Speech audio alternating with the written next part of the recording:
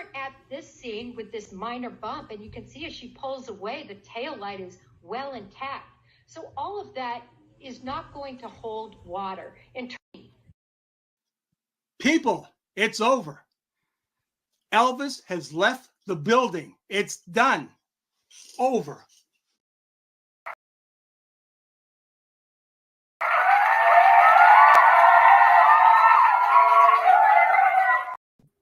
How are we doing, my friend?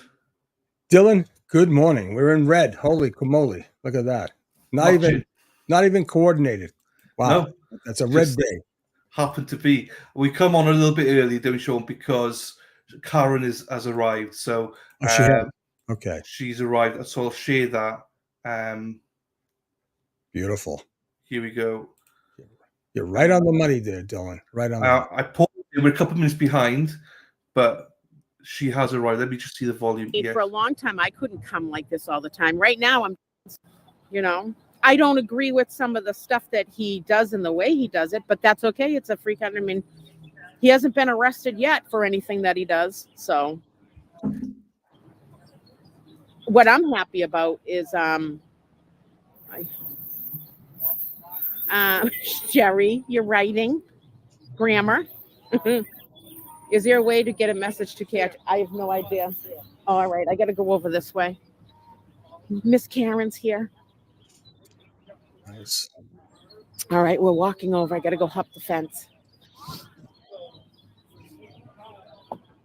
All right, come on, people. Yeah, the regular media can't hop this fence. Hi, Carla, Tim, Ruka. Hello, Ruka. Hello, Christine. Rich in the house. Oh, there's America's best dad. Yep. All right. Yes. We absolutely adore all of you guys. Thank you so much.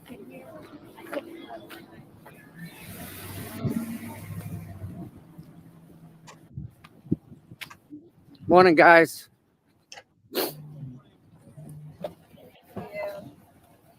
Morning. Morning. How are you? Good.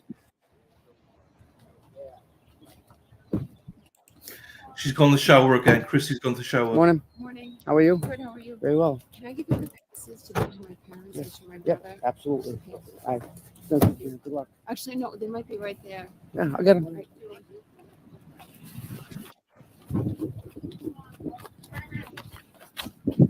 Voice of Karen Reed. All right, hold on. I just grabbed the thing from Dawn. Good morning. All right, I'm coming over this way. Let me come over this way. Here we go. All right. Good morning, Wicked Sight. Good morning, Cynthia. She's looking sharp as always. Morning, Hack. The whole team. Morning. Good morning. What's up, big guy? Yeah, this is the dream team here. You can feel the empowerment here. Closer. Like, closer. Go. Let's go. Okay. There we go. Absolutely, chat. And we all wish them good luck and everything. It's so inspiring. And yesterday, Shaylee, the little girl that comes all the time, got to interact with Jackson. So cute. I know. Yesterday, She was so cute. So, why is there no security here right now? There is.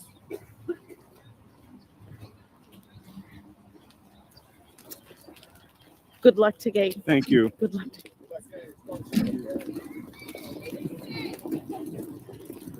Good luck today. The other day, guys. Absolutely.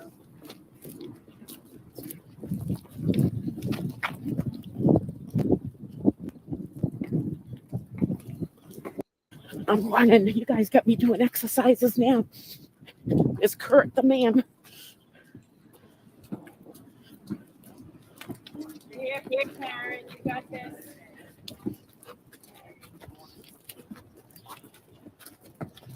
Good morning. Good morning. Good morning, Karen. What? Oh, I don't see any security there. Yeah.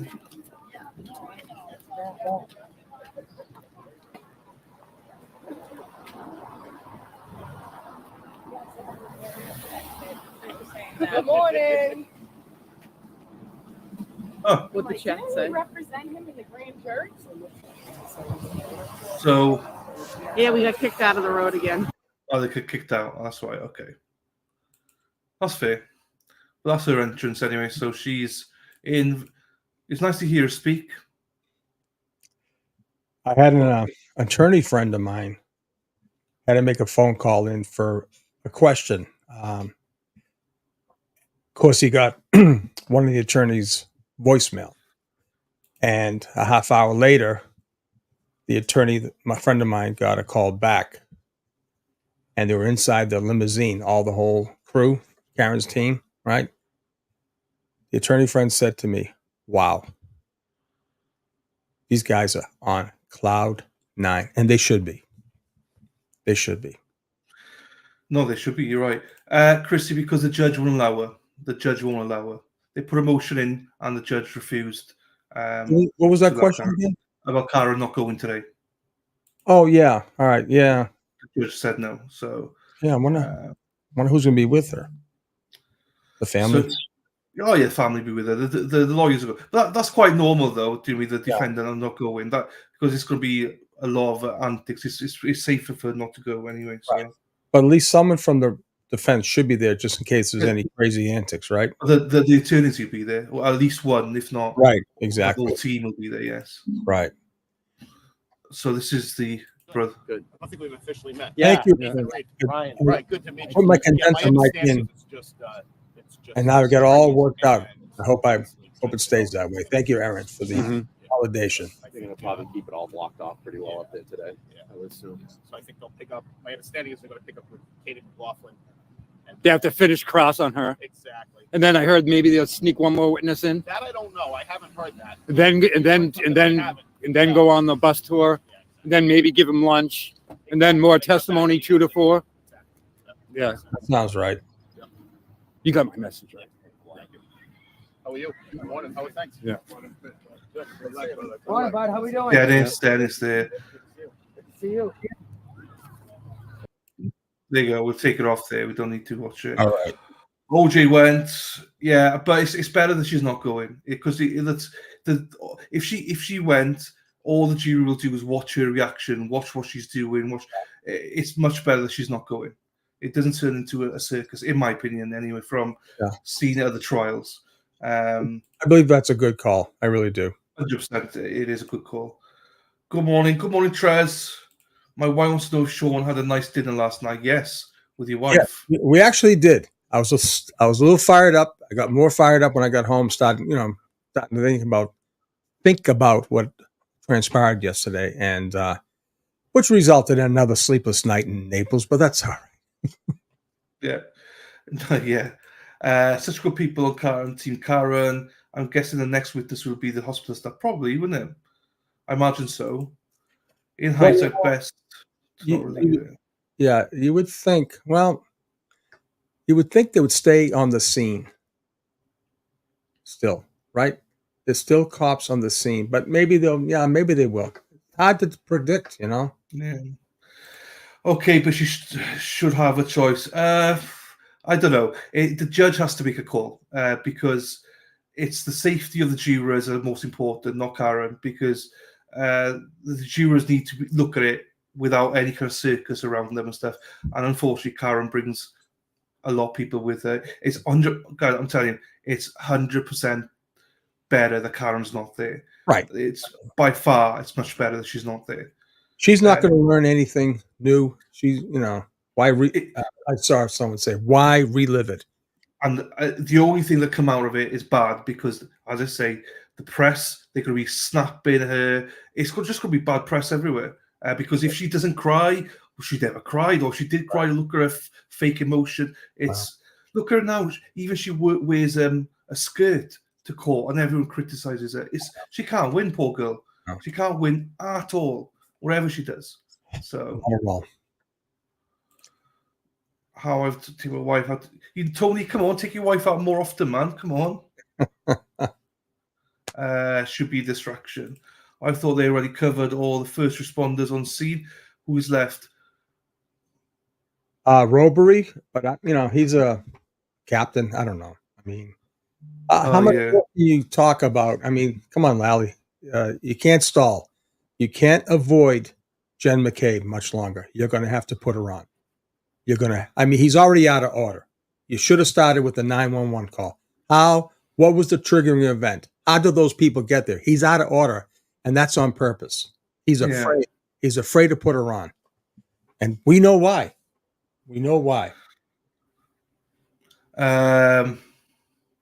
Jody, hello, Jody, my darling. Good morning, gentlemen. Today is going to be a great day.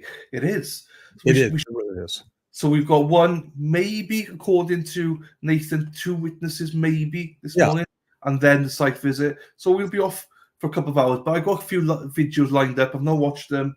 It's about an hour and a half worth of videos I got. Plus, we can chat, whatever, because we can have a break as well in between. Yeah. Julie, morning, gentlemen. Morning, Julie. How are you, my darling? I need someone to take me out. Any single friends, Sean?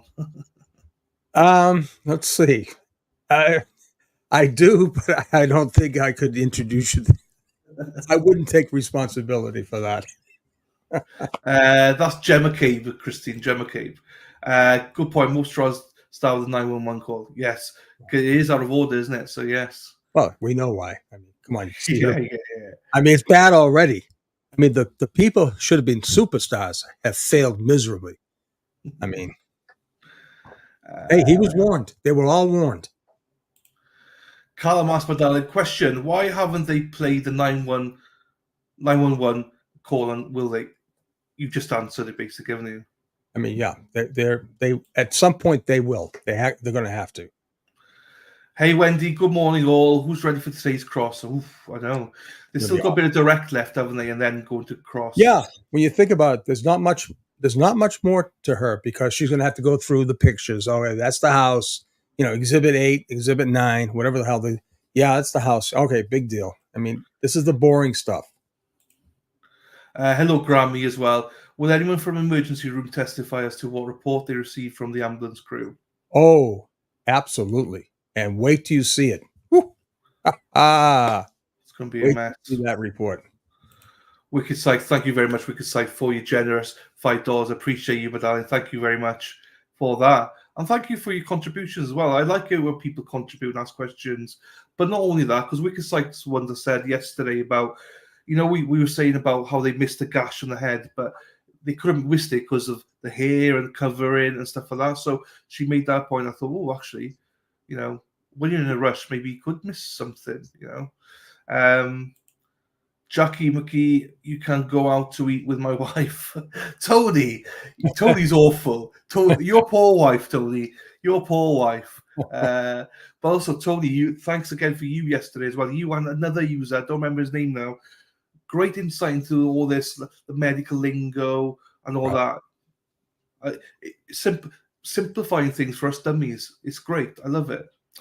Sean, did Kate E. take a long-term leave from CFD after John's death? I do not know. I didn't really ever think to focus on the Canton Fire Department because honestly, I mean, my opinion was they were completely clean in all of this. But oh well. Can't be right all the time. Hang on, just go there. Steve Fenner. I was going to say Farmer. Good morning, everyone. This morning's cross is going to be a lot of fun. Why didn't you ask to check all your friends? Worded better than that, of course. But we get the gist of it. You are right. So happy that they are taking the field trip today. I'm glad they're doing it early on. Lots of times they do at the end. And right. I hate that. Because you can picture it now. You can picture it in your head now, which is good. Right. The front yard is so much smaller than it appears on TV. They will understand so much better. And Julie, that's why it's going to be good for them to see it right now. Exactly. Was John's pants cut off of him in the ambulance or just his sweatshirt? I don't know. I don't know. They said they didn't cut anything in the ambulance, as in when he was driving. But you think they would have been more descriptive, you know? I just Buenos dias, Dylan and Sean. Maureen, an Irish woman in Mexico. From McDonough in Peru and Colombia. Oh, I was in Guadalajara for about 6 weeks. Guadalajara. Los mueros. Hey, Melanie yesterday was speaking some Spanish. She says muerte when she heard Flamante. He's muerte, dead. He is dead. It's over for him. His career is over. Lady Di said, yeah, that is true. Lady Di said they probably are waiting for Gemma Kay to testify because I don't think they can until she testifies. Good morning, everyone. Good morning to you. That's a 911 call. Lady Di means there. Good morning to you, Lady Di.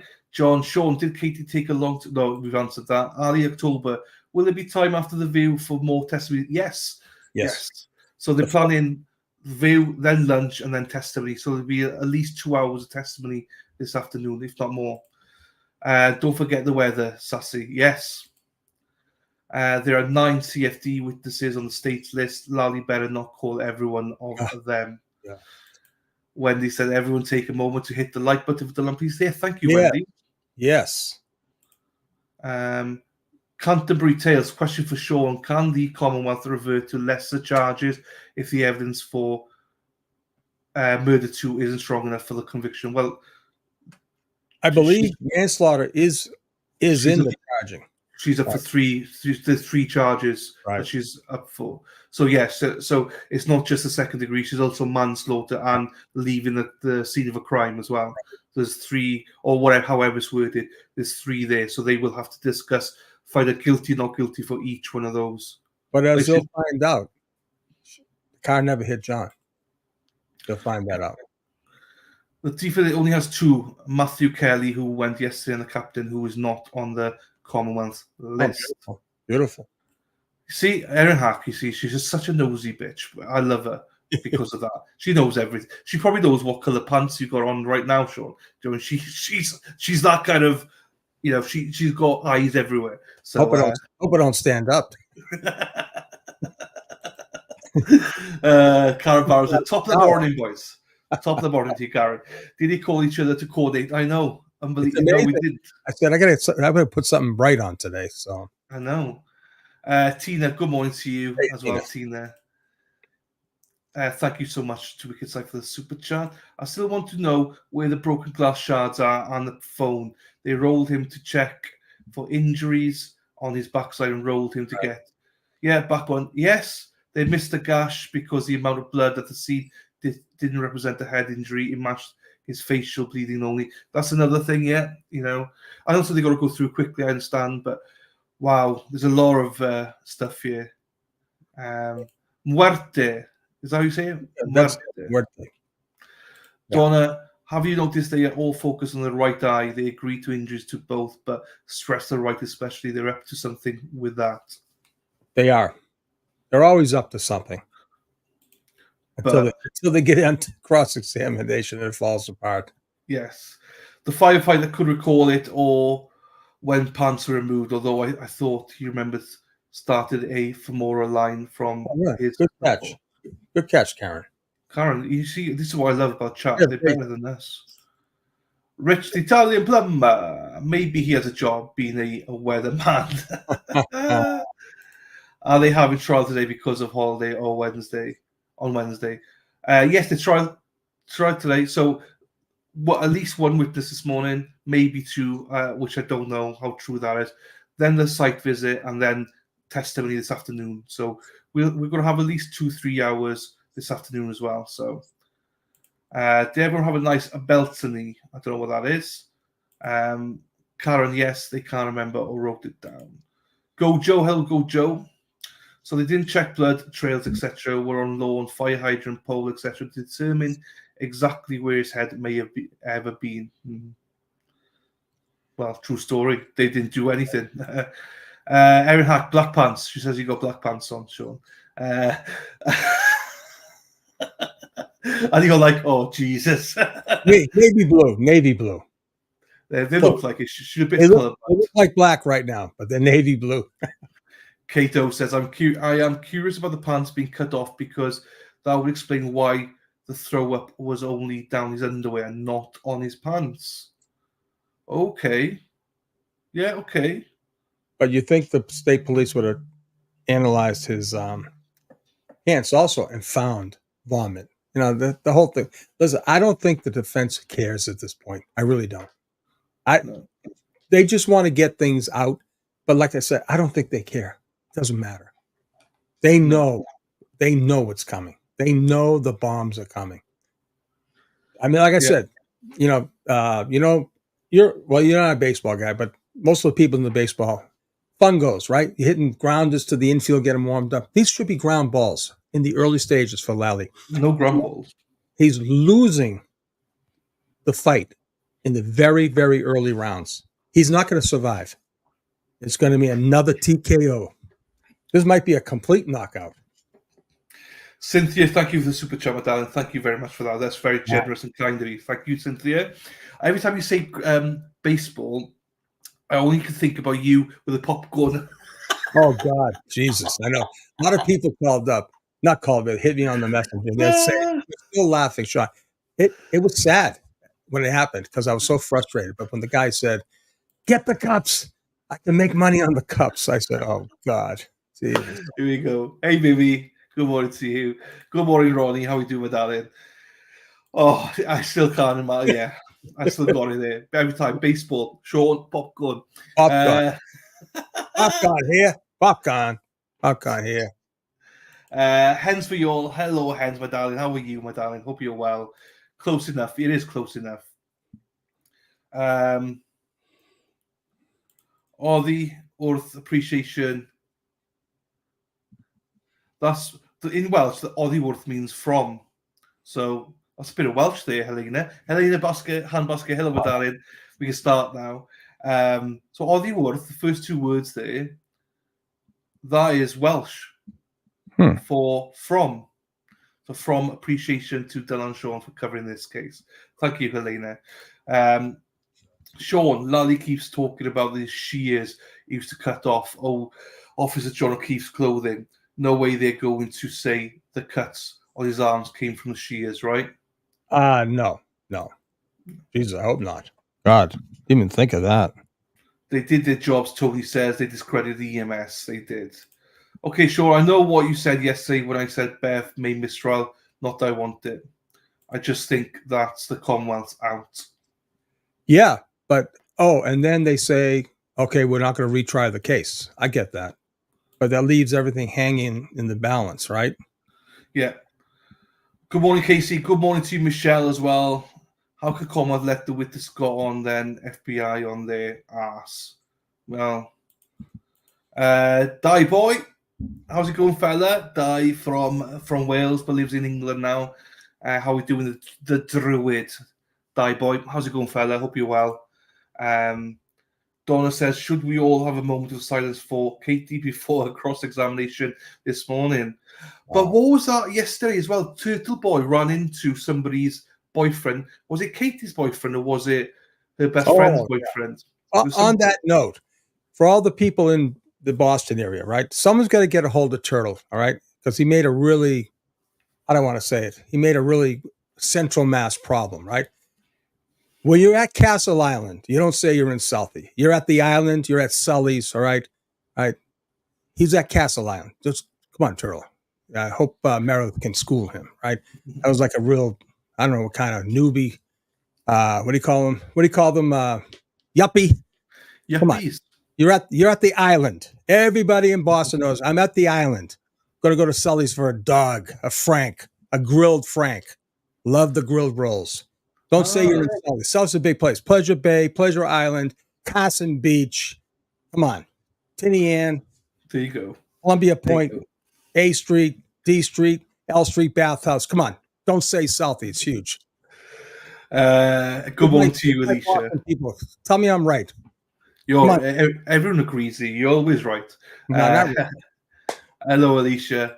Edward says, at this point, no excuse Lally can come up with it. Is true out there with it. with is two out there. Well, hang on, let's read that again. At this point, no excuse Lally can come up with is two out there. Yeah, he's just going to make anything up, can he? Jackie, thank you, Jackie, for the super sticker. Really appreciate for that. Thank you, my darling. Thank you. Olivia's in the house. Hey, guys, what's up, chat? Hey, Olivia. We had a question for Olivia yesterday, didn't we? But I forgot what it was now. Hey, Olivia, now we haven't talked in a while, my friend. We have to get the team together again. Yeah, we did have something for you yesterday, Olivia. We thought, Olivia would know this, but I forget what it was. Yeah. I don't remember where it was, but it bothers me so much that this is done to Canton. Yes. Yeah. John's back of the head injury hasn't been brought up unless I missed it. No, it's not been brought up yet. It's been missed. TV, good one. Caitlin Alba's boyfriend, Tristan. That's the you see, right? She's great because she's already. And I have to defer to one of my partners, right? This kid comes from good stock. His family is very reputable family. Okay, I think they grew up in the Milton area. His grandfather was a judge, right? This kid was on the list to be the next Canton Police Department guy, and somehow he got taken off. And I have to tell you, that kid's a punk. All right. Now I don't care what his little thing is with Turtle Boy. All right. I don't care. If you were supposed to be a cop, I mean, that right there is why people like him should never be a cop. He's a punk. Knowing the severity, knowing the seriousness of this case, you don't show your ass out there all the time, especially the way he did. I don't care. Walk away, kid. Just walk away. You made a fool out of yourself. Complete fool. Good morning to everyone. I've missed it. Good morning to you, Brenda, as well. A few people said that Southie, he had lunch in Southie. Yeah, Southie's a big place. That's right. I go to Sully's, right? On Cass Lounge. There you go. Simcoe's. Simcoe's is great too. Thank you, Rolling Stones. Hey, Olivia. Great, Olivia this morning. Hey, H-Bag, how you doing, I was going to say fella. It's not a fella. It's a lady. Kate says the Commonwealth knows that the case is lost. They will blame the jury and say they got it wrong. John will never have justice. Well, he will. He will have justice. Trust me.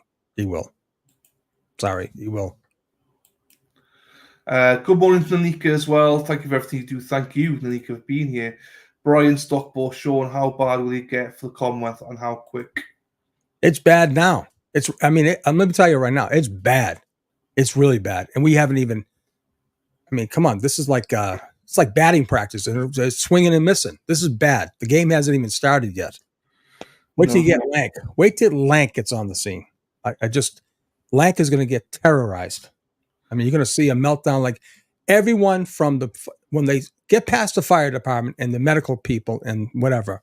I can't wait to see the medical examiner. But when you start getting to the cops, right, the regular cops, the Canton cops, right, the new breed cops, not the midnight shift, the day work guys, and then you get to the state police, you're going to see more meltdowns than you ever want to see in a lifetime. Right, I was saying I don't understand why they would take him off the Canton police list unless he didn't stick to the McAlba story with the feds. This is the captain, isn't it? No, this is Tristan, whatever his name is. That's Caitlin's boyfriend. No, I think. Oh, right. No, sorry. I thought it was Commonwealth Police. Sully's was, let me tell you, our greatest times were Sundays going to Sully's, or anytime we're over at Carson Beach, we'd go for a dog, but walking around the island, throwing a line out in the pier there, catching flounders, catching snakes, catching eels, sometimes a mackerel, but yeah, those were great memories. My parents, we used to love going to Sully's, getting an ice cream cone. It was beautiful. Good morning to you, Merch, as well. Someone said Bev is coughing when she wants Lally to object. I need to watch for this today. Well, I've not noticed that, but hey how about the McLaughlin objected. I thought they had the one attorney rule. I'm going to write to court today as well. I forgot to do it last night. I've not, they haven't come back to me at all. But I'll write again. I'll complain about Bev again and Mike and stuff. Yeah. Here's one rule. I'll ask that question as well when I write the email today. Mad Hatter, Necco Street. Absolutely, Helena. Drink and Drown Wednesdays. It was beautiful. Oh, my God. Now you're really bringing back memories. These are the best Commonwealth witnesses, and they're already flailing. They aren't even their bad witnesses, no. That's true. We haven't come to the worst ones yet. Can we skip over all these questions in Lank? How painful will that be? Oh, jeez. Take my daughter to Armed Marines for her graduation for her Master's Southie tradition. Oh, good for you. Nice. Tristan Morris, right. It's an obsession with drummer here with AirPods with you, gentlemen. Flounder, good morning. Good morning, Jonathan. How are we doing, John? Did Jonathan change his name? Was it? Yeah, I know. Yeah. All right. Thank you, Jonathan, because I was messing up your name completely. Jesus. Yeah. He tried to. He backfired on him. He's a good guy. He's a good guy. He does landscaping for a living. He's got his own business, landscaping. Oh, nice. Nice. So, this tries making me crave that government cheese. I'm going to have to order Wahlburgers for dinner. Wahlburgers. That's a place I've never been there. Miss Lynn, hello, Miss Lynn. How are you doing? Morning, everyone. Yes, my crush on Sean still stands. Miss Lynn, all right. Was there any witnesses from the police, Sean? We've had a couple, haven't we? Was there any? Yeah, we've had we've had two. Not that they saw much. Yeah. It's one attorney, and it should be the one that's giving the direct as well. But she seems to one rule for one, another rule for the others. So. Exactly. There we are. Don't forget hit the like and subscribe. If you want more, Sean, head over to his channel to subscribe. There you go. On every evening. What time are you on this evening? Tonight at 6. Going to have a great guest on tonight. We're going to light it up. Trust me.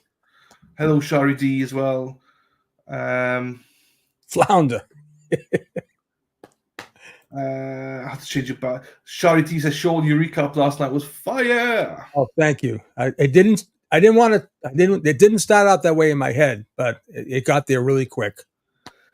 Olivia says, my dad was a cop. Oh, sorry, not Olivia says. Maureen says, Olivia, my dad was a cop. We had 7 kids. We ate a lot of government cheese. Yeah. Wow. It wasn't right. We are right. So I've got Peter Trago's video lined up, and I got another one lined up as well. Good. But we'll watch them once the direct and cross is done, right, whilst they go on a field visit, unless there's cameras, obviously. I think if I was Tom CPU, right, I would get what's his name down there, Scott McGinnis, and I'd get him down with the press, give him a link, and film from down there see the theatrics down there. Yeah. 100 feet away. Right? They're going to keep him 100 feet away? Yeah, 100, yeah. Right? Yeah, it's 100. I mean, you're in Wales, I'm here in Florida. He can do that, right? Yeah, they can do that. It's not a problem. I know that Brian LTL as well, I believe he is out there. He's going to cover Canton? He's out there as well today. So maybe he's going down there. I have no idea what they're doing. But I agree with you. They should be splitting it. Have you seen the numbers of newbies? I'm a newbie, but I've been involved in this case. These new people on YouTube covering this on their podcast, and they're so far behind. They're just starting. You can't start this case now, not having a institutional knowledge about this case, and they're getting it all wrong. All wrong. It's really bad. It's really bad. Yeah, you have a lot of that. Not us. No, not us. No, you're going to have a lot of that, unfortunately. It's the nature of the beast, but they got their followers. It is sad to see the misinformation that goes out there sometimes. Also, what I don't like is people that pretend they know what they're talking about. Just admit it. Sometimes you don't know everything. Sometimes just say it. It's because we don't know everything. Do you know what I mean? There might be something. We got some great, like Olivia. We got two. Oh, yeah. I don't know. We got the chat. We got the chat. We got Tony. We got Tony. Look We at got that. Jackie. Best I understand that the searches were made at 6:23 and 6:24. Yes. So sometime around that, best I can see, Karen is still outside. All right. I don't see anything to suggest. But you know who's not around at certain times is Jen. Right? Jen's not around. But how much FaceTime was Jen getting with those cops? Anyone in a uniform, she was getting in FaceTime. She's pointing, she's doing this, and she is leading the show on that. She not even a care in the world for John, her good friend John, dying dead on the snowbank. It's amazing.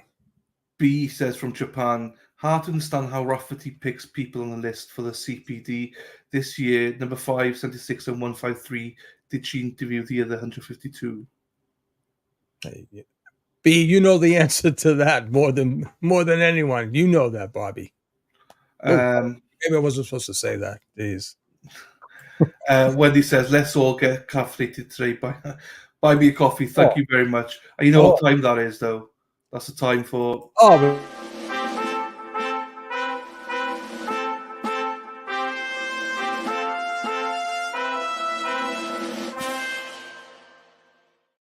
I did have a look. Well, as soon as you said that, I want to have a look. We've got someone, unless you put your names down, I don't know who it is. So someone bought a coffee. So thank you. We appreciate you for that. Thank you for being here. Much appreciated. Well, thank you, someone, whoever someone is. Thank you very much for the coffee. We appreciate you for that. Right, let's get this. But yeah, thank you, Wendy, as well. All right. Look, this is what happens. We're so behind now. Hey, you're glowing, my friend. Hey, listen, Kevin does this, and it's over in 3 minutes. He says hi to everyone in his chat. It's over 3 minutes. I know. Hey, Cuba, I know. Thank you, Jackie, for the super chat. From Puerto Vallarta. You let some of the live shots get you to your last night, Sean. Hope you weren't too late for dinner with a wifey. Oh, no. Actually, son got a big kiss. Huge kiss. She said, oh, my God, Sean, you're on time. Oh, my God. I scored big points. Darlene. Top of the morning. Top of the morning to you, Darlene. Sean, loved your shirt last night. Oh, thank you. Oh, yeah, that's right. Jill, hey, cousin Jill. Jilly, my cousin. I'm calling her cousin Jill now as well. She's cousin Jill. And cousin Jill. And her mom is awesome. And her dad was an awesome, rest in peace, Jackie. Awesome guy. There you go. So, Jill, you're our cousin now. So you'll always be known as Cousin Jill. Yeah. I wonder where Tristan's working now. Yeah. Doesn't look like he's working too hard. All tatted up. Come on, man. Let's go. Jesus. Hey, Harmony. Hell, Sean. Hell, Dylan. I'm going to need to get verified on X. Can't comment on your post. What? On my post? Anyone can comment on my... As long... Oh, unless anyone I think that anyone I follow can comment on my posts. You don't need to be verified, Harmony. 100%. There might be... I may have made a mistake then. But I follow you, Harmony. I'm sure I do. So I think there might be a mistake on my part there. You 100% can. I made a post this morning. I made it only followers. Are you restricted? Yeah. Are you restricted? Only people with blue check marks can make? No, I don't do that. But maybe I misclicked it and did it for this one. It shouldn't be. You should be able to comment on it 100%. I only did it because I knew it was going to cause some controversy because that Larson guy, that guy, we found out who he was, he keeps posting it. I'm just like, you know what, you piece of shit. I don't want to look at your comments. But I look at that, Harmony, but apologies for that. I don't like that. I spoke to Melanie Little. She's balls to the wall on this investigation regarding the threats against her and the doxing. She's got a PI. She's identified most of the people. These people are done. DO. They need to be done. They should be. She knows exactly who they are.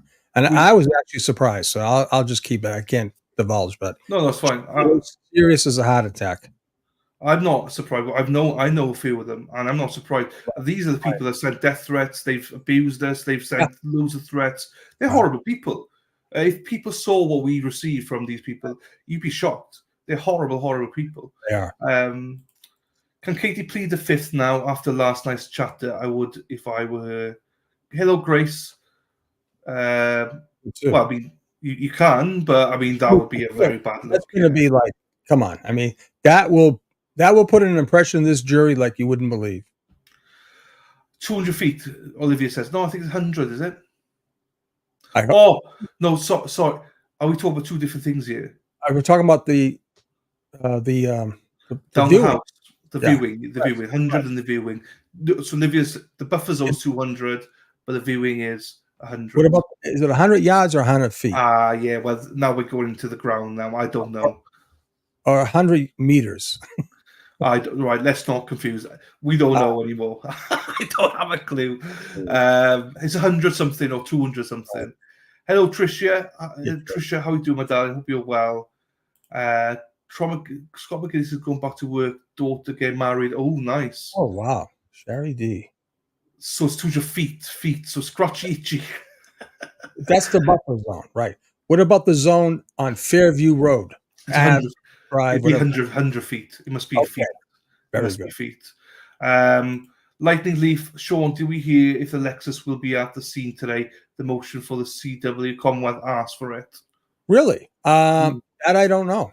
That'd be kind of odd. To me, that would be odd. That would be because they can't, because it has not been introduced as evidence yet. The jury cannot see anything. Caught this one on the fly. It's coming out of left field in my head. The jury has the Lexus has not been introduced as evidence yet, so it can't be on at the scene. Right, Dylan? Yeah, no, I agree. Unless both sides say it's fine. Really? Okay. Well, if the defense say, yeah, we're fine with it, we don't care, it can, because it doesn't really, it's going to be introduced. But it could be inflammatory. Yeah, it's not going to be there. It's not going to be there. Right. And we're speculating like hell there. There are moments where it could happen, but I don't think in this instance it will happen. So hang on, maybe put that together. Right, big numbers, Sean. Really? I listen. I don't even check. I usually click on at the top on the left. You can see the numbers. That'd be nice. Well, for you're smashed in. I just want people to be up to speed and to see how bad this is. I really do. That's all I care. The numbers. I hope that everyone's there. Hey, Gary. Hey, Gary, and you are smashing it, sir. So that's the love people have for you. Gary, hello. How are you doing, my friend? Tricia as well in the house. Agree, lots of new YouTubers sadly failing. It hurt. Yeah. It really is. It's awful, Karen. Yeah. Okay, I'm well behind here from everyone. So I'm just going to stream through it. You needed to be over a year ago, but I remember seeing it on the news when it happened, and then they introduced all the players. Yeah. Oh, we're way behind. So, Carl Donna, hello. Right, let's skip everything here unless you're new. I don't want to miss anyone. DV, good morning to you all. Sean, 6 p.m. last night was informative. Absolutely love Sean's analysis so far. Thanks. Thank you, love. Lona, good morning to you, my friend. Erin Hack with the Paddington. There we are, Jonathan. Darlene woke up thinking, imagine if Karen just decided to stay in bed that cold winter morning. Yeah. Yeah. Yeah, I know. Joni, good morning, gentlemen. Good morning to you, Joni. How are you doing? Hope you're well. Thank you for the support. Yes, Mike. Good morning, Mike. How are we doing? Hey, Mike Bradford. How you doing, buddy? Question for Sean. Check Jen's 6 a.m. searches for transport time. Jen claims Karen asked for several minutes after the ambulance took her. That's a good point. And somebody, it's I think I posted. Somebody did an analysis of Jen's walk at the time she was walking in to 34 Fairview, along with John's phone, and eerily the steps match. It's crazy. It matches incredibly. Something's up with that phone. I always thought it was like, okay, someone on the scene found the phone, maintained it till a cop in investigative thought. You'd think they would have given it to the first cop on the scene. They probably knew better not to. So I want to think about that. I know you're behind, but if I don't say it, I'll lose it. Think about all the statements that Jen made to those cops. And those cops never recorded any of her statements onto a report. I mean, could be good, could be bad. I'm just saying, that is how bad these cops are. She bit those two cops, the rookie and the veteran, chewed their ears off, and they never once reported a word that this witness said live, right there on the moment. That's the best frame you can have of a witness, right then and there. Harmony, I'm going to look into it, Harmony. I will look into it for you, just for you. I will look into this. I don't know what was wrong with my Twitter. So yeah. Harmony, can you get a hold of me, Harmony? Right? I think. Yeah, I don't know what I've done. I've messed something up. I don't know what I've done. Now I feel bad about my crush. Love you too, Mrs. Shawn. Oh, Miss Lynn. And I'll check as well. Miss Lynn. Miss Lynn, are you from the city of sin? Maybe? I can't comment on my computer, but I can't on my TV. It says subscribers only. You have to be a subscriber, right? Yeah, you can be a subscriber to comment, yes. Right. So you can surely comment on your... Oh, you can... Yeah, you can't do it on your TV because you have to log in to your TV to comment. Yeah, my phone says... I'm watching the big TV here, right? And I'm on my phone. I can connect my phone to the TV and I can comment, you know? Kind of weird. I don't know how... I just click and miss. It's hit and miss with me. So I'm on top of it. Good for Melanie, yeah. Cuba, if you go to court to support, the trolls get pictures of you and throw you in terrible Twitter posts. Yes. Yeah. Yes. True. But yeah, we've had a lot of it. Hey, by the way, did anyone see that Megyn Kelly clip? Was that manipulated? Megyn Kelly, she was a famous on Fox News. She has her own thing now. She called the Karen Reed supporters ugly, homely. I can't even I can't imagine her saying that. Someone had to manipulate that whole thing. No, yeah. Well, it wouldn't surprise me either. Boston JD, what's your name on Twitter? So DYLAN12D. So DYLAN12D. So that's what it's. Dylan12D. Amanda, hello, Amanda. How are you doing, my darling? Hey, Amanda. Olivia, yeah, no, it's fine. We figured it out. We see detective work. We figured it out, didn't we? Of course. We got a special agent here. I was going to say you're there. Yeah. Retired, but he still got it. We never retire. We never retire. Melanie never attacks anyone. She has always said every stream, be kind to each other. It's not hard. Wrong person to go after. Yes. I'm glad someone is because they dox my nieces. They don't give a shit. Do you know what I mean? They dox Susanna. Put her right there on Main Street. It's horrible.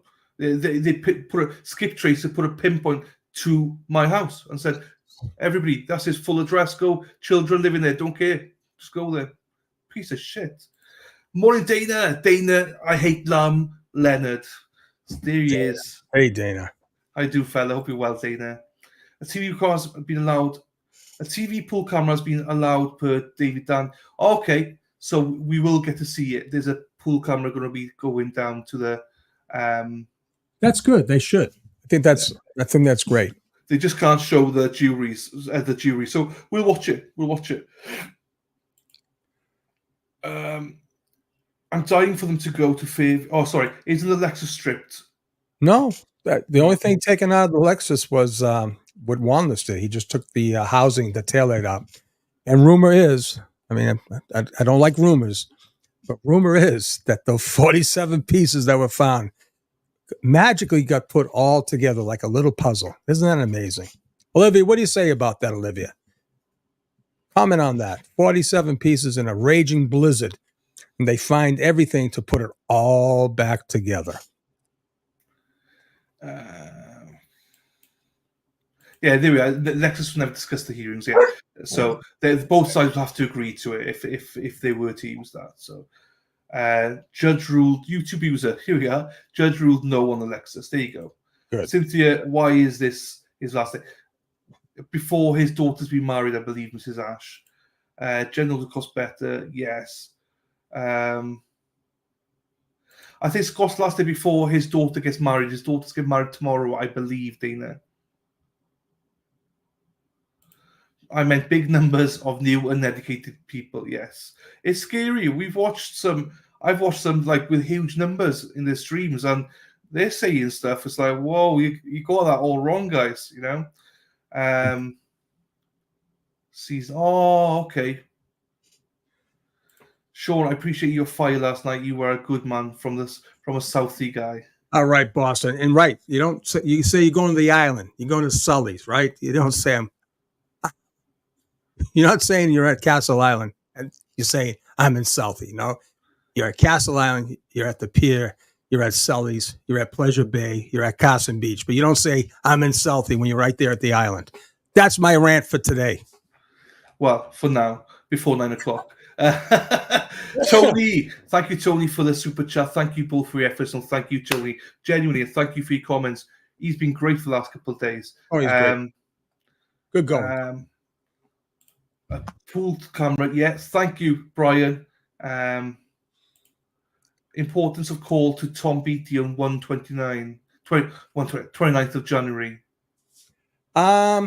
It's important. It's not as important after talking to Tom. It's important, okay, but his role gets very important later on. You'll find out. This is interesting. Sean, do you think the first responders have been pressured to testify hit him by the Albert mob?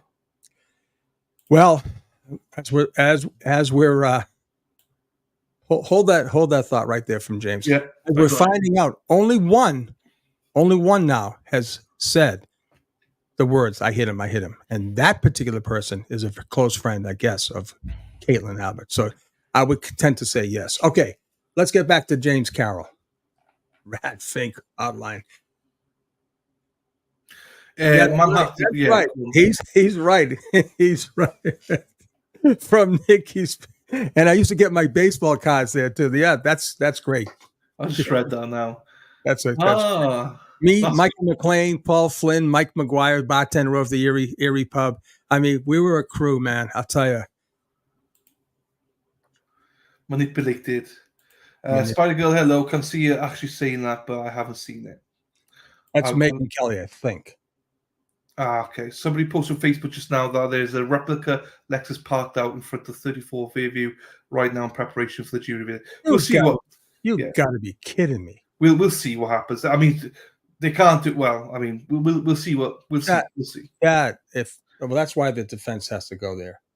Well, yeah, no, they won't do it. They'll have to agree to all this, you know. So we'd have heard about this. So I look, social media is rife as well. Do you know what I mean? So we'll believe you when we see it. So Norfolk County Eats. Good morning, gentlemen. Good morning to you. How are we doing? Good morning, Norfolk County Eats. Thanks for the link on Naples there, buddy. Thank you. Tony says, I thought Megyn Kelly was talking about the Palestinian protesters. She probably was, right? But somehow they linked it to the Karen Reed followers. To comment on your TV, you have to stream through your phone. That's right. There we are. There you go, Maureen. There we are. Linktree from Erin Hack. There you go. Because the first time Megyn Kelly heard this case, she had people from Court TV on with her. She didn't get an accurate account of what is going on. Well, that's half the problem. These people, anyway, we could rant all day about it. Mighty Boot, how do fella? Warriors, ma'am, hello. No worries, Boston JD. Stinks like 2-day-old fish. This is interesting. Yeah, Maureen says taillight puzzle complete. It's impossible, Sean. That's what the rumor is. Impossible. It's not even possible. I want Olivia Nile to comment on that. I need a shot of Olivia on this topic. Where is she? Unless she's commented, but it's impossible. It's absolutely impossible. Yeah. You know, and I got lots of friends that do car repairs and stuff like that. It's impossible unless you got a tray underneath there with everything falling into that tray and you can find every pice. That's a controlled environment. Yeah, controlled environment. That's fine. Right. And then you had a shirt underneath catching the microscopic as you're smashing the heck out of it, right? That's how it happened. I'm telling you, that's how it happened. Jackie says, Dylan, your voice reminds me of the Spice Girls. I love it. Jesus. throw it to the left, having a good time, throw it to the right, something like that. That's all. I'm not singing it. Scott's going back to work. No daughter graduated nursing school. Hello, Kimmy. How we doing, my darling? All right, I'll go skip below. Good morning to you, LJ. How we doing? LJ. Charles Gillis says Tristan was trying to smuggle hot dogs from Sully's. Right now, those grilled, love the hot dogs, but the grilled buns. The grilled buns were like just, oh my God. There you go. Best. Karen Barrow says, I didn't know until this morning that Jen spoke with Proctor prior to 6 a.m. Is that really true? I didn't know that. No. But it's very possible. Ariel. By the way, we haven't got all those calls, have we? We haven't seen the result of the Verizon court-ordered cell phone calls that Jen made in that 24-hour period. And you know whoever that last person was, you probably heard it right. Karen, you're probably right. Because she deleted a ton of phone calls, which you can't delete from the Verizon records. That's going to be very interesting. So hello to you, Ariel, as well. Good morning to you. Mark M. Hey, Sean, love your insight. Never hear it discussed how when John's body was placed on the lawn, his cell phone miraculously landed under his body. Oh, here we go. High Pack, buddy. We'll get back to the questions, guys. I was a member of the High Pack Y. Enter your participant leave. Please enter the meeting passcode followed by pound. Here we go. You have joined the meeting as an attendee and will be muted throughout the meeting. The host, you are unmuted. All the questions, I'll go through them and we'll answer them at the break or after this witness. Okay, guys? So keep the questions coming. We will answer them. Great. Hear ye.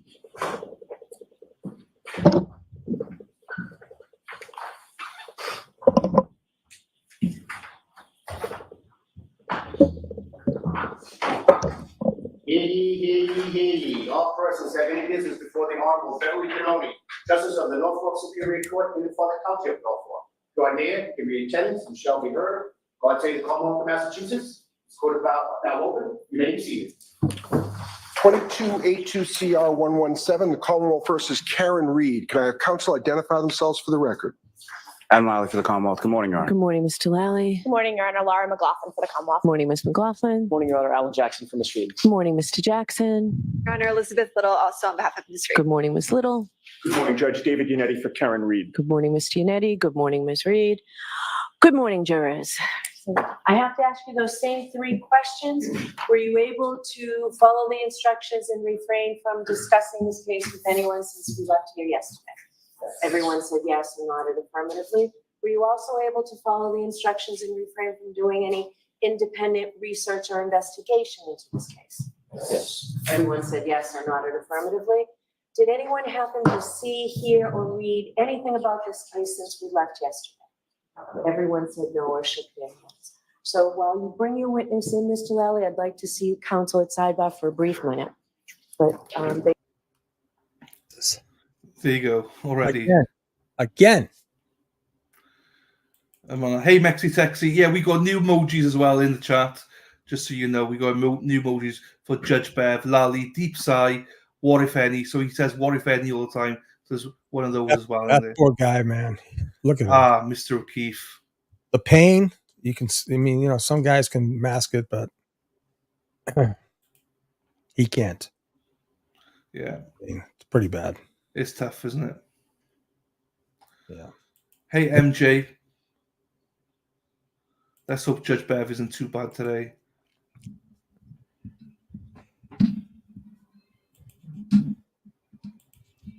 So my buddy, just Joey saying, just hit me up, said, Katie McLaughlin, you are on notice. You are on notice. Yeah. Yeah, it is heartbreaking. Where is Mrs. O'Keefe today? You got Kyle back there. Is Mrs. there? Oh, there she is. Yeah, there she is. Why wouldn't she be sitting next to her husband, I wonder? It's Peter. Peter's in there. He's in the house today, getting FaceTime. There's Rita.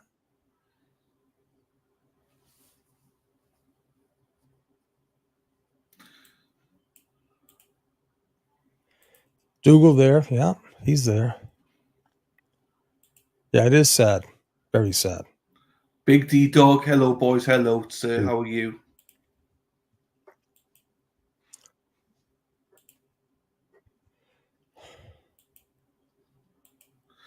Curious, how does Rita get through the family? Through the family, yeah. No one gets in unless you're invited from the family.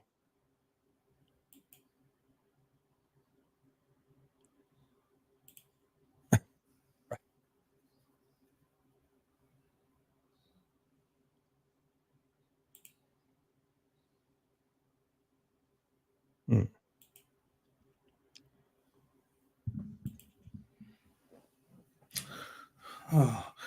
Joe is also very unprofessional. It's just that when she calls for sidebars and there's no objections and stuff, when the defense is up. I didn't like that yesterday. Right. Can Peter do a show on the jurors' reactions? Well, yeah, it'd be great if you get that information. I know that Nick said something, allegedly said something, that the jurors look bored when Lally is speaking, but looked, focused when the defense are up there. But also, I take everything that people say with a pinch of salt, unless I really know that person. Right. So, because people interpret information differently, people are biased and stuff like that. So, you're always going to be, pro defense. Not to say that he's wrong. It's just more of I'd want more information. I think Peter Murphy is a solid guy, actually. Yeah, Peter gave me some information. All the jurors are there that were selected. All more than 16. They're all sitting there. There's a good mix from people in late 20s, 30s, 50s, and 60s. A lot of women, which is I think is good. Yeah. But he says they're very attentive when the defense is cross-examining. Very attentive. Not engaged when Lally's up. They start out engaged, he says. They do. And then he loses them. And that's the problem with not having a dynamic person. And Tony said, I remember back to the OJ case when you had the prosecuting team, right? I liked when Masha was doing her either, direct or whatever. The tall black gentleman, Darnell, I'm not sure what his name was. He was kind of, he was like, I don't know, he lost me, but I did like when Masha was doing her thing. She was very firm, but this poor guy, everyone has, like I said, everyone has their personality. He's not this guy for this trial. He's not that guy. No one wants it, though. No one wants this case for a reason. That's right. Why can't the sidebars happen before the jurors enter the courtroom? I don't think the jurors are there yet. Yeah. I don't think they're not there yet, Tony. Right. I think she said, bring the witness in and let's go to sidebar. And boy, poor Mr. O'Keefe, God. Hello, Gene. Good morning to you. Let's go. I want to hear the defense first question. So I think they haven't finished with direct yet, have they? So I think they're still Lally. They're still, they're at the end because, she's talking now that if I remember correctly, she's back at the ambulance. She's looking through. She told all the people in the back. She told me. Court reporter. Here we go. Yes. Field trip after the first witness. Please. Could you raise your right hand one more time? Do you solemnly swear the evidence you give the court and jury in the case down here should be the truth, the whole truth, and nothing but the truth, so help you God? Thank you.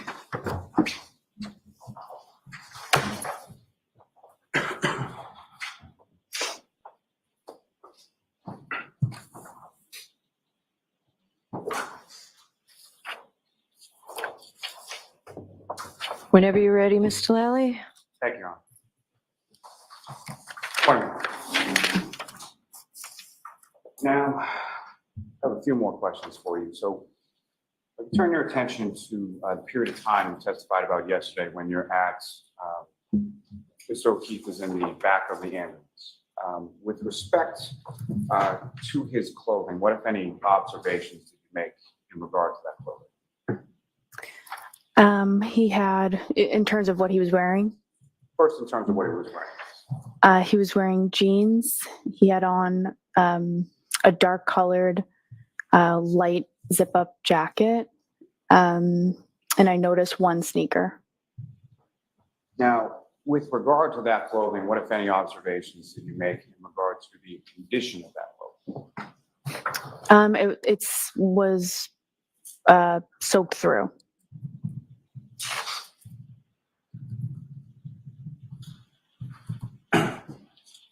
As far as tears or holes or anything else with regard to that clothing, what, if any, observations did you make of that? I didn't see any.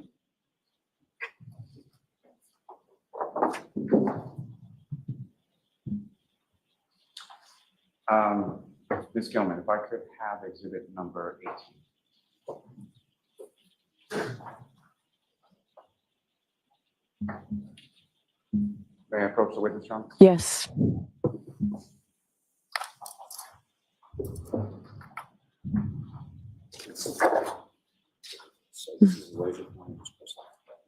Okay.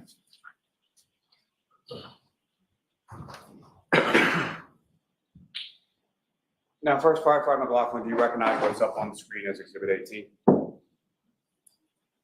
Do I recognize, What it is? what it is? Yes. Yes. And what do you recognize it to be?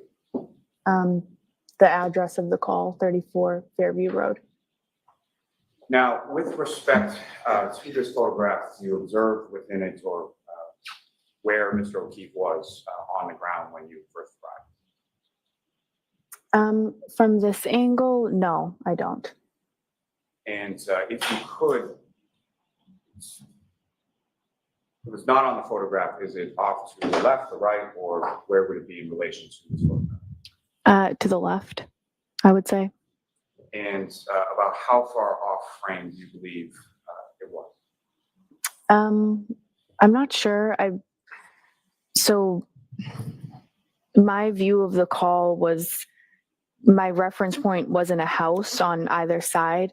The patient was off the road. So my view of this call was the patient was on the side of the road. The only thing that I noted was a fire hydrant. So in relation to, I know it was to the left of a house, but I'm not sure exactly how far left it would be from this picture, from this angle. So your memory is to the left of the house near a fire hydrant, is that correct? Yes.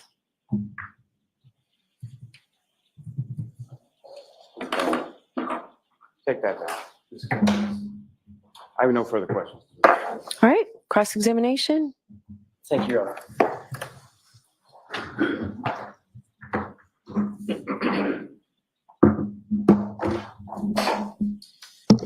Good morning, Ms. McLaughlin. Morning. You responded to the call of an unresponsive male in the snow at 34 Fairview. That was the address you were calling, correct? Correct. The house you just looked at, that is in fact 34 Fairview, right? Correct.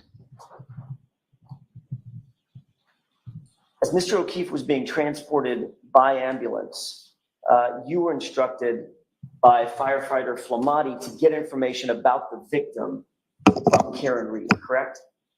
He wasn't being transported by the ambulance at that time. He was on the stretcher. And Tony, who was at the head of the stretcher, asked me to get information from Miss Reed about the patient, but he wasn't being transported in the ambulance at that time. Who's Tony?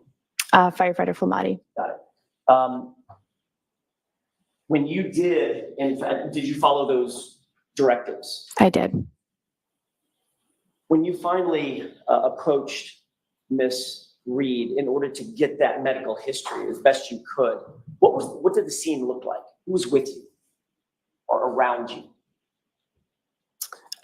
So they started to move the stretcher towards the ambulance. Miss Reed was sort of I guess I would describe it as moving around the scene. So she was moving, kind of going in circles.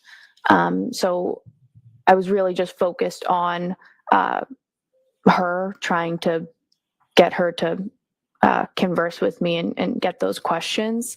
So that I wasn't really noticing anything else at that point. I was more just trying to contact her, and she was moving around.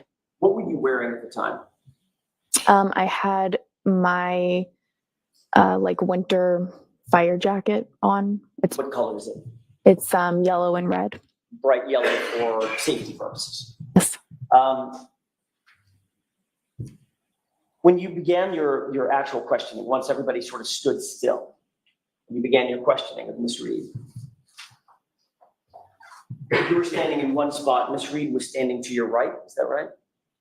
Well, the questioning started, as I said, she was moving around the scene. So the questioning was ongoing as she was moving around to different locations. I don't know exactly how many of the questions I got out during the time that she was moving around. At one point, we did come to a stop. And at that point, she was to my right. That's the point I want to focus your attention on, if I could.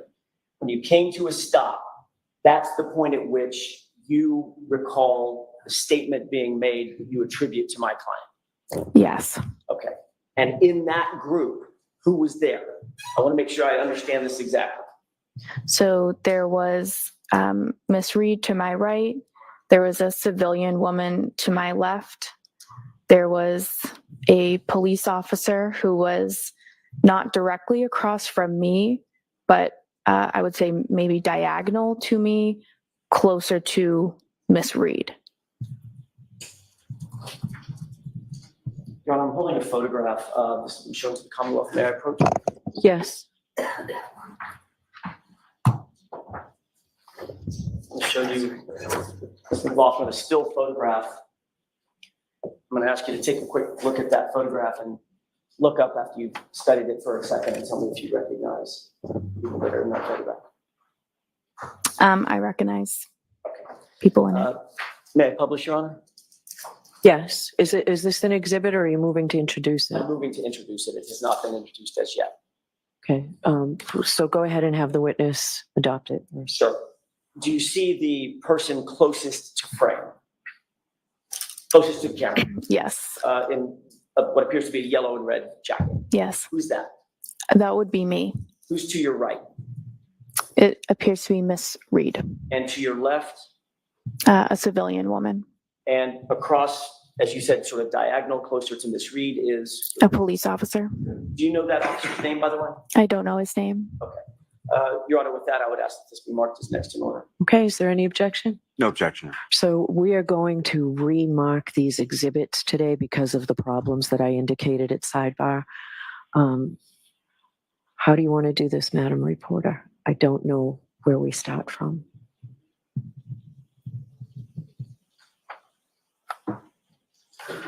Tori, how many are in evidence?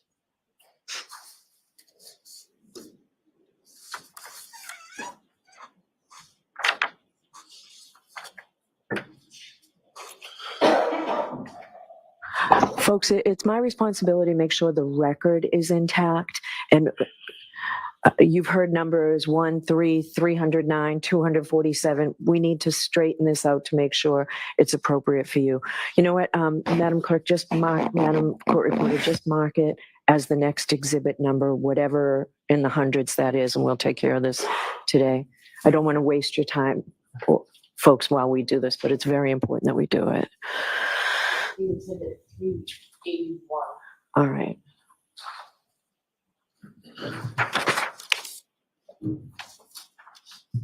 All right, so there was any objection to that from the Commonwealth? No, Your Honor. Okay. Thank you, Your Honor. May I? Yes. Thank you. Ms. McLaughlin, this is the time or the scene that you've told us about when you heard the statement that you've attributed to my client, correct?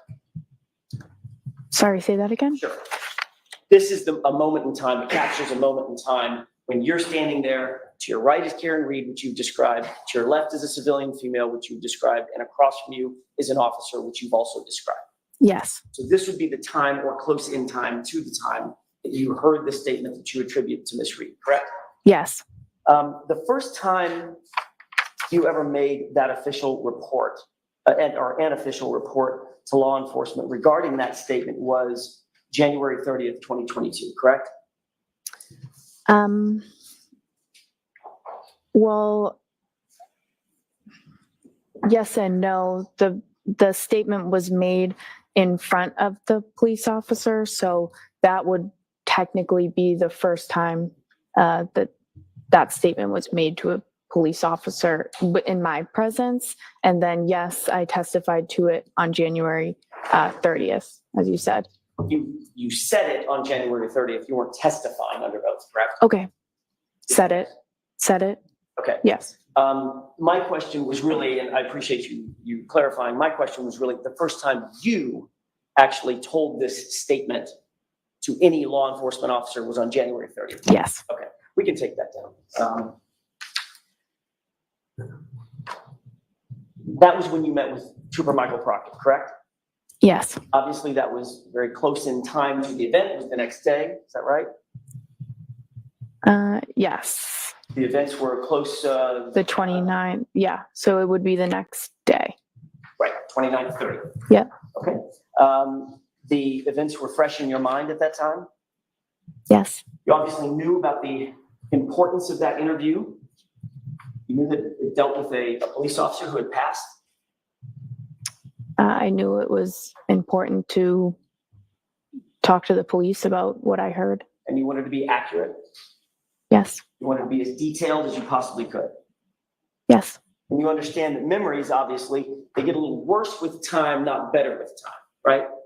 Sure. The closer in time you are to the event, the fresher your memory is going to be about the details of that event. You would agree with that, right? Sure. You told Trooper Proctor the day after the event, on January 30th, that the statement that you attribute to my client was actually made to the female, not to you in response to your questioning. That's what you told Trooper Proctor, correct? I don't have those notes in front of me, so I don't know that I can tell you that that's correct, but the statement was made in response to my question. However, the Miss Reed was looking at the civilian woman as she said that. Does it refresh your recollection that what don't read what you think refreshes a recollection. You can show or you cannot read it. Yes. Take a look at the highlighted portion of that report and look up when you're finished. Okay. Ma'am? Sure. Yes.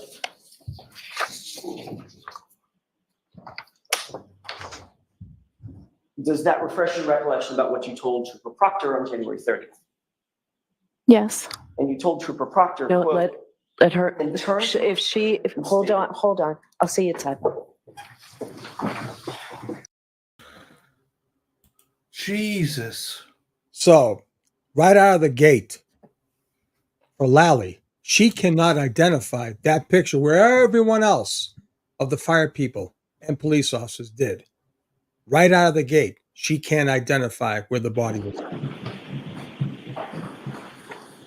May I, Your Honor? Yes. In fact, what you told Trooper Proctor was, quote, Karen then turned to her friend and stated, I hit him, I hit him, I hit him, I hit him. End quote. Correct? Okay. Is that yes? Yes. If you're saying that's in quotation marks in that, then yes. That's what's in the report. Okay. And you don't have to agree with me. I'm asking yes or no questions. Not okay? Yes. Okay, thank you. So in fact, what you told Trooper Proctor was that Karen Reed looked at the female to your left and said 4 times, I hit him, I hit him, I hit him, I hit him. Correct? Yes. And have you since learned that the name or identity of the female that was standing to your left? No.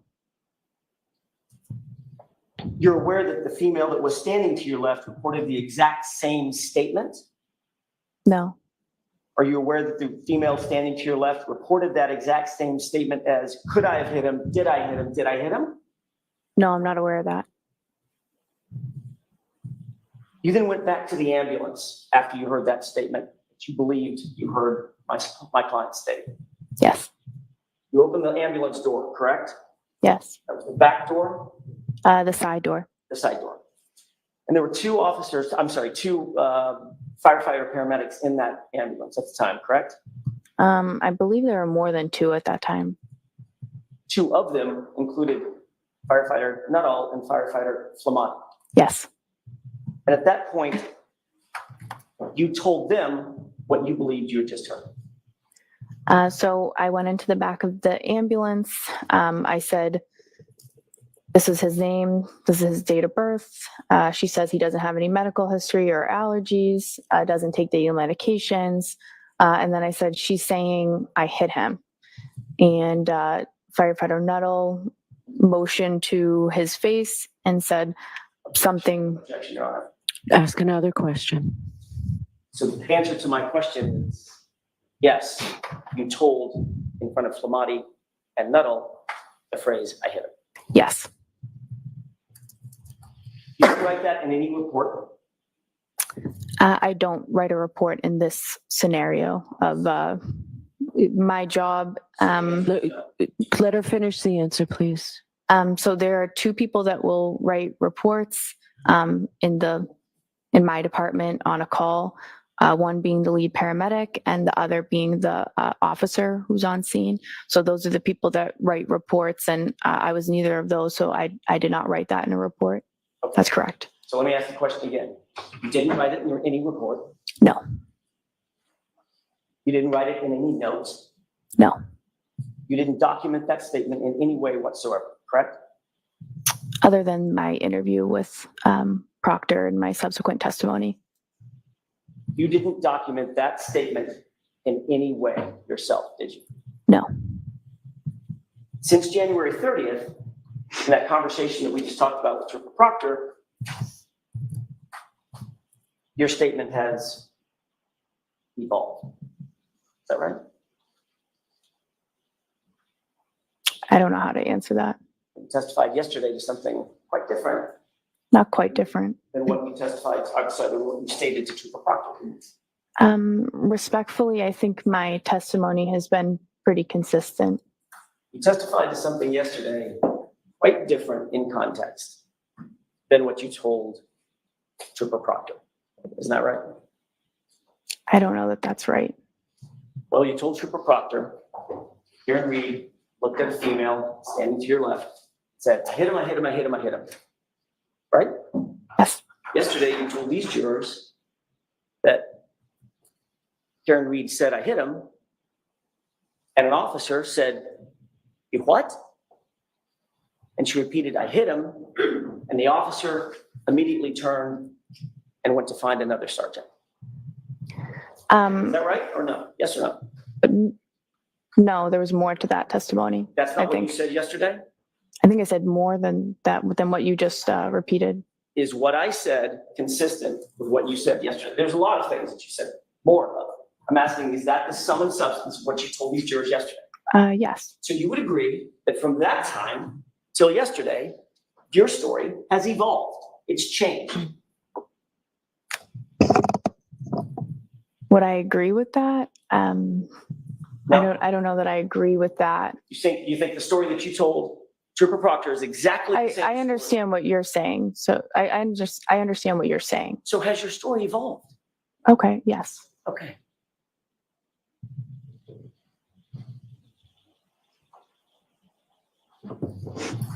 Ms. McLaughlin, who's Caitlin Albert?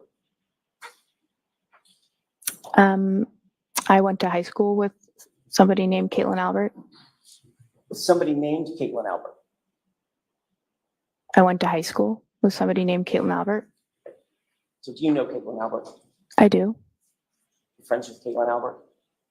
I would say more acquaintances, not close friends. How do you describe an acquaintance?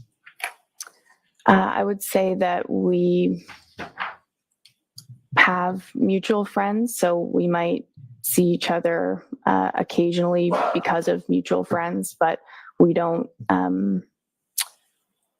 have a one-on-one friendship or hang out regularly. Who's your dad? I don't know. Objections. Do you know who her family is? Objection. Sustained. May we approach her? Yes.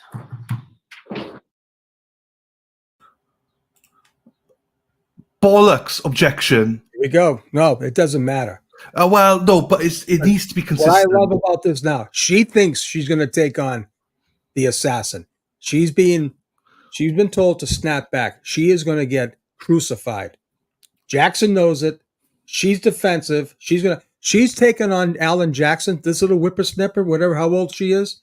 She's going to get annihilated. This is worse than I ever thought it could be. Wait till you see what goes on. But this judge is kind of controlling the whole show. That's what I don't like. At the end of the day, I don't think that some of the jurors, well, potentially some of the jurors don't know who Caitlin Alder is. But the That's fact why that she said, I went to high school. There's pictures of them drinking together. She knew exactly who Jen McCabe was. She's lying. She knows exactly what that house represented that day. I think yeah, I totally agree. I think the problem at the minute is we know all this, but I don't think the jury know. Like, no, I get that, but he has to lay the foundation. Probably he has to lay the foundation. Yeah, he's got to do. Yeah, but this girl is taking on Alan Jackson. This little girl is going to take on Alan Jackson. He is going to eat her alive today on that stand. She chose the wrong guy to mess with. But the judge is going to be the X factor in this one. I just can't stand this. This is crazy. All this is crazy. This shouldn't be sustained. Okay, maybe lay more foundation, but how do you lay more foundation? Well, she probably said, it could have said, you're at a house that you probably have been to before. Something like that. Something to start the foundation, right? Yeah, I suppose, but I don't think there's nothing much wrong with saying, do you know her family? It's like, it's a yes or no. Yeah. It's like, yeah. Well, it's out there now, and it's something that the jury's taking note of. And here we go. Look at this guy. Jesus. Look at him. Oh, the jury got out. Oh, man. Yeah, the jury got out. I'm telling you. Hold on. Hey, I'll tell you what. I gotta buzz for 1 second. I have a guy. Okay, they're gonna probably do a voir dire. Yeah. I'll be right back.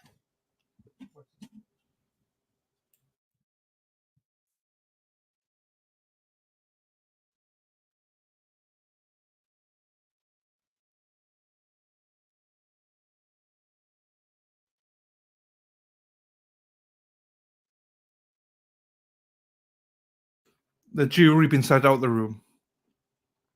The jury been sent out. There's probably going to do a voir dire of the witness.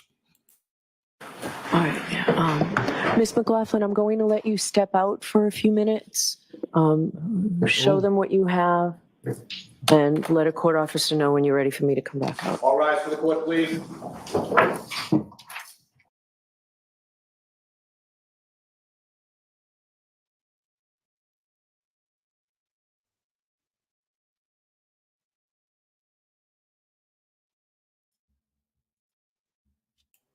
I don't know what's going on now. Why they just left? Yeah, this is absolute craziness. This doesn't make any sense.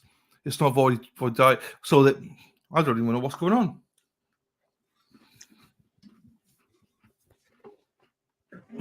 Excuse me. God. Well, you know something? They had to, the judge knew this was going to come. Lally knew this was going to come. Lally should have got out in front of this. Big mistake on Lally's part. Yeah. Everyone in the world knew there's a relationship between this witness and the person that lives in that house. And isn't it funny? It's really funny. She's the first one to be interviewed. Not the captain or the lieutenant, right? That ran the show. And see how she said to my statement to Proctor, like, no respect, no No, what am I going to say here? No reverence to a trooper. Yeah, this is a very privileged woman, okay? I'm telling you right now, she's a very privileged woman. She's one of these townies that feel that she can take on a guy from LA who has more experience than she'll ever have in her little fingernail. I mean, I don't know what the hell's going on now. Something definitely happened. They don't want that to be said in front of the jury. But are they going to voir dire? They should. No, they're not voir dire. Well, they might later, but they're not. She's gone. The witness is now gone, as in the judge stepped outside. And the defense. So I think the defense, Lally and the defense are now discussing, because the judge absolutely outrageous. You really don't know what's going on here because this is not normal. No, well, nothing's not normal in this case. Nothing. Absolutely nonsense. It really is. So if it's not void dire, I really don't know unless they agree to what they gets put in or something. The judge said sort it out between yourselves before I have to step in or something. I have no idea. This is all bullshit. He is completely in his rights to examine her on her relationship to that family because she is the only one that's made that statement against Karen Reed. The cop hasn't reported it. I don't know about Jen McCabe. Jen McCabe is saying it's in a question. She's the one, and this is the thing that kills me. Everyone else, all these other technicians, EMS people, were interviewed in February 8th, 9th, whatever, right? But she's the first one out of the gate to be interviewed, right? I mean, this is a stone cold setup. It's a stone cold setup. That's what it is. This does not look good. Well, and she says, I don't know who he is. I don't know who Brian Albert is. Come on, let's go, huh? What are we doing here? Jackson called for side bar though, so he knows judge is going to try and stiff. Oh yeah, he called. He's in his right. He should have. He had to. He had no choice. You have to because she just sustained two simple questions. Yeah. Do you know the father of Caitlin? Sustained. Yeah. I went to high school. That's like, it's ludicrous. Acquaintance. No, there's a picture of both of you pissed up all over each other. You're more I know, really, when you think about it. I've never been close to an acquaintance like that before. Trust me. Male or female. No, I wish I had some more females like that. Do you know what I mean? That'd be quite nice to have, to be quite honest. Oh, God. Yeah. Oh, my God. Well, I hate to say this. I think the fix is in with this judge. How can anyone conclude any differently? This judge is not going to give these people any breaks. No. But just remember, it's very ironic that she is probably the first after Jen and Brian and who knows? I don't know. Just crazy. It's not right. I mean, none of this is right, so oh my God, I don't know. The timing of Proctor's interview of her, the order he went through, extremely incredible. I really do. It doesn't make sense, Well, none of this makes sense. That's the problem. As she said, it was not my responsibility to record anything. How did Proctor know she had the ammo against Karen, allegedly, right? Why wouldn't he, by normal course of business, go to the person that was responsible for making reports and records, right? Yeah. I mean, that's the guy you want. That's Flamanti.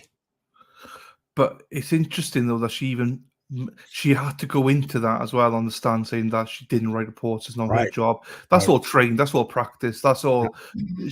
She knows all the keywords, what lines to put in there and stuff like that.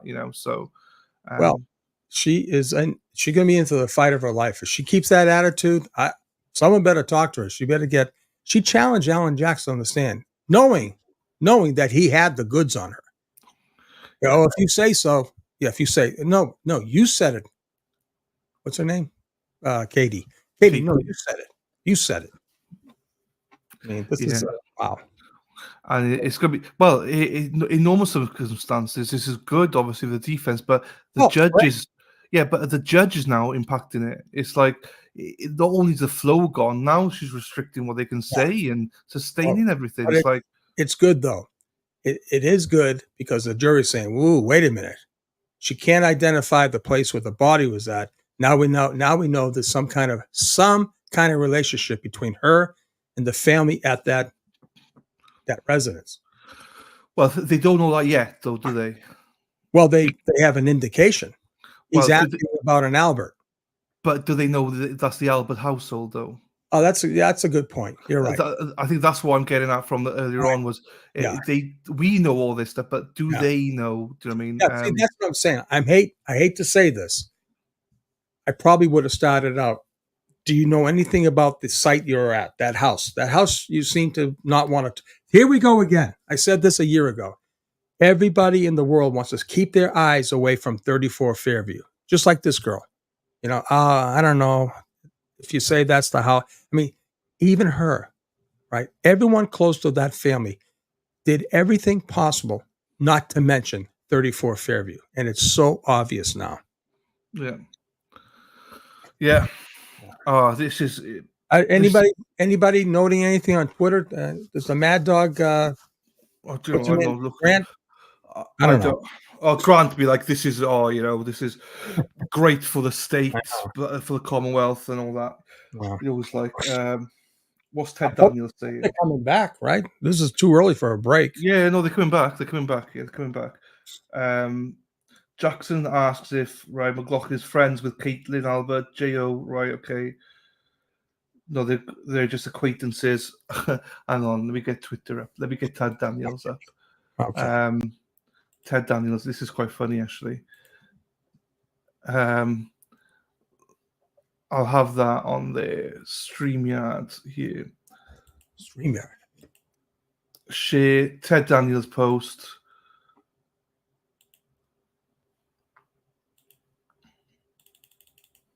There we go. Look at that.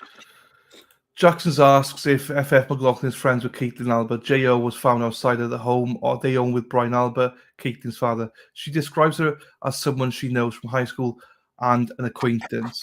And that's down there. There we go. That's the acquaintance I want to have. Yeah. Sorry, we all want that acquaintance. Sorry, Susanna. No, but seriously, that's the acquaintance funny. I want. That's funny. That's what they say acquaintances are. I hate to say what friends are like. Jesus. So there you go. That's.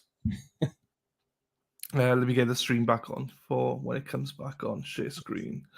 This is honestly, this is what I hate about trials. This is disheartening because I see this, not this level, but I see this all the time. This is like you say, the fix is in, man. The fix is in. It's horrible. And people might say, "Oh, this doesn't." Tell you what, this happens because judges tend to lean towards the state anyway. So, but the questions being asked here, Sean, they are basic questions that leads to foundation. You know, do you know her family? Right. What's wrong with that question? Right. That is a basic foundation question. That is normal in any other court of law. Right. Except for mass. And Lally knew this was coming. Right. I mean, this is the other thing. What kind of preparation did Lally do last night? You know, he's had to have showed that photo to identify. The only reason he showed that photo was for her to say, okay, can you pick out where in relationship to where John's body was at? She says, I can't see. You think he knew that? You think he even discussed this with? This is what I'm saying, Dylan. They're not prepared. They are definitely not prepared. Lally should have caught all this, and she should have even gone into it. Hey, have you been here before? Lally should have asked her, have you been here before? Yeah. Right. Are you friends with them? No, but I'm acquaintance. He could have got her out front, but then I guess I don't know. Maybe. But I know, but Jackson's getting into it anyway. But right. if he laid the foundation to be like, but you're just acquaintances, yeah, just been a couple of times, know the family, but I don't really know the location that well. Do you know what I mean? Been to a couple of house parties, maybe. Yeah. But that's better than Len Jackson bringing in, because now, Lally, why are you hiding all this stuff for? Right. I mean, And what's free game too? Did you not discuss your friendship with Caitlin Albert with the prosecution? Yeah. This is all free game now. Yeah, the judge has taken too much of a role in this whole fiasco. It's not even a trial; it's a fiasco. well, if she doesn't allow any of this in, then I'm sorry. I'm sorry for you people of Camden I know. or wherever, Boston. Yeah. I'm sorry. This is done. Do you know what I mean? It's She's going to get hammered in the appellate process. I don't ever believe it will get to appeals, but if she keeps like this, she might get herself bounced. Where is it? I'll have a look here. There was something about this on Twitter. Let me have a look.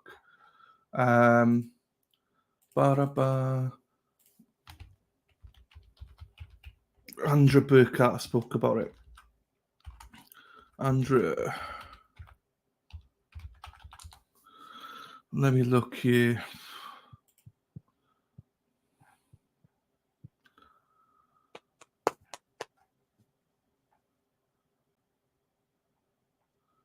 Okay. Okay. Hang on. Right, so I got this. We'll play this now whilst we're waiting for court. This is what Andrew Burkhardt has to say about this. This is quite interesting, right? Let me just go into it. It's a 2-minute video, and we've got 2 minutes anyway, so it's fine.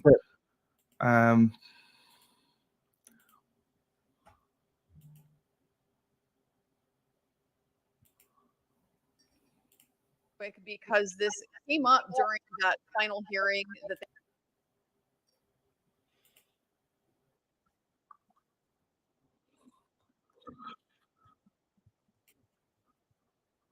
on quarterback. Oh wow! All right. No. So they're not to be put up on the screen.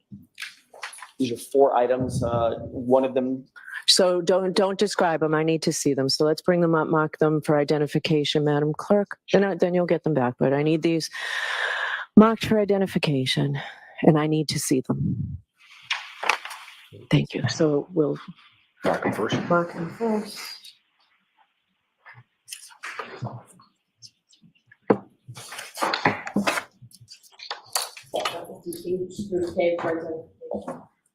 All right.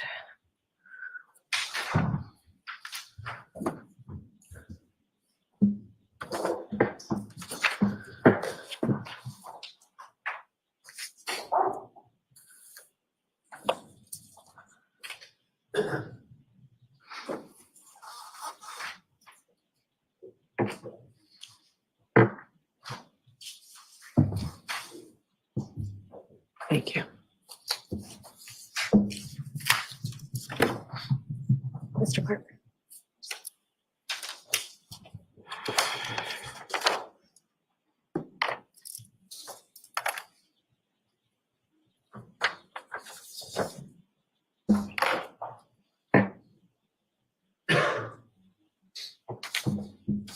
Okay, so we have 4 pieces of paper marked for identification that appear, you got these off of social media sites, Mr. Jackson? That's correct. Okay. When did you get these? I couldn't tell you the exact date, but we probably had them for between 6 months and a year. All right. And Commonwealth, you've not seen these before? No, Your Honor. Right. So we'll talk about Rule 14 in a little bit, but we'll bring the witness in. You can ask her questions, Mr. Jackson, about her vacation that you mentioned, the drinking that you talked about, the relationship with Ms. Albert. I've forgotten the first name already. And Caitlin, and about the house. So you can ask her questions about that. And let's see, you can show her these exhibits or these marked for identification if you need to. You may have trouble actually getting those into evidence, but I'm going to let you find out. You can ask her to identify them, how long ago they were, things like that. Thank you. All right, could we bring in Ms. McLaughlin, please? Yes. And Commonwealth, you just saw these today. I'm sorry, I don't remember if I asked you that. Yes, and yes. And you were objecting that, you objected at sidebar that these come in at all? Correct. Okay. Oh, here's the fourth one, I'm sorry. Mr. Jackson, here's the last one.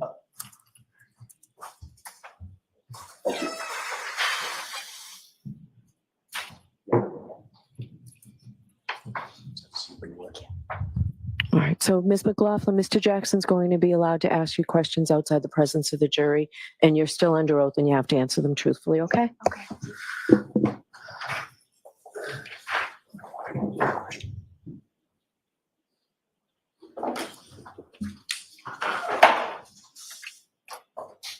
Ms. McLaughlin, when, just briefly as a predicate, when you stepped out, I just want to make sure we're very clear. Did you have a conversation with anybody from the Commonwealth between the time you walked out of court and just now?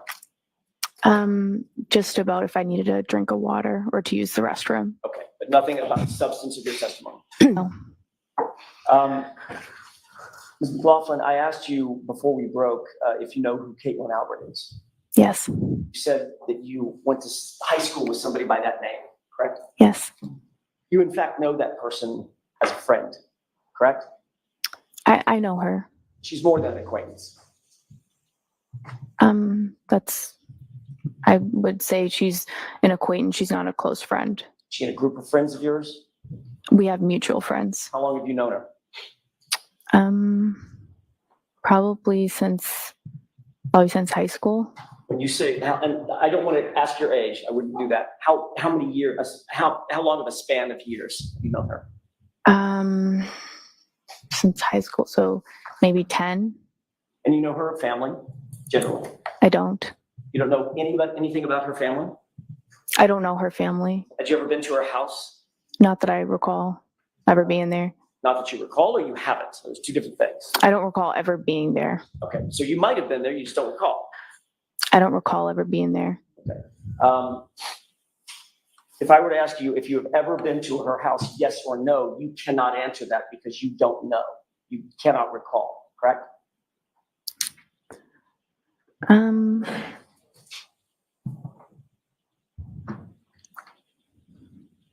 I would say, I would lean towards no. I have no recollection of ever being at her house.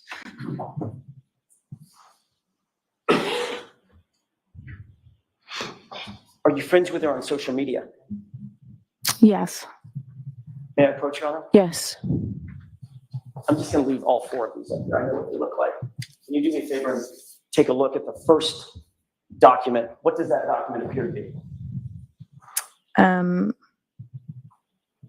It says Caitlin's friends. What does it look like? That's a printout of. I'm sorry? What does that look like? It's a printout of. Does that look like Facebook or one of the social media apps? Yeah, I don't know exactly. Some social media. Okay. Under Caitlin's friends, do you see your handle, for lack of a better phrase? I do. Okay. Is that you? Yes. Okay. Can you look at the next photograph?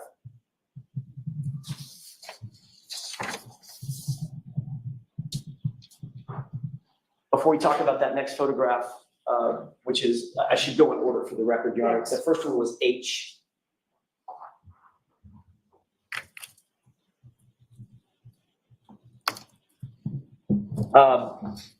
Before we talk about I, which is the next photograph, how long have you been social media friends, quote, friends with Caitlin Albert?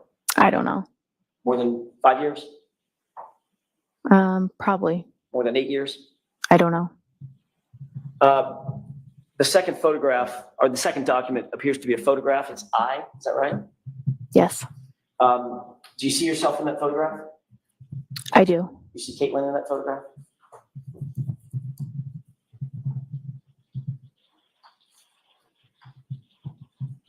I do. When was that photograph taken? I have no idea. Where was that photograph taken? I don't know. You have no idea how long ago that was? I don't. What was the event that was depicted, or that is depicted in that photograph? I don't know. Is that local or was that on a trip somewhere? I don't know. Probably local. If it's a beach, I don't remember. I've never been away like to a beach on vacation with all of these people, so probably local. When we say local, let's talk about local. I don't mean, we may have different definitions. Where would that be? What beach? I'm not as familiar with the location. I'm not sure. Maybe on the Cape? Possibly. Do you recognize some of the other folks in that photograph? I do. Matter of fact, there's a lot of people in that photograph, right? There's a lot of people in it. Did you take a trip with all those people at some point in the past? Take a trip to the beach. Did I go to the beach at some point with these people? Yes. Okay. When did you go to the beach with all those folks? I don't know. I don't know when this picture is from. Have you It gone- seems old to me, but Well, you can see yourself. I mean, yeah. What was that? Did you say it seems old to you? Yeah, to me. This isn't like a recent to me. how old do you think that photograph is? I don't know. It could be around high school. I'm not sure. And I know Mr. Jackson didn't want to ask you how old you are. When did you get out of high school? 2014. Okay. I graduated. So could that have been around 2014? It could be. So you've known Caitlin for at least that long. Yeah. And when I say travel, I mean travel outside of Canton, gone places with her, correct? Yes. Posed for photographs with her, Yes. with other folks. Yes. Looks like socializing and partying, correct? Looks like socializing. Maybe a small vacation. I've never been on vacation with a big group of people like this. Well, that doesn't look like what would you call that if that's not like a mini vacation? A day at the beach. A day at the beach. Okay. So maybe a day vacation. Sure. Okay. Let's look at the next photograph. Jay. May I approach, Your Honor? Yes. I do need to remind myself. That photograph looks a little older, correct? They both look old to me. I don't know when they're from. I'm going to ask you the same questions about that. These aren't trick questions. I don't want to waste your time. What's that from?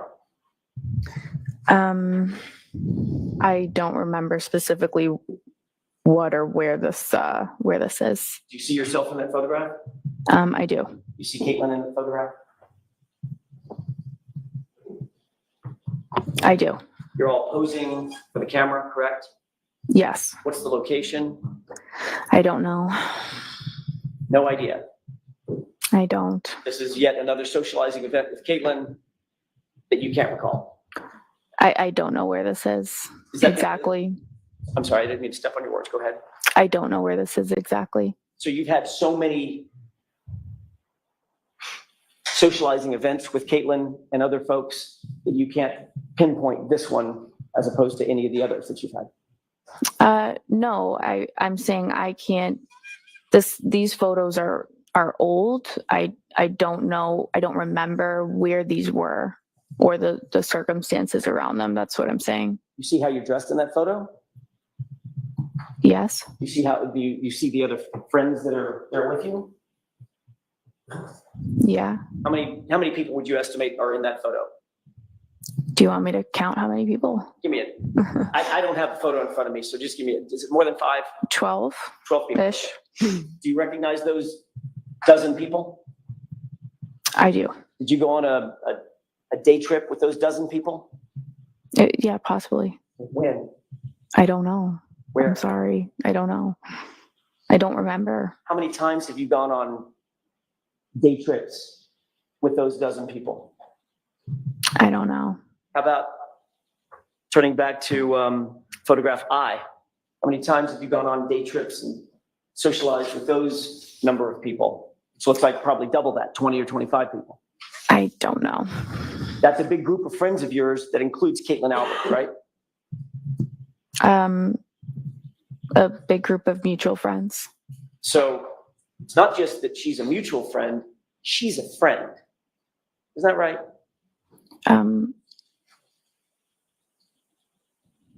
As I said before, I I would consider myself more of an acquaintance. We have mutual friends. I wouldn't consider her a close friend, but yeah, I mean, that would be my answer. You basically grew up with her, went to high school with her. I didn't grow up with her. I went to high school with her. When I say grow up with her, I mean, you grew up in the same town as her, right? Grew up in the same town. Went to the same high school as she did. Yes. Socialized with the same friends as she did. Yes. Went on day trips with her. Yes. And have all the same friend group. Right? I don't know that we have all the same friend group. These are people that we're both friends with. But you don't consider her anything more than just an acquaintance. I think I described it to you.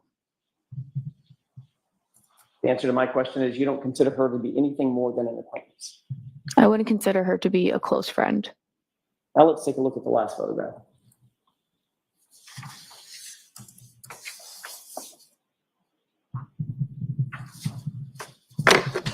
Describe what's in that photograph. It's a picture of me. Caitlin is in it, and seems to be other people in it as well. May I approach? Yes.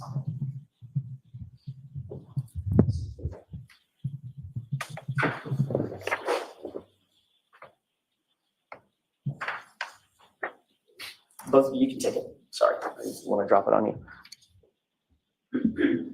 That's a close-up photograph of who?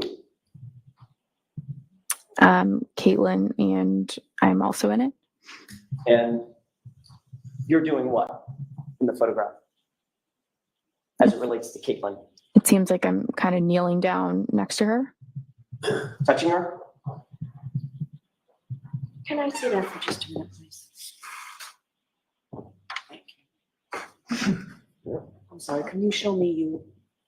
Okay. So just for the record, may I approach one more time? Ron? Yes. Thank you. Take a look at that one more time.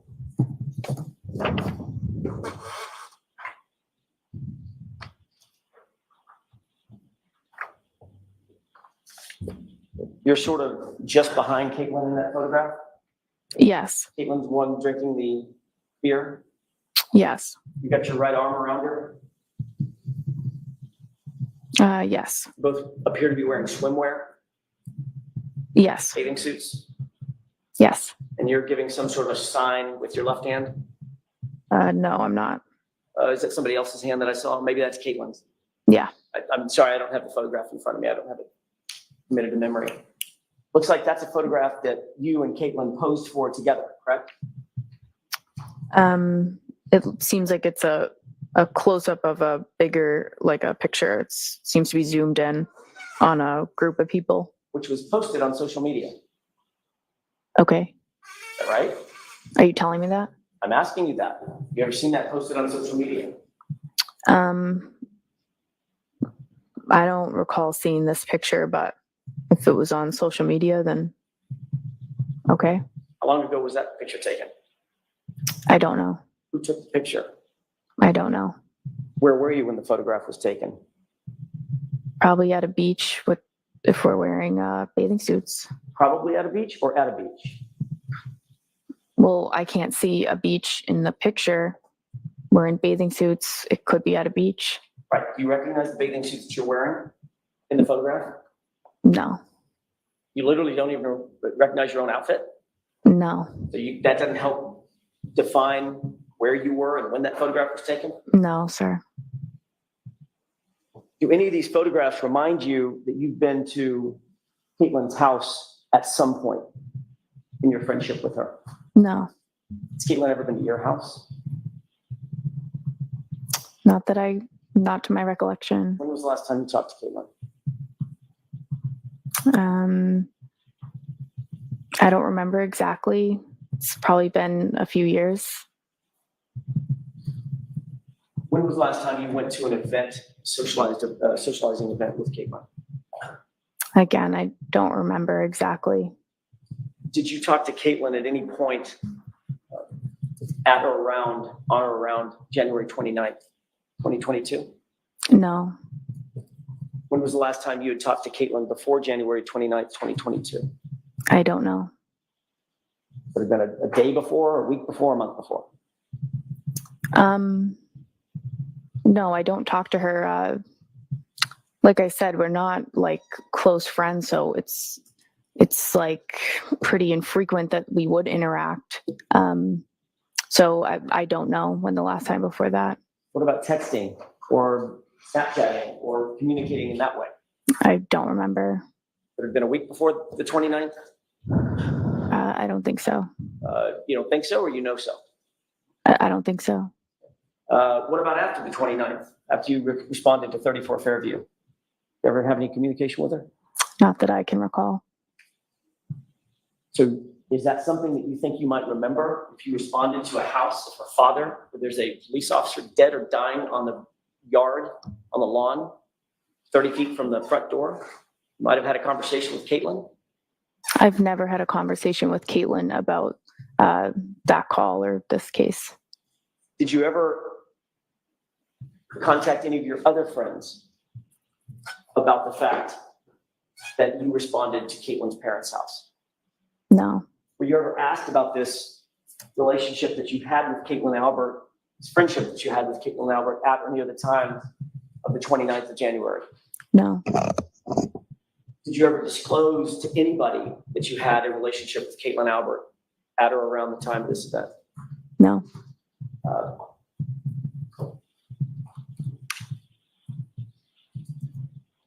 When you went to 34 Fairview, you knew that that was the Albert family home, correct? No. When did you learn that it was the Albert? You now know that. I know that now. When did you find out? I don't know. I don't recall. It was some point after. It was, but I don't know when. Would it have been the next day? No. You and firefighter Flamati and firefighter Nuttall were all discussing this case pretty intently after this event, correct? No. It's not that often in the little town of Canton that a police officer is found dead or dying on another police officer's lawn. Wouldn't you agree with that? We responded to a medical call. So the conversation after the fact was at the hospital, debriefing the call, going over what happened, what we use for equipment, what we need, and just like that was the extent of the conversation. Would you agree that this case, given its notoriety, is discussed at the fire station almost daily? I don't know when I'm not there, but it does get brought up. And obviously the fact that the house belongs to, or belonged at the time, to the Albert family is part of that discussion. I don't know. Like I said, it gets brought up, but I just avoid it. I don't engage in the conversations. It was certainly enough of a subject matter that you learned, according to you, after the 29th, that house belonged to Brian Albert, Cole Albert, parents of your friend Caitlin Albert, right? Well, at that point, it was on the news consistently, so I don't know where that information was introduced, but it was pretty early on after the 29th. I don't recall when it was known that that was the case. I mean, you didn't learn that that was the Albert family home last week. No. You've known it for going on 2.5 years. I don't know exactly when I learned that that was the house. I realize you don't know exactly, Mrs. McLaughlin. I'm not asking you the day you learned. I'm asking you, you've known this basically through the lifespan of this case. At some point after I learned it. Right. I'm just trying to figure out about how long after, a week after, a month after. I'm not sure. But it was more toward January 29th than it was yesterday, correct? Correct.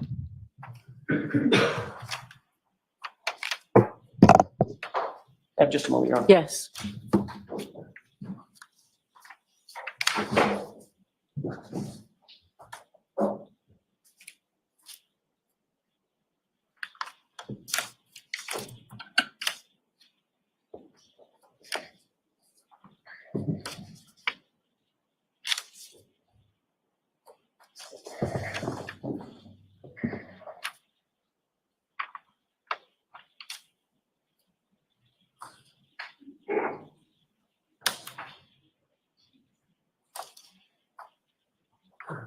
One other, just a couple of brief questions. Do you know any of Caitlin's siblings? No, You don't know Brian Albert Jr.? no, You know of any of her extended family that might be a little closer in age to you, like Colin Albert? no, You ever met any of them? not that I recall. Not that you recall, or no? I don't remember meeting any of them. Your Honor, that's all I have right now. All right, Mr. Lally, any questions? Sure. Just a few, Your Honor.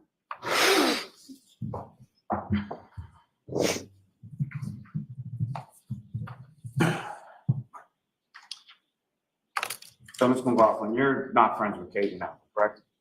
I'm sorry. You're not friends with Caitlin Albert, is that correct? I would say she's an acquaintance, not a close friend. Now, you were shown some photographs of you in a fairly large group with Caitlin Albert, correct? Yes. You don't know when those were, correct? I don't know exactly. You don't know where you were when those were taken, correct? No, not exactly. They seem old. And just to back up, you knew her in high school, but you weren't friends in high school, right? I would categorize our relationship as always being just acquaintances. I knew her. We had some mutual friends, but we were never close friends. We don't have a one-on-one relationship. And as far as high school versus post-high school, would you see her more so during high school, the high school years, or after you graduated? Well, probably more in high school just because you're there every day. But then afterwards, yeah, it was only here and there. Like I said, like mutual friends. So maybe events for mutual friends, I might run into her. And to be clear, and I think you made reference to it, but that last photograph that's marked as K, that seems to be a cropped or sort of zoomed in of a larger photo. Is that right? Yeah. Yes. Now, as far as each of those photos you were shown, you're present in a photo with Caitlin Albert in a much larger group, correct? Yes. Have you ever hung out or socialized with Caitlin Albert outside of the setting of a large group? No. You've never been to her house before that date of January 29th that you know of, correct? Correct. She's never been to your house that you know of, correct? Correct.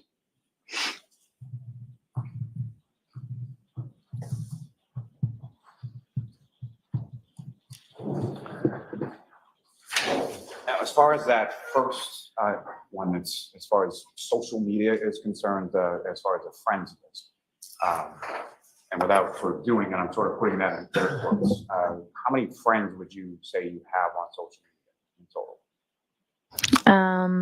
I don't know. Maybe over 500. I don't know. And of those 500 people, how many of those 500 people would you consider actual friends? Much less than that. Less than 10.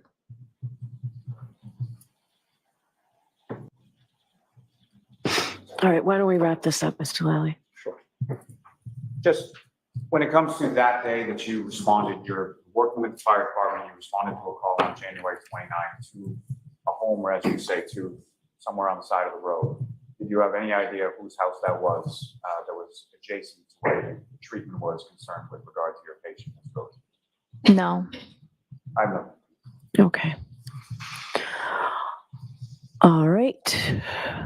So there was an objection that this was in violation of Rule 14 to admit these exhibits, Mr. Lally. That's what you said, correct? Yes, sir. Okay. So I agree. So the exhibits don't come in, but based on this voir dire and the answers, I'm going to give you some leeway on exactly what you did. Okay. The relationship, the socialization and the extent of it, friends on social media, those areas. You didn't quite get everything that you mentioned at sidebar you thought you'd get.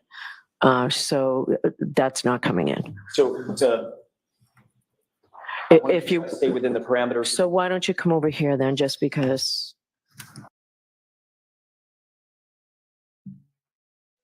Yeah, so there was no jury there. So no, to avoid the just to see what they are allowed to ask her. Look at Karen looking straight Did at you her. see the Mike Tyson stare down that Karen is currently doing and what she did beforehand. She never took her eyes off Caitlin. Never once. I mean, Katie. And she's still doing it. She knows she's lying. There's going to be a rebuttal witness that's going to tell the whole story. So, and so just so you know, Look at Mr. Reed. Look at Mr. Reed. I mean, he knows. They know. The exhibits aren't allowed in, so they're not allowed to show anything. So, but the commentary can to a certain degree. Because what's going to happen is, I'm pretty sure Jackson has said we have a witness that's going to put her at. That was probably a pool party at the Albert's residence. I thought that, but obviously, we couldn't confirm it. So right. But I guarantee there's going to be a witness or a rebuttal witness or whatever. Well, no, just a witness. Just a witness for the defense. That will in fact impeach her, no doubt. And listen, she has lying all over her face. I've seen a lot of people lie before. She's a very cocky little woman messing in the wrong place, the wrong time. Yeah, she's very cocky. That is for sure. Yes. But she's also been prepped. Well, you know something? She couldn't identify the damn picture. Everyone else identified it by her. What's the problem with her? It's more of the, if you don't know, if you don't want to answer it, just say, I'm not aware. I don't know. This was his witness. He's supposed to know the answers. Yeah. This is the issue. He's supposed to know. You don't. Okay. His witness. Never ask a question of your witness that you don't know the answer. Yeah. That's for the defense. Oh. Wow. Yeah. Give him a stare down, Karen. Give that family a stare down. There you go. Yeah, we'll see. So we're going to go through all that again. Yes. Go through all that again.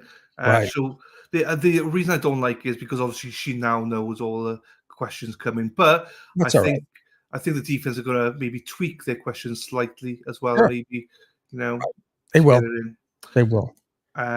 It's a real shame they can't get at least one photo in. That one photo. I mean, that's the thing. They should be able to get one photo in. But as soon as she confirms they're friends on Facebook, I mean, that is, that should be enough anyway, as in that they are friends on Facebook and that they did go on day trips together. I know it's not ideal, but, it's better than nothing. It's more than I thought she would give. Her first answer from Jackson was, I haven't talked to Caitlin in a few years. But then she said, it's possible I did talk to her after the 29th. I mean, you can tell she's lying. Yeah. Yeah. Well, karma's a bitch, Sean, so. You know that. Well, you know what Karen Reed knows, right? They know. They've got this. Yeah. I mean, here's a girl, right? She calls the trooper, the investigator, by his last name, not by his, title. No, just like, when I spoke to Proctor. I mean, really? Yeah. That's why they're all little townies. They all get along. They know each other. It's just a travesty. Seriously. Well, it shouldn't even be at court. It shouldn't even be that trial, so. No, shouldn't be. Yeah. We've seen enough in the first few days to show that,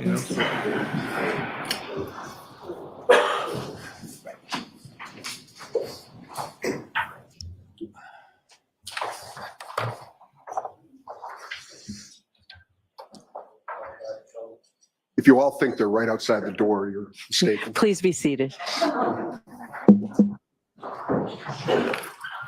They're just going to get the jury. Right.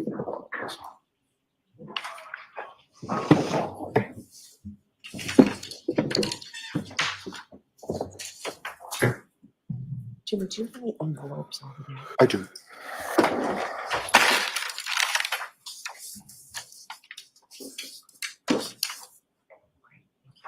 Any more?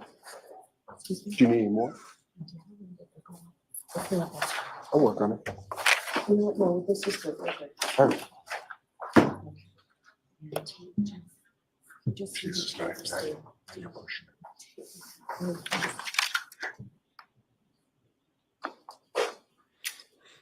This is a good point, though, because like prosecutors are supposed to seek justice. Why would they want to shut down any evidence? That's exactly right. And everybody, judge, everything should be put in. Exactly. What have you got to hide? Just because you might lose or something. It's like gotta hide the truth. Yeah. Jesus.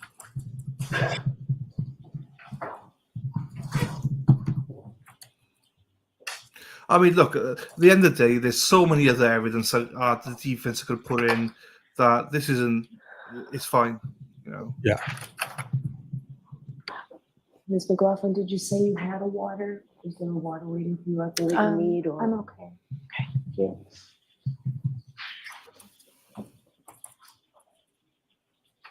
Well, this is an indication of how bad it's going to get. If we're just hung up on this firefighter, wait till Proctor.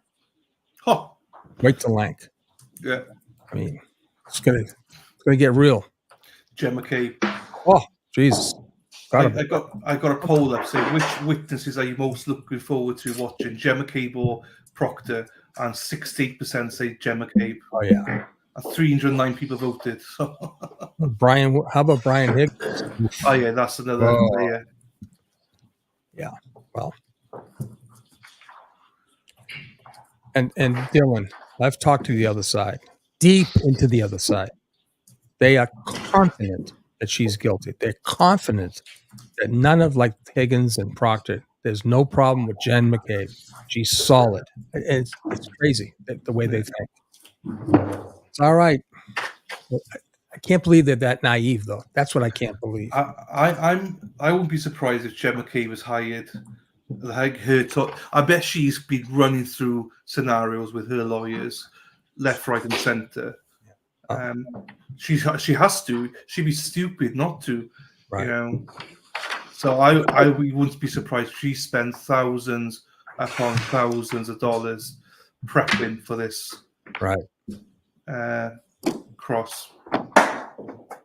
Thing is, I don't believe Katie here knows what Caitlin Albert testified to in the grand jury, the federal grand jury. That's the problem. You never know. Yeah.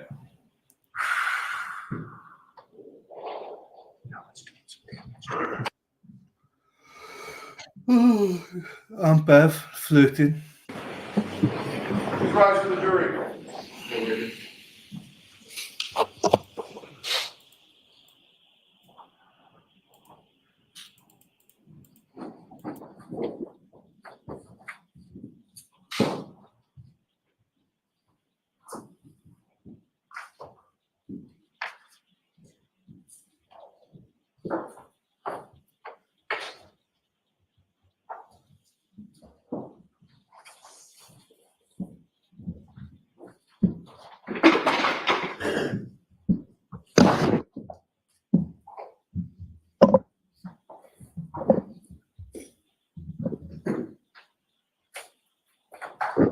This court is in session. Please be seated. So jurors, from time to time, there are things that I need to discuss with the lawyers, as you saw. We try and do it as quickly as we can. It's in an effort to make sure that what you see and hear in this case is appropriate for you to see and hear. So sometimes we spend a little time now that will save us a lot of time later. So we do appreciate your patience. Mayor, yes. Thank you. Ms. McLaughlin, thank you for your patience. When we last left off, I was asking you about your relationship with Caitlin Albert. You recall that? Yes. I want to ask you a few more questions about that. You and Caitlin Albert have known each other for how long? Since high school. Which is, give me a span of time. So probably about 10 years. You have traveled with Caitlin Albert and friends. When I say traveled, I don't mean to exotic locations. I mean day trips, etc. Yes. You have a group of mutual friends together, correct? We have mutual friends, Correct. Those mutual friends have gone on day trips with you and Caitlin Albert involved? Correct. On more than one occasion, as a matter of fact? Correct. On many occasions, matter of fact? Many, I don't know. More than 5? I don't know. More than 10? I don't know. You've seen photographs of you with Caitlin Albert on some of these day trips, correct? Yes. You've seen at least 3 of those photographs. Yes. You're friends with Caitlin Albert on social media? Yes.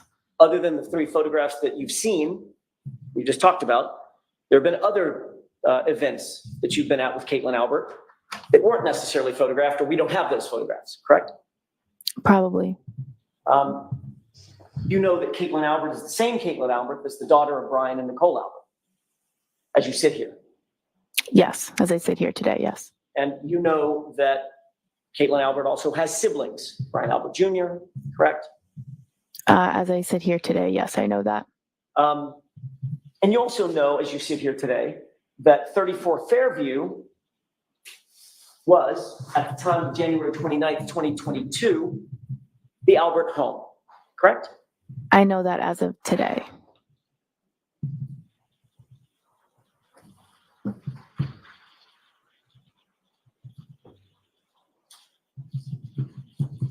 You indicated, let me rephrase that. When you showed up at 34 Fairview that morning, did you recognize that address or recognize the home as being that of Caitlin Albert's? No. You have since learned that that was Caitlin Albert's home. As I know that now. And you gave your original statement to Trooper Proctor the next day. Yes. And from that day to this day, or let's take yesterday, from that day to yesterday,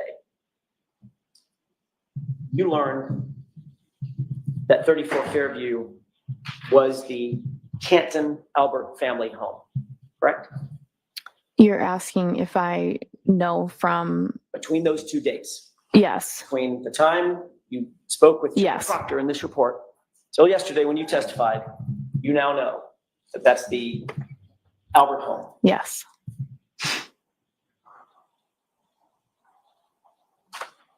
And you also indicated that between that report that you gave to Trooper Proctor, that statement that you gave to Trooper Proctor, and yesterday's testimony, your statement has evolved.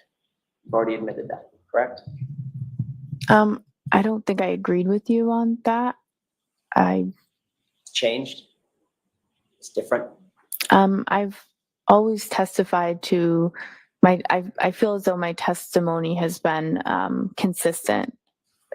I appreciate how you might feel.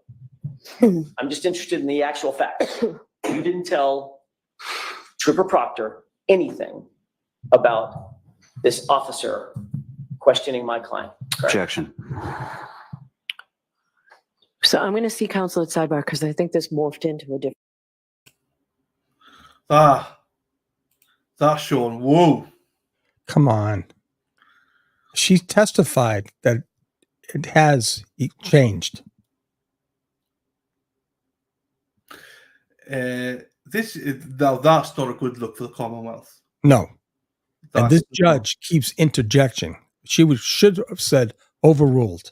She knows the answer. She should have said overruled. And what's morphed? What do you mean it's morphed? All right. Yeah. But on this occasion, I think, as I say, on this occasion, I don't mind it because I generally think this looks like they've got something to hide. Right. It's a simplistic question. I would just love Jackson to say, why do you think you're the one that's most important to Trooper Proctor? I'd love to hear that.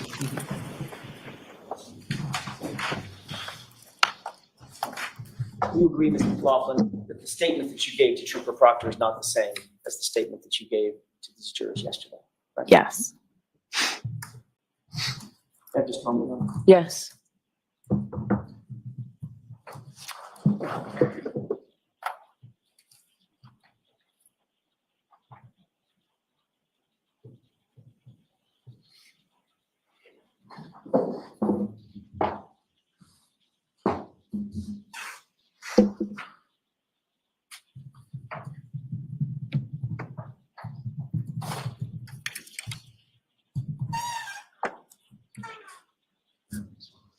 couple of other questions. When you did make this statement to Trooper Proctor, your visit to Canton PD was coordinated by another officer to put you and Trooper Proctor together for the interview, correct? I don't recall that. Do you recall being contacted by a completely different officer to say, hey, Trooper Proctor wants to talk to you, come on into Canton PD, let's have an interview? I don't remember exactly how the interview was set up. So that was my next question. You may have just told me this. Do you have any recollection who set that interview up? I don't. His name Kevin Albert sound familiar? No. You know Kevin Albert? No. You know him to be a police officer at Canton PD? No. You know him to be the brother of Brian Albert? No. The objection sustained. That's all I have, Your Honor. Okay. Lally, any redirect? Yes.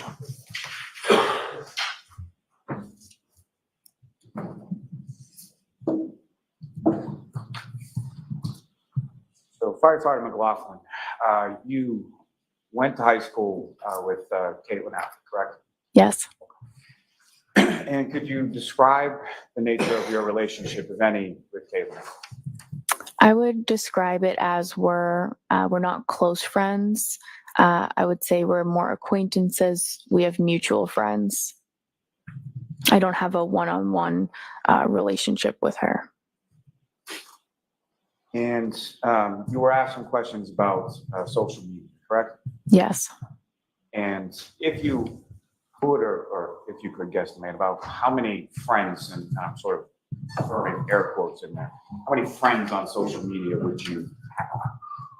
I don't know, probably 500. And of those probably 500 friends on social media, how many of those are actual friends that you talk to, interact with beyond social media? Much less than that.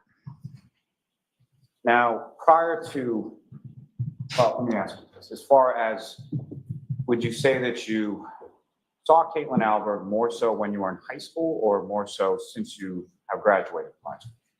I would say probably more in high school because we were there every day, so. And about what year or so was it that you graduated? 2014. And as far as any sort of photographs that were referenced to you, have you seen those photographs? Here? Yes. Here today, I saw them. Do you have any idea where or when those photographs were taken? I don't remember. And of those photographs, it's not just you and Caitlin Albert in a photograph. Is that correct? Correct. So a larger group of people, is that correct? Correct. When you were asked about sort of these day trips, they were sort of trips specifically on a day to a beach, it looks like, correct? Correct. And to a beach with a larger group of people, is that correct? Correct. And with reference to Caitlin Albert specifically, have you ever socialized with her in any setting beyond a setting that contained a large group of people? No. Now, with respect to, you went to, you say high school, you graduated from Canton High School, correct? Correct. And you grew up in Canton, is that correct? Yes. And did you know Caitlin Albert before you attended Canton High School? No, that's probably when we first really interacted, was high school. And essentially you live within the town I'm sorry, you work within the town that you grew up, correct? Correct. And is that abnormal from a civil service perspective? No, from a civil service perspective, you're given more points for residency. So it's actually, I would say, preferred, or you're placed higher on the list if you have residency in that town. So it's actually preferred and more common than uncommon as far as growing up in a town and then working in that same town in a civil service position like a firefighter. Yes. Now, during the course of the time that you've been on the Canton Fire Department, have you received calls to residencies or other places or even patients that you either knew or were familiar with? Yes. Would that be a reason for you to not go on a call? No. And you have an obligation, wouldn't you say, to respond to a call when a call is made and you're on duty in that station house, correct? Yes. The objection sustained. Ask the question differently. As far as when you're on duty as a firefighter at a particular station house, you get a call, what, if any, choice do you have to respond to any particular call? I don't have a choice. I just have to respond to the call. And then prior to that date of January 29th, had you ever been over through socialization or otherwise Caitlin Albert's house? Not that I ever remember. Has she ever been over your house? No. And again, had you ever socialized with her outside of a large group of people? No. When you responded on that morning, just after 6 a.m., the house of 34 Fairview Road, did you know who lived there? No. During the time since January 29th of 2022, have you ever spoken to Caitlin Albert about what happened that morning in front of 34 Fairview Road? No. Now, you were asked some questions on cross-examination about knowing sort of Caitlin Albert's parents' names or siblings' names or things of that, correct? Right. And prior to January 29th, you didn't know any of those names, is that correct? No. You learned of them subsequently, is that correct? Yes. May we approach this briefly? Okay. Well,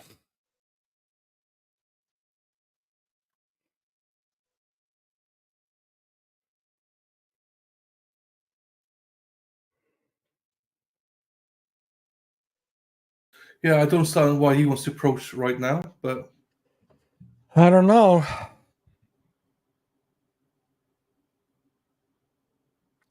It'd be very interesting. Especially at that point. Yeah.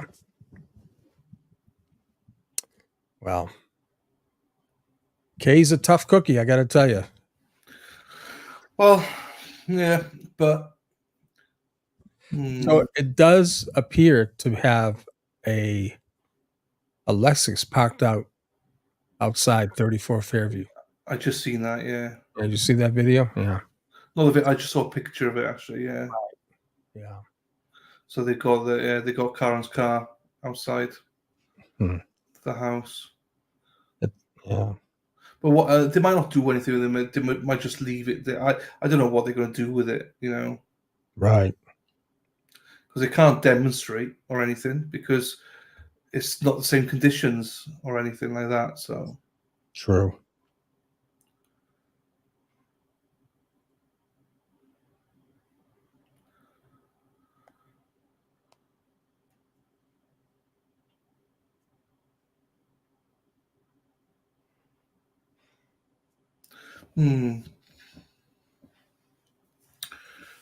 Zooming in on the. Wow, it is Karen's car. No, it's Karen's car. Yeah. Well, that's crazy. Yeah. That is absolutely crazy. It's probably just showing. Yeah, well, they can't do anything. As I say, just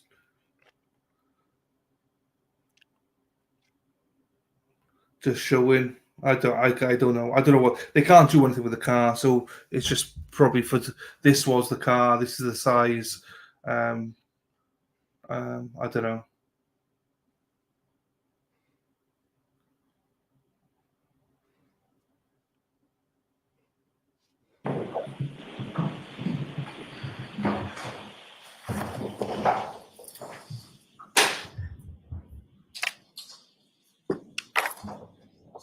So, Ms. McLaughlin, you learned of other people's names within the Albert family subsequent to your response to this call on January 29th. Is that correct?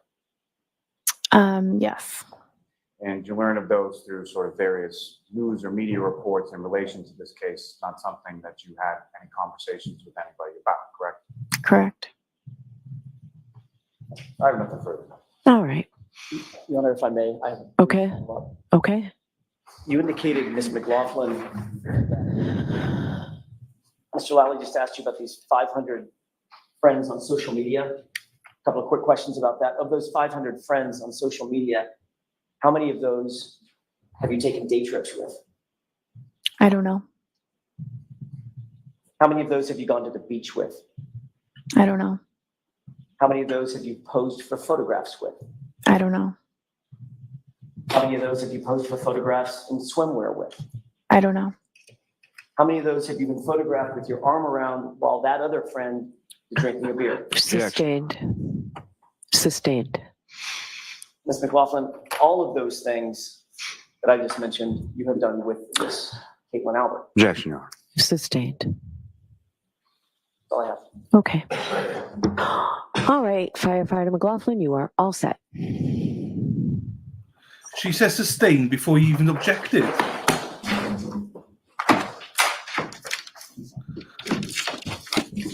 All right, jurors, we are getting ready to go for our view. So we're about to visit a place which you'll be hearing about some more. You've heard about, you've seen photographs of, and in court terminology, we call this view. The purpose of the view is to help you better to understand the evidence, which you'll hear during the trial, and to help you appreciate the location and its surroundings. The view that you will take is a part of this case. The observations that you make while on the view may be used and considered in your deliberations in reaching a verdict. The place that we're going to go, you've seen photos of, you've heard it, it's 34 Fairview Road. The lawyers and I will accompany you on the bus. The attorneys may point out to you the arrangement of the scene and items that they want you to pay special note of, but otherwise they cannot discuss anything in this case in regard to this case, and they can't talk to you. All right, they'll be able to do an opening here and they'll be able to point these things out. While you're on the view, it's very important that you can't take notes and you certainly can't use your phones and take photographs. All right, it's really just for you to see. You cannot conduct any independent investigation while we're there or at any time during the trial, as you've been told. You're not to return to the scene or ask anyone else to do it for you until the case is over. So this is your opportunity to take a look when we go. What you are to do on the view may be best summarized in two very familiar words, which is stop and look. Okay. Your responsibility is to see the place, to observe it carefully, and to remember what you see. So during your trip to and from the place that we're going to view, you're not to discuss this case or anything about it among yourselves or with anyone, and you are not to permit anyone to talk with you about the case. You'll be under the supervision of our great court officers at all times, and you'll remain together until you return to court, unless the court officers direct you otherwise. And just so that you know, because some of this came up during our jury selection process, spectators, if there are any, and all members of the press have been ordered to stay 100 yards away from you. All right, so you can go and you can look and take your time looking without worrying about any interference from anyone. All right, so with that, Mr. Clerk, could you swear in, please, the court officer? Court officers, raise your right hands, please. Do you solemnly swear you will take this jury upon the premises in question and there suffer them to view the same in any property, place, or thing bearing upon the issues on the trial, as they shall seem necessary? That you not permit the parties to enter in a debate in front of the jury or a person to speak to them, unless it be Adam Lally for the Commonwealth and Alan Jackson for the defendant. They to point out such places or things as they deem expedient for the determination of the issue, and that you will keep the jury together until they shall return into court, except the court shall otherwise order, so help you God. Thank you. All right, so Mr. Lally, do you want to do a short view opening? Yes, thank you. Okay.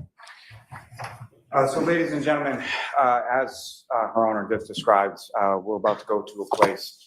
When we arrive there, and at any point in time when we're there, this is not a point where we can have any sort of conversation or back and forth. So all I'm going to be asking you to do is just take note of certain locations and certain items as you see them. And again, as with anything in this case, this is as you find them, as you observe them, okay? So first I'm going to ask you to sort of, when we arrive in the general area, as far as taking note of sort of street names when you're coming into and when you're exiting from this particular area. When we arrive at a specific location, I'm going to ask you to take note of certain things about the roadway. Okay? certainly any abutments to the roadway, any residences that you observe, the distances between the roadway, and any landmarks or any items that you observe on that property, specifically a driveway, specifically a front door, any other sort of items of interest within the front lawn area of that home. I'm also going to ask you to take note of the roadway itself and sort of the width of that roadway, whether or not you find any sort of lanes separating within that roadway, and then the individual width of some of those lanes as well. Lastly, there is also going to be a vehicle there as well. And I'm going to ask you to take note of certain things with respect to that vehicle, okay? With respect to the size of the vehicle, with respect to the height of the vehicle, with respect to anything that you observe specifically from the front, the side, the back, all of the exterior of that vehicle, and then also some of the interior of that vehicle. And specifically, I'm going to ask you to take note of sort of the center console in the front driver's compartment of that vehicle, and anything that you observe in that location as well. And that is all I'm asking you to do on this case, and I thank you again for your time and attention. All right, Mr. Jackson. Thank you, ladies and gentlemen. It's the first time we've been able to speak to you directly, so I want to take the opportunity to introduce myself and thank you for your service and thank you for your time and commitment to this. I'm going to echo a lot of what Mr. Lally just said. There's nothing magical about this other than it gives you perspective. It's an opportunity to introduce you in three-dimensional form to stuff that you've been seeing in two-dimensional form. Photographs, some of the testimony, diagrams that you might see. So I'm sorry, we're really pointed on what you can say. What we're going to ask you to do is take special note of the relationships of physical items out at the scene. Much as Mr. Lally just indicated, there are going to be physical things out at the scene. You've heard about a flagpole, a fire hydrant, a house. We're going to ask you to take special note of where those are in relation to other things physically at the scene. That will hopefully, with the court's instruction, give you some assistance in putting together the testimony that you think is relevant, the documents that you think are relevant. Again, to echo what Mr. Lally said, we're going to ask you to look at the roadway, the vehicle, the house, the physical items at the home, and the relationship between and among all of those things to each other. Hopefully, that will give you a very good understanding of what we're dealing with, especially with the exhibits. Thank you. All right, so folks will be all set. We'll see you at the bus in a little bit. Just make sure your notebooks are closed. You are muted. Goodbye. Quiet, please.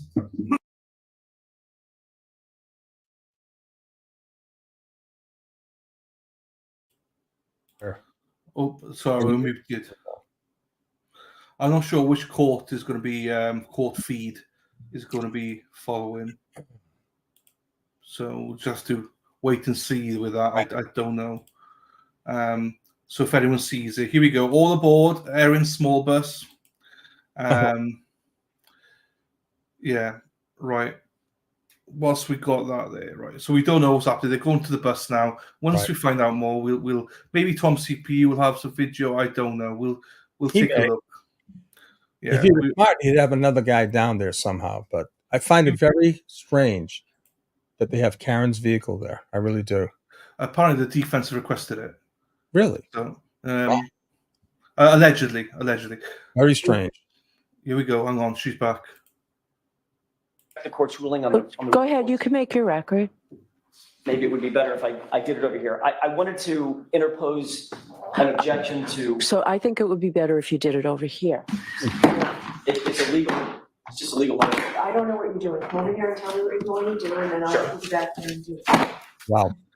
She's something else, mind. Yeah. It shouldn't matter. Like, I don't know what you're doing, so come over here. That's disgraceful. He's just putting something on record. She does not want it on record. He's like, oh my fuck. Yes. Okay. As it relates to the 4 exhibits that the court deemed were not admissible because of a violation of Rule 14, I wanted to elaborate just very briefly. Go ahead. Our objection. We believe that under Rule 14, we were not obligated to have to present these exhibits to the Commonwealth in discovery. Rule 14 does not require such disclosure when the exhibits are used for impeachment only. And that's exactly what those 4 exhibits were going to be used for and what we intended to use them for. Had this witness said, I know Caitlin Albert, we've been friends for 10 years, we went to high school together, we've been on day trips together, we've been to the beach together, and we've socialized together. I wouldn't have to show any photographs, but that's not what she said. What she said was, I went to high school with a person named Caitlin Albert, which is a bastardization of the truth. That's not the truth. And those 4 photographs are what got her in the voir dire process, what got her to admit that she in fact does know Caitlin Albert and knows her on a very, very different level than she first suggested. As the SJC is explained in the case of Commonwealth versus Aguiar, Aguiar, at 400 Mass 508, pin site at 513. It's a 1987 case that says the following, and then I'll finish my record. Quote, a defendant has a constitutional right to bring to a jury's attention any circumstance which may materially affect the testimony of an adverse witness, which might lead the jury to find that the witness is under an influence to prevaricate. It matters not that the evidence would reveal an otherwise inadmissible fact, such as the witness's commission of a crime. A judge may not restrict cross-examination of a material witness by foreclosing inquiry into a subject that could show bias or prejudice on the part of the witness, end quote. That's exactly what we believe we were entitled to do with Katie McLaughlin as a witness for the Commonwealth. She has bias, or at least the jurors can consider a bias. She has prejudice, the jurors could consider a prejudice because of a pre-existing relationship with Caitlin Albert about which she was not truthful. So I wanted to make that record and ask the court to reconsider whether or not those 4 exhibits could be introduced. I don't need to make any big deal about it. I don't want to call her back to the stand, but I think the jurors, now having had the description of those photographs, should be able to see them in evidence. And I would submit. All right, so that request is denied. The record's clear. So Ms. Reed is not going on this view. She just needs to make sure she's back here by the time we return. So Mr. Yannetti, you're nodding. Yes, you will contact her and make sure she's back here. Understood. All rise to the court, please.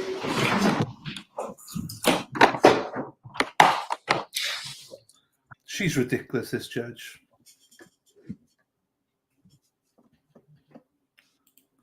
All right, there's that. Let's go to Tom. Tom is live. I'll see where he's at. Bear with me. What's I do this? I'm not shocked by this. This is normal trial procedures, guys. It's just like pisses me off, though. Well, there's a record, and that's what the problem is. This whole thing, but it's never going to get to that point. No. Hey, looks like he's on a mission. I don't know. What are you doing? Yeah, I like that one. That's pretty good.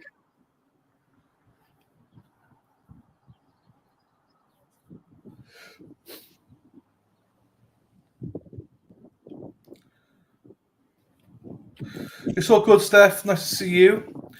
Tom seems to know why he will be out there. He's very conscious.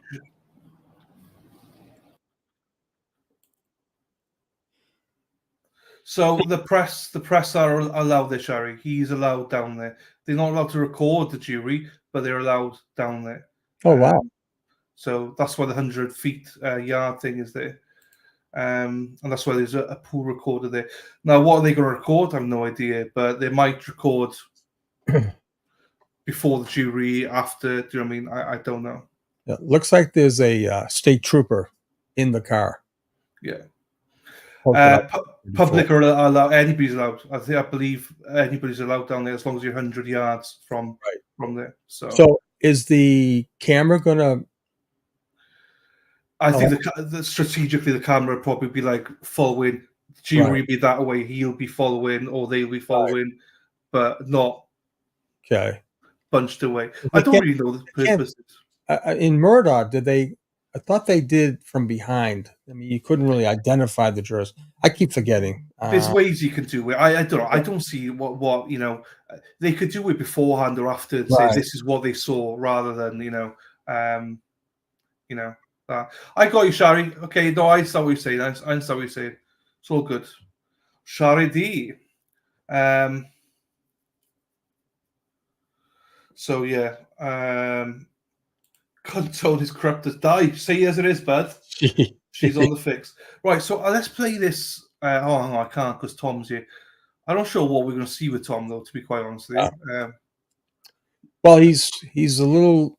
I mean, it doesn't appear that he's leaving. He should have someone already stationed down there with the link to his channel. Oh, right, Joe. I'm going to pause, Tom, because I don't think there is anything to see here. So, except for the attorneys coming out, which what I'll do here is I will play you Andrew Burkhardt. This is what Andrew Burkhardt said about Judge Canone. Share screen. Wrong one. Where's it gone? I never remember. Where's here? Is this? Yes. Pause it real quick. Yeah, I wanted to address this real quick because this came up during that final hearing that they had where they gave, made the final rulings before trial. And I had caught that because Judge Canone had specifically said, when you object, don't state a basis. You simply say whether you object or not. That's how she wants it done in her courtroom. It's like an extreme version of, no talking objection so that you aren't telling the jury all kinds of stuff through your litigation of the legal issue. But it is quite extreme because normally, yes, you need to state the basis for your objection, even if it's just a simple term, foundation, hearsay. I mean, whatever form of the question, whatever the general objection is, you need to state that. She told them specifically not to. And the question is from an appeal standpoint, how is the court supposed to review that? Well, I'll tell you, this is quite a clever move that she's done because in most courts, in most appellate courts, there is going to be a rule that you can affirm the trial court judge on any basis for which the record is adequate to reach that conclusion. And so basically what that means is that, say, for example, the state was objecting and they objected on hearsay grounds and the judge sustained that. That could potentially be error if the court looks at it and they're like, well, no, this wasn't offered for the truth or something like that. This was not a basis. So what she's basically doing is she's leaving the door open for the state to go in on appeal and then argue any basis whatsoever to justify this objection. And if that is arguable, if that would have been within the trial court's discretion to sustain that objection, then they'll affirm it because they can do that for any reason. They can't reverse for any reason on the record, but they can affirm for any reason on the record. So it's just a little clever way of taking advantage of that procedural kind of preference that the judge gets in making those types of rulings. Yeah. So basically, she's saying this is helpful to the Commonwealth if they do want to appeal. At any point, so but I think that's disgraceful personally, but well, defense has two options. They can note every objection and why and make a record somehow of their own, or they just honestly believe this is never going to get to a stage where they will go to the jury. I just don't see this going to the jury. No, I know, but it's unless that's why Jackson there wanted it on record. Right. He wanted his because there's no other way to wait to put it on record. That's the only way. If she says no, like she tried to do, then he's got no way to note it. So he has to put everything on record. Right. Jerry D says this. What do you guys think about the vehicle placement based on 2 online pictures? It's there. There's no doubt. That's her vehicle. I know that's her car. No, it's definitely, it's been confirmed it's a car. It's more the placement because his head is facing one way and it's past the flagpole or something. Right. Yeah, it's definitely there. I think what Shari's saying is it's in the wrong position of what would have happened, I believe, is what she's alluding to. In other words, it should be further down by the crime, where the body was found. Yeah. Yeah. Maybe they'll move it, Shari. Maybe they'll move it. I have no idea. Right. But thank you for the super chat anyway, Shari. I don't know. Because Steven says, why is the car facing the wrong way? So there we are. It's not. It's facing the way she came down. I'll be honest with you, I don't know. I'm not seeing Yeah, this. the vehicle is parked with the house on the right side passenger. That's exactly how she came down. She came down Fairview from Cedar Crest. The house is on the right side, the passenger side. So it's facing the right direction. Still think there's confusion about the 3-point. We know, even Vinny was talking about a 3-point turn. There's no 3-point turn. She went straight ahead, went straight down the road to I guess Chapman, and made a left, went up to Washington, made another left, went up to Pleasant, and made a right. There you go. Be there, so maybe they'll back it up 24 miles per hour for 60 feet to play to the jury. They can't do that. It's not. Yeah, it's impossible. none of that's in evidence. I'm. So you're saying that the defense allowed that, huh? Yeah, they must have, because it's there. Or what? I think that is evidence that has not been admitted. I don't understand that vehicle is evidence. I imagine they. It's their benefit though as well, because once they see the scale of everything, it's Right. But she's talking about items, coming in mismarked or not chronological. I mean, I don't know. I've never seen the jury view a piece of evidence that has not been formally introduced as evidence. Are they going to that's Karen's car? Are they what? Sorry. Are they going to? I assume they're going to say that's Karen's car. Yeah, they'll specify that. Well, maybe they will. They They're will. Yeah. stipulating to everything then, I guess. But I think it's just stipulated to the car and the location and everything else, nothing else, obviously. Right. But let's get Tom CPU. This is Karen leaving court. Oh, okay. Huh.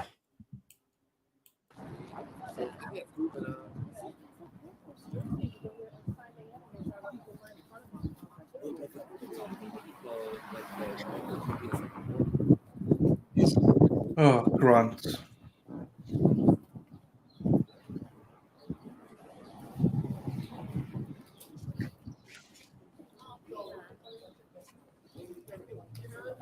Karen. Let's see.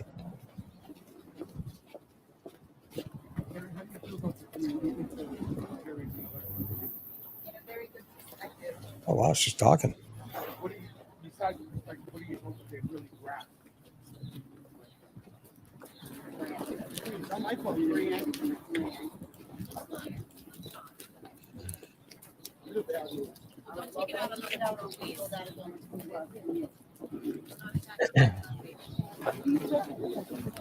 Love you, Karen. Love you, Karen. Love you.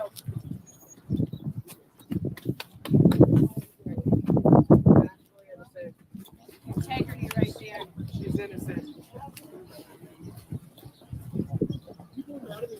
Where are the state police? This is crazy.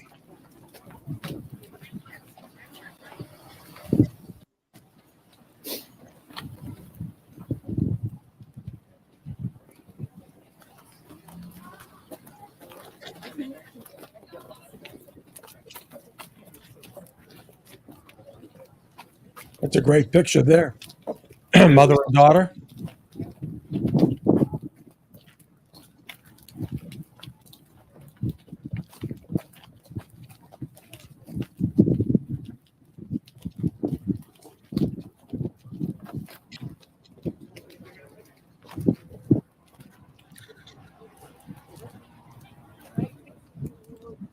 We'll address that one now, Stephen.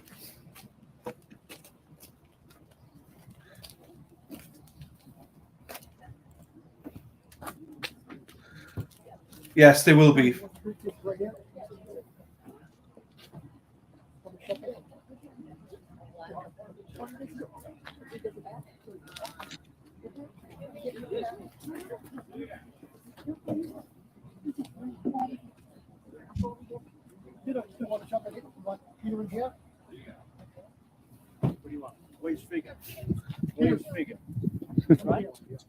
Shotgun. Lisa's on a business trip and she's not happy. Coming under, Tom? Yeah, I'm gonna jump under this. Thank you, my friend. No problem. Pretty Anything good, for huh? you. Oh, Grant. As soon as it came Out of to that control. law, his whole attitude, he's going after Peter Murphy now. Why? Because he's giving him shit. It's not my fault you didn't make change. Where'd he Absolutely go? not. Absolutely not. Jerk. Absolutely not. Where did he go? Where did he run to? Brad, go home. All right, let's go. Oh, wow. Yeah. Right, let's leave it. Stephen had a good question here. Hang on. I don't know the answer to this. You might know this though. Lally also told the jurors to pay special attention to the center console. What's in the center console? I have no idea. 'Cause I don't know how it's based in the US. What I don't really know. Is it different? I have no idea. I don't know. So they must be able to go into the car then. So to view the center console. Yes. Okay. Right. So we've got that. Right. What I'm going to do, because we need a bit of a break here as well, Yeah. Sean. So, Okay. so I'm going to play a video here. It's one for the ladies. This one is. Okay. This is Peter Tragos. I'll keep an eye out as well to see Okay. when. I will too. But we're coming back at 2:00, no doubt, because that's what time she wants everyone back, right? Yeah, she'll be back by then. I will try and look for a pool camera as well to see if we do get to see it. But in the meantime, let's pull this up for you guys. This is Lawyer No, who is discussing something. I don't know what, but this is something most people like. But yeah, sure. Obviously, come back on whenever you want. I will. I'll be here. I'll just, dogs need a break. You know how that goes, right? Yeah, no, we all need a break. So very good. We'll drop off for a little bit and then we'll come back on, guys. So here we go. What's up, everybody? Thanks for joining me. Thursday night. We've got a lot to hit. It was a really interesting day of testimony today. On this video, we're going to talk about more of the quotes from Karen Reed. Who heard what? We finally get an explanation from the state as to why we have some different quotes from Karen Reed. We have more discussion about the injuries. We'll see if the state can connect those dots.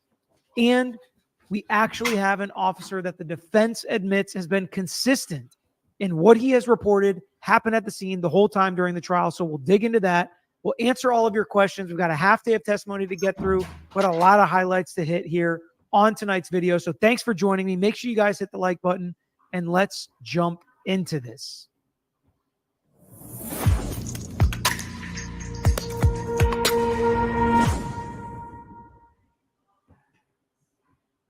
A little bit later tonight, because I had a member guest golf tournament today that was amazing and so fun, and the first time I have ever won a member guest tournament. It was the one day over at Pelican Golf Club. It was amazing. We can talk about that more later, but we're going to start this video the way the court started the day. And when I heard this, I was like, wow, I like that. I've never seen a judge do that in any of the trials that I've done. I kind of enjoy it. I wonder if the lawyers have to agree to the example the judge gives to try and instruct and teach the jury exactly how this stuff is supposed to work. Because as we've talked about, it's kind of an impossible job for a jury. They're not trained on it. They are supposed to use their common sense. They are supposed to bring their experiences and backgrounds into it and their decision making. But it can be really hard. It can be really confusing, especially when there's objections and judge saying things and lawyers saying things and witnesses saying things. But I really liked how this judge started the day to give a very clear illustration to explain how what the lawyers say is not evidence. I don't know if a lawyer requested this. I don't know if this is something the judge always does, but I thought it was kind of cool. And that's what we're going to start with today to help jurors understand how they weigh the evidence, how they make decisions. Here we go. Everyone said no or shook their heads. So, Jurors, from time to time, I will give you instructions or talk to you for a few minutes about how you evaluate evidence. So I just want to take a couple of minutes today. It's part of my job, where my job is to teach the jury about the law. So in considering the testimony of any witness, please remember that questions are not evidence. Only the answers, which are in fact the only part of the exchange between the lawyer and the witness that are given under oath, are evidence. So if a witness is asked, isn't it true that after you learned that your uncle left you money in his will, you poisoned him? And the witness answers no. Based solely on that question and that answer, there's no evidence that the witness has an uncle, that the uncle had a will, that the uncle left the witness money, that the witness knew that he did, or that the witness poisoned him. So going forward, I want you to consider the evidence in that regard. So she's absolutely right. And what's funny about this is a lot of lawyers, especially lawyers that cross-examine a lot, which is more the defense than the state. But if the defense calls witnesses, obviously the state does a lot of cross-examining as well. But because you can lead and put the answer in your question, many times lawyers say things hoping jurors listen to it. Sometimes they do, sometimes they don't. They are definitely instructed multiple times. And in opening statements and closing arguments and jury instructions, they're instructed that what the lawyers say is not evidence over and over and over again. But to give a specific example, while they're in the middle of trial hearing these types of questions, I appreciated it. I don't know if the defense lawyers asked prosecutors. I would assume prosecutors appreciate it, because during cross-examination is most of the time when lawyers put answers and questions hoping the jury hears it and starts thinking, wait a second. Now, if they can build on it and they can have their own witnesses testify and it becomes evidence, obviously, then that's a different story. But just the lawyer saying it does not make it evidence. But what is evidence? Also, there were videos shown to you, and I expect that throughout the course of this trial, there'll be many more videos shown to you. These videos are evidence, and there's audio on these. So what the video shows is for you folks to decide. Not me, not any of the lawyers. What an audio... The lawyers ask questions. Did you hear the video say this? She wants to make sure that you are not taking the lawyer's words and applying it to the video, but instead watching the video yourself and seeing what it says. Recording says is for you to decide, not me, not any of the lawyers, because you find the facts. That's your job. We all have different jobs, but finding the facts in the case is your job. Okay, so with that, please get... Finding the facts in the case is your job. When you watch, when you listen, what do you hear? What do you see? And jurors trust their own eyes and ears more than anything else. So I love that to start the day today. EDB is in the chat. What's up, Emily? Golfing was amazing. I was able to watch this on 2x speed, and it did not affect my round at all. So I was very glad to be doing it. It was incredibly hot, but it was so fun. And I almost had a hole-in-one on the closest to the pinhole. I was about 2 inches from making it. So I also got the closest to the pin prize too. It was just a great day. Great day all around. So you got your boy in a good mood tonight. Thank you, John and Danielle, for gifting these memberships. That's so awesome to continue to grow the membership crew.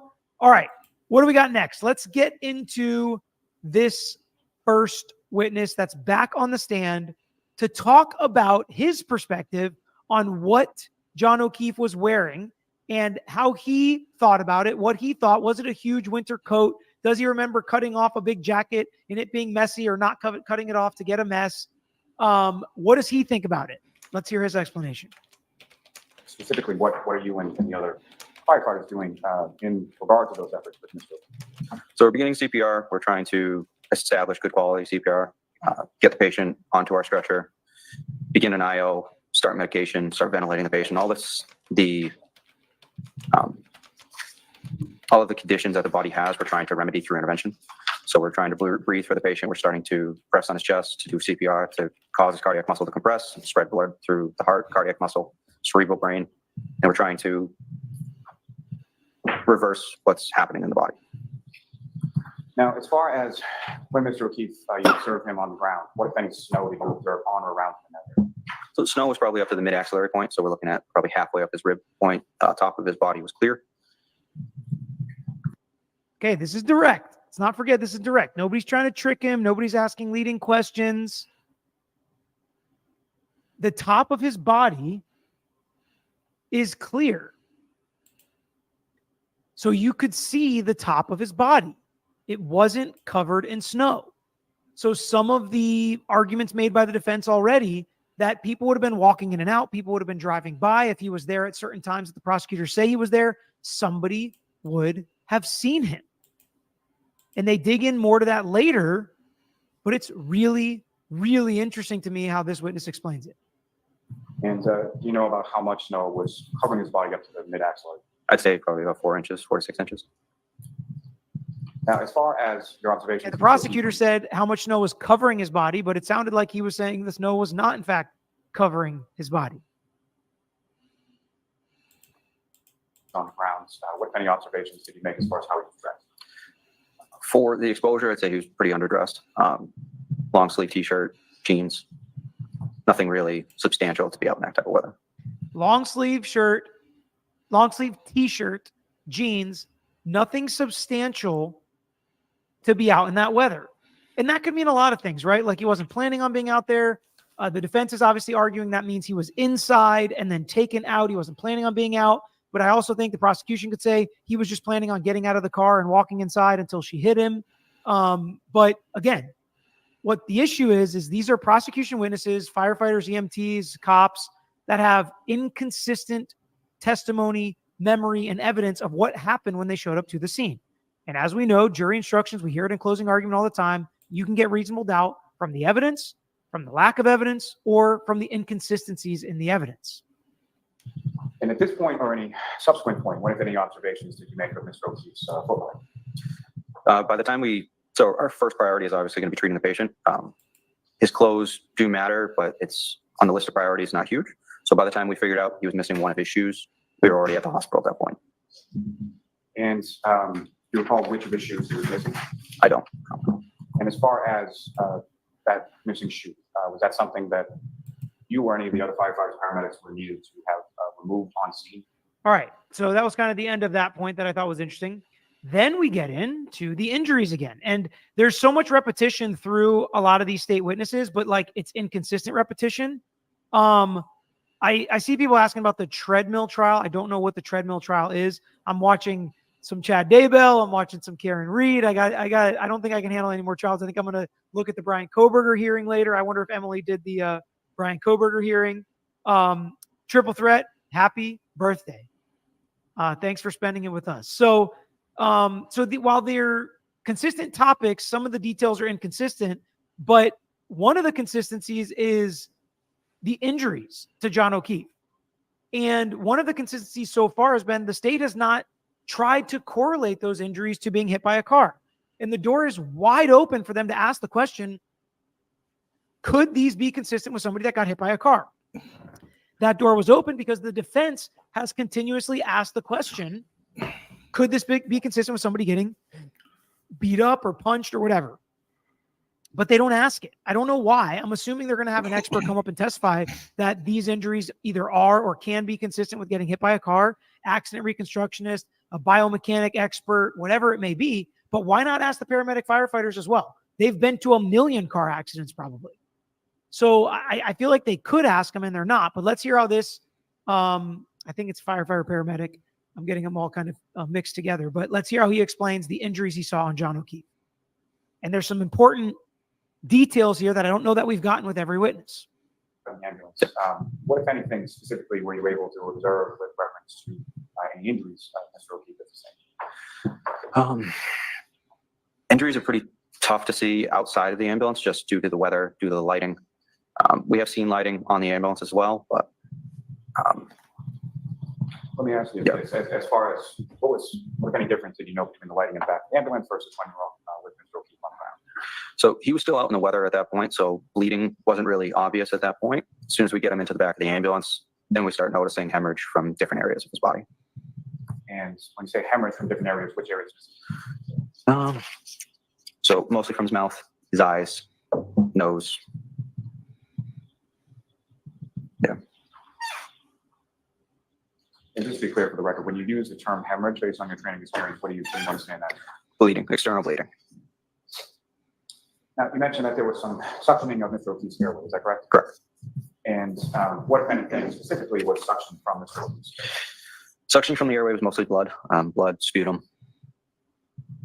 And as far as how much, what if anything you have to sort of measure how much blood was suctioned out of the airway?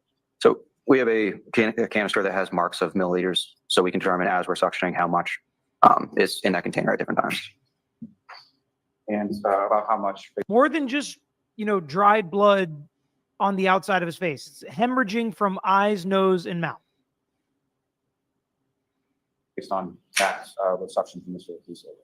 So the initial suctioning with the rigid tip was about 150 milliliters.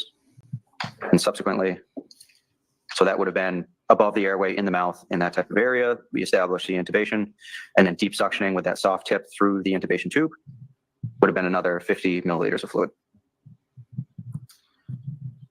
Now, with reference to, you mentioned some observations to Mr. O'Keefe's back, correct? What's that? Sorry. You mentioned some observations you made earlier in reference to Mr. O'Keefe's back. Yes. And what were those again? So that would have been redness of the skin in the posterior of the body. What, if any, significance does that have to you as far as your observation? So redness from the skin, if it's general across the body, can mean certain things. If it's just a particular area, and due to the fact that it was cold outside, that would have been the initial stages of frostbite or exposure to cold. And as far as the remainder of Mr. O'Keefe's body, what, if any, other observations did you make? In which areas did you make those observations with regard to the initial state? So for as far as the cold exposure, cold exposure, we're looking at the most exterior parts. Extreme cold exposure can lead to frost nip and frostbite in different areas. The first affected areas are going to be your fingers, your ears, your nose, your toes, that type of. So that was a cold, waxy, pale, stark white substance, basically, or condition of the skin. And on each of those areas that you just described? Yes. Now, sort of up in the area of Mr. O'Keefe's head, you mentioned some bleeding from the eyes and the nose, correct? Yes. As well as the mouth? Yes. And beyond that, what, if any, observations you make of any other sort of injuries to his head or his? So his eyes were pretty well swollen. We were trying to clear areas of blood to figure out if there were any contusions around the head. I believe there was a contusion on his forehead. Also had some markings on his extremities as well. So contusions on his forehead, markings on his extremities. I think you could say, is it possible if he got hit by a car and his head ricocheted and hit the car that he would have blood on his face or contusions or whatever? They don't ask any of those questions. I don't know why, but they don't. And just as far as your understanding based on his training experience and user work, what do you understand? Bruising. And before we get to the extremities, what, if any, observations did you make as far as Mr. O'Keefe's abdomen? Abdomen we noted as significant as distension or swelling of the belly. Swelling of the belly. More is coming on this on cross. And what, if any, significance did that have to you? It's another of our detailed assessments. We go through the body in a more detailed way to try and find more clues that we can pass on for the assessment. Distension in the belly could be due to trauma or bloating. It could be, those are usually our biggest triggers for distension. Could be trauma, could be bloating. Now, you mentioned as far as the extremities are concerned, what, if anything, did you observe as far as injuries to Mr. O'Keefe's? So we're looking at, so we had the cold, rigid fingers, hands, feet, and we had multiple dry blood lacerations to the right arm. Recall specifically where on Mr. That's the furrowing on his right arm. O'Keefe's right arm? Would have been his upper arm. And you mentioned dry blood, is that correct? Yes. So these were not actively bleeding at the time that you observed them? No. Now, as far as dried blood, he said it for those scratches on the arm, but I'm not sure that that's what he was saying about the blood coming out of the face. I don't think they were clear on that with this witness. being dry blood versus actively bleeding, what, if anything, does that indicate to you as far as sort of time? So we had active bleeding from other areas in the body. So the fact that it had already stopped and clotted, I would assume that would have been several hours before the incident that led him to be there. But I would. So he's got the scratches on his arm that are several hours before, but now active bleeding in other parts, meaning the face. So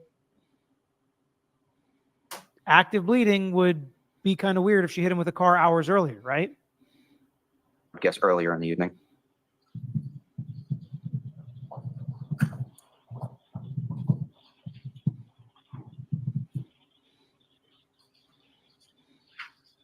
All right.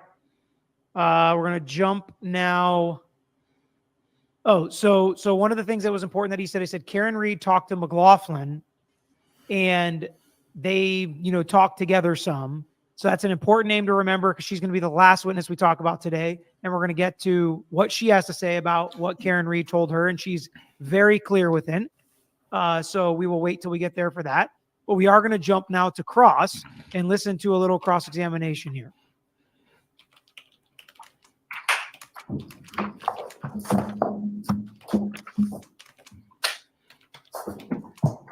Good morning. Good morning. I'd like to start sort of at the beginning. When you first arrived at the location, you indicated that you could, in fact, see the body from your perspective, correct? I could see a body, yes. And I think you indicated the shape of the body. Yeah. Couldn't tell if it was female or male. Nope. But obviously looked like a human figure. Yes. Okay. All right. So Art Reese brought up a great point. Karen Reed would have knocked the snow off the upper body doing CPR. So we'll see if they are going to bring that up. I think that's a very good point. And it's interesting because I haven't heard anybody testify that the snow was, 4 inches is probably not, I don't know how many inches is my shoulder. I'm pretty sure it's more than 4 to 6 inches. Like, I don't think 4 inches of snow is going to cover up my entire body. But it's also a good point. It could have been knocked off later, but that's going to be a big thing. Could people on the snowplow have seen him? Could other people have seen him? But even piling up or being an obvious pile laying on the front lawn in the shape of a body, which is the start of this cross-examination, I think is important for the jury to try to determine what exactly did this look like. If somebody were to walk by, if somebody were to drive by, would this have been obvious? I think is an interesting question. And Mercury Stars says, what if he just fell? It's possible.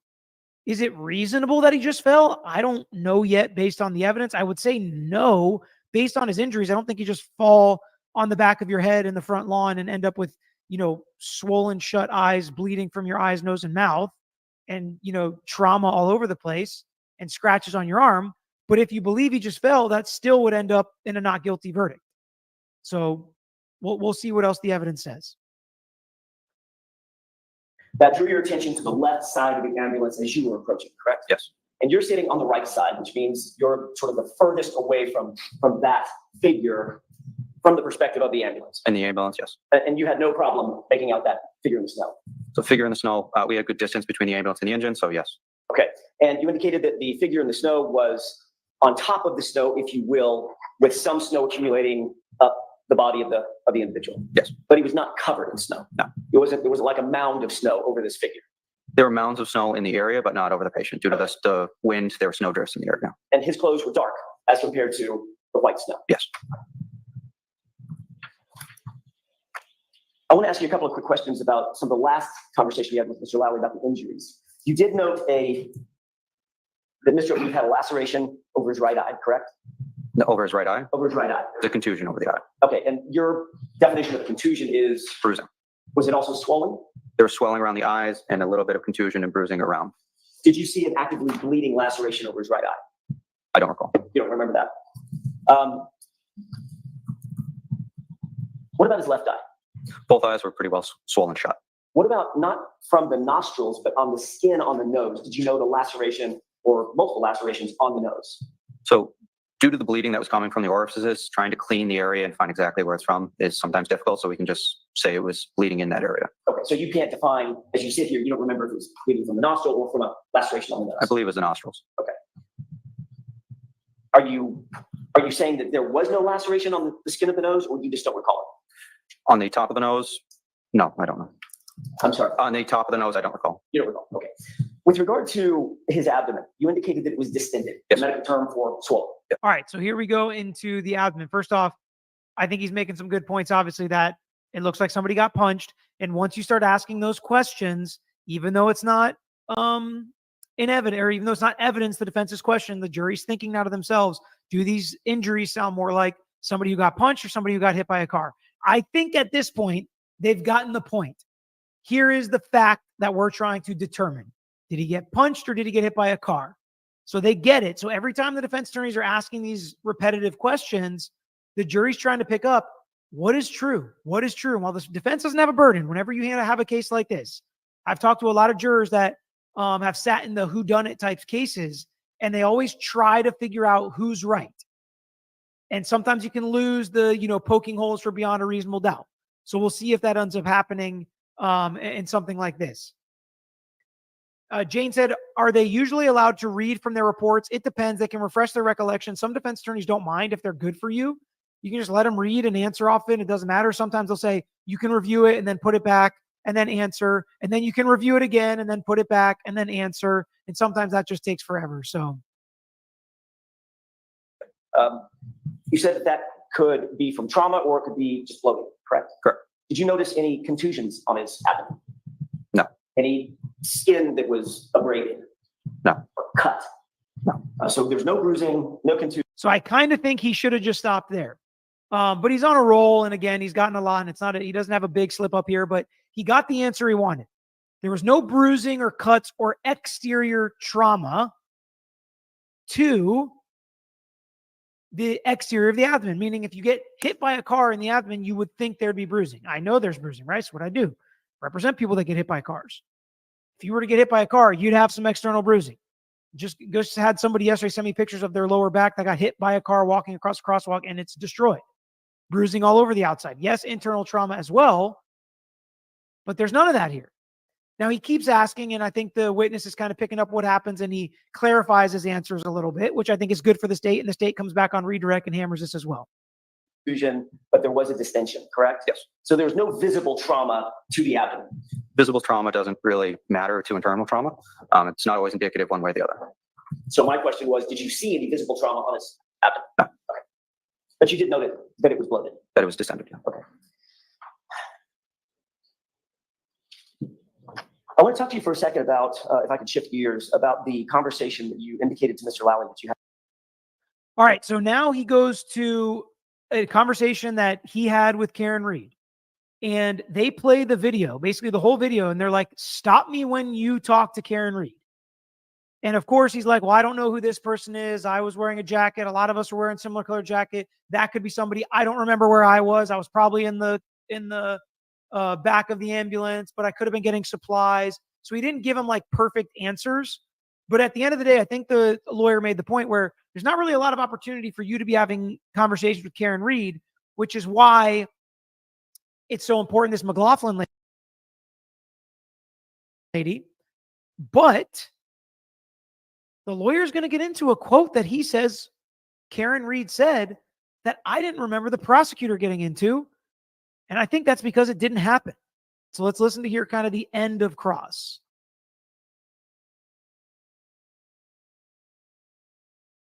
Of course, yes, I think we are finished. Thank you, Your Honor. For the lead firefighter on that team that night, correct? Lead paramedic. Lead paramedic, thank you. You understood, obviously, the gravity of hearing a statement like, I hit him, some sort of an explanation about what may have happened to the victim, correct? Correct.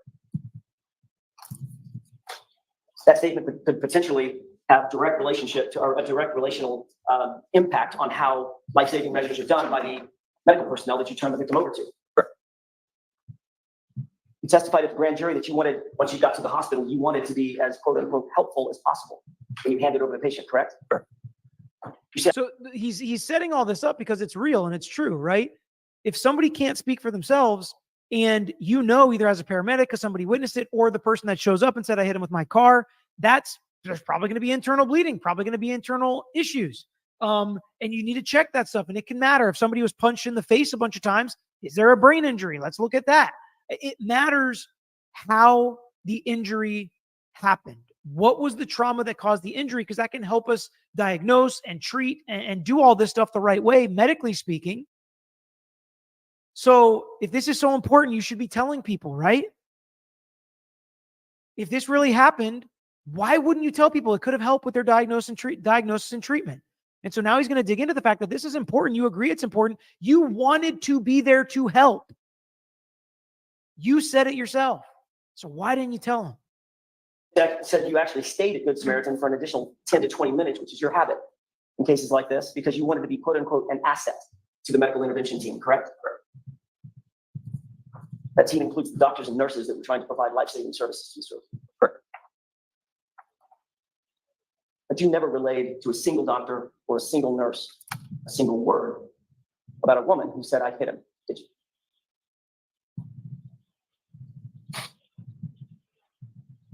Documentation for us ends at transfer of patient care. As far as my memory, I do remember relaying that information to the doctors and nurses. You do? Yes.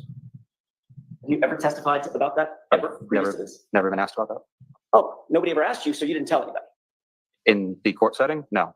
Testified in front of a grand jury, didn't you? Yes. Shalali asked you a bunch of questions. During the course of that conversation, it was under oath. Did you ever disclose that you told the doctors and the nurses that you heard a woman say, I hit him? I recall telling the doctors and nurses that there's a question of that the patient was hit by a vehicle.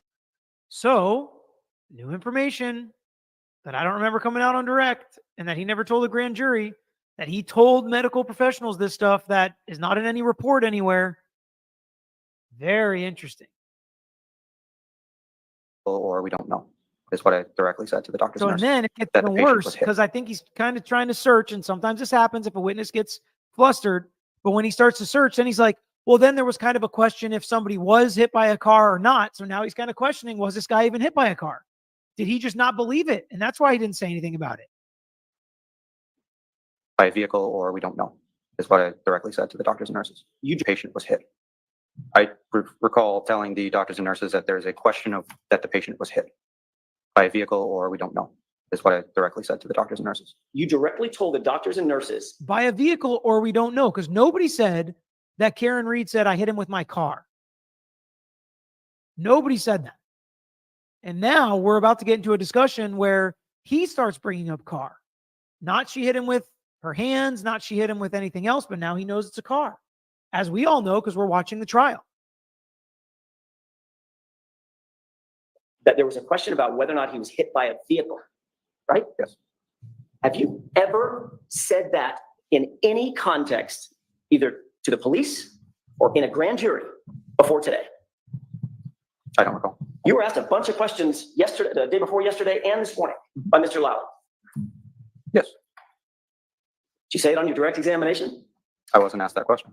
So since Mr. Lally didn't ask you, you just left it out, that you told the doctors, the medical professionals, that in fact, you described that this patient was likely hit by a car.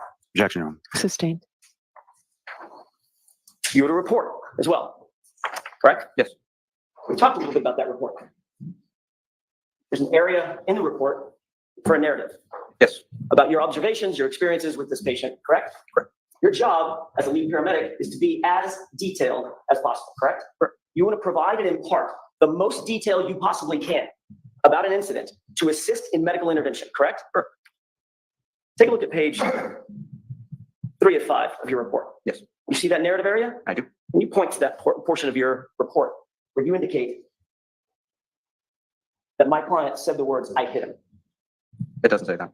Can you point to your report, the portion of your report where you indicate that you told the doctors and nurses that she said, "I hit him"?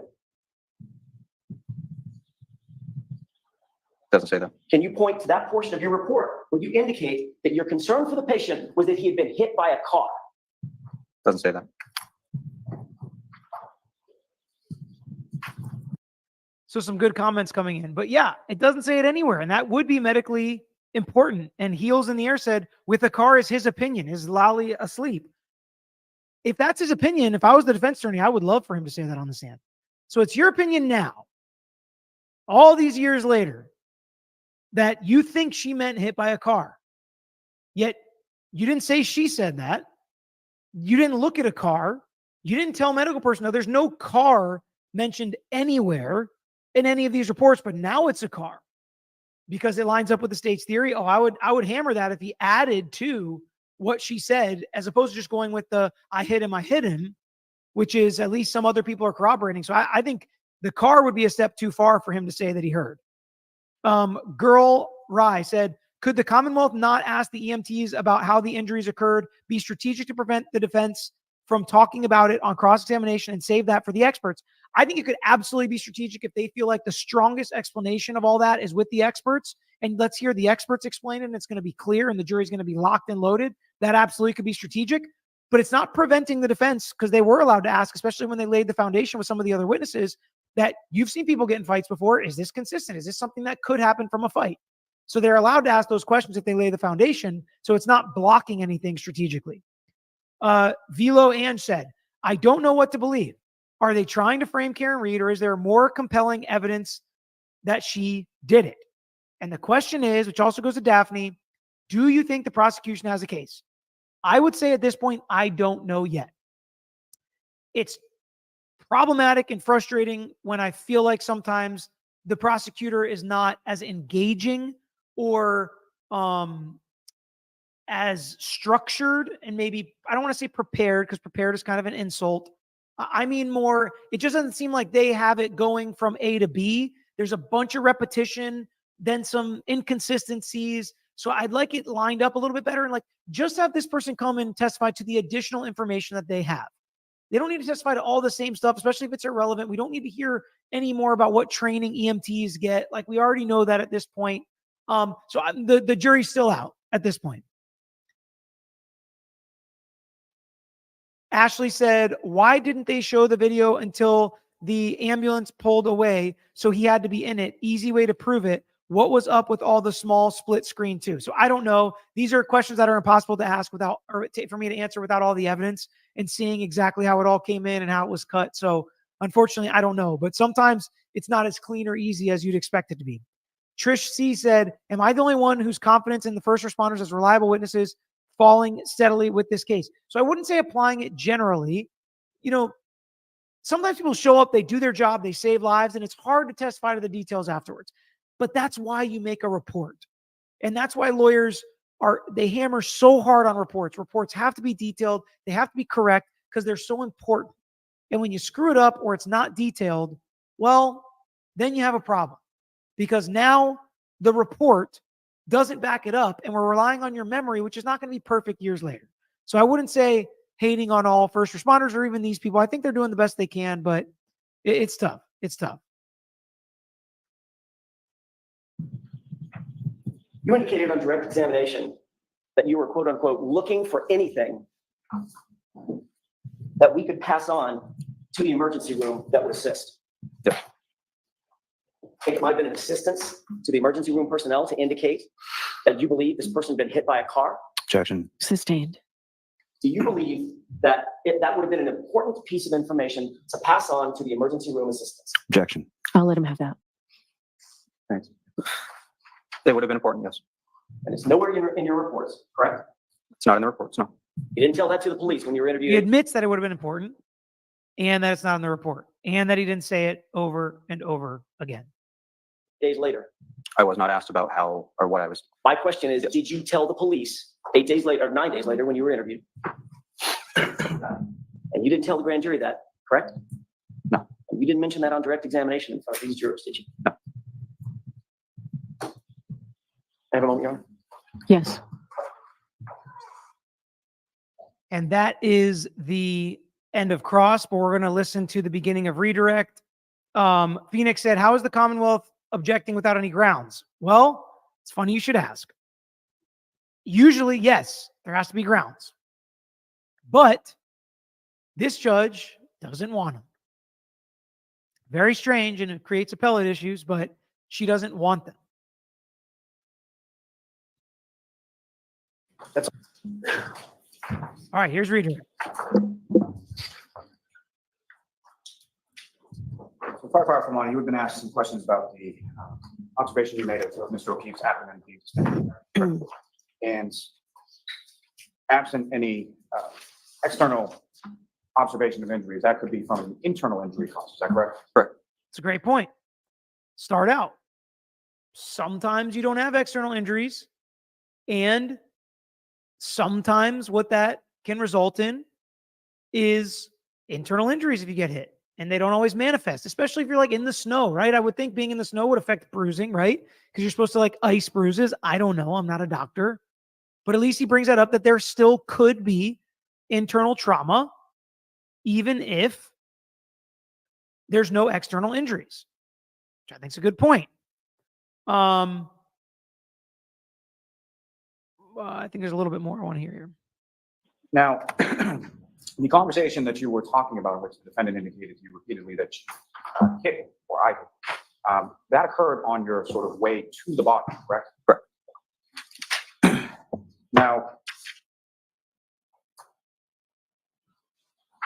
turning back to sort of when you're coming to the scene and arriving at the scene, you've got a call or dispatch in regard to an unresponsive male in the snow, correct? Correct. So you know that going, correct? Correct. And where you sort of bring the ambulance to a stop, there are other vehicles already in that area where Mr. O'Keefe is, correct? Correct.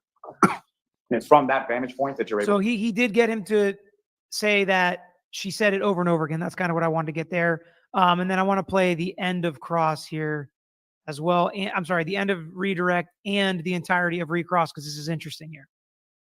question about whether or not Mr. O'Keefe had been hit by a car, correct? Correct. And so from your conversation, sorry, I'm going to back it up. Correct. Correct. And you indicated in that when you were asked questions about what you relayed to the hospital staff, that what you're testifying to, that's your memory of what you told the hospital, correct? Correct. And you indicated in that you had said something to the effect of there's a question about whether or not Mr. O'Keefe had been hit by a car, correct? Correct. And so from your conversations with the defendants and the sort of expounding questions that you would ask for clarification, why was it that you related motor vehicles sort of specifically as a question to the hospital staff? So it was due to the proximity of the patient to the roadway and the vagueness of the statement. So proximity to the roadway and the fact that she stated, I hit him, the red flag of him being underdressed and not, people don't just lie down in the snow in a blizzard. So how he got there, we're not sure. So we're trying to figure out what happened, but due to the proximity of the roadway, that was our first inclination. So he thought because it was so close, that's why he thought it was a car. And that's his explanation. I would drive a truck through that. I would love it if he said that and get up and really hammer home why he didn't do more. But I do think he already did that a lot on Cross. So it does make some sense there. John said, was that a trick question by the defense? That report was not supposed to include that information. A lot of that is hard for me to answer, John. I'm sorry, because I don't know what that is referring to. But in his narrative of his report, he should absolutely put if the defendant told him something that she hit him with a car or that she hit him and he thought it was a car. And a lot of times you say possible trauma in a motor vehicle accident. I've seen that in a million run reports.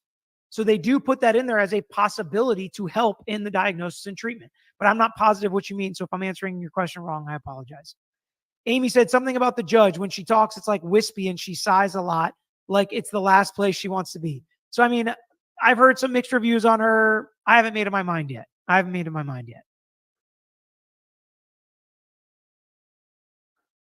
Sleuthy Goosey said testimony has been 5 to 20 feet from the roadway. I have nothing. All right, so that's the end of Redirect. All right, and now we get some a couple recross. questions.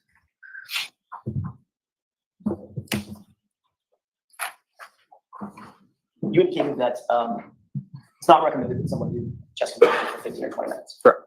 You saw the video. Correct. That video was about 3 minutes. Yes. Did it appear that the same person that was doing chest compressions at the beginning of the video continued doing chest compressions all the way through? I don't know. We just watched the video.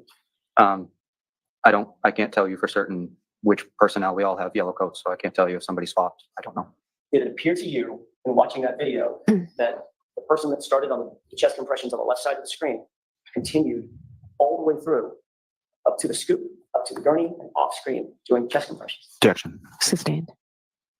So here's the problem with this witness, okay? And I don't have this part of the video memorized in my head.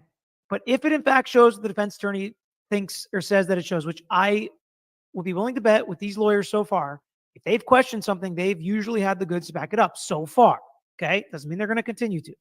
But if it's clear to the jury's eyes that the same person is giving chest compressions and this guy's looking at the floor and doesn't want to answer and says he's not sure because they had the same coat on, that does not go well because jurors trust their own eyes and ears over everything, including experts. I've had them ask for the MRI films because they want to look at them themselves, even though we've had double board certified radiologists tell them what the films say because they trust their own eyes. So if they can look at it and tell that the person didn't switch and this guy refuses to say the person didn't switch, that's not good. I'm not saying that that's the case. I'm just saying if that's the case.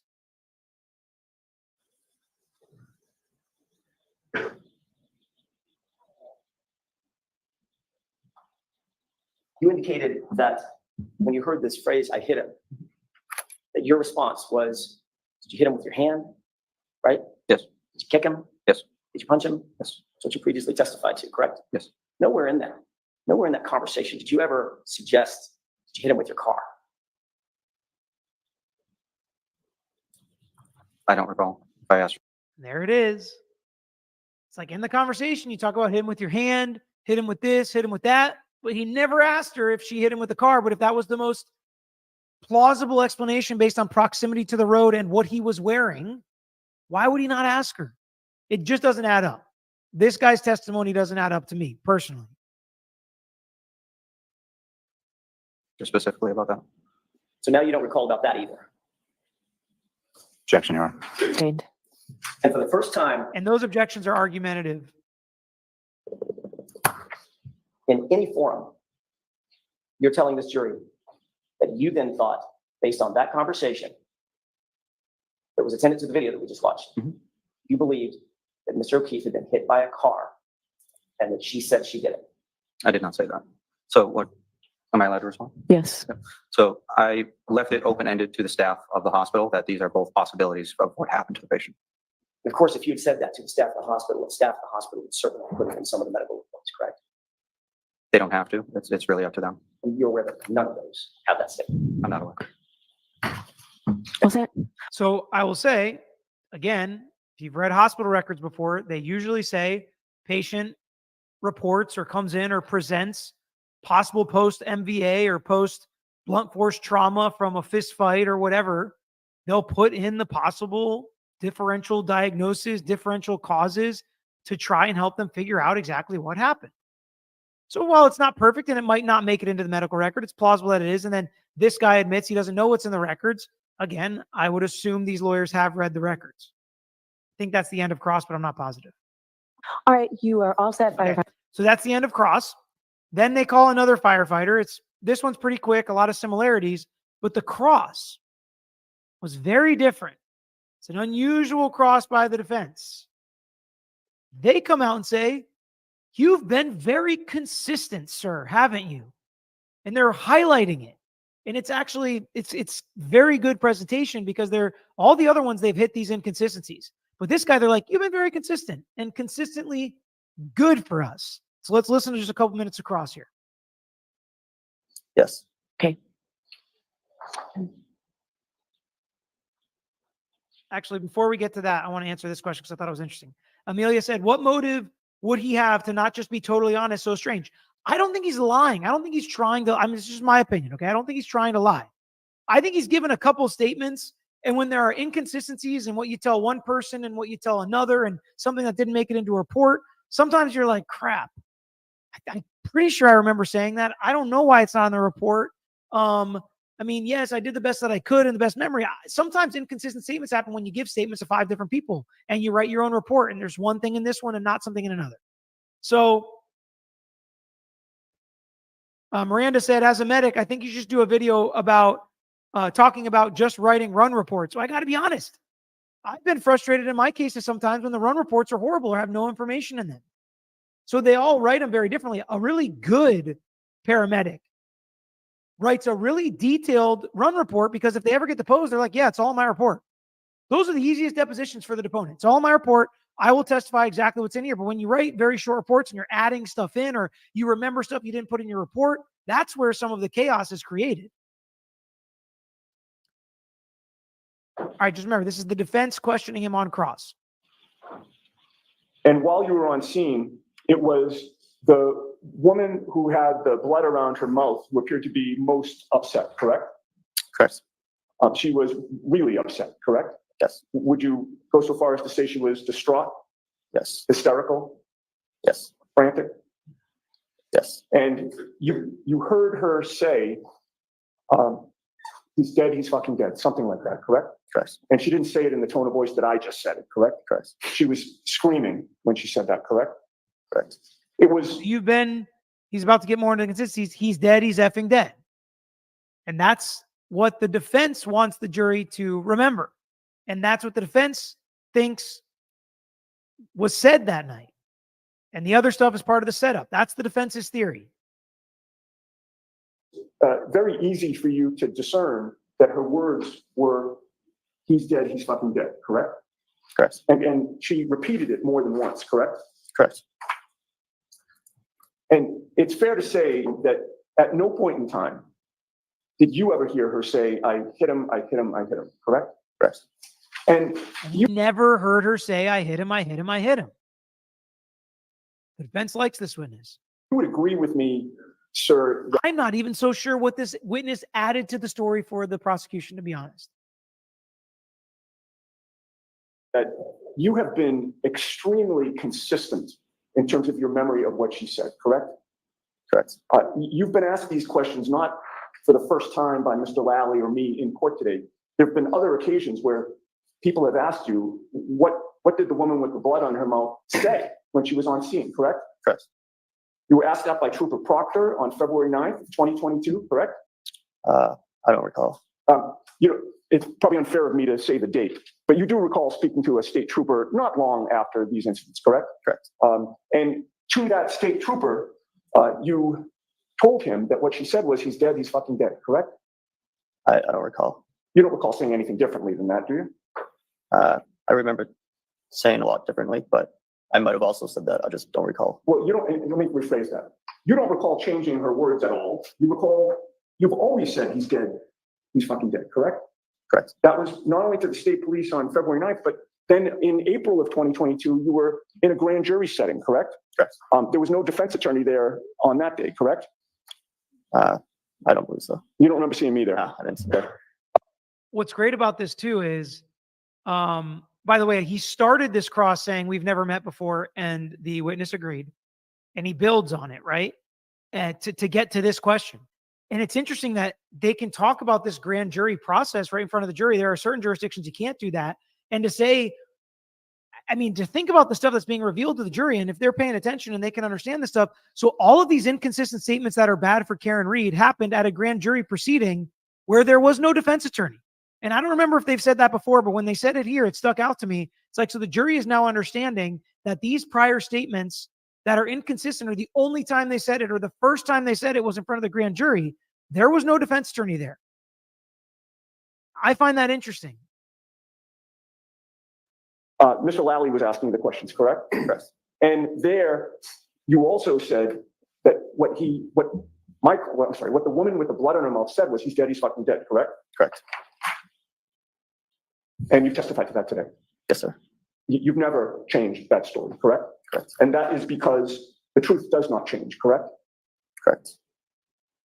All right. At this point, I'd like to play. You've been very consistent throughout the whole process, right? Yes. That's because the truth does not change. Correct. This is a state witness, and it may be minor points, but it's still points for the defense on a state witness. Furious said they should have spread out these witnesses. The jury now has it ingrained in their minds that none of their stories line up. And I think they're confused by what she said, but I actually think, so point for the prosecution. I actually think that at this point, I would kind of believe she said both. I hit him and he's dead. He's effing dead. And the prosecution does a good job on redirect of doing just that, of pointing that out. On redirect with this witness, they say, isn't it true where you were, other people could have said or have heard things that you didn't hear? Yes. And what you heard, other people might not have heard. Is that correct? Yes. Great point from the prosecution to at least say it's possible that multiple things were said and not everybody heard everything that was said. And at this point, I think that's plausible. Now, is that I hit him a confession? They'll have to make that determination later. Ashley, Peter, does it seem odd that they're doing a jury viewing tomorrow? Seems very early. Depends on how the prosecution wants to present their case. And they've set the scene. Everybody kind of knows where the hydrant is and how far he is away from the car and things like that, where the house is. So they get the opportunity to go see it. I don't think it's a bad idea. I mean, this is when they're setting the scene for the facts of what happened. All right. So now, key witness, McLaughlin, the last witness to take the stand today. We're going to listen to about 2 or 3 minutes of her testimony because she's going to take the stand again tomorrow. And so I'm sure she'll have more to say tomorrow. But let's listen. We've already set the scene that she is the one that had conversations with Karen Reed. So what did Karen Reed tell this person that other people at the scene said she clearly took time speaking to Karen Reed? Distraught. And so as far as your questions. What type of questions are you asking, or what type of information are you looking for from this person? So just basic demographic info, who the patient is, his name, his date of birth. And then as far as any more questioning, you're trying to gather information that would basically help explain how this person ended up in the scenario that they're in. So did he have any medical problems? Does he take any medications daily? Does he have any allergies to medications? I was asking those questions. And as you're asking those questions, what, if anything, is the defendant is doing while you're asking those questions? She answered who the patient was, his birthday. I think she answered the maybe some of those initial medical questions that I asked. But as I said, she's very distraught. She was kind of moving around the scene a little bit. So I was just kind of following her, and then we came to a stop at one point, and I continued to ask one more question. What was that one more question? So at that point, I asked her if there had been any significant trauma that happened before this. Now that seemed a little coached, right? She says all this stuff, and then she's like, but then I asked her one more question. ... Ask me what I asked her. That seemed a little bit prepared. But nevertheless, in front of the jury, we're going to get to that question. To ask one more question. Stop it at one point, and I continued to ask one more question. What was that one more question? So at that point, I asked her if there had been any significant trauma that happened before this. What, if anything, she said? So she said, I hit him. She repeated it. There was a woman standing across from her who I believe at that point said, you're hysterical. You need to calm down. You're hysterical. She repeated, I hit him. And there was a police officer who was in that vicinity kind of with us who replied, you what? She repeated it one more time. And that officer then signaled to somebody, get Goody down here, which I'm assuming would be the sergeant.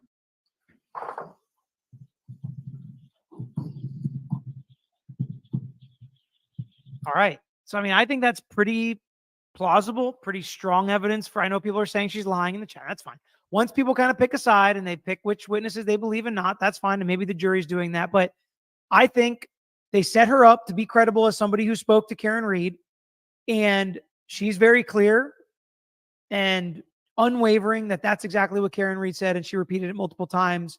And then somebody said, just stop, you're hysterical. I think, so a couple things. Andrea Taylor, great to see you. And thank you so much for gifting memberships.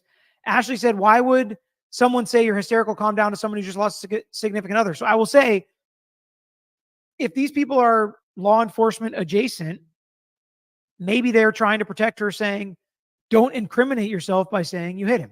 I don't know. These are the same people that are accused of setting her up and doing all that. I don't know. I'm just saying there are reasons to tell people that are hysterical to stop, especially if you don't know that that's true and they're just spouting things that, if they're false, could also affect diagnosis and treatment and things like that. So I think it's possible, but again, I don't know. I know a lot of people think this person is not telling the truth. I'm just saying during her testimony, I think it is believable for the jury, but we will see what the jury ends up saying. Okay. Heels in the Air said, thanks for reading my comment without having to super chat, and then super chatted. Thank you, Heels in the Air. To be honest, John and I are kind of like starring questions as we're going and as I'm talking. So there's a lot going on. I try to answer as many questions as I can. I try to get to all the super chats, and I will continue to do so because I really appreciate them. I think they add so much to the content. Family Account said, I'm convinced the witness is saying she hit him might have been coached. She was loud, distraught, repeated, he's dead. Yeah. And again, each individual person that adds their comment on what they think and how they think this is going is important, because if there's a jury that feels the same way, well, that could sway this entire case. I don't know what court starts tomorrow. Court starts tomorrow. I've been kind of out of it today. So when testimony ended, I stopped and I didn't hear. So I don't know exactly what the schedule is, but maybe people can throw it in the chat if they know. And thank you, Ben, for the super chat. There has been some back and forth on whether or not this witness is going to take the stand tomorrow or Monday. The jury is viewing the scene tomorrow. I don't know how long that's going to take. I don't know the court schedule. So, but It's easy to find and easy to see on Law and Crime and YouTube. And Emily Baker, I'm sure, knows because she is streaming this trial. So that's it. That's all we got for tonight. I appreciate you guys joining me. This was fun. Make sure you come back, hit that subscribe button, hit that reminder bell so you don't miss any videos that we post. We're also following along some with Chad Daybell. And we are also going to take a look at that Brian Koberger hearing. But you guys are the best. I appreciate you so much. I appreciate the questions. I appreciate the comments. And I just appreciate you guys coming to hang out with me even when we're a little late. So until next time, that's all we have. So I'm out of here. Thanks for. Okay, next video. This is another video for you guys. Hang on, bear with me.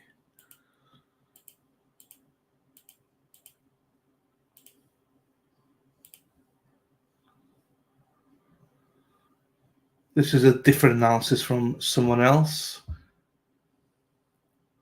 Judge denies picks ground for appeal if it goes that far. That's why they put it on the record, Richard. They had to put it on the record in case there's a grounds for appeal. The judge doesn't want anything on the record, so Jackson had to put that on the record, yes. Here we go. Confidential, a clash of memories. At no point in time did you ever hear her say, I hit him, I hit him, I hit him, correct? Correct. You indicated in both instances that the defendant said to you, I hit him, repeatedly, correct? Correct. As new light is shed on dark events. The snow was probably halfway up his rib point. Top of his body was clear.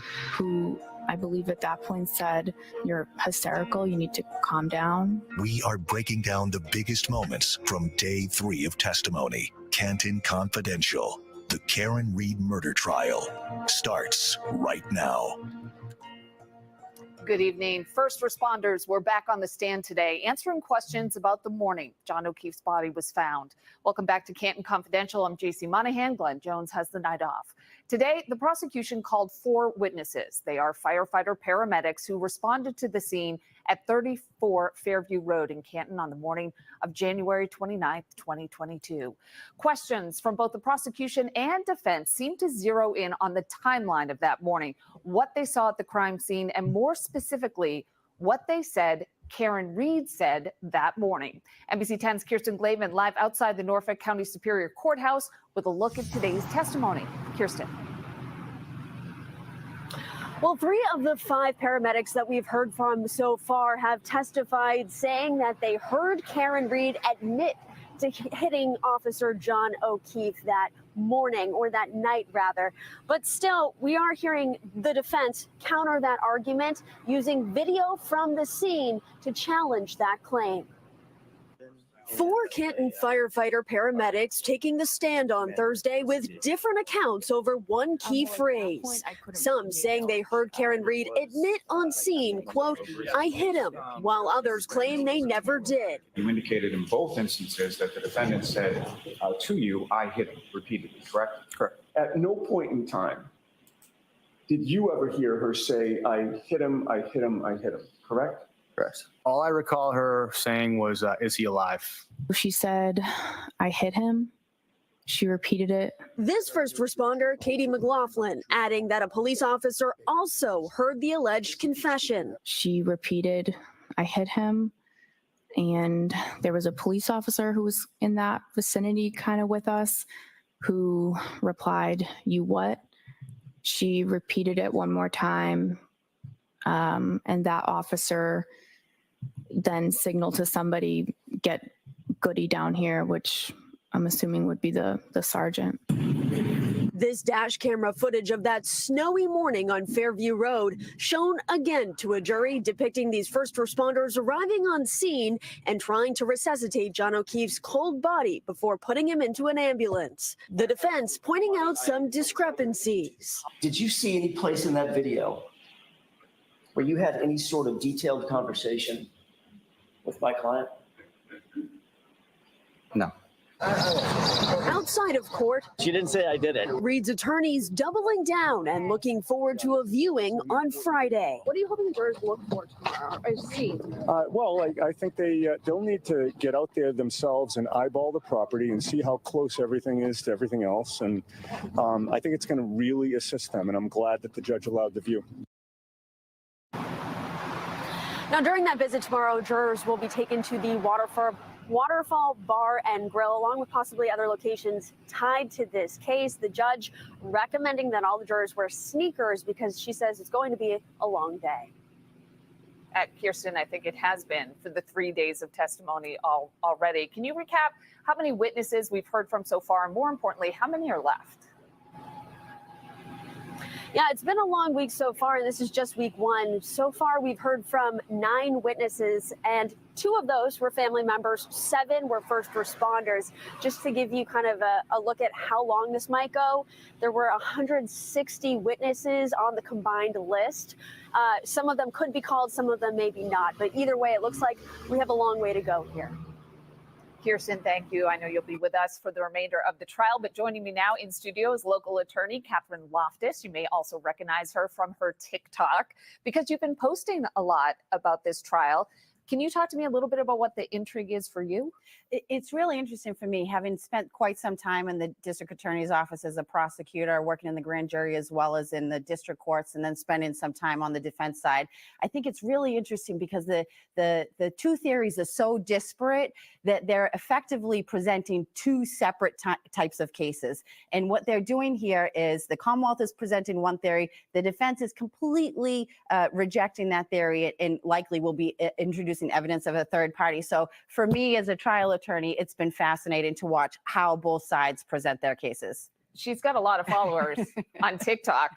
Tell me how the reaction has been to your posts and to the trial. What are you hearing? Sure. It's quite interesting. I get pretty good feedback. My goal, JC, really is not to persuade anybody of one side or the other. My goal is to explain the law in a straightforward way. It's a very complicated technical thing, how evidence is admitted, what people can testify to. So what I'm really trying to do is explain things as they happen, objections, hearsay, what it means.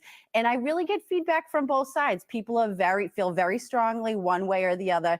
And then there's some who are in the middle. So I think ultimately the jury is the one who decides all of this, and they are coming in with an open mind. And that's what I'm trying to get people to do. And honestly, that's what we're trying to do here as well, because it does take some dissecting to understand this process. The people we saw on the stand today, they were witnesses for the prosecution. We just want to play a little clip from court today, because when the defense cross-examined them, it didn't seem hard to get them to contradict what they had just said. Let's take a listen just to part of Canton paramedic Anthony Flamatis' testimony this morning.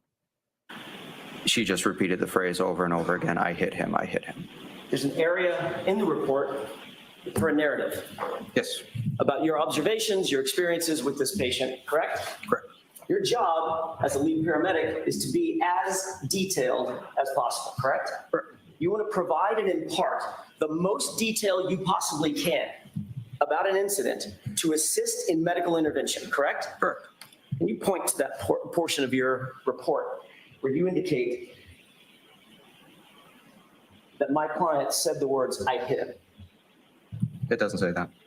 Can you point to your report, the portion of your report where you indicate that you told the doctors and nurses that she said, I hit him?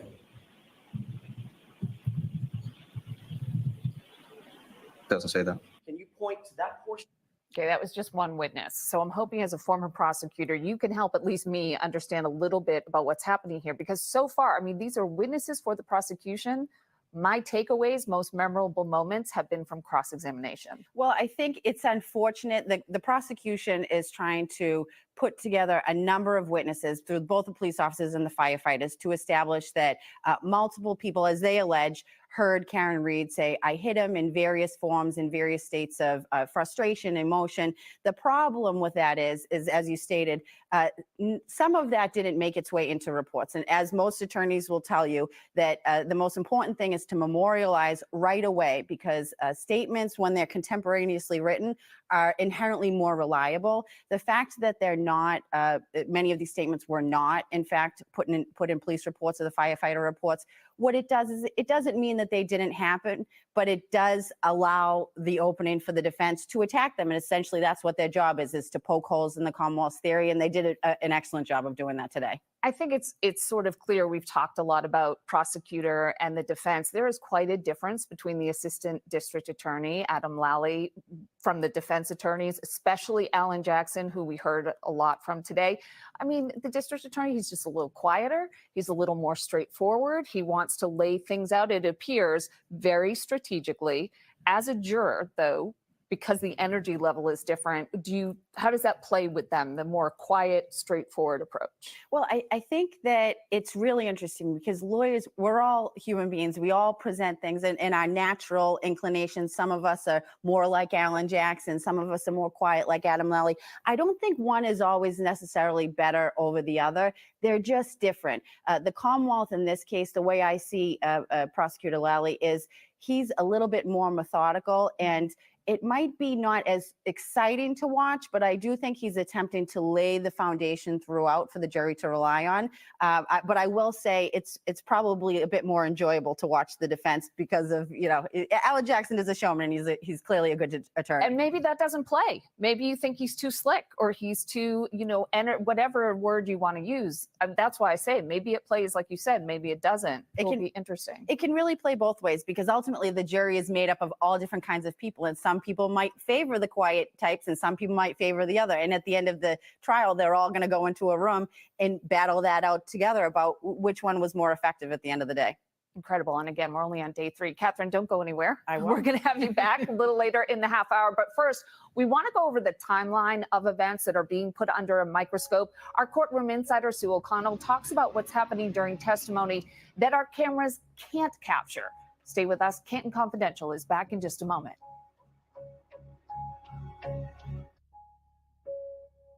Well, since day one, Sue O'Connell has been our eyes and ears inside the courtroom. Obviously, she's joining us now.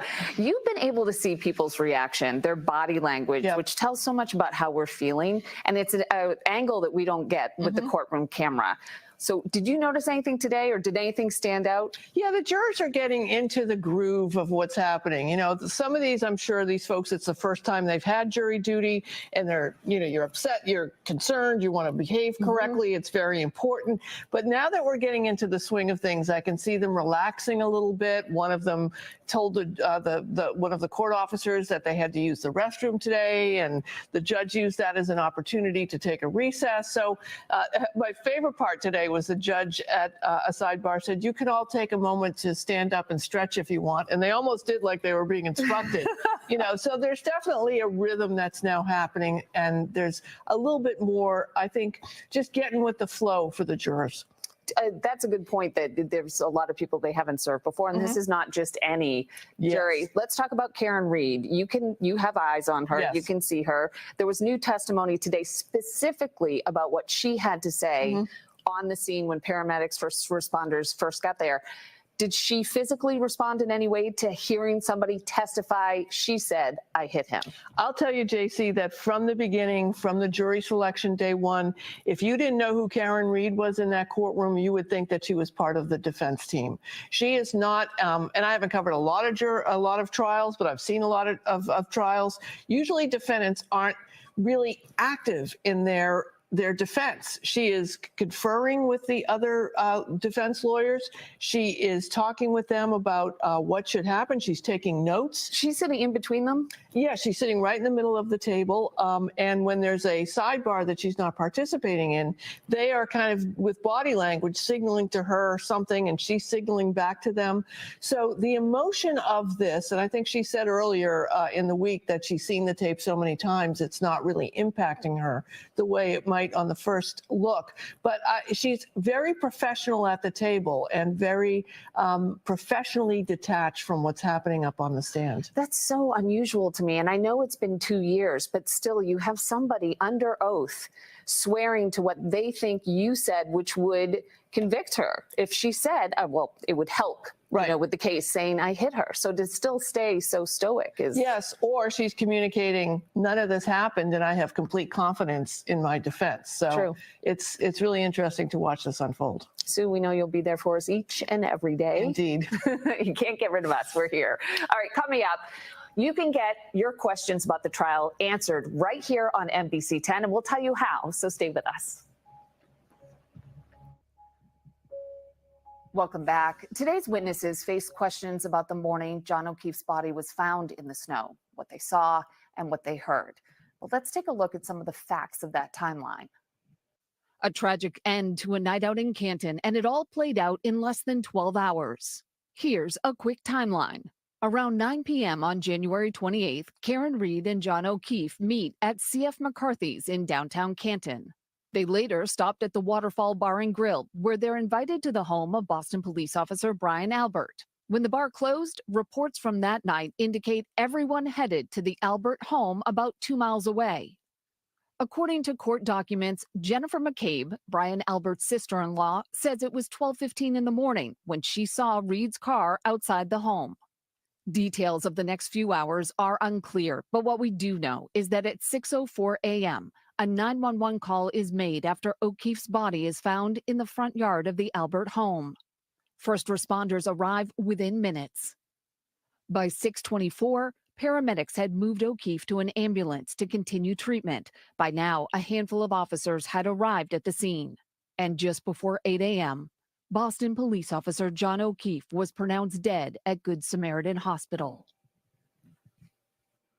Catherine Loftus is back with me now. Tomorrow, Catherine, jurors are going to do what's called the view, which means they get to sort of go on a, for lack of a better term, a field trip to go see all the locations that have been talked about and that we've heard about, including the 2 bars where they were prior, then the Canton home where the party was, where John O'Keefe was found. This all happened 2 years ago. There's no snow on the ground now. Things could have changed. Houses can get painted. What does the jury in a situation like this get out of doing it? So the benefit of going on a view, and this often happens in really serious cases, mostly homicide cases, is that the jury is seeing and hearing testimony about what these scenes looked like. They're seeing, as we've seen over the past couple of days, evidence on a TV screen. It's never quite the same. As we all know, when we take a picture, it's not the same as what it looks like in person. So when the jurors are going, and they'll go with both the attorneys, the judge, the court officers, the clerk, they're able to say, oh, there's the flagpole and his body was here. And the prosecutor's saying it's this far, but it looks maybe a little bit closer. Or the defense is saying it is closer. And some jurors will say, actually, it's a little bit farther away. So it just gives the ability to contextualize what the scene actually looked like on the night of, even if there's no snow on the ground.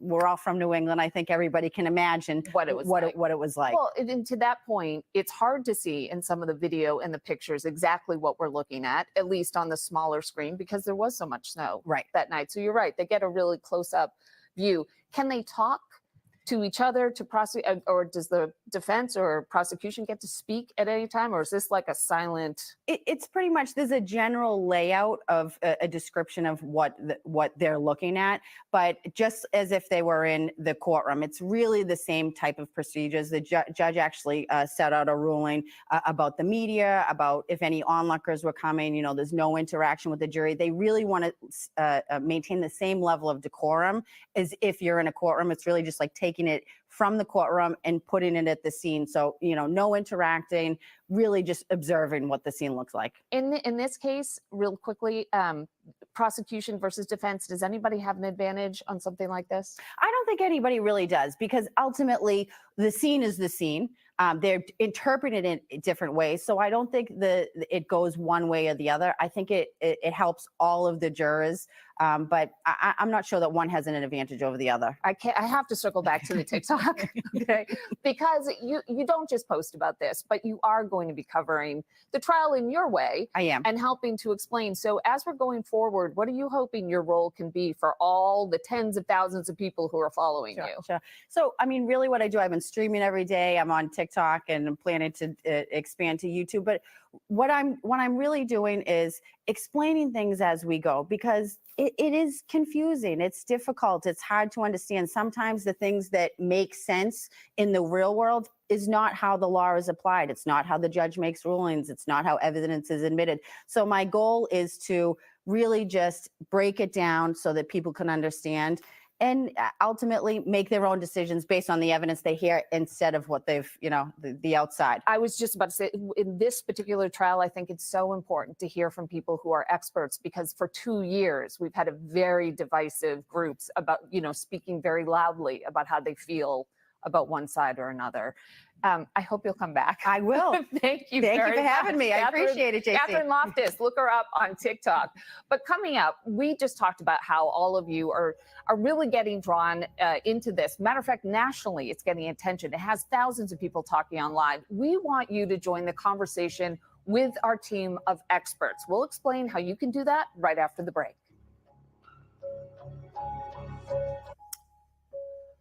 Welcome back. We are staying on top of every aspect on this trial, both inside and outside the courthouse. And tonight we have an update on the court-ordered buffer zone put in place by Judge Beverly Cannoni. Earlier today, the Supreme Judicial Court released its opinion after upholding the judge's decision to keep demonstrators at least 200 feet away from the Norfolk County Superior Court during the Karen Read trial.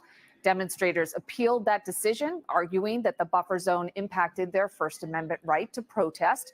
But according to the SJC judge, Judge Cannoni, quote, struck a balance between the right to protest or demonstrate and the defendant's right to a fair trial. Therefore, basically, the 200-foot buffer zone will continue. We will be back in court tomorrow morning for more testimony ahead of the jury's viewing of those important locations that we talked about. And then at 7 o'clock, we're going to have a complete breakdown of anything you may have missed, along with expert analysis. We mentioned it earlier in our show. We want you to join the conversation. If you have a question about the Karen Read trial for one of our experts, we want to hear it. Send us an email at canton.confidential@nbcuni.com. We may ask your question on the next edition of our show. We might get an expert so they can answer your question on the next edition of our show. We hope that you'll engage with us. Until then, I do hope you all have a great night, and we'll see you tomorrow. A Boston police officer is dead. His girlfriend charged with murder. The prosecution says she... Okay, I got another one for Court TV now. Hello, Ozzy, by the way. I saw you there. Let me get Court TV. This is from last night with Vinny, closing arguments. And then we'll go live after this then, for those who haven't seen it.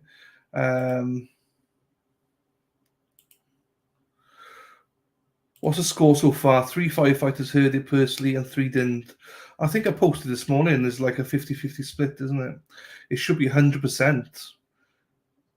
I don't know. I don't know. But basement get remodeled, Bob, yes. All seen reliable under crossground, in my opinion. Yes, I agree. Mother effers. Right, let's play this and we'll be back then. And I'll go get some dinner. Here we go.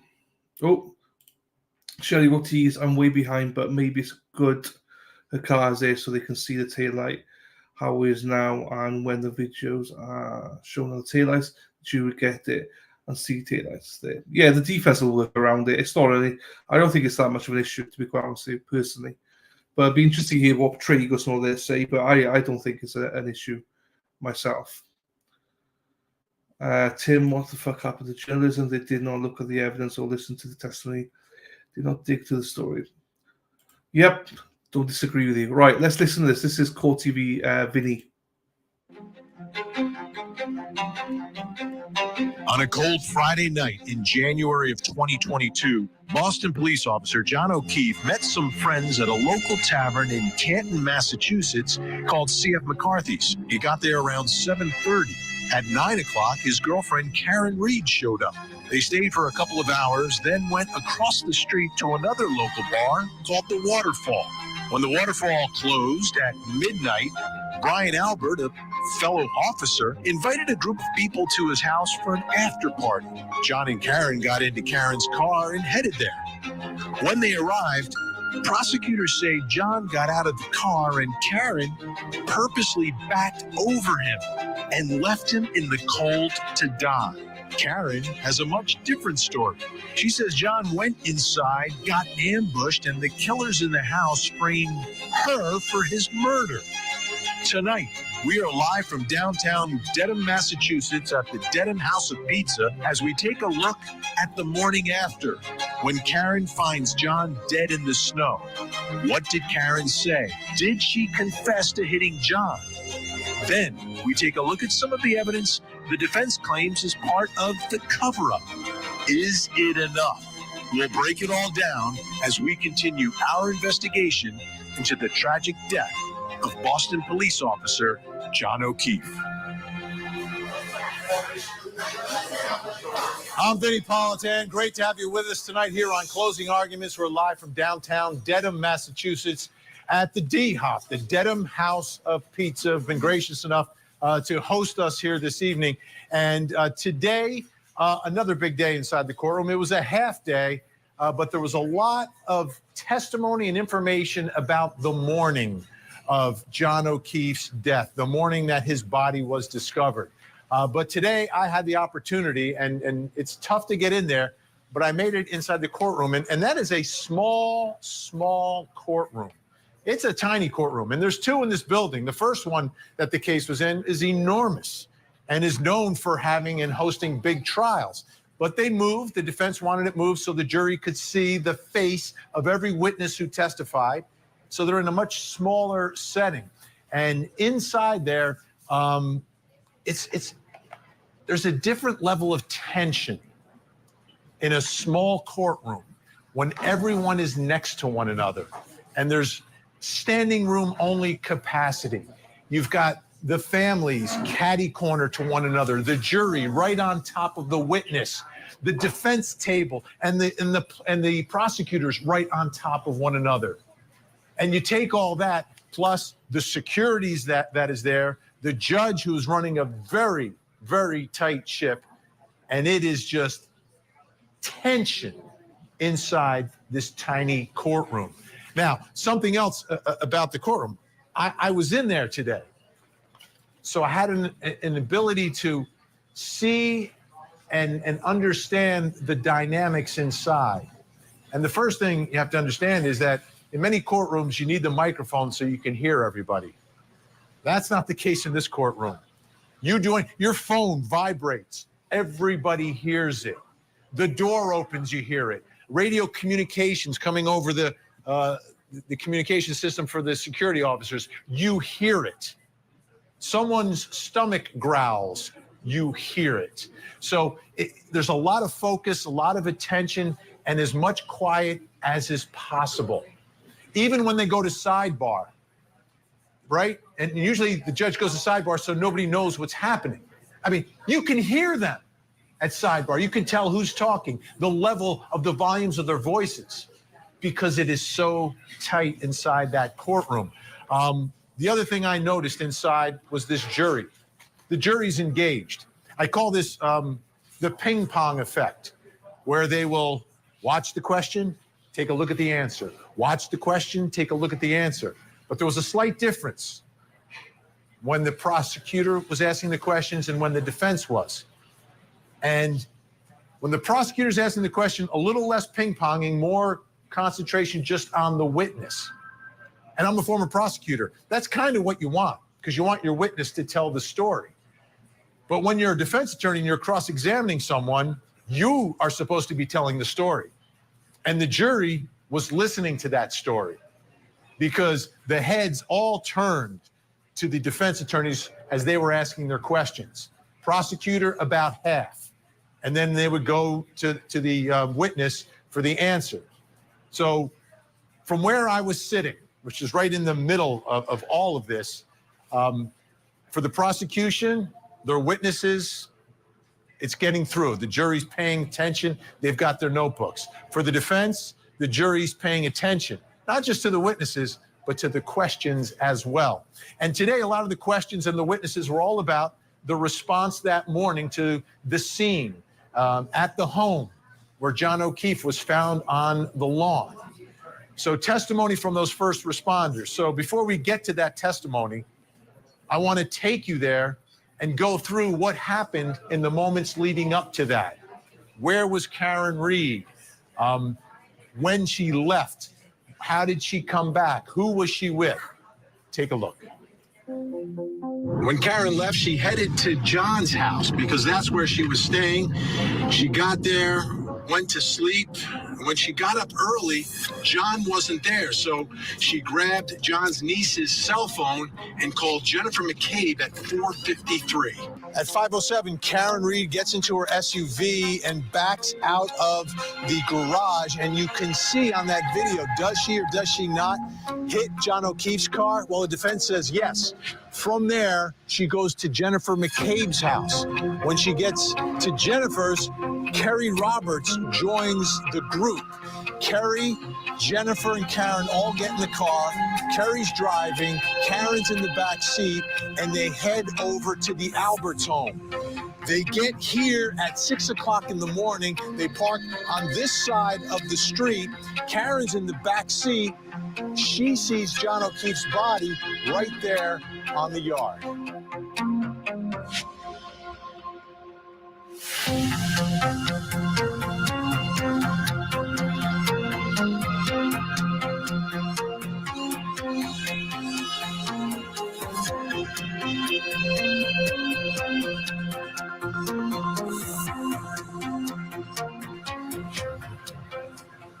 So in that video, you can see the chaotic scene, right? So today, the prosecutor calling firefighter after firefighter, EMT after EMT, all the folks who were responding to the scene and trying to get this jury to understand what Karen Reed was saying. Was she admitting to what they've accused her of, which is hitting John O'Keefe with her car? Let's take a listen. Miss Reed was visibly upset. She kept saying, this is all my fault. This is my fault. I did this. And she was very hysterical. And she kept asking, he's dead. Is he dead? Is he dead? You never once heard her say, I did it, correct? I did not. You never once heard her say, it's my fault, correct? I did not. You never once heard her say, I hit him, I hit him, I hit him, correct? I did not. As I was ventilating, I was able to ask, did anybody see anything? What happened? And there was one individual that replied several times, I hit him, I hit him. She just repeated the phrase over and over again, I hit him, I hit him.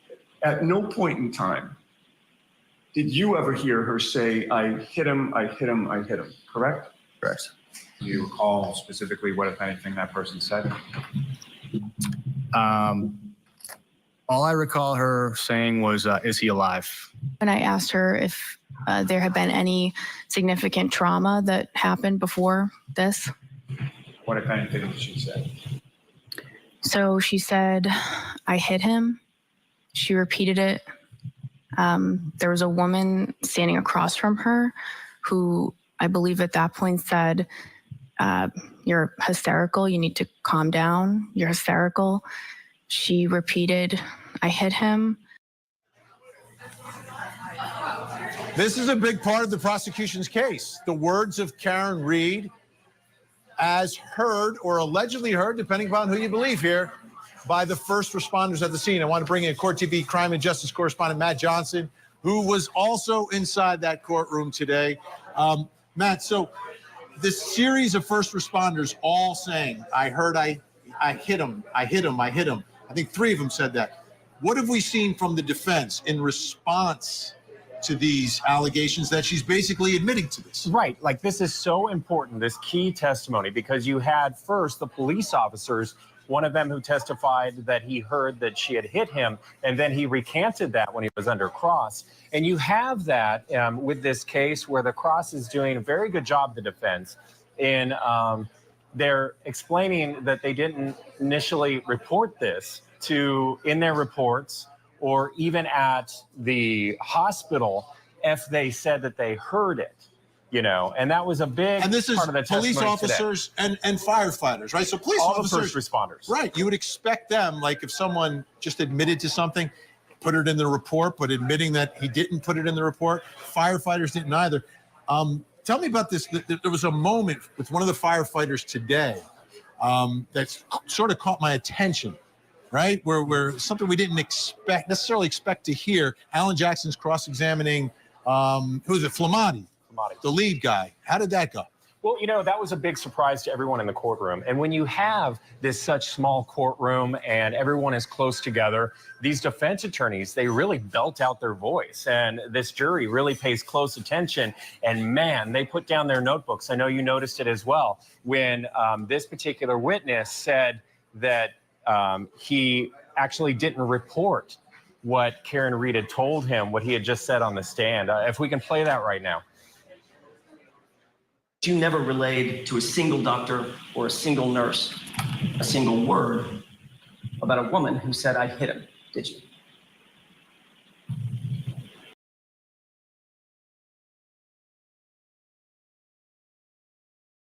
Short area.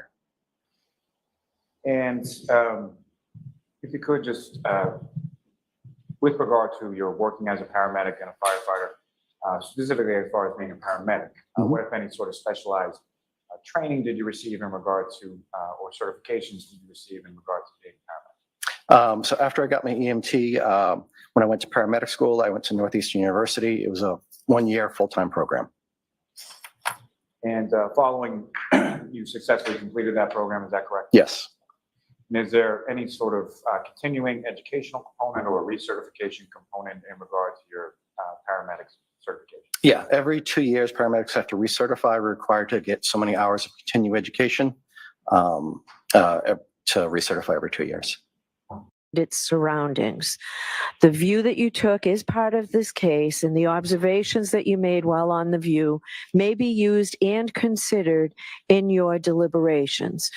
Remember that I told you that what you were to do on that view is best summarized as simply stop and look. Your responsibility was to see the place, observe it carefully, and remember what you saw. You were cautioned that while on the view, you were not to take any notes or photographs, and that you were not to conduct any independent investigation while we were there or at any time during the trial. So independent investigation includes, but is not limited to, any measurements that you may have taken or attempted to take. So to the extent that any of you did that, you must totally disregard it, because you must find the facts from the evidence presented to you in this courtroom. Okay? So with that, Mr. Lally, do you have a witness for us? Yes, Your Honor. The Commonwealth will call on Mr. Gregory Woodbury to the stand.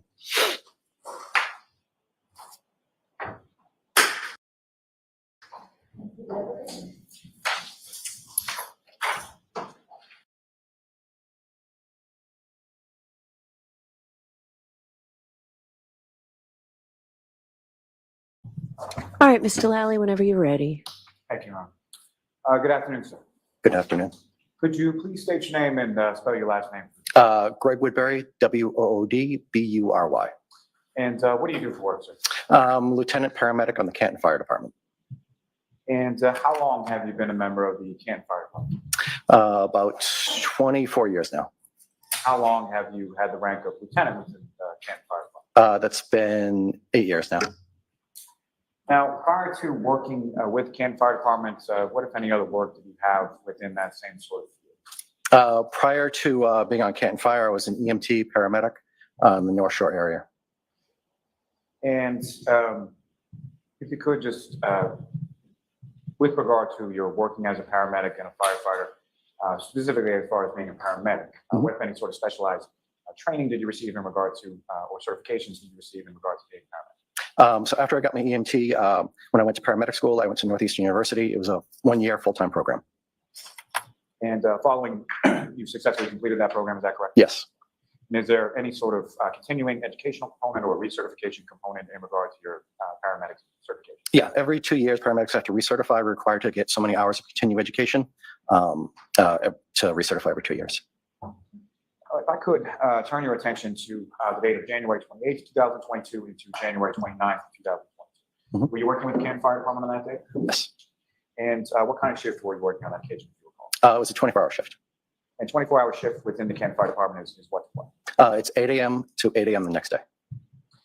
Now, turning your attention to the 29th, at what point do you sort of get up and start to begin your day at the fire station? So a normal day, sorry, was that my beginning of the shift you're talking about, or the end of the shift? Okay, so the second part of the shift. Normally we get up at 6 for the officers, but I got up a little earlier then because we had the snowstorm coming in. So I had to make sure everything was shoveled. I think I got up about maybe 5, check the apron of the area in front of the station, and make sure the walkways were clear.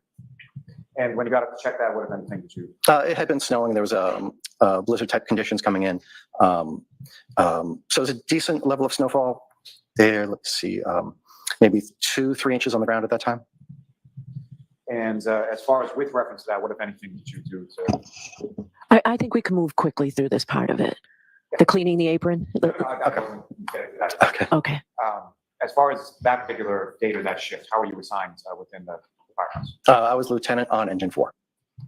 And with respect to that, at some point shortly after 6 a.m., did you receive a dispatch to a call? Yes. Yeah, we're dispatched to a call for a person in the snow. And did you respond to that call, sir? Yes, I did. And you were assigned to the engine, is that correct? Correct. Who, if anyone else, was assigned to the engine that day with you on engine? So we had Kate McLaughlin and Frank Walsh were my 2 engine crew. And in addition to yourself and your engine, what if any other sort of vehicles or apparatuses? Ambulance 1 also responded with us. So that was Tony Flamati, Matt Kelly, and Tim Nuttall also hopped on. He was coming in the shift in the morning, came in early to beat the storm.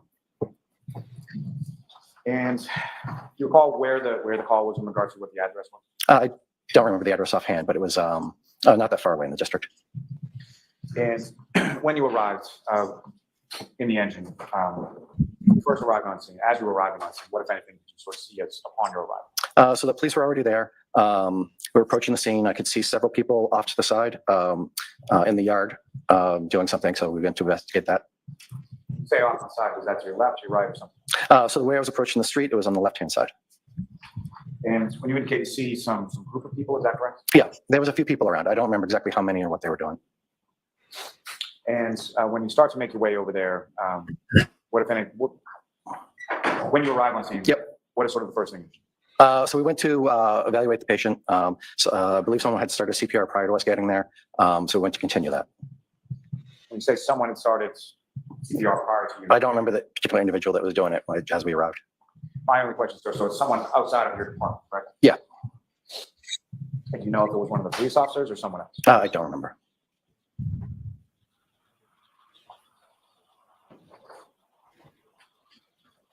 Now, obviously, you're dispatched in response to an unresponsive mail, correct? Yes. And at the time that you're arriving on scene, you see that sort of cluster of people. Were you able to see that unresponsive mail at that point? Not in the vehicle, not until I exited the vehicle. And at some point, much later or subsequently, did you come to learn the identity of the unresponsive male of the patient that you were involved in? Afterwards, they told me yes. At the time, I did not know. And what did you learn his name to be subsequently? I'm sorry, I'm a little nervous and blanking right now. Was it Mr. John O'Keefe? Yes, correct. And when you first came over to where Mr. O'Keefe was on the ground, is that correct? Yes, he was. What kind of position was his body in when you first observed? He was lying supine on the ground, like on his back. He was parallel to the street, about 8 feet away from the snowbank. And in reference to that, as far as the snow was concerned, what, if any snow did you observe on or around where he was? He was covered with snow, and there was snow around the area. And so from a treatment of Mr. O'Keefe as a patient, what is sort of the first thing that you did? We started CPR, or CCR, sorry, immediately. Someone went to go get a board to get him onto that so we can get him onto the stretcher and move him to the ambulance. And then someone else was trying to get the backstory, trying to figure out the scenario that we're dealing with. If I could just stop you for a moment. So you mentioned CCR, is that correct? Yeah. So what is the difference between CCR versus CPR is cardiopulmonary resuscitation. So that is when you help someone breathe. CCR is when we first get to a scene, they changed the protocols a little while ago. So we don't have to give respirations right away. We can just do compressions. It's a little more effective to get the blood flowing quickly. Thanks. As far as your involvement in patient care, sort of what was that during that initial phase where Mr. O'Keefe was supine on the ground? What was your involvement in patient care at that point? I was assisting with the CPR, making sure everyone else was doing their task. As a lieutenant, I kind of got to manage the other people and make sure everyone's on target for what they're supposed to be doing. And during that initial time that you're outside in the area where Mr. O'Keefe is on the ground, what any observations did you make as far as injuries to Mr. O'Keefe at that point? Outside on the ground, he was covered in snow. So we're really not doing any sort of secondary survey initially. The primary concern is the primary survey, which is airway, breathing, circulation. He was not breathing. He had no pulse. So our primary concern is to get that going. And at some point, are you able to get him from the ground to the back of the ambulance? Yeah, we moved him onto a longboard, then moved him from the longboard onto the stretcher, and brought the stretcher over to the ambulance and loaded him in there. You mentioned at some point upon your sort of initial arrival at the patient that different people were tasked with different things. Right? Yes. And someone was tasked with trying to get sort of what you termed the backstory. Is that correct? Yes. Why is that important? So when you have someone unconscious, unresponsive, you want to know when they were last well, the last breathing, last seen, trying to figure out why someone is on the ground. There are different reasons of why they could be there, trying to figure that out. Normal people don't lay down in the snow. So trying to evaluate the reason the person was unconscious. And so you're able to get him on, Mr. O'Keefe, onto a stretcher into the back of the ambulance, correct? Yes. Fair to say that the lighting in the back of the ambulance is better than it was outside? Correct. And when you're in the back of the ambulance, are you able to then do or participate in that secondary survey? Yeah, we started doing a secondary survey after we started getting good compressions going. Someone was working on the intubation, and then one of the procedures is to strip off the clothes and evaluate the person. And if you recall, how were the clothes removed? I don't recall exactly which method they used. Typically, we cut them off, but I'm not sure if they did that or they just pulled them off. And what, if anything, do you recall as to Mr. O'Keefe's clothing and sort of what he was wearing when he stopped? I really wasn't paying attention to it. The primary concern is trying to revive him. So to that secondary survey, as far as once you're in the back of the ambulance, what, if anything, did you observe as far as injuries on Mr. O'Keefe's back? He had a hematoma or a bruising. The right eye was very prominent. There was some scratches on the right forearm. Was most of the external injuries we noted. And now, in addition, so as far as people on scene, there were a number of different firefighters from your department. You mentioned that the police were on scene when you arrived. Is that correct? Correct. So beyond the police and fire, what, if any, other individuals did you observe at some point when you were on scene? There was some other civilians there. I really wasn't paying attention to them.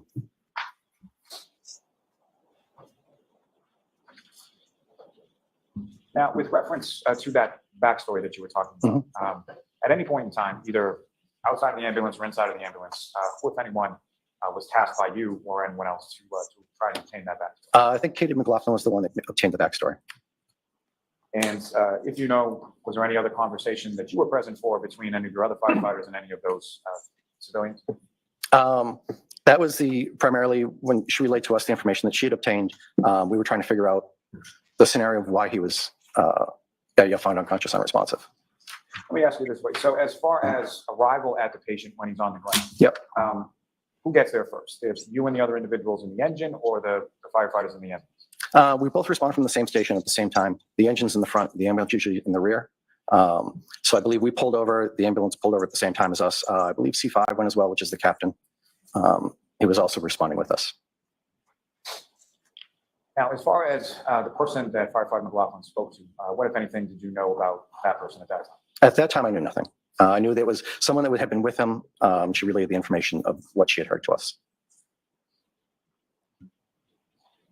And the information that Firefighter McLaughlin, without reference to what it was, but the information that Firefighter McLaughlin was able to obtain, did she communicate that to you and the other firefighters in the ambulance? Yes, she came in the ambulance, told us what she had heard.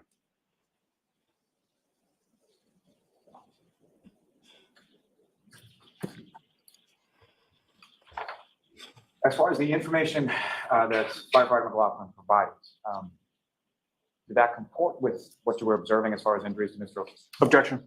Sustained. can lay a foundation. Now, as far as, again, the injuries that you observed, Mr. O'Keefe, in the back of the ambulance were what? It was the bruising of the right eye and the scratches on the forearm. And what, if anything, did firefighter McLaughlin indicate to you had been told her? That someone said she had hit him, and he was last seen. Objection. Sustained. That will be stricken. May we proceed? Okay. That came back, Sean, really freaking quick. Like, Almost. Did they go to lunch? I don't know. I don't know what's going on. Wow. I can't believe they left that car there basically unattended. And then after the jury left, I got people saying, people went up and photographed it. They were touching it. That's a piece of evidence. Unless they just, I don't know. Did they do that? I didn't know that they did that. I've got people sending me all kinds of videos and pictures, and it's crazy. People say, "Are you playing it fast?" I played at 1.25 for like 2 minutes, guys. We were caught up like 2 minutes ago. Now, who's this guy? He's a lieutenant? He's a lieutenant. He's a firefighter. I've never heard of him. Yeah, so he's there. We were about 3 minutes behind, so we're now live. That was We're a now surprise. And she said 2:00. So they must not have taken a break yet, right? They have to come back and then. Right. That's gonna be a nightmare. Taking another hour lunch is gonna be. For us, it's gonna be like, whoa. You would think that she would have had them just break off, unless they want to. Who knows? Unless they want to power through. Sometimes they do that, but.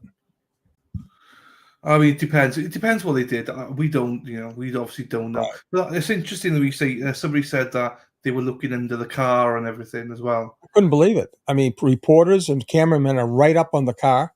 I mean, there's no one apparently around the vehicle. Some have said they thought they saw a plainclothes police officer fitting the description of Lieutenant Tully, but Tristan Morris was down there. I don't know why the hell he was there, but yeah. Well, so it's going to be very interesting now because this is the setup. This is when Jen McCabe flipped the switch. All right, there's a part of Jen We McCabe. always try and check and make sure that your lunch is here before we take a break. I'm told that it Okay, is. lunch. So we will take a lunch break. We'll see everybody here ready to start right at 2:00. Okay. Mother trucker. Right.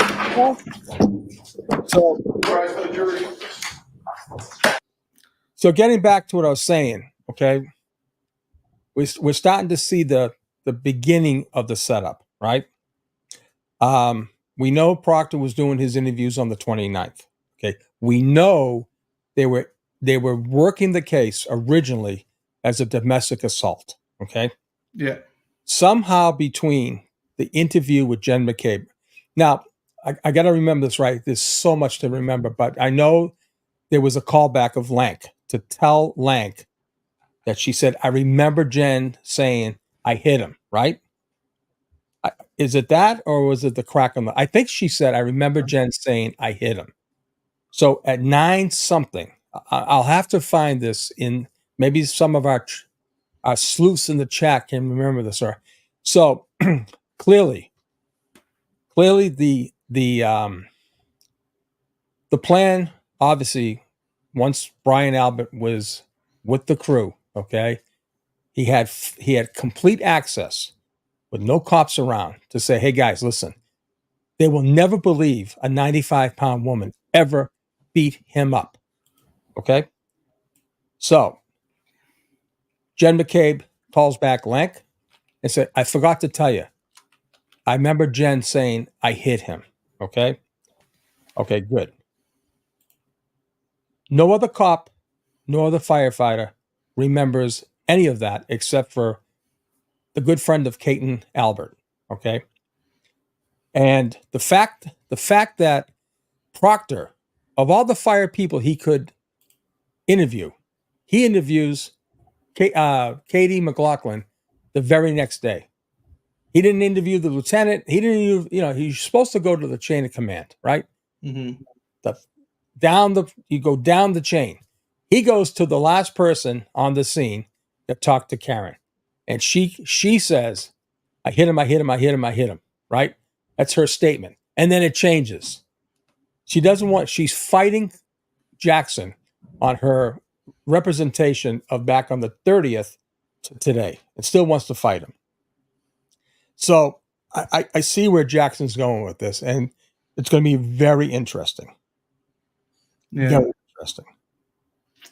And the fact that Kevin Albert appears to be drawing the people in to the station to interview these witnesses, which is a complete no-no since they're conflicted. That was the whole reason.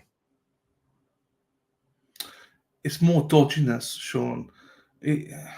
I hate saying corruption and stuff like that because you don't want, but like no joke, right? I deleted a tweet. I didn't delete the tweet. I edited a tweet just now before I posted it because I said corruption in it. I was like, I just don't want. No. I don't know. This is nothing but corruption. We can't sugarcoat it. They had a plan. They had a plan to frame her. For whatever reason, we're going to find out. But she was the likely person to frame. And I guarantee there's going to be a witness. Oh, remember that witness that's coming in from Tennessee? There's a witness being brought in. I forget his name, but he's coming in from Tennessee, right? And he evidently is a friend of Proctor's.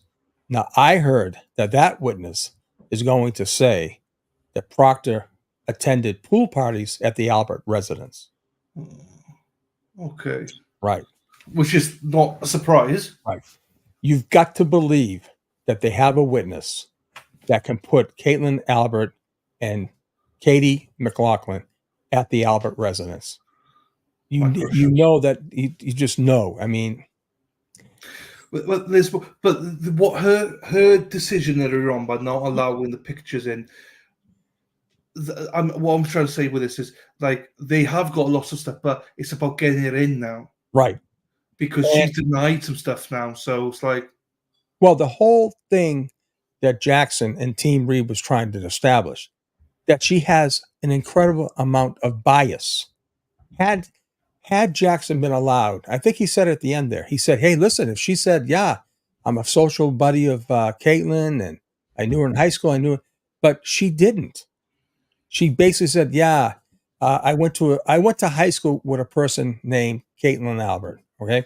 I guarantee you, my buddy Billy, right? Even though I hadn't seen Billy, my buddy Billy that I went to high school with in 40 years, he's still a friend of mine. I would never say he's a guy I went to high school with. Even if I hadn't seen him in 40 years, he's still a friend. Yeah, it's a friend. Yeah. Even if I hadn't spoken to him at all. And then these pictures then show that the closeness and the fact that they're so together 10 years ago or whatever. They got out 2014, right?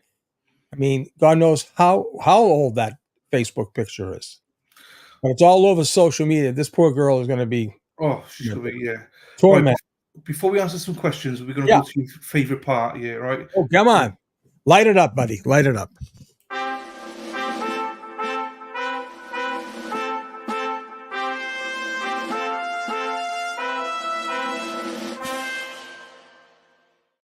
Apologies, I did forget to do this earlier on, but I'll always do it. We got someone there. We got Gary typed this. Always a great way to start the day. Thank you, Gary, for the coffee. Kate Hannon bought a coffee. Thank you very much, Kate. Vivian, thank you, Dylan and Sean. Fireworks are starting today. Thank you, Vivian. And Kerry W bought a coffee. Thanks for all the time you have put into this free Karen Reed. Thank you all very, very much for your generosity and your coffees. Right. Go back up here. There's some questions. There's some questions around the hang on. Before we go into that, let me just play this for you, Sean. Sure. Because I have this. I tweeted this out. I was like, you know what? Let's play it here as well. When I can find it. This is what from earlier on. This is testimony from earlier on that really annoyed me. Let me put it up here. You indicated Ms. McLaughlin. So keep an eye out on when she sustains the objection. Mr. Lally just And a deep frigging asked breathing. you about these 500 friends on social media. A couple of quick questions about that. Of those 500 friends on social media, how many of those have you taken day trips with? I don't know. How many of those have you gone to the beach with? I don't know. How many of those have you posed for photographs with? I don't know. How many of those have you posed for photographs in swimwear with? I don't know. Jesus. How many of those have you been photographed with your arm around while that other friend is drinking a beer? Sustained. Listen to that again, how quick it came in. Oops. Sustained. Hang on. Sustained. See, the exact same time. Hang on, you can hear it here. While that other friend is drinking a beer. Sustained. Exact same time. Right. And listen to this as well. Hang on. Sustained. Ms. McLaughlin, all of those things that I just mentioned, you have done with this. See that? Yeah. She goes like that, waiting. Objection. Sustained. Sustained. What an absolute bitch. Well, you know, I don't see what the difference of all those questions. They were all the same, right? Except that they added the fact that she was arm around Caitlin with a beer. I mean, come on. This is, yeah, no, I agree. But the main point I'm trying to make is the fact that how dare she sustain it before he even objects? Right. It's like, I've never seen anything like it. And then that big side say, Lally, object because I'll sustain it for you. This is not right, Sean. This doesn't happen. It shouldn't happen. Should never happen. Ridiculous. This is why it is corrupt. This is why people need to wake up. This is not right. I hear Teddy Pendergrass coming in here pretty soon. Wake up, everybody. Wake up. Right, there's a couple of man. questions here, man. So, Sean, why didn't the defense already have them pictures and evidence? Why did Lally just see that today for the first time? Because I think he knew that he'd get a lot of problems during the evidentiary hearing, right? So, listen, they're smart. They got him in, right? If they gave him time a couple of weeks ago, they probably said they're probably not relevant, you know? So that would have been a toss-out. So they're smart. We've had those pictures. They've had those pictures, right? They've known. Everyone's known. I mean, you don't think Lally watches Turtle Boy or watches social media or his staff watching that we're all saying? This crazy guy McDonough in Naples, what he's saying. I'm telling you, they watch. They have a team watching for them. And as Jackson said, it's a rule as well. They don't have to show that in advance. Right. Anyway. Right. So, but the judge obviously judge denied it, but that's why Jackson put it on the record. On the record. Like, yes. You know, on the record. that is unconstitutional for Karen. MJTC, why would Kevin Albert be contacted? So, and also, if I've missed your questions, please ask him again, because I've lost track. So just please ask him again. We'll go through them. Why would Kevin Albert be contacting any witnesses ever, even if Canton PD thought okay to help facilitate? Brother Cop should have been totally hands off. As a subliminal message that the Alberts are involved. Even though the state police had complete control, allegedly, of this investigation, it's a message to all the witnesses coming in. Hey, how you doing? I'm Kevin Albert. Come on in and meet Mike Proctor. That's what's going on. Who took the pictures? Can they confirm the dates?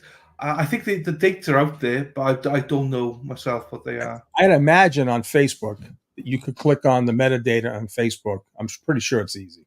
Yeah, I think it's there. I just don't know what it is, to be honest. Please make sure you hit the like button as well. Howdy, Shenny. American legal system is a bit of a wild ride. When you have the entire opposition being law enforcement, the state and the court against one they don't give a rat's ass about. I know. It really is. I mean, this judge is getting out of hand. It really is. Oh, ridiculous. And this is just a start, Sean. I'll get into it now. Thank you for supporting the channel, Gary, Kate, Vivian, and Kerry from Saraki. Elizabeth, Jean, I'm pretty sure they didn't have them until Turtle Boy uncovered them 30th of April and posted them on his blog. Right. Though the defense had them. That's a year ago. That's over a year ago. They've had them. So defense, he said he had them over 6 months ago. Right. Which Defense. is true. Which is true. You know? Make sure you subscribe to Sean's channel. He'll be going live tonight at 6 p.m. Right. And that's the link to his stream Beautiful. tonight. See, she's awesome, and Sarah P. Your link's in there already. So just click his link, press notify. When he goes live, bang. That's how you do it. Oh, nice. Pretty good. Yeah. These mods of mine, they're awesome. Honestly, all of them are awesome. But Sarah P tends to be the link lady. She's Nice. the link lady. That's beautiful. This was a dragon. Josie's a dragon. Nice. Don't fuck about with Josie. Josie. If that's what your trial, you wouldn't want these objection shenanigans. No, if this was your trial, no. Yeah. Jennifer, AJ also correct that Rule 40 doesn't apply because it's for impeachment. Right. Yes. Exactly. Show Thank bias. you. To show bias. Right. This is what I love, though, Sean. Jennifer, I didn't remember what the rule was. Rule 14. Right. Thank you. Right. Spider says, devil advocate here. Sometimes lawyers will signal an objection with their hands before the word comes out. I wish we could see the lawyers. Yeah, so you haven't seen it from the start. You will see that, no, that's not. This has happened in various hearings. This is a common practice on their behalf. Was it Kevin Albert, Ford Edge, that Lucky saw? You know, who knows? Who knows? One thing we do know, they didn't investigate. Yeah. And Ruka, you're right. Facebook will have the stuff. I think they know. I think they know. Oh, the defense. Yeah. Trust me, the defense will never ask a question they don't know the answer to. Unlike Lally. Lally should have known this was coming. Yeah. Me says, Sean, someone said, you mentioned that Kevin said he has some woman has info on Jen. What is that about? I said that his guest was an attorney, Kevin Mahoney, who said on his own show, now he brought this guy on, a respected, evidently, attorney, and said, I have a very reliable source. This is the attorney telling Kevin on his show. I have a very reliable source that I trust immensely, who said that there's bombshell evidence against Jen McCabe. He says, I cannot tell you about it. In other words, he couldn't even tell Kevin Mahoney. Even Mahoney didn't know it. But the guy said, or the woman, if I was on the jury, I would never be able to vote guilty for Karen after knowing this bombshell evidence. Yeah. So intriguing. Yeah. To the Pip, I was talking about the actual photographer, not when they were posted on social media. No, I was trying to link your one in with Josie because Josie was asking when. They do know. Yes, they will know. Yeah, I mean, they know all that information. We Right. don't, but they do. Right. Yeah. So I'm trying to answer from our perspective. We haven't got a clue who, what, but the defense will 100% know. And I'm sure that that Facebook account is locked down now. Well, It's they probably- got, yeah, probably they got been it all. locked down, you know. Yeah, they've all got it. They know. Also, even if you lock it down, you can still go into it, and there's ways and means because tracking and I don't understand it. Hamburger says, "Oh, you're going back to Hamburger? Okay, Sean, you're old school. Listen to the song Uncle Albert by the Beatles. Oh yes, exactly. Love your show. I watch Ashley Banfield. I bet she would love to have you as a guest. I was on. I was the second guy on, third guy on her show. You were? Yeah, I was on Ashley Banfield. I was on News Nation. I went over the taillight. They gave me. They originally gave me 9 minutes, and they cut me down to 3 minutes because there was some breaking news happening at the time. Yeah, what was that? There was something, wasn't there? I don't remember where it was now. Yeah. Tote Anita says, my first thought of Beverly Sustains was because the pictures were down the Cape near her now infamous cottage. That's a good one, Tony. That's a good one. Mia says, wow, thanks, Sean. Yeah, I'm trying to look for a clip here as well. I've seen you being busy as well on Twitter. I'm just going to go on Twitter for a second. Oh, hang on, right, hang on. Here we go. Let me post this then here for a second. Let me just get it teed up. Stop screen, process, share screen.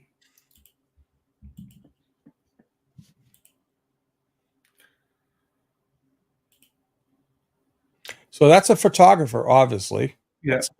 That's definitely her. Oh yeah, that's definitely her car. Yeah.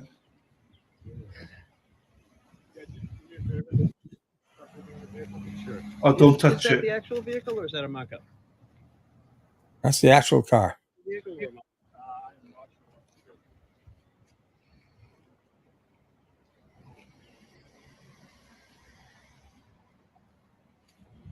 Yeah, what's in the console?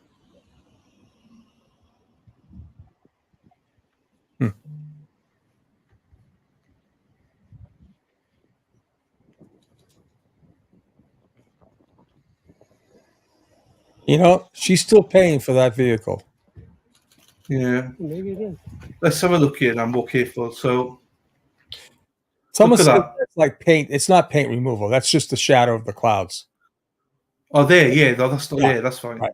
Now, and So those little dots, those little tape marks there.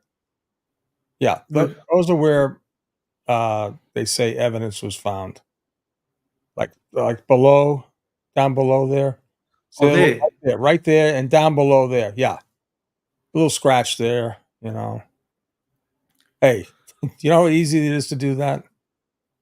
And then over there, see up there above the other part of the tail light, there's looks like a little dent underneath the back rear windshield wiper on the back of the car.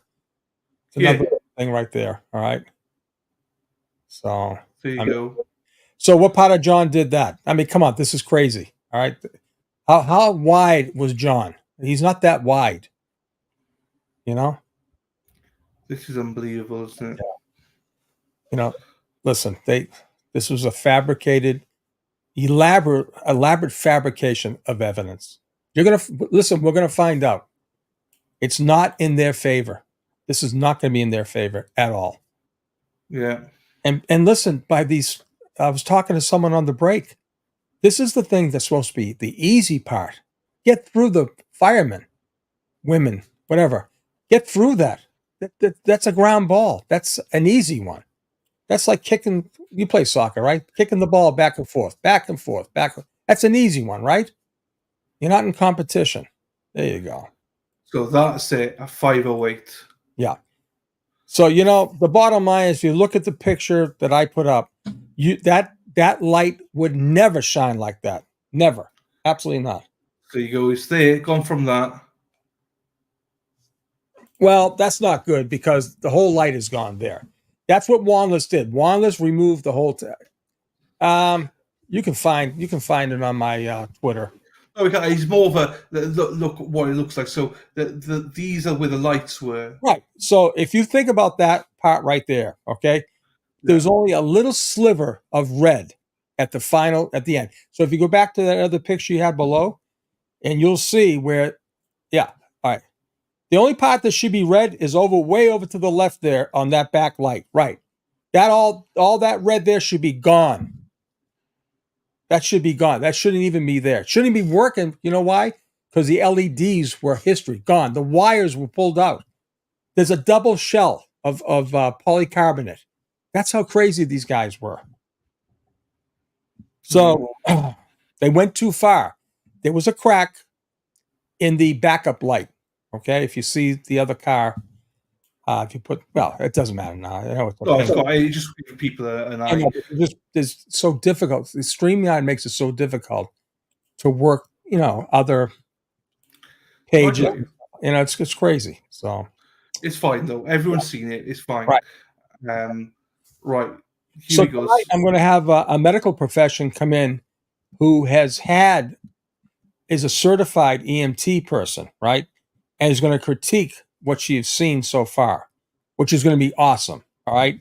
And she's going to go through this whole thing. How did she describe herself? Well, anyways, she'll let her do it. It's fine. She'll surprise. She'll probably put you in your place. I hope so. I like and that. say, shut your mouth. I like that. El Jefe. Shut your mouth, El Jefe. Someone accused me not too long ago of not liking women. I said, I love women.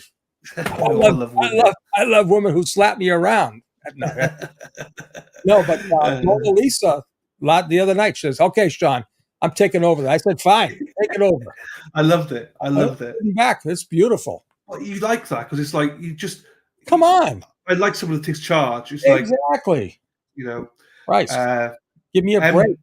Hemdu says, let's discuss the console in the car. We don't really know what it is. I don't know what the hell they're talking about. I have no idea. But not what he has to think, but do you really think Lally thinks she's guilty? And if he doesn't think she's truly guilty, you think anyone would question his motives? Right. This is especially true in the federal system, but it should pass over to the state system. Okay. There was absolutely no reason to charge Karen in the time that they did. Okay.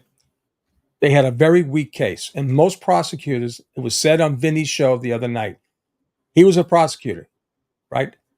This DA, Michael Morrissey, chose this case because he believed this was a winner. Okay. Well, I mean, like Vinny said, this is turning out not to be the winner they thought they were. And at any given time, as time went on, the 2 years went on, especially knowing that a federal agency, the FBI, was behind their backs doing everything under the sun to investigate the murder of John, that was the time to say, wait a minute, let's take a time out here. Right? They could have dismissed, okay, without prejudice, right, to take a time out, leaving the charges in abeyance, that she would. But why take this to trial, knowing the mountain they have to climb? Now they're really climbing now. They couldn't even get their fire to people, the honest people who tried to save John, and they did. They tried to save him. The problem is they got influenced. A couple of them got influenced the wrong way. So now we got problems. Now he has real problems. Heather Taylor says, what I miss? I thought we were back at 2. Well, Heather, we were, but then she saw you back in chat. She was like, oh, that potty mouth is here. I'm gone. So for an hour. They did come back for a little bit and they left. So I think they came back, Sean, and were like, well, lunch is 20 minutes away. So let's get 20 minutes of testimony in. And then she seems a stickler with time. She doesn't like to waste time. Really a waste. She really, and listen, she's not thinking, right? She's not thinking. It's better not to start, but keep them out, have lunch, and come back at 1. I think that what her point was just now was the lunch wasn't ready. There's 20 minutes gap or something before lunch. I don't think she's one of these people that thinks. Oh, they bring lunch to them? They bring lunch to them. Okay. So they had to wait for 20 minutes, you see. So I think she was like, well, we either wait or we just get on with it. And I think she's one of those people that's like, let's just get on with it. I don't care about the witnesses. Yes. The state police had all the roads shut down, like 128, which is the major highway, right, to get to Canton, all shut down. Traffic was shut down. So they were over there in a breeze. Roddy, you might want to go back a little bit, unless you've seen it. They did come back for about quarter of an hour, 10 minutes, something like that. So we're going to come back at 2, they said, right? 2 o'clock again, yeah. I can't believe people are around this evidence. Well, the guy said, oh, please don't touch it. It's like, well, that's not really good enough. Do you know what I mean? It should be marked around it, wherever. But Lally knows she's not guilty. Yeah, I think he's in a tough spot, Melissa, as well. I think he's given this and he's been like, you have to do this. Right. I don't care. You have to, otherwise you're out. You lose your job. I'm just thinking. I just think they've looked at who's the worst assistant DA they got. Lally, you're the man. Day one, he didn't believe a word he said. Way back when, way back. I said it the other day in his opening. He doesn't believe a word he's saying. Expensive, nice car. That's why I want to know what's the port of the center console. It's not even dented, Drucker. No. Little, scratch. Who knows what was there before? You don't have any comparative pictures. Yeah. I'm sure you can see that paintless spot in the video also, and it did not look like that.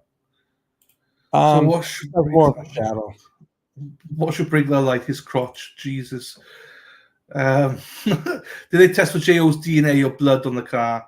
Well, they found allegedly found a hair or something, didn't they? So one DNA on the Becker- people's taillight. So I don't know, whatever that means. Who knows? We'll see when we get into it. To be honest, they said there was a video of Karen smashing into John. That's how they worded it. But now there's no video. So they say a lot of stuff, you know. And did one of the news stations push back and say, "We were told this, we never got it"? I think one of the news stations said, "We were good told." on them. Good. Right. Helen says, Law, it's comic to think the only damage this car hitting the 250-mile man is that taillight. It's absurd in his face. Raoul says, significance of the center console backup camera. How big was the backup? Maybe.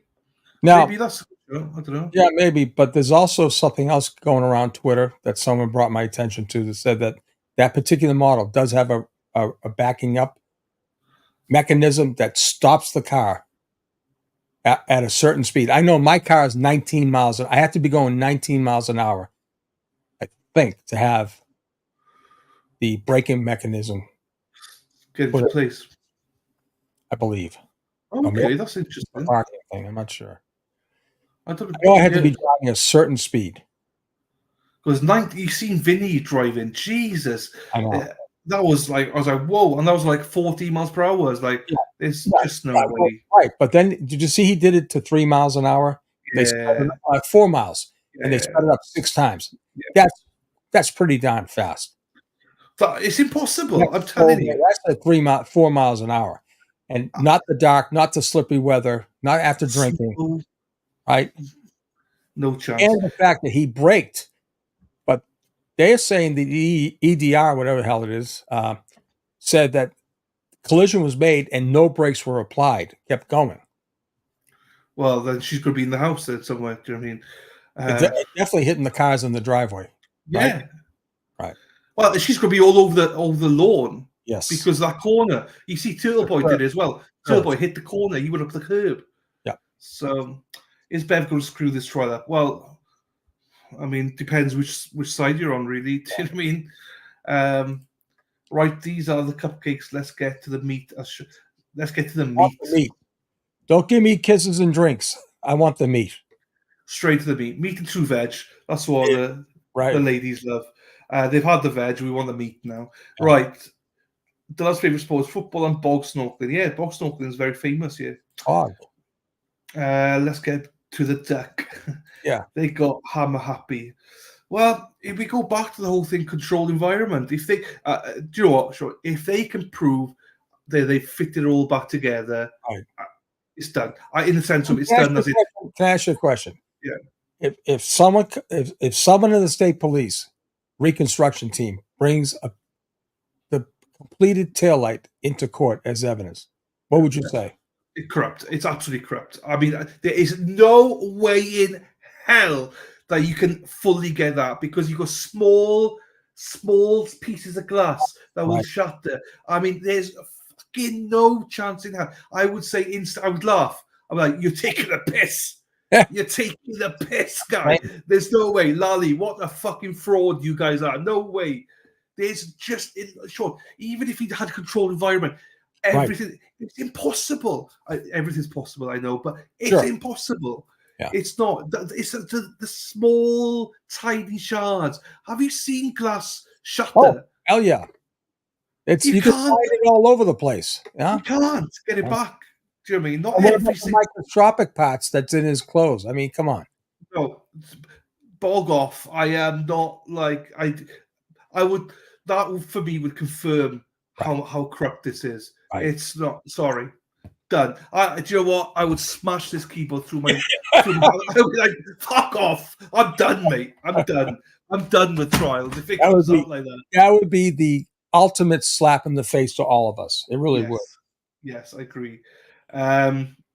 Jackie sure seems like she's trying her best to. Yes, Sean. Even that primer, no doubt that was scratched when tampering and had to cover it. Of course, there's no doubt. No doubt. Bev seems to be cheering for them. But I did think the role. I did think about this on the break, Sean.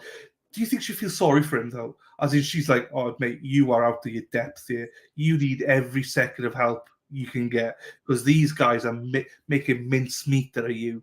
And maybe she's just trying to help him a little bit. Don't know, because he's out on his. He's out on. Why is he on? I know he's got another. I'm not sure who she is, paralegal, attorney, whoever's next to him. But normally you'd have 3, 4 people trying this case, not just one. Especially this magnitude of trial. Right. I don't think they could find anyone to help him. They're all like, I'll tell you this. No, I'm not putting my name on this, bad boy. I'll tell you how bad it is. A couple of cops that I had talking to me, they said we would never go near that case file. We wouldn't want our digital fingerprints on any part of this case. We knew how bad it was. Now that's the cops inside the station. Mm-hmm. And for Katie McLaughlin to say, well, it was talked about, but not that much. Did these people live in a bubble in Canton, didn't realize the whole country was talking about this case? It seems that way. There's no way that she can say that with a straight face. All right? There's no way. This was the hot topic, the whole town, especially in the last 6 months, when all the things with the special town meeting and the explosions at the select board meeting and Turtle Boy outside D&E Pizza. What, these people live in a cocoon? Yeah, I know. I got you, man. Elizabeth says a still cannot believe that a Canton police officer removed evidence at the behest of an unknown person and not MSB crime scene services. Wow. Yeah. Thank you, Ronnie Rule. The console is missing, ACD says. Yeah, I thought, yeah. I mean, didn't they have to remove parts of the entertainment center? Yeah. I don't understand that. I'm confused on this bit. I'll be honest with you. I mean, the console to me is at your elbows, right? Or is it on top of the panel? Top of the, is it on? Well, actually, where the gear shift is at the console. Yeah, the console's in the. You got some gear sticks that's in the dashboard though. Yeah, do you know what I mean? right. So it depends which. That's too much of a rich car. Yeah, I don't know. I only drive bangers. Ruka says so. The brake light / wires were physically removed? ? And was this done for evidence or was it found that way? That's a question for Sean. That's what Sean's been doing. We don't really know yet. So yes, all right. So absolutely, Ruka Shroom. Okay. Can you pull up my Twitter? My Twitter has the actual picture, the end result when they got it into the garage. It never looked this way. Oh, hang on. Somewhere. If you go in my media. Yeah, I got you, man. It's fine. I'm just gonna get this Leopardo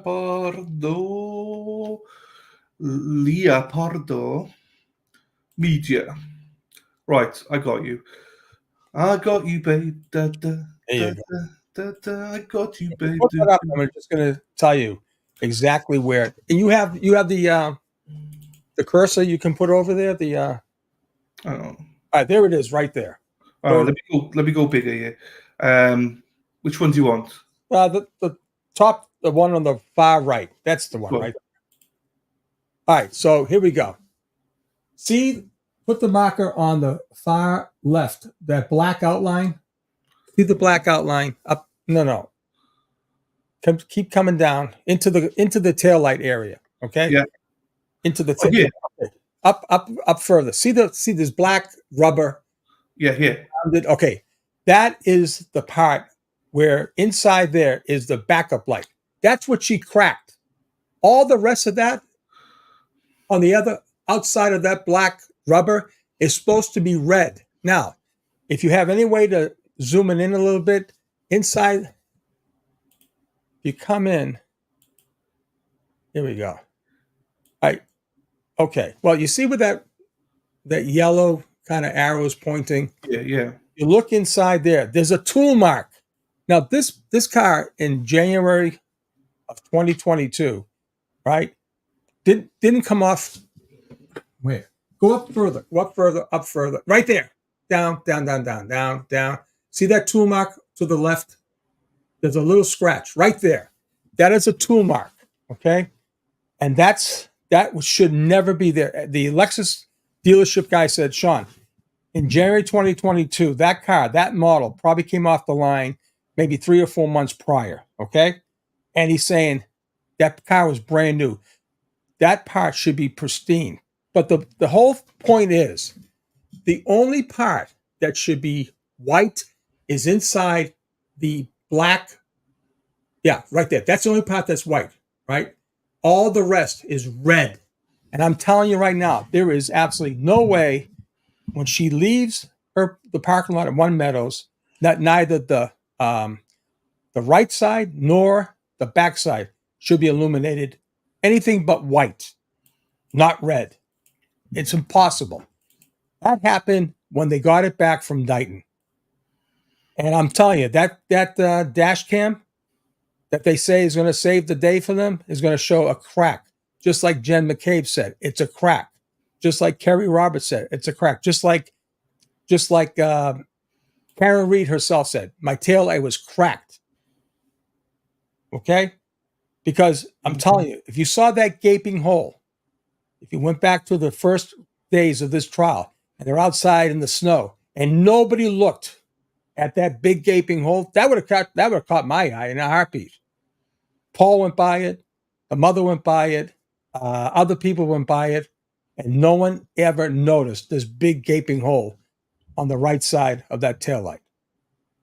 All there was at that time was a little crack in the backup light. And guess what? They wouldn't have noticed it. They wouldn't, because it's daylight, it's clear, the snow's there, but they should have noticed a big chunk of red missing, completely missing. Yeah. It's a duck. It is complete duckery. Duckery. Stranger danger. Heidi. Hello, Heidi, my darling. How are you? I've not seen you, Heidi, for ages. Heidi is a firefighter/medic.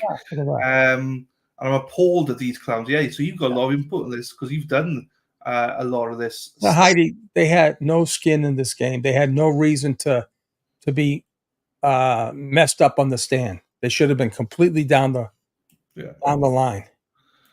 And we got Raul. If the console's missing, they must be pulling the telematics data. Yeah, but why note it? But what's the significance? I mean, look at it. He said, "Look, you can view the console area." I don't really. Yeah. How could they justify adding second-degree murder charges? Well, they needed to add this so to get this judge. If they didn't add it, they wouldn't get a judge, Bev. And also to put pressure on it, probably. Isn't it? But I get what you're saying. Yeah, I get what you're saying. How could they justify it? I don't know.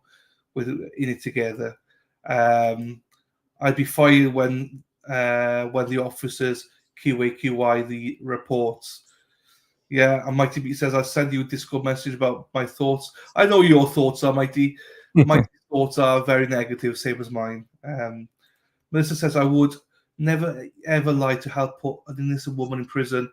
The guilt would... It would. Karma's a bitch. Karma's a bitch. Right. I brought this case to the attention of my captain. He's thinking about doing a training on report documentation. That's good, Heidi. Great. Tony... When I was on, I assisted the QA. They'd all be hauled for reports. Melissa says these people need to do some serious soul searching. We have 12 hours to submit to the state. There you go. Wow. Ruka, no, it wasn't fine. Okay. Mel says, Sean, sorry if this has been asked. Don't never apologize, Mel. It's all good. Right. But how does that firefighter that lied get held in contempt or lying on the stand? Who is responsible for holding her feet to the fire? Well, here's the thing. They have to find someone that can discredit her and prove that she perjured herself. And then it's up to the people who are actually framing Karen, right? To prosecute them. Oh. I know, right?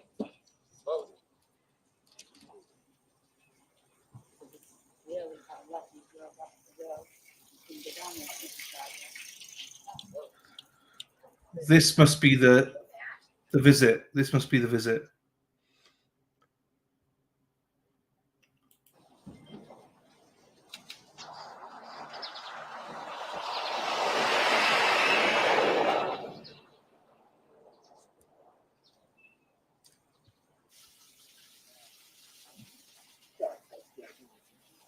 standing right in front of it.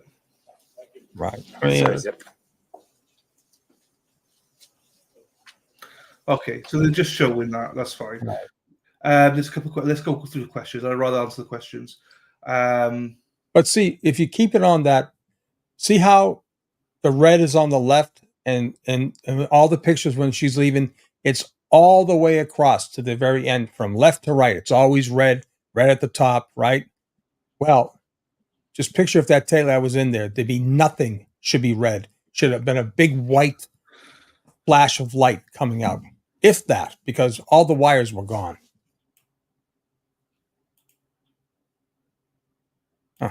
Let me go to it so it's live. Right. Question. Canterbury Tales. How is it legal to have Karen's car at the scene without being entered into evidence? Oh, shit. Yeah, I have a problem with that. I really do. I don't, it's very strange. It does happen, but both, because it's coming in, both sides will agree to it. Right. Peter Trago said earlier on, it's really good that they're going to see this early on, the whole vantage point. So they can't do it without putting the car there. See right there. See how that left side taillight is, right? Yes. Well, there's no need to go back to it's clearly on the real taillight. That's all gone. That left side is gone. It's over with. Done. These poor people that bought this house, man, they can't wait till this trial is over. I know. They cannot wait. Just finish off the question there. Once they've been out once, they're not going back out again. So this is the only time they could show the car. And I think the defense want them to see the car. Yeah. Before it escapes my head, this guy, the last guy, Robert, whatever his name is, he said that John's body was parallel to the curb, to the street. I mean, it was going with. Everyone else said it was perpendicular. Yes. Like his head was up to the house, and the feet was facing down to the tree. This guy said, this is another thing. This guy said it was parallel. It was going from, alongside the street, his body. Head down one side, feet facing Cedar Crest. What the hell? They can't even get their own story straight. Look at Olivia. Yeah. So I'm just trying to go through. Is this the jury camera? I mean, is this the... Yeah, it is, yeah. So it's after the jury have been, basically, they're just showing what they saw. Then go through... It's just like Tom's CPU a little bit. Sorry, Tom. Yeah, it is. Livy says, no, Sean, because Firefighter Nuttall confirmed they talk about it frequently, like every other day. Yeah, true. That's true. But she's trying to make believe, well, not really, Would the FBI take a closer look at Katie now? They probably have. Yeah, I mean, if it really meant something, the bottom line is they know who the killers are. They know what happened. They've known what happened for a long time. This is just, see that look Karen gave her? She's going to be doing, wait till she gets Proctor in front of her. Wait till she gets Jen. I'm telling you, they got to focus on Karen when Jen McCabe is on the stand. Yeah. Where's that? See, the console's gone, right? Yeah, does look like it, yes. So I don't know. So why would Lally even mention that? No idea with that guy. Do you know what I mean? Amanda, 2 o'clock. 2 o'clock. Side note, Mr. Long, apologies if it sounded like I was yelling at you to mute Dilly. I was just so confused at what I was hearing. Yeah, it's also good, Heather. You can yell as much as you want. It's fine. Absolutely fine. I'm used to it. It's fine. When you got mostly female people around you in life, you get used to it, so it's fine. The prosecution put a post-it note on the console saying Karen did it. Yeah, you imagine. Jeez.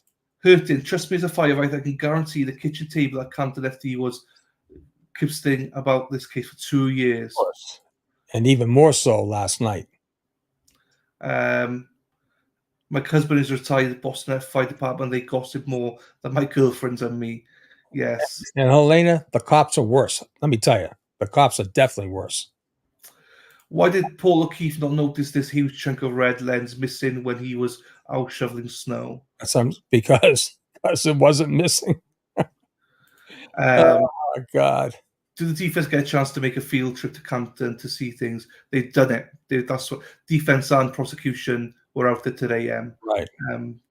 Both sides were there with them. I think it was Jackson and Lally who were there with them today. It's nice to hear FF and EMS people on here voicing their opinions.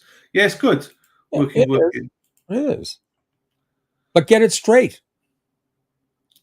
This is what it's all about, right, Lally? Get your things straight. As a that's question in chat. That was okay. Yeah, Heidi's boyfriend is a detective as well. Yes, He laughs. Yeah, right. I didn't want to say that out loud because obviously, but if you said it, it's fine. Right, look at the left. Look at the left tail light, right? Yes. All right. So see how that backup light on the left? That's the only piece that's clear, right? Yeah. See it right there? Yeah. See how much all is red? The only thing left at the last, yeah. See how that red is gone except for a little sliver. I'm telling you, this is crazy.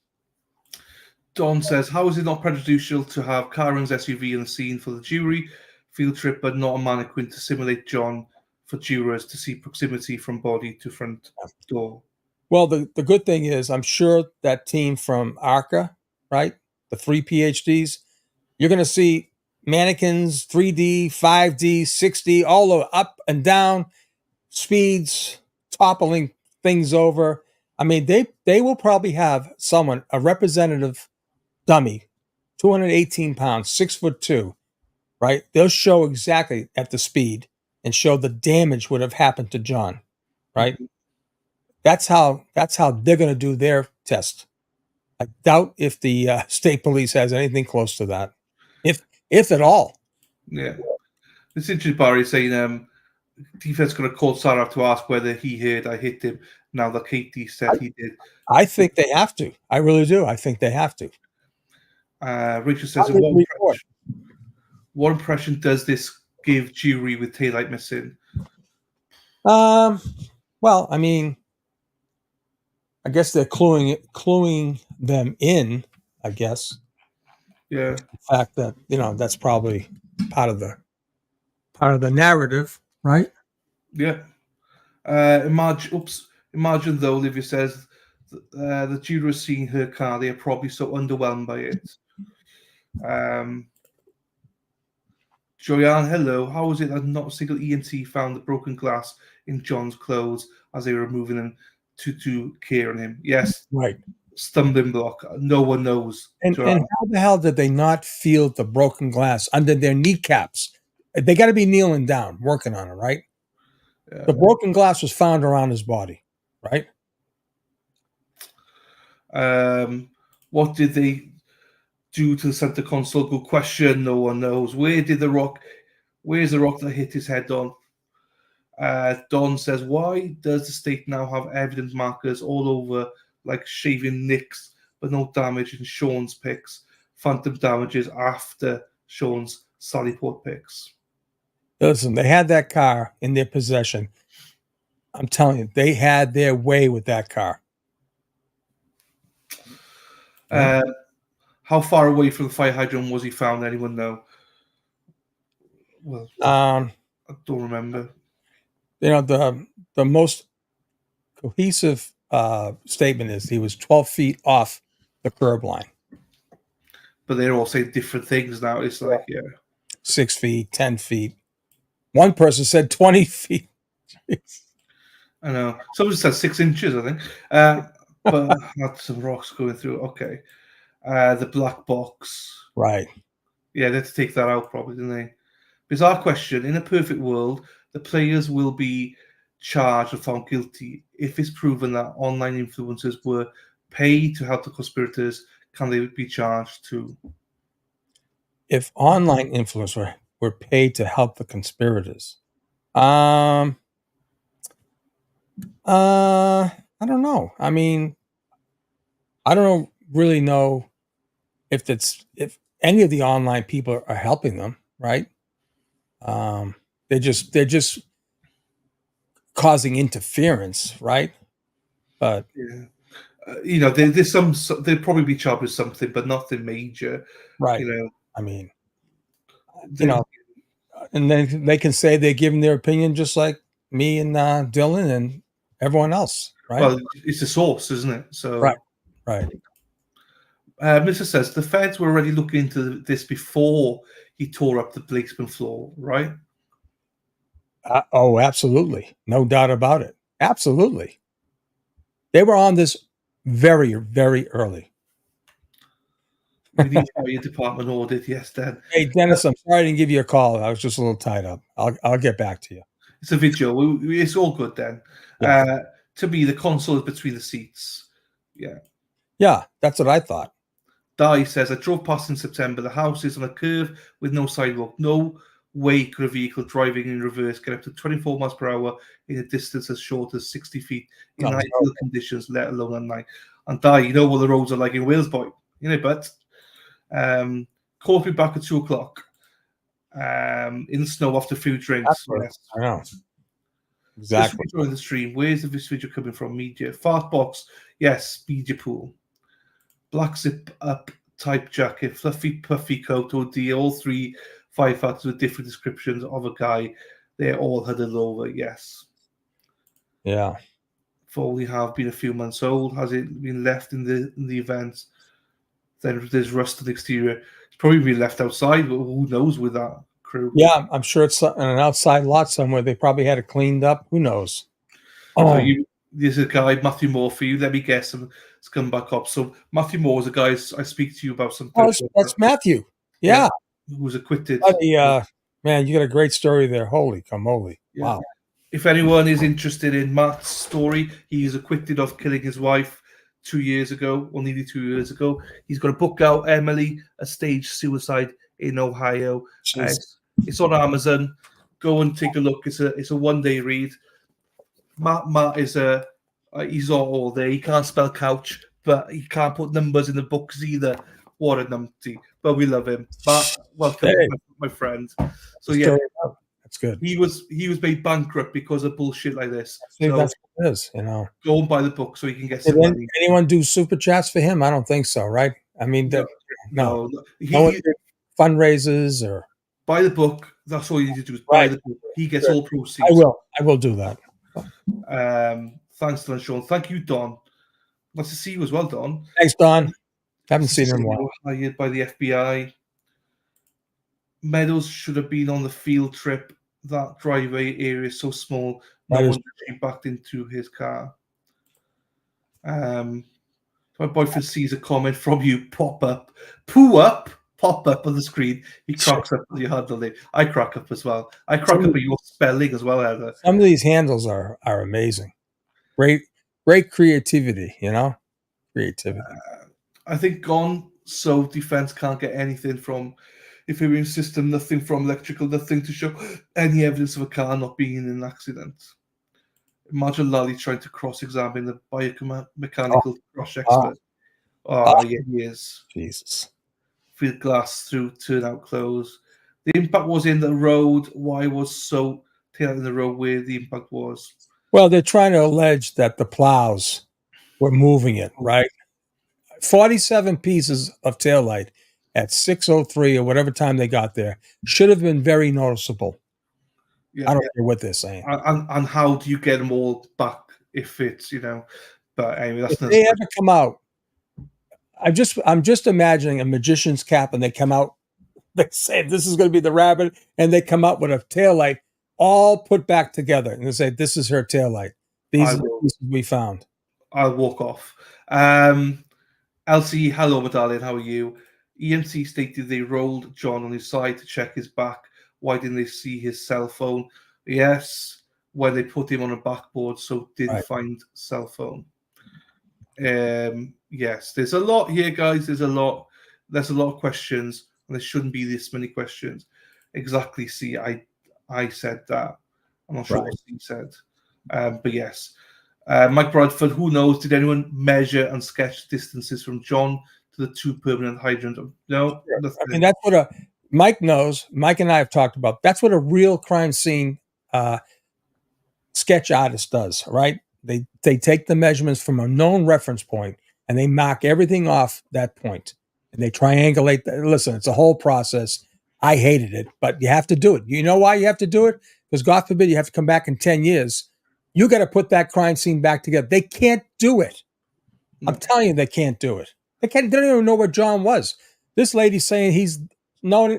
Everyone else says, yeah, that's where you found him, where all the foot traffic is. She says, no, it's way over here on the left. Who? They can't even get their own story straight. Karen says, happy to be with you fine boys this afternoon. I will get you your first Dunkin' Donuts coffee when you get to the States. Hope it's soon. Thank you, Karen. Joe, I was out for a wedding in New York, New Jersey, and by Stewart Airport, and I was looking for Starbucks. I could never find Starbucks. It was only Dunkin' Donuts. So you gotta have a donkey. Come on, you have to have a donkey. I did. I drank every day. I had at least 2 Dunkins a day. But I missed my Starbucks, though, you know. Fufu coffee. Fufu. Fufu's something different over here, so we like both. We like both. It's fine. Barry Stevens, how can the defense get comms between Caitlin Albert and McLaughlin into evidence? Well, they can do it through human source or by signal source. I guarantee the FBI has all of that stuff, right? Or they have a source. They have a source that's going to say, they might have Caitlin. Who knows? Caitlin changed the story once. She can change it again. Katie doesn't know that. Are there any crime scene photos and we just won't see them until deeper into trial? Yeah, we don't. Good question, Ali. It looks like they're just keeping it limited to the foot traffic, to the house, to the fire hydrant flagpole. But I believe there wasn't many crime scenes photos taken because the cops didn't even realize what they had. That's the unfortunate part. There's a tweet here. I won't put it on. I won't put it up the screen, but because I have to pull it all down. Turtle Boy tweets: breaking news. Several jurors found more pieces of red tail light on their trip to 34 Fairview Road. I like that. I like that. Yeah. That's funny. Let's go through. Hey, Matt. Sean, are you recording tonight? 6 p.m. He is live. 6 o'clock. Yes, I am, Kathy. I'm going to light it up. And I'm going to definitely light it up tonight. I guarantee you that. I'll have a nice weekend off. I'm going to light it up tonight. Hey, Ozzy. Part 2, yes. Thank you for people for being here. Kevin is Lizzie's Bobo. McLaughlin to Lally was all yes and no. McLaughlin to Jackson, I don't recall. Amazing. Has the number of taillight pieces increased to cover their bums for Sean, exposing the amount of taillight they destroyed? Well, no, the honest thing is, early on I remember someone saying between 45 and 47 pieces. Then that dropped down to 35, 37, okay? I always heard early on and then now we know, I guess David Yannetti said it, 45 to 40. I think he said 45 pieces. Who knows? I thought 47, but yeah, you're right. 47, whatever. Dylan drinks instant coffee. I do drink instant coffee. Seriously, where's Brian Albert? Did Karen's attorneys ask the firefighters or police witnesses if Proctor told them, influenced them on what to say? Yeah, do you know what I mean? Well, it became evident, right? It became evident after Tony Flamante said, I never told the police. I never told the police about that. And then, of course, Yuri has it in his report. Lieutenant Flamante, whatever his name is, said that he told him that. Olivia, that's true. Right down from the hillside, right down from the Hilton Hotel there, the Garden Hilton Hotel. They're right there. I do my runs around there. Did my runs around there. We'll probably be doing them pretty soon. David, the alternate corner. I went to Dunkin' when I was in Mass last year and ordered a white coffee. Some cold drink with ice arrived. Apparently, our young friends don't call it that. Oh my God, I couldn't imagine. I couldn't imagine. Right. We all call things differently, don't we? Hang on. What was that? Erin. Oh, they're back. Right. Okay. Sorry, guys. Let me.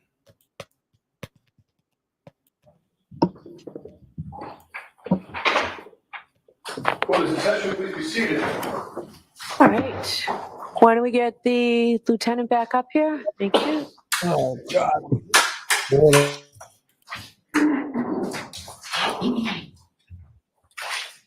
Sir, I remind you, you're still under oath. Okay.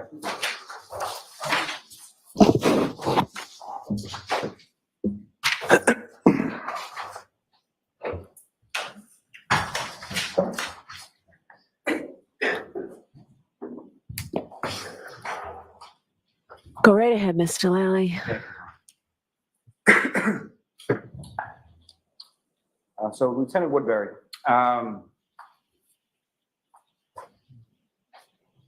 turning attention back to the treatment of Mr. O'Keefe in the back of the ambulance. Right? Yes. With respect to that,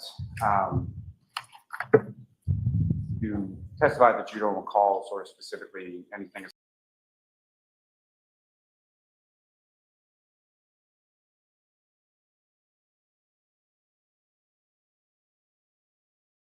Than just CPR. We're trying to resuscitate the person as best we can. We know with the hypothermic patient, it's very difficult. It's a longer treatment protocol than a typical cardiac arrest because we have to do the CPR for an extended period of time. We have to get the patient warmed up. So the clothing is just quickly removed versus examined or looked at. And the focus was on getting compressions done. Someone was trying to intubate, getting a line started. So that's what we're mainly focused on. As far as treatment is concerned, what, if any, sort of interplay or intersection is there between a cardiac arrest and a hypothermic patient?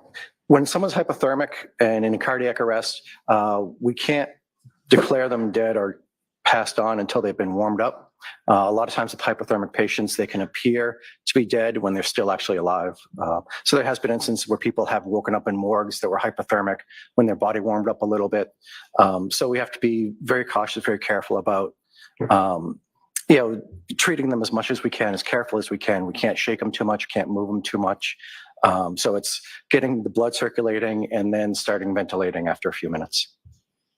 Back to the CCR, the chest compression Yep. that we're talking about. What, if any, sort of, based on your training and experience, what, if any, sort of protocols are? Well, let me ask you this. Were you doing chest compressions throughout the entirety of this interaction with the patient? No, chest compressions, most people do them about 2 minutes. After 2 minutes, it's very tiring to do chest compressions. So we swap off every few minutes. So a different person will come in and do the compressions. They'll do it for a little while, go into a different task. Someone else will come in and do compressions. Is that sort of the protocol that you followed in this instance? Yes. Yes, we were rotating her person doing compressions. And the ambulance at some point leaves the scene and goes to a hospital, is that correct? Correct. Do you know what hospital, Mr. Good Samaritan Medical Center. If you could just wait. Till Yeah, sorry. I'm sorry. Yeah. Good Samaritan Medical Center. And did you go along for that ambulance ride? No, I did not. Where did you go? So as the lieutenant on the engine, I stay with the engine. I detailed my 2 other engine personnel to the ambulance. So they went with the 2 engine personnel, the 2 regular people on the ambulance, as well as an additional person. Timmy Nuttall was the extra person for that one. And so you take the engine and go with it? I went back to the station.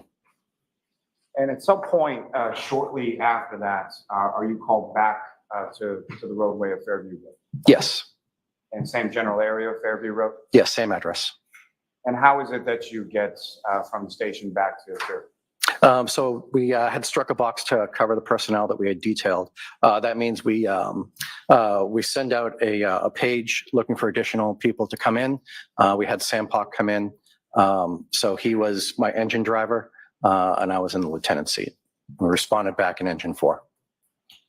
And the ambulance that had been there on Fairview Road with you previously was at Good Samaritan? Yes. Right? Yeah. A call like that takes an extended period of time, even at the hospital, to assist them there. So we had to get an ambulance from Station 2. And if you know, who was on that ambulance from Station 2? That was Jason Becker and Dan Whitley. Now, with reference to this particular call, what, if anything, was this secondary dispatch with regard to? So this call was for a Section 12, which is someone in having a psychological issue. And do you know who that Section 12 was in regard to? Yeah, this was for Karen Reed. And at some point, you go back to the scene along with the engine and the second ambulance from Station 2? Yeah, so the engine got there first. The ambulance coming from another station, so it was a couple extra minutes before they got there. And when you arrived, who, if anyone else, is sort of on scene on Fairview Road? The police were still on scene. They had never left. So initially it was me, Sam Pock, and the police. So I went up to try to get the backstory of why we're doing a Section 12 and what was going on. And at some point, well, when you first arrived, without regard to what was said to you, but who, if anyone, do you speak with to sort of try to gain this information or backstory? When I got onto the scene, I talked to the police that was there. Who'd you talk to, sir? The police officer who was there? Yes, sorry. And do you recall specifically who that police officer was? I really did not pay attention to the individual officer. And at some point, do you have a conversation, or what, if any, conversations do you have with the patient, in this case, the defendant, Ms. Reed? So it was when we identified Karen Reed as the patient, the ambulance arrived shortly after. We started talking to her and trying to get her into the ambulance to talk to her further. And just to be clear for the records, when you say Ms. Reed, do you see her in the courtroom today? Yes, she's right over there. That's a record reflect identification of the defendant by the witness? Yes. Thank you. Now, with respect to the defendant, Ms. Reed, where is she sort of when you first make contact with her on scene when you come back? In the general vicinity of where the police cars are. And what is sort of the purpose of this initial conversation that you're having with Ms. Reed? For a Section 12, that's when someone's made threats to them, harm themselves or others. So I just had to judge her mental ability at the time, and if she was a threat to us, and how much of a threat she was to herself. So just a quick evaluation, see how her behavior was. And what, if any, observations did you make of her during your quick conversation? She appeared very distraught, very upset. Initially just trying to explain the situation to her about going to the hospital with the Section 12, and she was resistant to that. And so when you say she was resistant to that, what, if anything, did she say or do to? She did not want to go. Hold on. You cannot talk over each other, the objection's overruled. Yeah. Okay. Please go ahead, sir. So what was the question again, please? Yeah. So what, if anything, when you say she was resistant, what, if anything, did she communicate to you, or observations did you make in regard to that? She did not want to go to the hospital, and she didn't think she needed any assistance. And what, if anything, are you sort of, you mentioned you were explaining sort of the process to her. What, if anything, are you saying in that explanation? Well, once a Section 12 gets written, it's written by the police. Once it's written, we are required to transport to the hospital. Section 12 means that they believe you're a threat to yourself or others. So you have to get evaluated at the hospital by the hospital staff there to see how mentally stable you are. Now, at this time of this conversation, what, if anything, did you know as far as the relationship between Ms. Reed and the prior patient, Mr. O'Keefe? I knew they had a relationship. I wasn't sure if they were married or engaged or what their status was, but I knew she was did have a strong relationship with him. And in reference to Mr. O'Keefe, during your conversation with Ms. Reed, what, if anything, was she asking or saying in reference to Mr. O'Keefe? She kept repeating, "Is he dead? Is he dead?" She seemed very concerned about that. We're trying to explain to her that we cannot declare him dead. He's being evaluated. He's being treated. They're trying to treat him the best they can. And as far as when she's stating these things to you, is this, as far as the sort of tonality of her voice while she's saying these things to you, can you describe that? She was very up and down. It was a repetitive conversation with her. She's obviously experiencing a lot of different emotions. So her emotional state was all over the place. And as far as this sort of second time that you're on scene, about how long period of time are we talking? That was about between 15 and 20 minutes.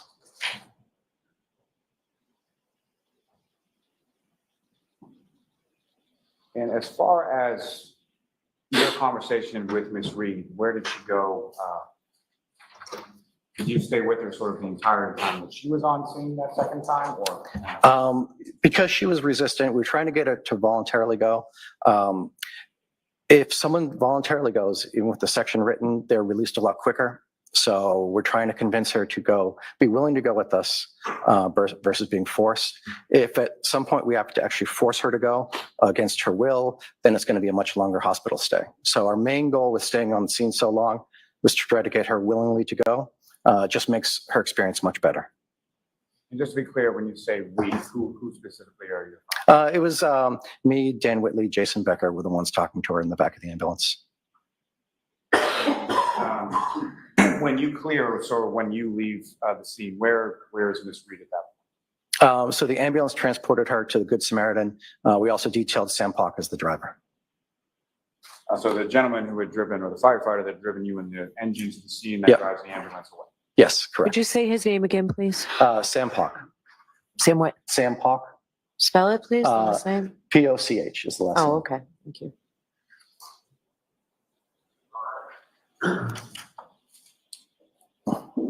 Thank you, sir. I have no further questions. Okay. Ready? Thank you. Good afternoon, sir. Good afternoon. Mr. Woodbury, you and I have never met or spoken, correct? No. I know you had said you were nervous, so I'm going to try and make this fairly brief, Thank you. sir. I just have a couple of areas that I'd like to go through with. So with regard to your interaction with Karen Reed and what you actually heard from her mouth, that's sort of where I want to concentrate, as opposed to anything that anybody else may have said to you about what they believe she might have said. Okay? Okay. And it seems to me that your main interaction with her was not when the initial call came in to respond to, a man who was unresponsive in the snow. It was after you went back to the station in the engine and then came back to the scene for the purposes of the section 12 that you described. Would that be fair to say? Correct. And when you came back to the scene for the section 12, it's also fair to say that the section 12 issue was your focus, correct? Correct. You had an order in hand, correct? The police had it and they gave it to us when we got there. Right. Okay. So you got an order in hand once you got there. Correct. Which is what you expected to happen. Correct? Yes. And your focus at that point is, okay, and I don't want to be too, flip, but we can do this the easy way or the hard way. Is that a fair characterization? That is one way to put it. And you wanted to do it the easy way. Yes, correct. And you wanted to persuade Karen Reed that she should want to do it the easy way, correct? Yes. And after some conversation back and forth where she was initially resistant, she eventually agreed, yes, I'll do, not to put words in your mouth or hers, but to the effect of, yes, we'll do this the easy way, correct? Did get her to agree to transport. Okay. And with regard to her state of mind, I believe you had testified that she appeared to be very distraught. Yes, correct. Going through a lot of emotions. Yes. Grief-stricken. Oh, that's one of them, yes. Hysterical at times. Yes. Raising her voice at times. Yes. Crying at times. I didn't see any actual tears, but that type of emotional display. All right. And so in terms of the only commentary that you heard with regard to her feelings or questions regarding John O'Keefe, it was the statements that you heard repetitively over and over and over again. Is he dead? Is he dead? Is he dead? Is he dead? That was some of the things she was saying, yes. Your Honor, may we approach sidebar briefly? Okay. Sorry, I'm eating. Sean, got anything? It's okay, my friend. This is just about the section 12. Here's my problem. Lally doesn't mention anything about times. I want the times. I want to know when these times were. We know that Karen was gone from the scene for a period of time. He's saying when he came back, she was there. I'm not getting this. So one of the things he heard her say is he dead? Is he dead? Is he dead? Is he dead? He doesn't hurt her at all. He doesn't testify to say, I hit him, does No, he? not at all. I think he's setting up why she was sent to be sectioned. The problem is they're out of order again. It's the cops that called for the section. It's the cops that wrote the section 12. Right? Why aren't see he's purposely avoiding he's purposely avoiding the big wave that's going to be coming down and toppling that courthouse. He's out of order. He's rearranged the order of events, which is crazy. It goes back to the start. He's just sort of trying to confuse everything. Exactly. Absolutely. That's it's exactly what he's doing. It's a winning tactic. It works, so well, and not every time, obviously, but it does work a lot. Yeah. All A right, classic thing is, what time did you arrive, sir? Approximately what time? I want to know the times. Oh, they're going back again. Please. For me, it's always a good sign that there's not much. Right. If they've got to mix it up, if that's the best they got. Right.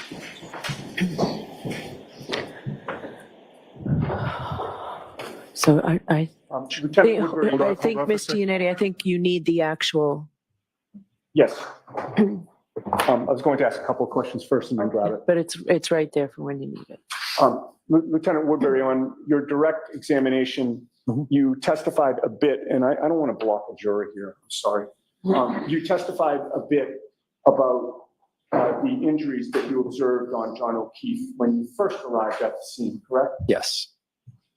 You testified about the swollen eye, Yes. and you also testified about the scratch marks that you saw on his forearm, correct? Correct. I'd like to show you, I'm going to approach in a minute to show you what has been marked M for identification. And when I hand it to you, please keep it to yourself and look at it, and then look up at me when you're done, okay?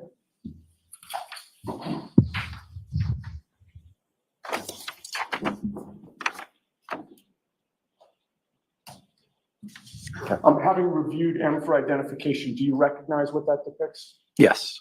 What does it depict? That is Mr. O'Keefe's right arm. Does that photograph appear to be a fair and accurate representation of the scratch marks that you observed on January 29th of 2022, sir? Yes. I would offer that, Your Honor. Okay. That will be our next exhibit. And again, we'll have to maybe renumber. Counsel, before you leave today, we have to figure out how to keep everything straight. Understood.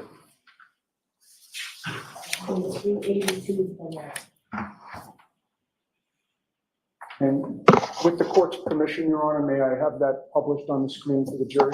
Yes.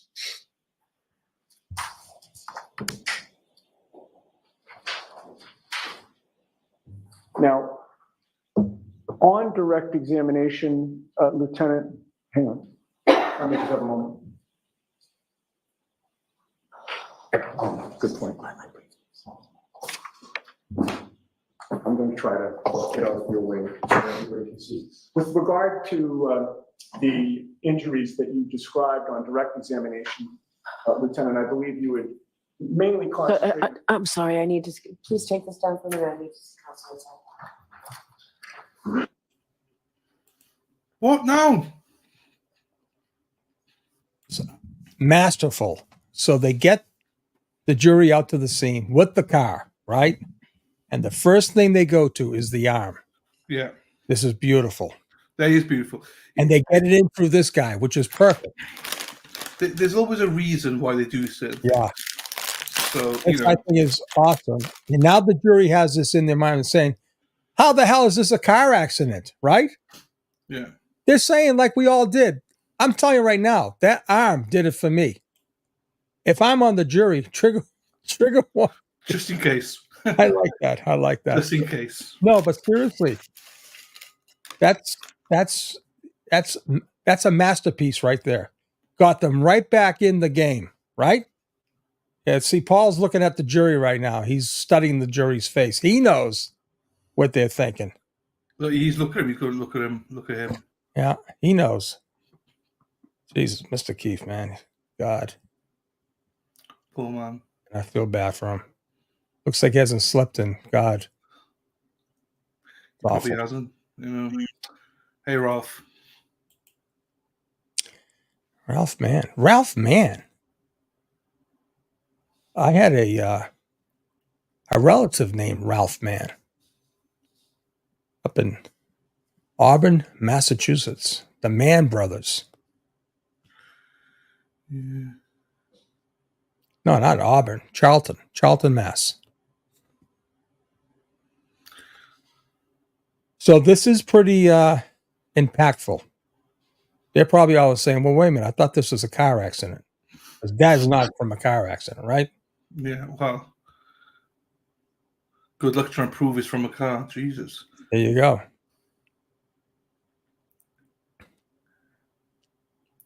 Ralph, there's only a little bit this morning. It's about an hour and a half. That's all you've got. So it's fine. Because the jury went out. So it's fine.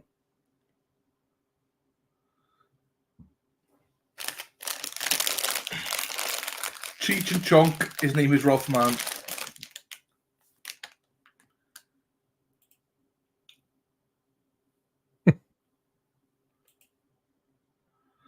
Right, I'm not sure what's going on. Not another break. Yep. Jesus. Didn't they just come back? Yeah, there's something. 26 minutes? Come on. Please. What was the reason? I think the only thing I can think of here is the defense are trying to rearrange the room. Because if you notice, Jackson was trying to get away from Right. the whatever you call it, that thing you stand in front of. The podium.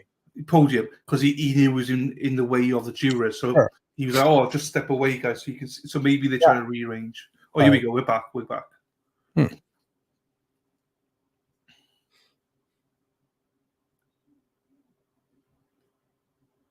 Well, the jury's gone now. What the hell? We're here now. Gonna have an argument?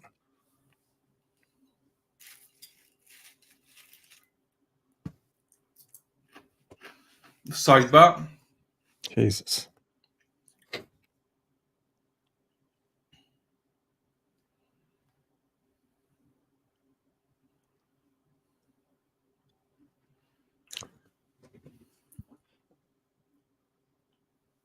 What is? Yeah, I genuinely don't know what the hell is going on.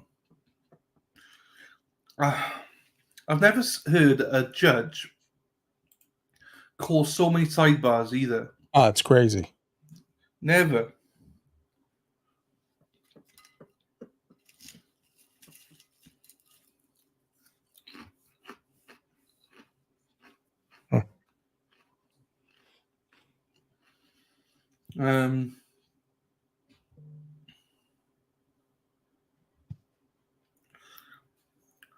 Oh yeah, I don't know what's going on. Karen's there. Let's go a bigger picture and just so you can see.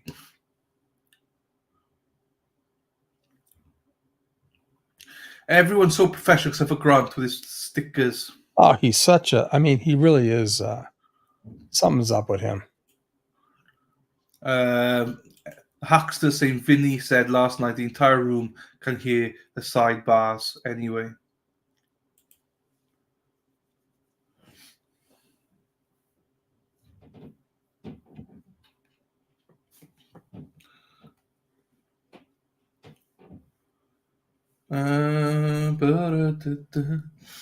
What a poor family, look at that. Yeah.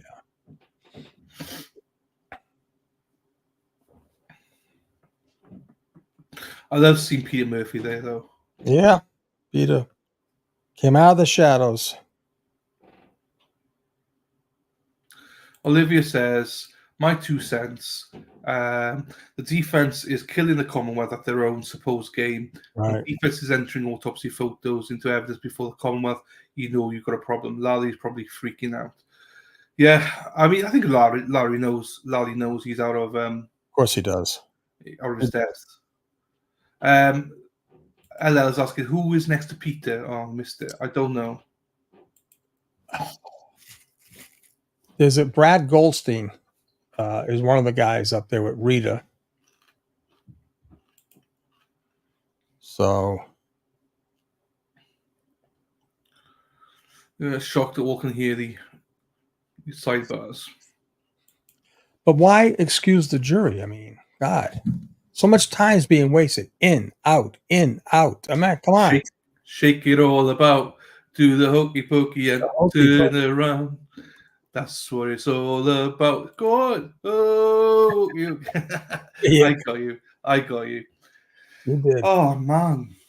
Well, the defense always has an answer, don't they? That's what's impressive. It's impressive. Always have an answer. Granted, a clown and professional moron he is. He accused some people last night on Twitter. He was going mental last night. There's something wrong with the poor kid. I really do. I mean, yeah, no, there is. That's the dangerous part about, I guess, our First Amendment over here. It really is. Now it's social media. I mean, it's, hey, whatever happened to that guy, that kid that came up with the red shirt, whatever his name is, he was calling Karen a cop murderer. He was one of these big, remember last week he followed her in. JLR. Yeah, whatever happened to him? I think he was warned, you're going to get arrested. I think everyone was warned they're going to get arrested. So I think he was on the last legs. Lally doesn't like the defense is controlling the narrative when it isn't even their turn yet. It's still the prosecution case in chief, and the defense is fully running the narrative. Do you know what? I would turn that and say, I don't think Judge Bev. No, I think it's Bev. It's definitely Bev helping Lally. There's no doubt about it. Shake your tail like feathers, Dylan. The jury must be confused all the time. Yes, daughter, I agree. Sing it. Dana, let's sing it, baby. Let's dance to Betty. Well, no, I better not. She keeps doing this trial will last for years. Look, I've just come off a 4.5 months trial. 4.5 months. Right. So strap in, guys. This is short in comparison. And it won't go over. It'll be about 7-8 weeks. It'll go quickly once they get everything in. The defense case won't be long. So too many more breaks and this will be like, yeah, exactly. The Carragher trial was a 4.5 month trial. Literally, if you think that this is bad, you should watch the Carragher trial. There's break after 5 minutes, break. Wow. Lunch breaks were an hour and a half minimum. Go on to 2 hours sometimes. It would take the jury 10 minutes to get into the room, and they send them out all the time. Here we go. All right. They're in.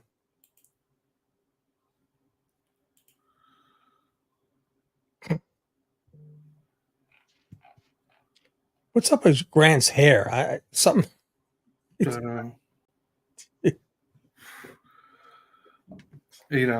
Sometimes I think it gets better and then it just goes worse. I don't know. Right, here we go. Come on, Jackson. Bring it home.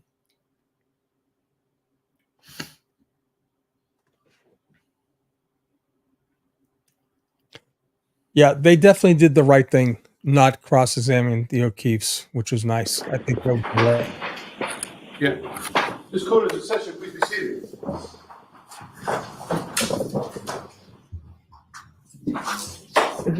So, jurors, I can assure you that by Monday, we're in really good shape. It's an organizational situation that I have to deal with. So we've been dealing with that. We appreciate your patience, and we are in good shape. And Ms. Gianetti, if you need the exhibit, it's here. Terrific. May I have it published again on the camera? Yes. Now, Lieutenant, with regard to the injuries that you observed, did you notice any lividity on the body when you were looking at John O'Keefe? Being hypothermic, he was very pale overall. So the skin wasn't pinked up yet. So it's hard to really judge the rest of the skin that way until it's warmed up and much later into the scene. You are familiar with the term Yep. lividity, though? Yes. Could you just explain that to the jury? That's like bruising. So the pooling of blood in lower sections. So for like a cardiac arrest patient, when they have lividity, it looks like bruising on the underside where all the blood has pooled. And we did not really notice that. But it's not actually bruising from an injury, it's just the blood being It's settling down. It's the same thing, yes. One at a time, please. Yep, sorry. It appears like bruising, and bruising is basically pooling of blood under the skin. So lividity is just gravity fed pooling of blood under the skin. And it usually happens what is the section of the body that is lowest. I see. Okay. Now, with regard to the scratches that you've testified about and that you now observe on Exhibit 382, I believe, and you'll correct me if I'm wrong, but I believe your testimony on direct examination was that you observed them in the forearm area, correct? It was the right, like forearm to arm. I was trying to signal like right up here, but yeah. Oh, all right. Yeah. I guess that's my point. Yeah. It wasn't just on the Not just, it was the arm area. Mostly what I noticed was forearm, but there was some around there. Okay, so it wasn't just below the No, elbow. it wasn't up just below the elbow. There was some above the Yes. elbow as well? Yep. That's consistent with Exhibit 382? Correct. I'm just a moment, Your Honor. Yes. No further questions. Mr. Lally, anything further? No, Your Honor. All right, Lieutenant, thank you very much. So you're all thank you. set.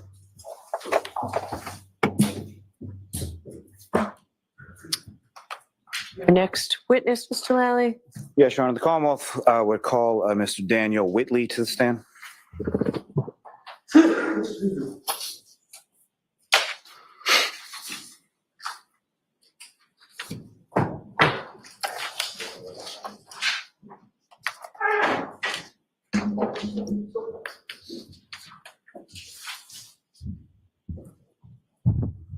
Watch your step.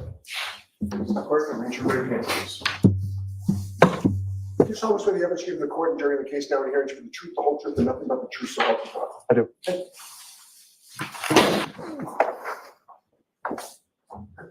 Good afternoon, sir. Good afternoon. Whenever you're ready, Mr. Lally. Thank you, Your Honor. Good afternoon, sir. Good afternoon. Could you please state your name and spell your last name?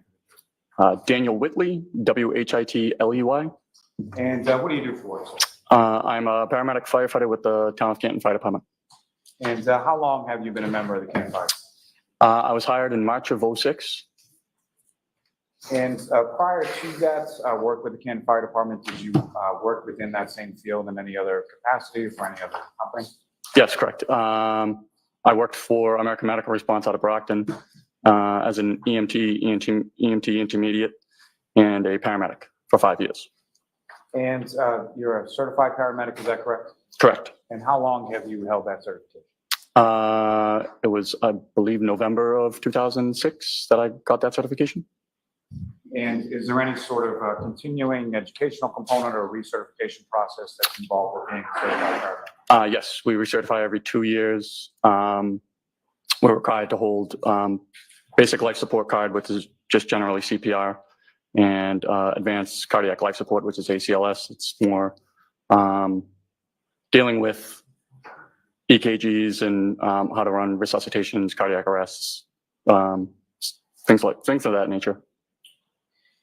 Now, sir, if I could turn your attention to January 28th into January 29th of 2022, were you working with the Canton Fire Department on those dates? Yes. What kind of shift were you working? 24-hour shift, 8 a.m. to 8 a.m. And where were you assigned on that particular date? The Ponkapock Station, Station 2. The Ponkapock Station, where is that located within? The north side of town on Southmont Street. And how were you assigned to a specific duty or a specific? Yes, I was assigned to Ambulance 2 with Jason Becker. As I was a field training officer at that point, and he was just finishing up his field training after he recently became certified as a paramedic.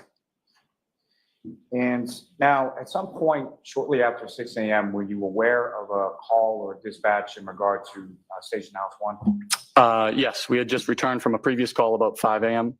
and heard the tones go off. Actually, we were in the day room, which is where it's the living room of a fire station. And we heard the tones go off. We heard the police going to Fairview Road. And we just kind of sat and were wondering what was going on there. Now, you yourself, you and firefighter Becker, were you dispatched to a call as well, approximately 6:41 or 6:42 a.m.? Yes. And at the time that you received that dispatch, what, if anything, were you aware of with regard to the prior call that the other ambulance was? So when the tones go off between the two stations, we're able to hear what the dispatch complaint is, what they're going for, and it came in as, I believe, CPR in progress in the snow or something to that regard. So we knew that it was a fairly serious call that Station 1 had gone to. Now, when you received your dispatch at approximately 6:42 a.m. or so, what was that call in regard to, and where did you respond? We were dispatched for a Section 12. And as far as your assignments within the ambulance between yourself and firefighter Becker, with regard to this call, who was doing what?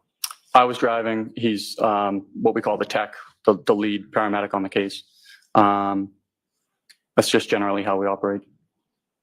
And from your response, or your driving from Station 2 to Fairview Road, what, if anything, did you observe or experience en route in between the two? At that point, it was snowing pretty heavily. We were coming down Chapman Street, getting ready to take the right onto Fairview. We nearly slid off the road, making the turn onto Fairview. It was snowing that heavily, and I don't believe the roads had been really plowed or treated or anything like that for us to. So it was pretty slippery. Now, in addition to ambulance number 2 that you and firefighter Becker were in, what, if any, other sort of vehicles or apparatus was dispatched to this call as well? There was engine 3, which is the District 1 engine, and at least 2 police cruisers, and then another gray SUV kind of further down from where we parked. Now, when you arrive in this area on Fairview Road, what, if anything, do you sort of observe as far as who's there when you arrive? When I got out, my Lieutenant Woodbury and Sam Park were there. And they were on the engine, is that correct? They were on the engine, correct. Now, beyond sort of the personnel from your department, you mentioned that there were some police officers there as well? Yes, Melanie and Sarah, and then 2 other females, at least 2 other females. And the other 2 females, where were they when you first sort of get out of the ambulance? A few yards ahead of us, a few dozen yards ahead of us, I'd say. And were there any other vehicles beyond sort of first responders that you observed on? Just that other gray SUV. And so I guess my question is, where were the 2 females that you observed in relation to the gray SUV? Near it, maybe in front of, maybe one was inside. There were 3 females there. And at some point while you're on scene, you learn the identity of your patient, correct? Yes. And what was the name of the patient? Karen Reed. And you had some conversation with Karen Reed that day, is that correct? Yes. And do you see Karen Reed in the courtroom? I do. Could you just describe as to where she's seated or an article of clothing that she's wearing? She's seated right at that table right there. I'm sorry, if you could just point as to where she is. Right here. No, I just asked record reflect identification. Okay. Now, when you first sort of arrive on scene, who, if anyone, is the first person that you talk to? Lieutenant Woodbury and Sam Park. And following that conversation, who, if anyone, you speak to? Probably briefly Lieutenant Mulaney, but more, I'm sorry, not Lieutenant, Officer Mulaney and Officer Sarah. Now, following your conversation, well, let me ask you this sort of in general terms. When you respond to a call for a Section 12, what is sort of the protocol that you go through in regard to that? Whether it's a Section 12 or any call, basically, the lead tech generally takes over immediate patient care, goes over, assesses. Usually the partner will go over and try and find out background details, try and find not only, well, especially for a Section 12, you want to get, the tech will get, which is Jason's role, the patient story, and then I'll get everyone else's story. And at some point, you have a conversation with Ms. Reed as well. Oh, yes. And where is that in relation to vehicles on scene? So what is that initial conversation? The initial conversation, she was very upset. She kept saying,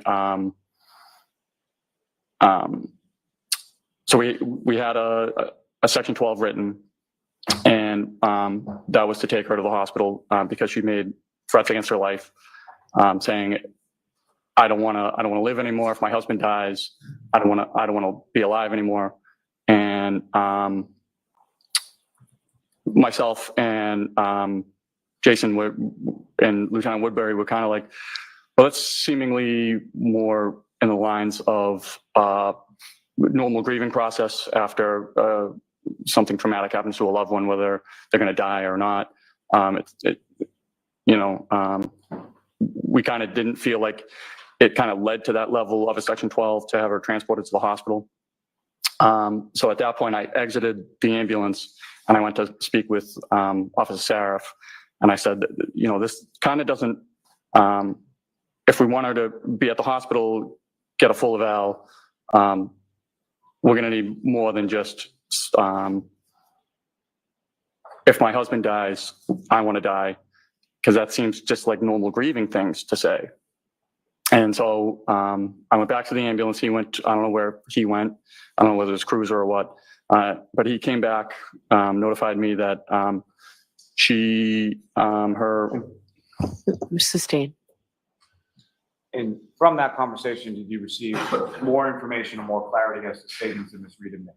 Yes, Officer Saraf had said that. Objection. So not what he said, sir. So we you were are informed unmuted. that. Objection.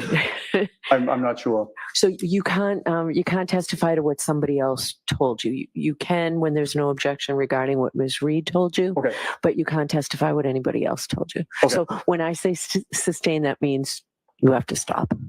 Okay. And the lawyer will ask another question. Okay. Thank you. Thank you, Your Honor. So, Firefighter Whitley, at some point, specific to your conversations with the defendant, Ms. you described sort of her demeanor or any observations you made in relation to that as you were speaking. Yes, she was very upset.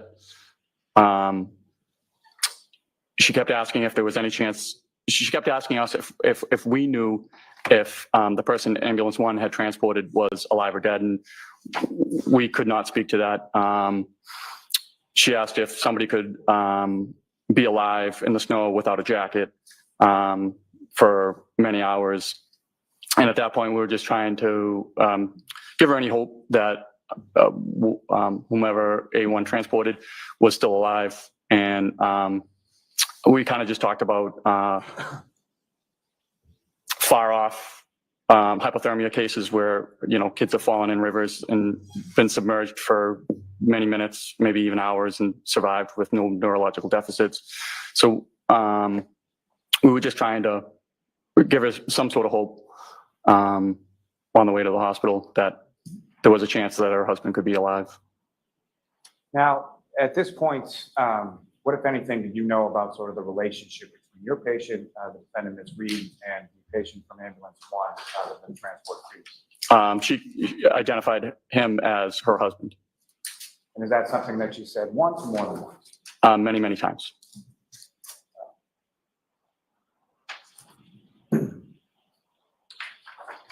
Now, she asked you some questions about his status and made specific reference to his clothes. Is that correct? The only thing I recall is asking if he could have survived without a jacket.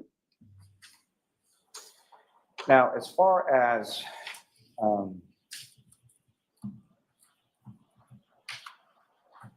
these conversations that you had with Ms. Reed, where did they occur in relation to the ambulance? They were in the back of the ambulance. And who, if anyone, was present in the back of the ambulance beyond yourself and the defendant? Jason Becker. And with reference to, you mentioned that firefighter Becker was sort of the lead paramedic or the lead tech on this, is that correct? Yes. So is there, from sort of his role and your role, what are some of the sort of differences in the duties and responsibilities in relation, we'll call it? So for any Section 12 or our department policy is there will be 2 EMTs, paramedics, firefighters with during transport at all times. That's both for our safety and the patient safety. So that's why it wasn't just 2 EMTs or paramedics driving to the hospital. I was in back with Jason, and Sam Park was driving. Now, as far as you testified earlier about observations of her being upset or distraught, is that correct? Correct. Was that consistent throughout your interaction with her, or? No. There would be episodes where she would like go from crying in her hands to all of a sudden perking up.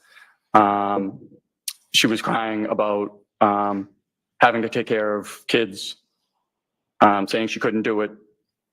And I was saying, you can do this. It's not as hard as it seems. She kept saying, I can't take care of these kids. They're not my kids and they're not his kids. That's when I figured out who Ambulance 1 transported. And I was saying, well, it seems like you have a good, strong support system. People who came and helped you in a blizzard to help come find your husband. She said, she asked me if I knew Carrie Roberts. I said I did. She said anybody who knows Carrie Roberts wouldn't say those things. And that kind of took me aback a bit. It seemed strange to say something like that after you were just crying because your husband was dead. Take you back just within. I was just kind of surprised. If I could take you back within that just for a minute. So you had testified that during that, her description, you sort of realized who was the patient in Ambulance 1, is that correct? Yes. And what, if anything, made you realize, or who did you think it was? I live in and grew up in the Ponquag neighborhood of Canton. And Mr. O'Keefe was known for taking on his niece and nephew after, I'm sorry, I'm not sure positive of the relationship, but I believe it was his sister and his brother-in-law passed away. And it was something people admired him for, people looked up to him for. But I was able to, I also, I moved into the Ponquag neighborhood back after living outside of Canton for a few years. The O'Keefes lived diagonally across from me. I never had any sort of interaction with him or anything. When I moved in, my wife was probably about 6 months pregnant and I had 2 toddlers, so I was pretty busy. I figured he was pretty busy. I never even had a chance to introduce myself or anything before he moved to Meadows, which is how I kind of figured out. Your Honor, I object to this line of question. Okay, next, sustain, next question. Now, you had also mentioned during your conversation with the defendant that she had said some things about Carrie Roberts, correct? Correct. And how is it that you know Carrie Roberts? Well, Carrie lives around the corner from me. Objection. No, I'll allow that. Next question, please. How long have you known Carrie Roberts? just from moving back into the neighborhood, she would run the neighborhood block party, and she put out that she would like the fire truck there on the neighborhood Facebook page. So I volunteered to bring the fire truck to the neighborhood block party. And was Ms. Roberts on scene on Fairview when you arrived in your ambulance? Yes, So she was one of the other females along with the defendant. correct. Now, with reference to when you brought up as far as support system, and included Ms. Roberts within that, what, if anything, did the defendant say about Ms. Roberts? Objection. Sustained. Next question, please.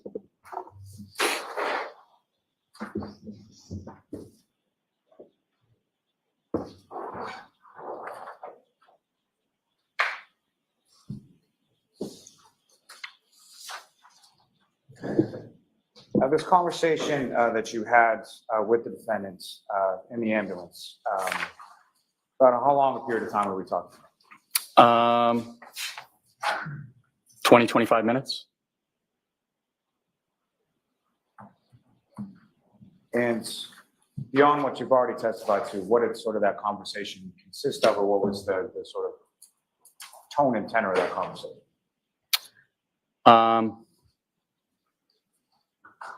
Again, we were just trying to give her any support. She was, once we were getting closer to the hospital, we Objection. So the tone and tenor. So what can you tell us about that? That's admissible, Mr. Yannetti. Go ahead.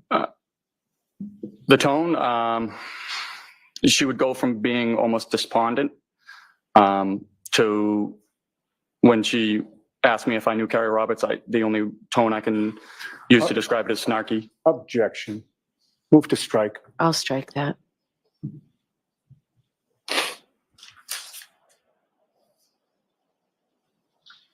Now, you transported to a Good Samaritan, is that correct? Correct. And when you, during the transport, where are you in relation to Ms. Reed from Fairview to Good Samaritan? I'm sorry, I don't understand. During the transport, Ms. Reed is where within the ambulance? I believe we have what we call a check bench, which is a long bench. There's the ambulance stretcher, and then next to the ambulance stretcher is, we call it the CPR seat. And then that's where Miss Reed sat. And then I was in what we call the airway seat, which is basically like a captain's chair behind the stretcher. And in addition to yourself and the defendant, who, if anyone else was sort of in the back of the ambulance at that time? During transport? Yes. During transport, it was just me, Jason Becker, and Miss Reed. So yourself along with firefighter Becker in the back, right? Correct. Who was driving the ambulance? Sam Park. Now, when you arrived at Good Samaritan, what, if anything, happened? Miss Reed was asking to be able to see John, and I made the decision that I would run ahead to see if that was in the realm of possibility with the emergency room physician there. So I ran ahead. I came into they call it the code room at Good Sam, and I asked if the wife could see the husband. The ER doctor asked if she would be upset. I said if she would be upset if she was allowed to or not. And I said she's going to be upset. I believe she's going to be upset either way. He was asking if she would get in the way of the resuscitation efforts. And I said it's possible. She's very upset. And so once you arrive at the hospital with the patient, where do you go along with Ms. Reed? We escorted her down to we call it the psych hall or the behavioral hall at Good Sam. And about how long was it after you escorted her into the hospital that you stayed with her following that? At least 10 minutes. And during those 10 minutes, how would you describe sort of her behavior or demeanor during that time? Objection. No, he can testify to that.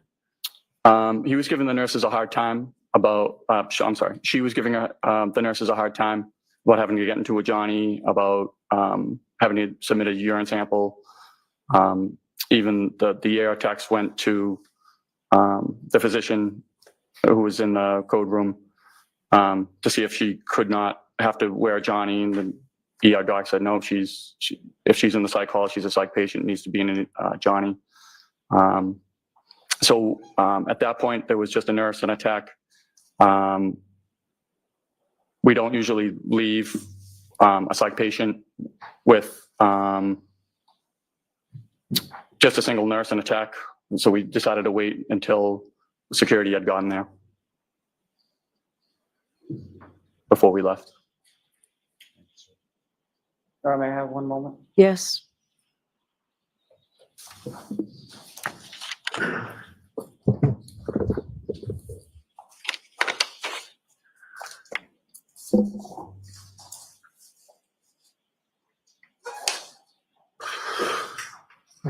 Nothing further at this time, Your Honor. Thank you.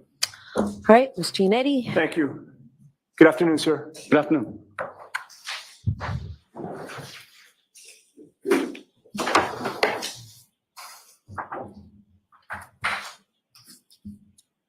So, Mr. Whitley, when you showed up, you learned that Karen Reed was the patient that you were to deal with, correct? Correct. And it was your expectation that she would be going to the hospital, correct? Correct. One of the things that you do when you transport somebody to the hospital is you try to get a medical history, correct? Yep. Why is that important? Generally, we get pertinent medical history to pass on to the hospital.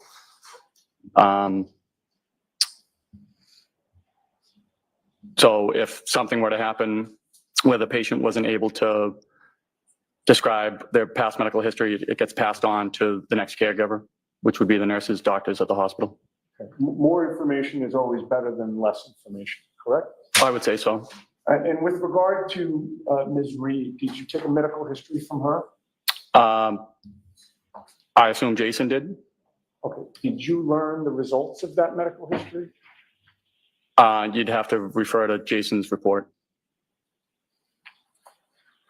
I may have a moment now. Yes.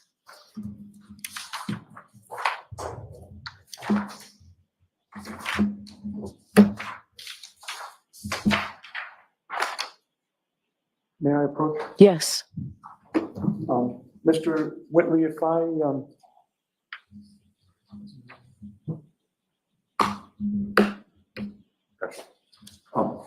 I'm actually going to show you two documents with your permission. One would be Jason's report. Okay. And you talk about Jason Becker, correct? Correct.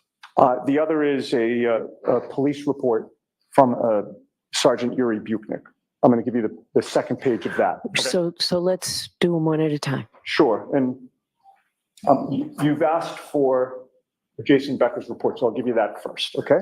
Okay. And when I approach you, I'm going to hand this to you, and I just ask you to look at it silently by yourself. Okay. And then look up at me when you're done. Okay.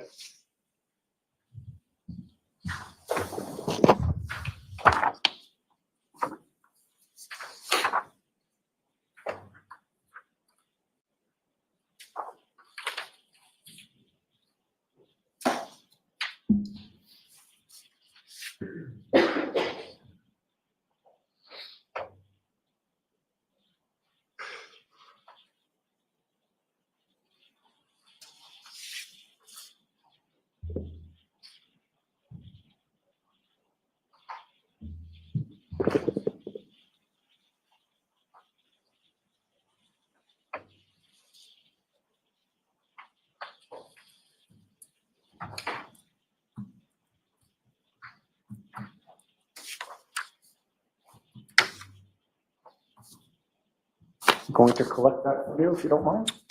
The first report was the NFIRS report from my lieutenant.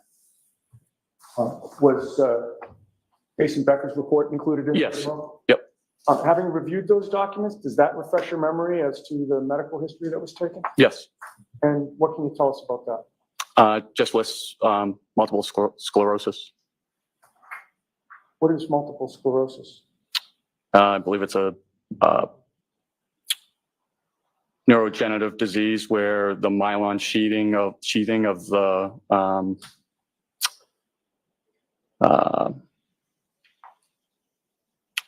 trying to think of the word here, but I don't mean to put you on the spot. I understand. I'm sure you do. It's a disease. It's a disease that's progressive and has neurological muscle control things involved with it. And when you say progressive, that means it gets worse over time as you age? As I understand it.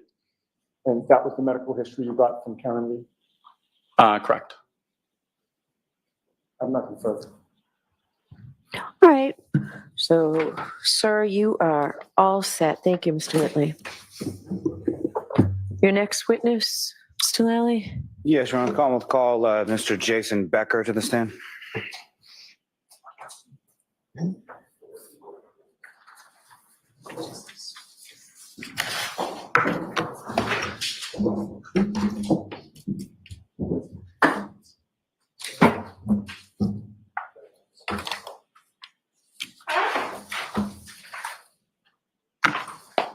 Hopefully we get Jason out the way as well today. Hopefully, I'm sure we will. I mean, he doesn't really have much more than this guy to offer, right? No.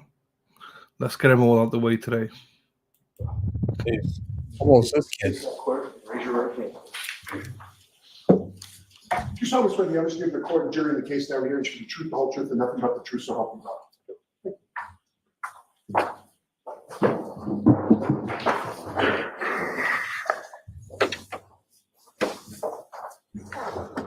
Okay, whenever you're ready, Mr. Lally. Good afternoon, sir. Good afternoon. Could you please state your name and spell your last name for the jury? First name is Jason. Last name is Becker. Becker. And what do you do for work, sir? I'm a firefighter paramedic, Canton Fire Department. And how long have you been a member of the Canton Fire Department? 5.5 years. And prior to that, what, if any, other employment did you have sort of within that same field? I worked at Found Ambulance and South Shore Hospital. How long did you work at each of those respective positions? Found Ambulance was about 5 years. South Shore Hospital, approximately 3 years. And with regard to South Shore Hospital, what is it that you did there? I was a nursing assistant in the emergency room. And with regard to your work as a firefighter paramedic for the Canton Fire Department, you were a certified paramedic? Yes. And when did you first receive that certification? October 2021. And is that something that you receive, or when you receive that is something that goes on in perpetuity, or is that something that you have a continuing educational component or recertification? Con Ed education, every 2 years you have to recertify. Now, sir, if I could turn your attention to January 28th, 2022 into January 29th, 2022. Are you working on that occasion? I was. And where were you assigned? I'm sorry. What type of shift were you working on that occasion? What type of shift? Yes, like what hour to what hour? 8 a.m. to 8 a.m., 24 hours. So 8 a.m. on the 28th until 8 a.m. on the 29th. Correct. And where were you assigned on that day? I was at Canton Station 2, Ambulance 2. And who, if anyone else, was assigned with you to Ambulance 2 at Station 2 on that day? Daniel Whitley, firefighter Daniel Whitley. Now, at some point when you were working on the 29th, shortly after 6 a.m. or so, did you become aware of a call for station house number 1? Yes. And what, if anything, were you aware of as far as that earlier call? As far as a man down in the dispatch, and I believe it was upgraded eventually to CPR in progress. Now, at some point following that, approximately 6:41 a.m. or so, did you, your station house get a? Yes. And what that dispatch in regards? A psych eval, possible section 12. And in addition to yourself and firefighter Whitley in Ambulance 2, what, if any, other sort of vehicles or apparatuses were dispatched by your department to that call as Be Canton Engine 3. And if you know, who, if anyone, was on Canton Engine 3 at that time? Lieutenant Greg Woodbury, firefighter Sam Park. Now, with regard to the ambulance that you were in with firefighter Whitley, what was sort of, let me ask you this, between sort of call volume, what, if any, sort of policy or protocol is there as far as who does what on a particular call? We switch off. And so on this particular call that you were dispatched to Fairview Road, what were sort of each of your respective duties and responsibilities between yourself and firefighter Whitley? Firefighter Whitley was the driver at that point, and it was my tech is what it's called. So the next patient would be mine. And so as sort of the lead tech on this, is that correct? Correct. And so as far as the lead tech's role, what, if any, duties or responsibilities do you have in regards to writing a report? It's my report. That'd be right. May I approach the witness? Yes.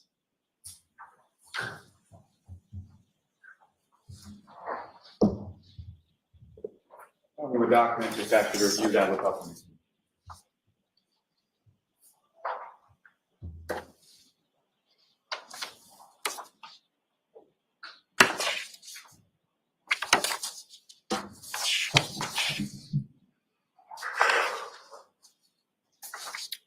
The first report up here is the engines. Second one would be mine. You recognize the first few pages of that as the engines report, and the last few are yours, correct? Correct. And that's your report with relation to this dispatch and this call, correct? Correct. May I approach again, Your Honor? Yes. I want the seat to introduce and admit as the next. So both reports through this witness? Is there any objection? May I just take a look at the DA's copy?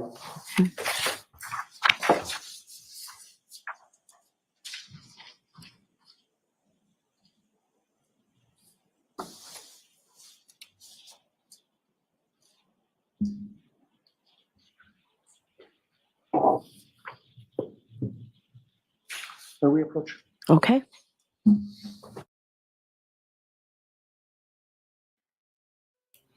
There we are, Sean. This is probably going to be close to the last witness of the day, I imagine. I would imagine, unless they can get, I'm sure they're going to put the driver from the other firehouse who drove these two. Maybe they'll put him on. I don't see the significance. Yeah. Unless they just want to just keep loading up, but yeah, it doesn't really seem. No. Depends how quick this one goes. Yeah. I mean, all they're going to do is just say, yeah, she was acting like this, she was acting like that. They're going to, I don't know. The state has a process, that's their process. That's their prerogative. It's their case. So right. They can do what they want. We can be skeptical. We can say what we want, but right. It's theirs. Gene says, my biggest take right now, love the way the defense is establishing every witness relationship with someone involved. And no more questions just now. Kerry Roberts earlier, Katie McLaughlin, awesome approach. Right. Exactly. Looking for some. Oh, here we go.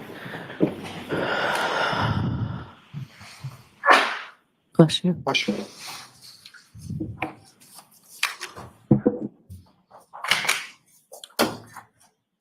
With that addendum, I would seek to introduce and admit that as the next exhibit. Okay.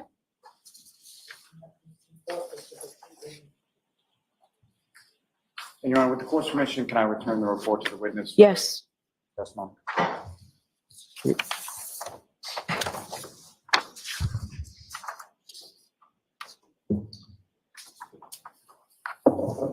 Now, sir, when you first sort of arrive in the area of 34, when you arrive in the area of Fairview Road, what, if anything, is it that you first observe upon your arrival? Coming down the street or on scene? Yes, coming down. Coming down the street, live police lights. You can see the fire engine, and I believe I said it's one black SUV. And where is it that you and the ambulance sort of park in reference to those other vehicles that you see? I believe we parked The SUV was facing towards us. We parked to the left. I don't recall where the police cruiser was, though. And when you first arrived there, who, if anyone, is it that you first speak with when you get there? When we got out of the ambulance, I passed Officer Saraf and Officer Mulaney. They kind of briefed us, and then I walked over to the black SUV. And when you walk over to the black SUV, who is it that you observe in that black SUV? I saw 2 females.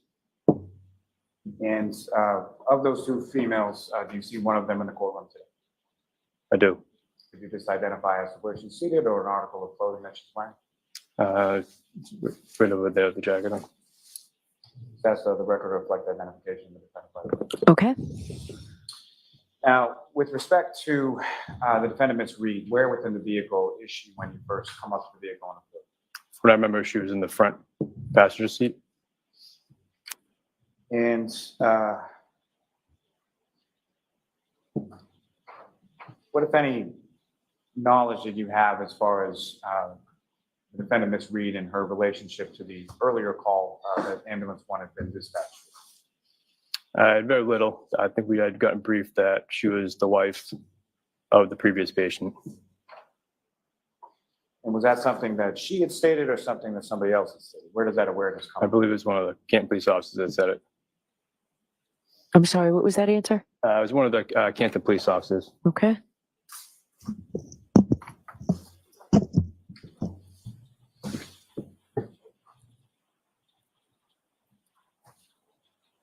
And so when you walk up to the car, what is it that you say to her? What, if any, conversation did you have with Ms. Reed at that? So I went up to the window and introduced myself and just kind of asked what was going on. And how did she respond to that? She was kind of, she was distraught. She was crying. She kind of told us that the statements she may have made, she didn't mean it because of the current events that she had just gone through. What, if anything, did she say about that? If anything, did she say about what she had gone through? She had just done CPR on her husband. And so she referred to him as her husband as well? Yes. And this conversation that you had sort of at the side of the SUV, is that through the door, through the window? From what I recall, it was through the window. And at some point, does the conversation move to the ambulance? Correct. About how long was the conversation at the vehicle before the conversation shifted to the ambulance? 5 to 10 minutes. And as far as your dispatch for a psych or a section 12, correct? Correct. Can you explain to the jury sort of that process, just in general terms first, as far as what does that process entail? And when we get on scene? Yes. For a section? Yes, please. We go on scene, we kind of look at the environment, see what the environment's like, see if the patient's cooperative, uncooperative, what their demeanor is, if there's any obvious self-harm. If there's none, we kind of go up and talk to them, get a report, and ask them some basic triage questions. And is that sort of the policy or the protocol or what you followed in this instance with Ms. Reed? Correct. Now, beyond what she had indicated to you initially, what, if anything, was she asking you during the course of your conversation with her once you were in the ambulance? She kept asking if he was dead or could he be dead. Is that something that she said once or more than once or something? More than once. And could you describe sort of the tone of her voice when she was saying? It was pretty, it's kind of like it was a rapid kind of pressured speech. She was just a lot repetitive. And as you were speaking with her, what, if any, observations did you make of her facial area? She had blood on her face and her neck and her mouth, her neck and chin. Regard to sort of any earlier suicidal statements, what, if anything, did she say in relation to that? She said she made him because she just went through a traumatic event, seeing her husband dead, and she had no plan on acting on it. Now, pursuant to a section 12 call, what, if anything, are you doing as far as documentation goes with respect to vital signs, things like that? It depends on the situation. In a situation of misreads, I took a regular, just vital signs, pulse oximetry to see a heart rate. But for someone like a female psych patient, it's more verbal. And as far as any of those sort of vital signs and things that you took, what, if anything, abnormal did you note in regard to that? There's nothing too abnormal.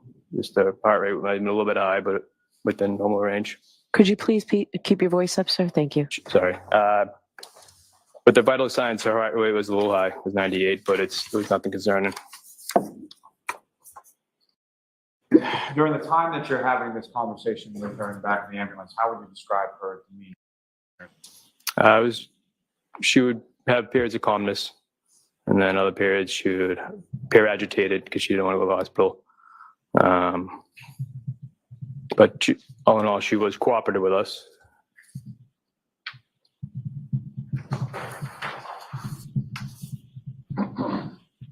Now, at some point, she's cooperative, correct, and agrees to go? Eventually, yes.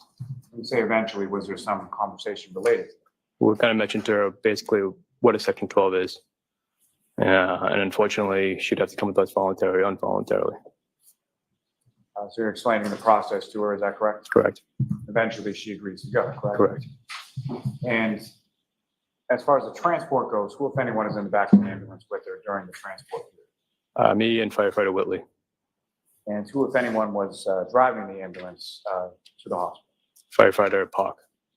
And which hospital did you transport Ms. Reed? We went to the Good Samaritan Hospital. Now, during the course of transfer to the hospital or transport, what, if anything else, did Ms. Reed say with reference to children? She was talking about children. She was unsure and she didn't know if she'd be able to take care of them. She was worried about that. She was worried about that. Yeah, she's worried about who would take care of the children if he was pronounced dead. And what, if anything, did she say about herself in reference to the children? She didn't think that she could take care of them on her own. Now, as far as this other person or the patient from the earlier call, how did she refer to that person in relationship to yourself?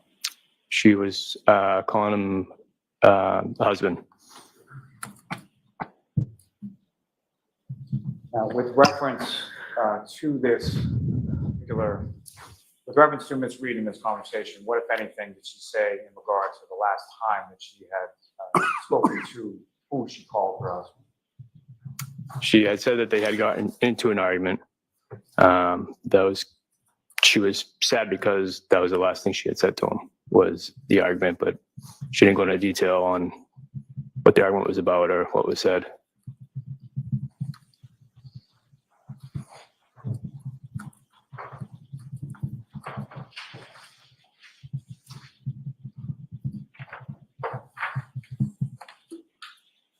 Now, with regard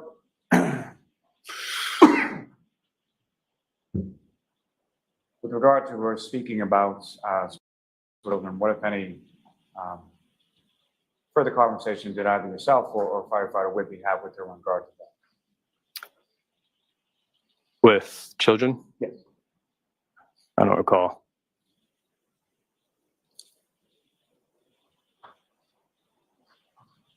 The other female party that Ms. Reed was initially with in the vehicle when you first arrived, did you know who that was? I don't know who she was. And at any point in time, subsequent to that, did you learn who she was? I did. And who did you learn her to be? She was Ms. Carrie Roberts. And with relation to your conversation with Ms. Reed on that day of January 29th, what, if anything, did she say about Ms. Roberts? Objection. Sustained.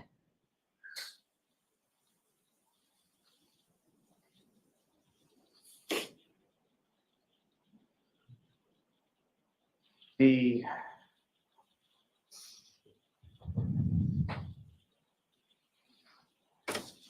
regard to the sort of medical questions that you were asking, from those medical questions, what, if any, questions would you typically ask someone with relation to consumption of alcohol or drugs? Well, probably part of the psych assessment, I asked if she had taken any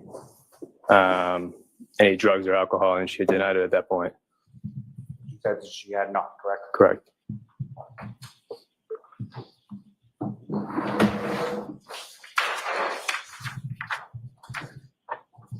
The observations that you testified to earlier in regard to her, and by her I mean Ms. Reed's demeanor,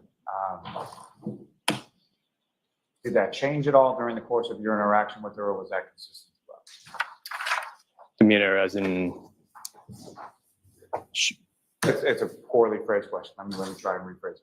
So with regard to her demeanor, throughout the course of your interaction with her, how would you describe that? She was cooperative. Then she'd be calm, and then eventually she would kind of get a little agitated and repetitive questions. But she seemed distraught. Now, with respect to the person she indicated was her husband, what, if any, questions did she ask either you or firefighter Whitley or both in relation to that? She was asking if he was dead, or could he be dead? Could he be dead? And she said, could I have hit him?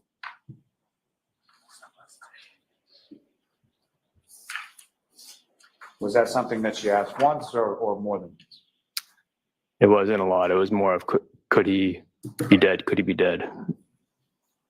So somewhat repetitive, is that correct? Correct. Just one moment, Your Honor. Yes.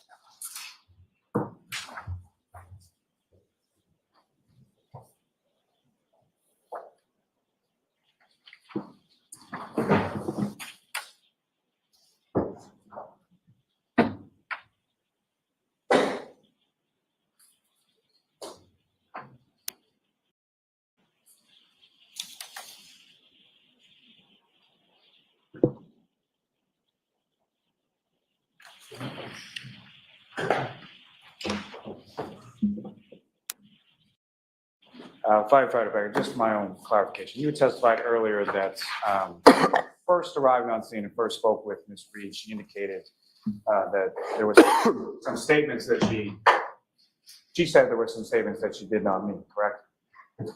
Correct. Suicidal statements. And so, exactly. So my question is, that was in reference to the suicidal statements she had made prior to your arrival, correct? Correct. Not to any subsequent statements, correct? Correct. Nothing further. All right, cross-examination. Thank you, Rona. Good afternoon, sir. Good afternoon. You and I have never met, right? I believe so.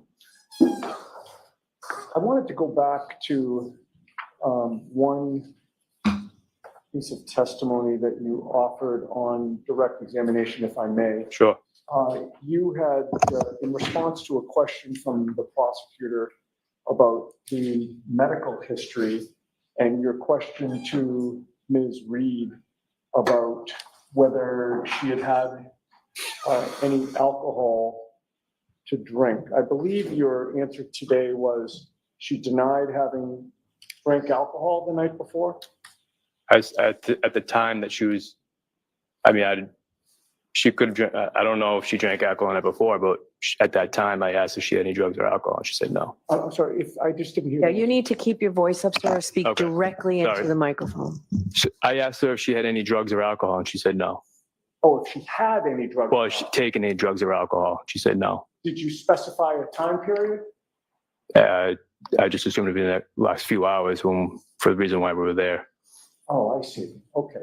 Unsure if she had alcohol days prior, but for the reason why we were there. Okay. So was it your understanding that the two of you had an understanding of what you were asking? Sure. Objection, move this. Yeah. So the objection sustained, it's stricken. Ask the question differently, Ms. Tianetti. Thank you, Your Honor. All right. So I guess with regard to your intent and your state of mind when you were asking that question, you were asking, had you taken any drugs or alcohol within the last few hours? That's what you meant to ask? Objection. So the objection sustained.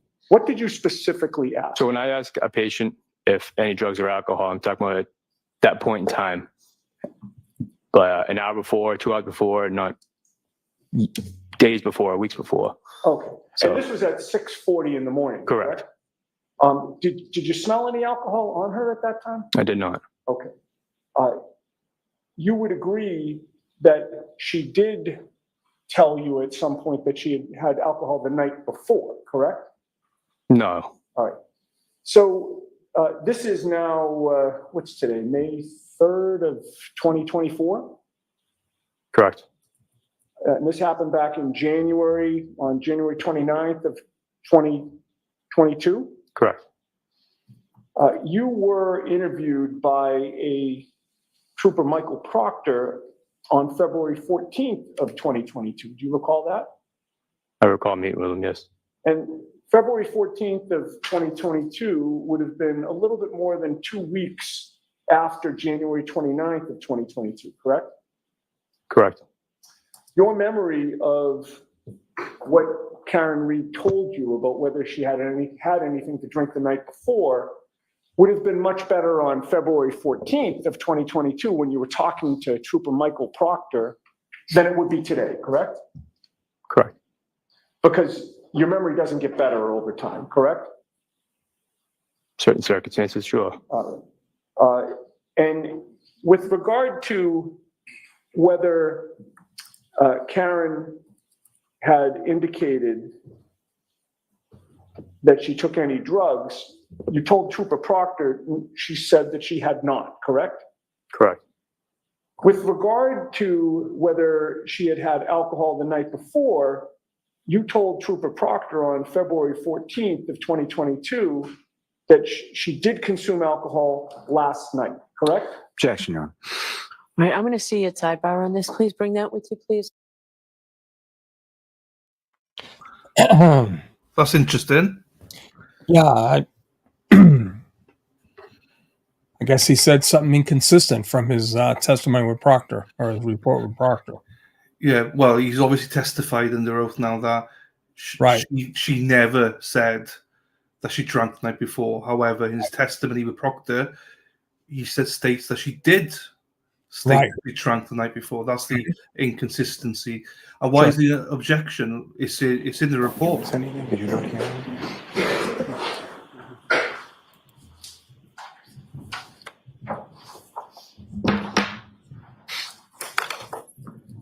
With your permission, I'll repeat the question. Sure. You told Trooper Proctor on February 14th of 2022 that Karen had told you that she did consume alcohol the previous night, correct? If that's in his notes, Is your memory exhausted as to whether you told him that? I don't recall.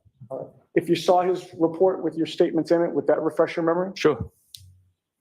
It's a two-page report. I'll give you both, actually. It's a two-page report. I'll give you both pages, but I have highlighted a line on the second page, so I would direct you to that. May I approach? Yes. And take your time reading it, sir. Yes, yeah, and please read it silently to yourself and look up at me when you're done.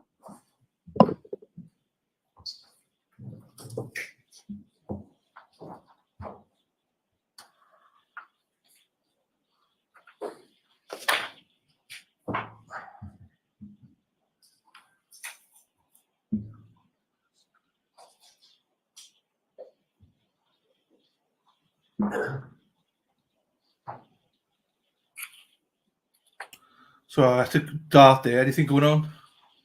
No, he's just reading his statement from Proctor. Okay.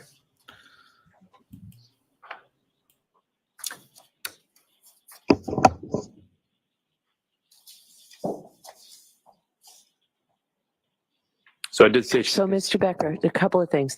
Wait for a question. Oh, I'm sorry. But also, you have to keep your voice up. Okay. I'm close to you and I'm having trouble hearing you. Most of the jurors are further away. And the way this works is I have to collect that from you and then ask you a question, okay? So, I may approach you on it? Yes.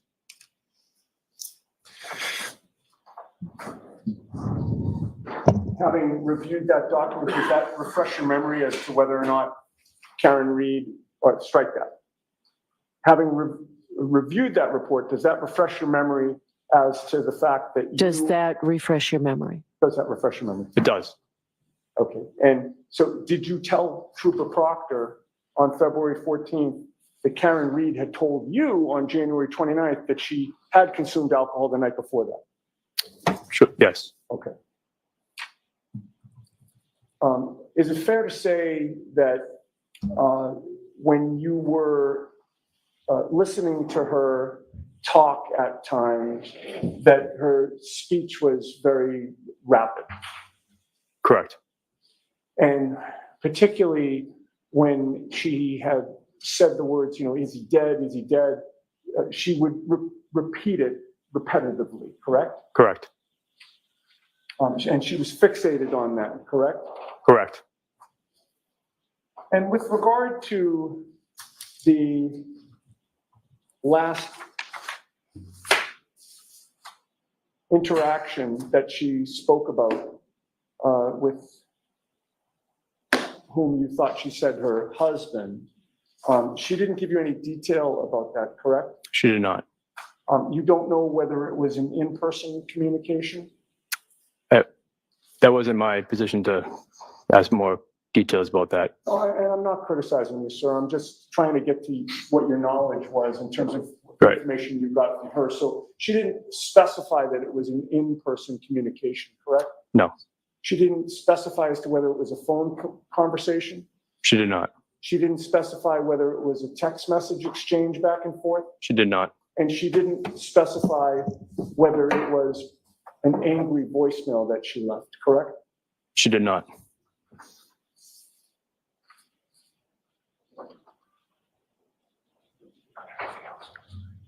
No further questions. Thank you. Just one moment, Your Honor. Okay.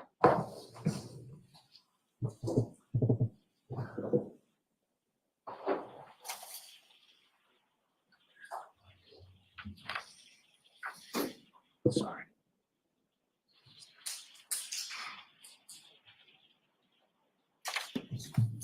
I have nothing further for this witness, Your Honor. All right. All right, Mr. Becker, or Firefighter Becker, you are all set, sir. Thank you very much. Sorry about that. That's okay. Thank you. If you can leave that right where it is. Thank you, sir.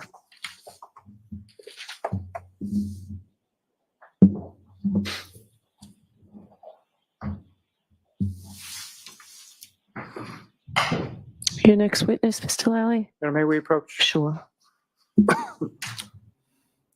He's probably run out of witnesses today, so Right. Yeah.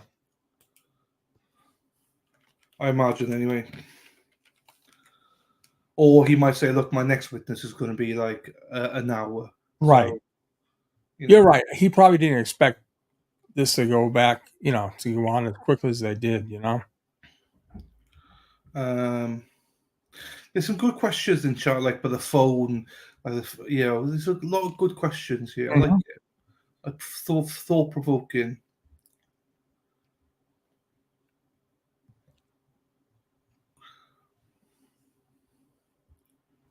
There's some trials they give you hearing aids for the defendant so you can listen in. I remember having defendants go up to sidebars and listen because they're supposed to be knowledgeable about everything. So I missed that. They're supposed to know everything. That's why in some courthouses you have that. But you'll notice Yannetti and Jackson will always inform her. Sure. Because I imagine Karen's in full control. Oh my God, yeah. There's no doubt. See her handing the papers off and stuff. She knows everything. She is.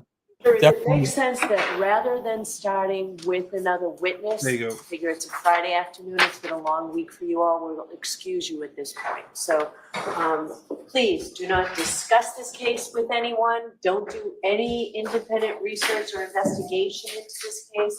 If you happen to see, hear, or read anything about this case, disregard it and let us know. And have a great weekend. Monday will be a full day. We'll see you first thing Monday morning. Rise to the jury. You guys ready to swear? Lally wants to join the druid in the pub for a few bevies. Sure. You know. Oh, sure.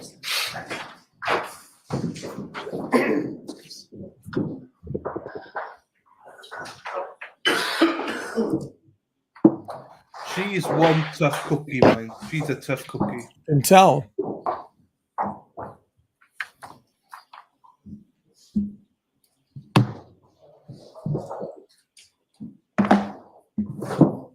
May be seated.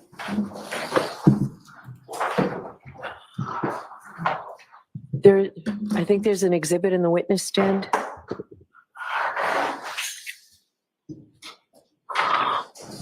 All right, because I've decided that it makes more sense to do exhibits the old-fashioned way because it's simply not working out. My suggestion is that we take what we have that have actually been introduced, because I know you pre-marked nearly 600 exhibits. They have not been introduced into evidence. So we have numbers 1, 2, 3, 4, 7, 8, 9, 14, 18, and there are additional that are in the 300s and 200s. So what I would like to do is take all of these, and I know Madam Court Reporter has been great about sticking around all late during the week to pre-mark things. This is more important to me that we get the record straight from this point. I would prefer the jurors to have the exhibits in order and not have numbers 200 and 300 in where they should be 15 and 16. So what I would like you to all do is take a look at the exhibits that have actually been introduced. Their prior numbers, if you have referred to them by their prior numbers, I will permit you for the rest of the trial to say previously referred to as 308, but now exhibit 15, until you feel you don't need to do that anymore. So it means things are going to have to be renumbered. So, Madam Court Reporter, was there anything else we needed to discuss on this? Is there anything else you need from the lawyers?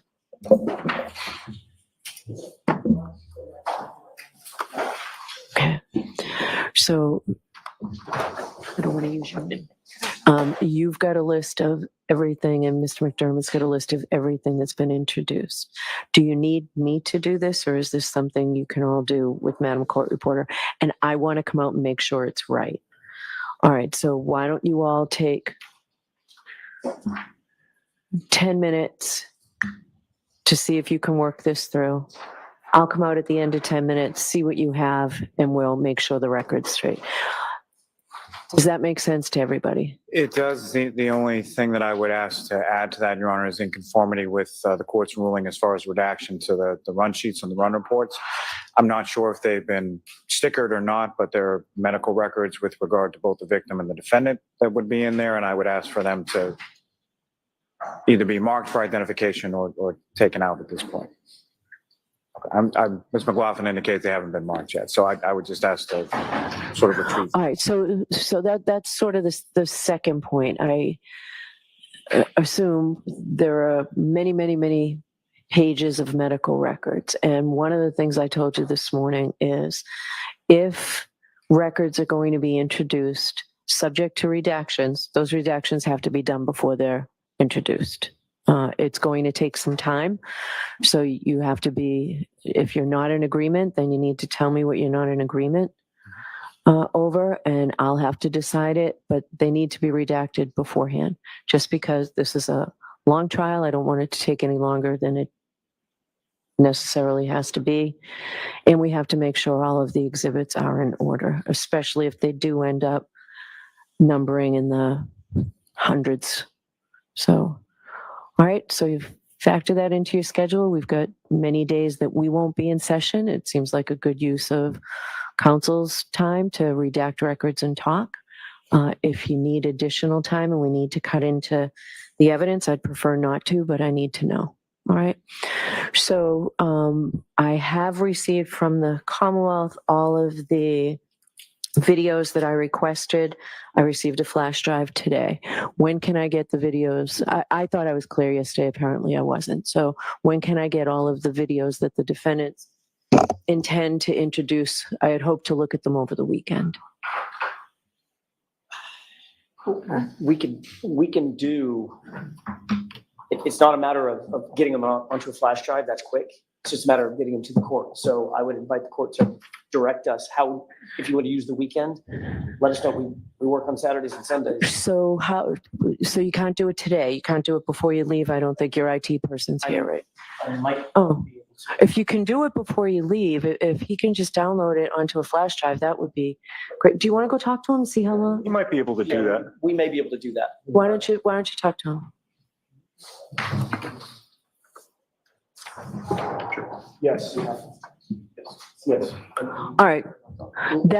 We won't leave until we give them to you. That would be great. And Ms. Gianetti, yesterday you did say that you'd also give me some idea on why you think they're coming in. Sure. Okay, so if you have that, that would be great. Yeah. All right. You I just want to make sure I'm very clear about what the court would like. We provided the double videos, the ones that we had put the good and Seraph cameras together. The court wants every single video that we intend to produce? Yes. For the rest of trial? Yes. Okay, understood. All right, and that's what I requested from both of you. I received, Ms. Gilman, tell me if I'm wrong, but Mr. McDermott handed me a flash drive today that said this was all the Commonwealth's video exhibits. Yes. And that was after we met this morning, correct? Yes. Okay. All right, so that'd be great. I just, I want to know what's on them. I was surprised yesterday, and Understood. I shouldn't be surprised. Understood. All right, so I'll come out after you remark the exhibits. Do you need a break before then, Madam Court Reporter? Mr. McDermott? All right, thanks. Court, all rise, please. I want to go back a second there, right? Because Okay. what did she say here? She said something which is quite funny. I just wanted to catch it. Intend to introduce flash drive today. It's something with the court reporter was. Are in order, especially if it really has.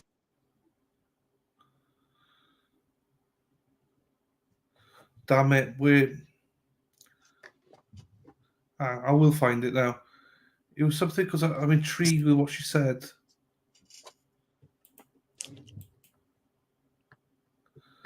Oh, you know what? I can't freaking find it because it's now buffering.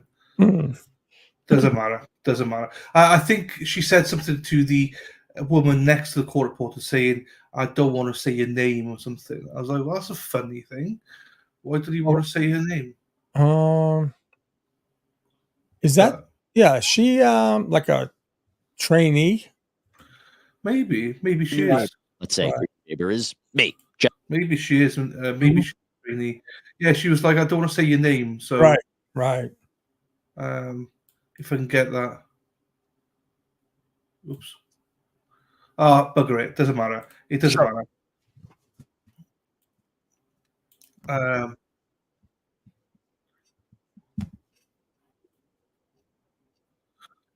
Hang on, I've got it here actually. Now we've done it.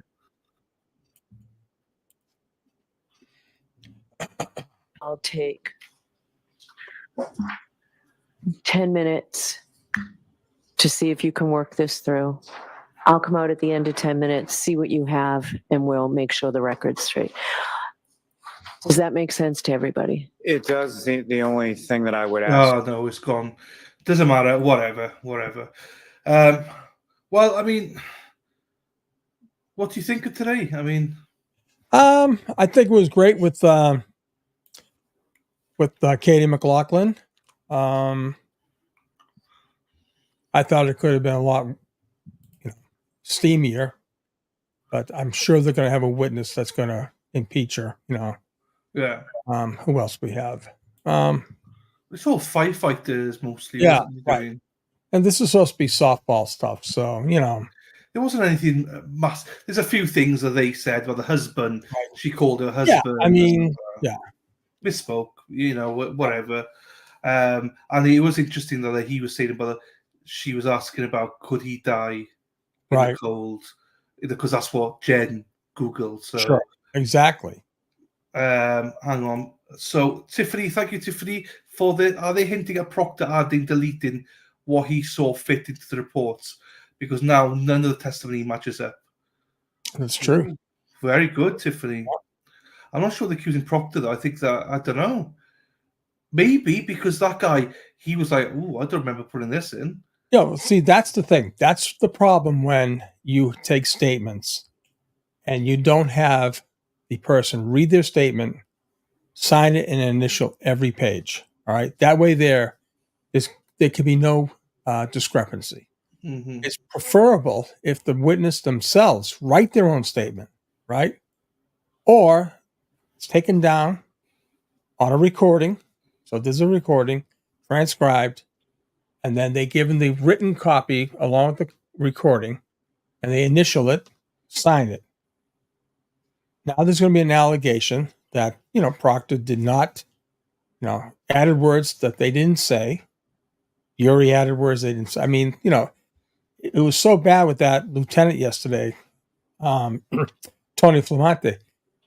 He got so spun around that I think he actually said, "No, I didn't tell Proctor that," and he may have, but he got so confused and rattled by the defense that he just went along that road. It was pretty bad.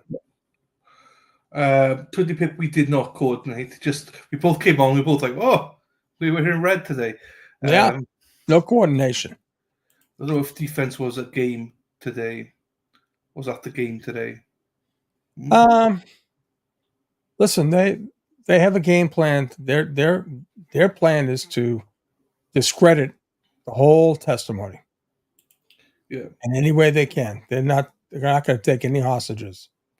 Rita was there today. Wonder if she could shed some light on jury reactions. Maybe, yeah. Yeah, I'm sure she was studying them, no doubt. This is it. She did say, "I don't want to be surprised," and I was surprised about yesterday. Yeah. So I don't remember what the defense played yesterday. I think it was the video. Remember the video was problematic about asking, Yes. Right. I think she got surprised by that. But why would you? Who cares? It's their video. They can do whatever the hell they want with it. But right. Well, she seems to be like a very hands-on person. Yeah, she does. Katie, you're on track. Yeah, I saw that on Twitter. Katie, you're on track with Katie and Albert. So that was on Twitter just now. Yeah. There's going to be more. I'm telling you, there'll be more coming out. No doubt.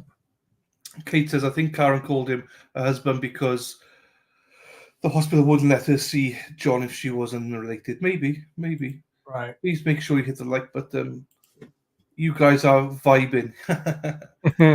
Make sure to join Sean at 6 p.m. Eastern tonight for his recap. That's the link there. 3:52. Right.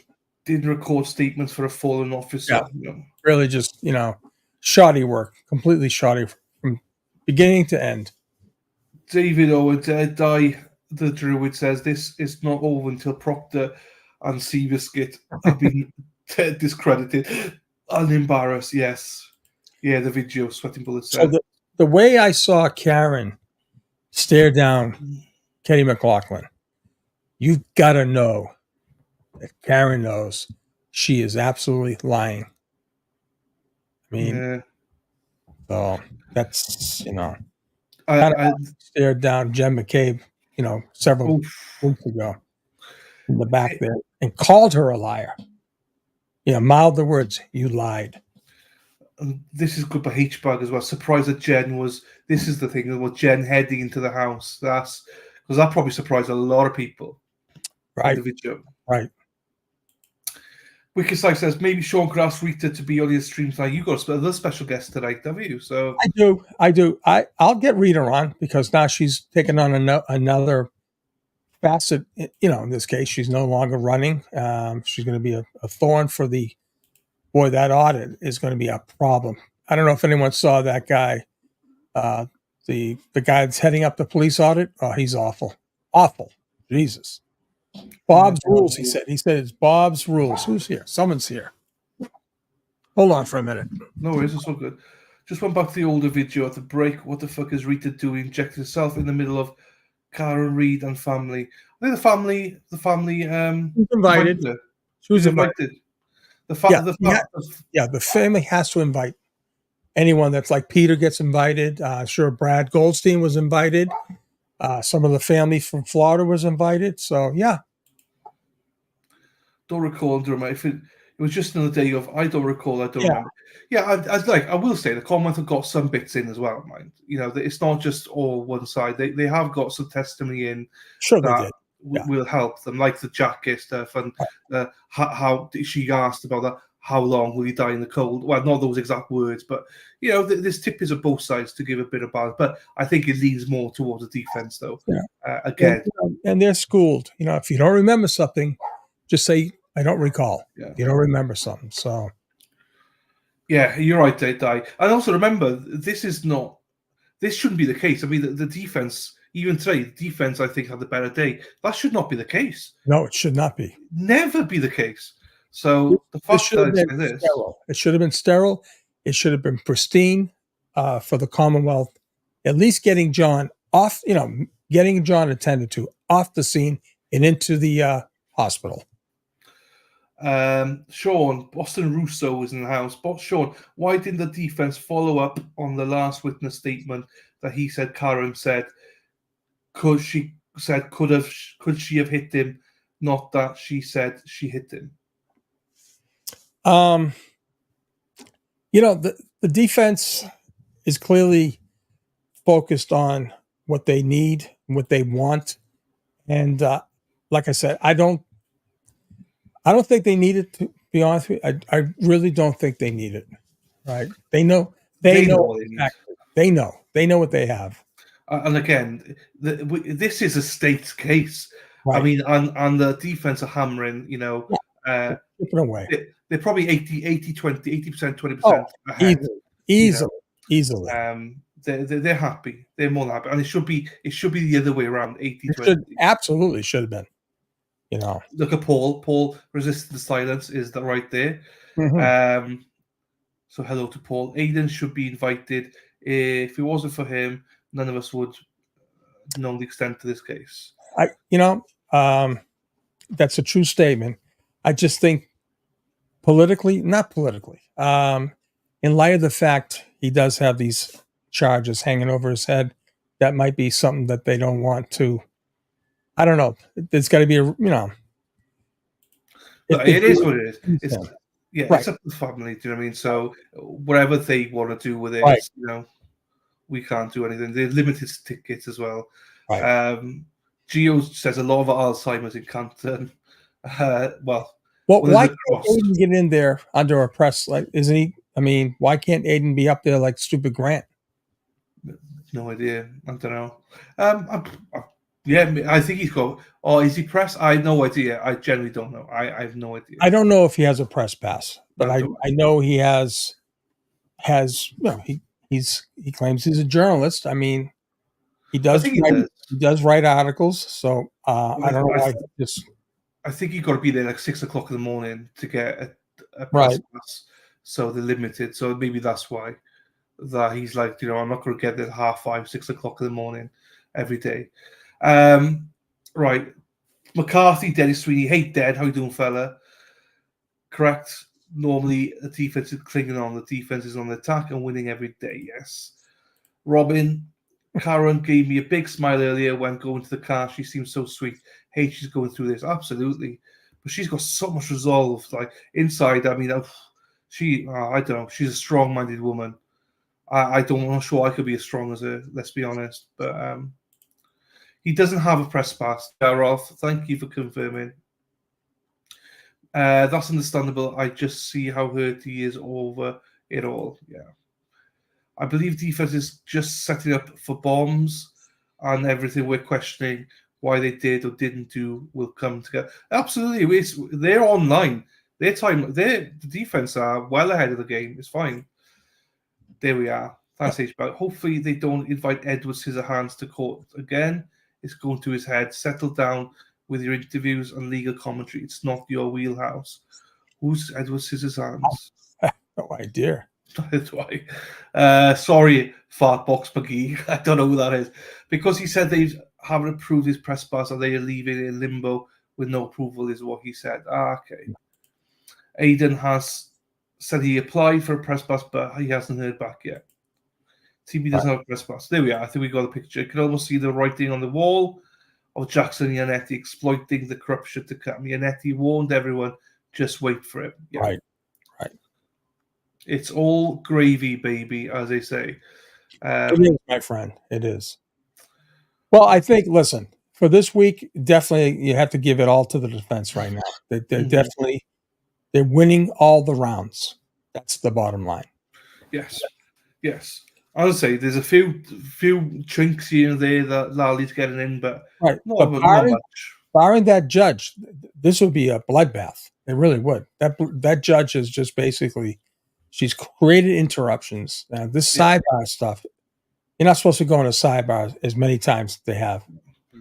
It's interesting. Mike Young Jerks was saying about obviously Bev used to be a defense attorney, and he said, thought long and hard about this, but he thinks she's jealous of Yannetti and Jackson because she never got a case like this or this notoriety. So that's why she's trying to put them in their place, which is a theory. It's a theory. See you, Mrs. Ash. We'll be leaving as well in a second. Once Karen gets back to the car, we'll call it a day. Di says these aren't even the witnesses. Wait until the defense gets the witnesses. Yeah. Again, this was basically the witnesses that wanted to fill the jury, right, with the mindset, okay, this is how we found John. This is what we did. We brought him to the hospital. Unfortunately, he passed away. This should have never been drawn out the way they did. And again, kudos to the defense. The defense was able to find huge discrepancies, never expecting from Timmy or Flamante.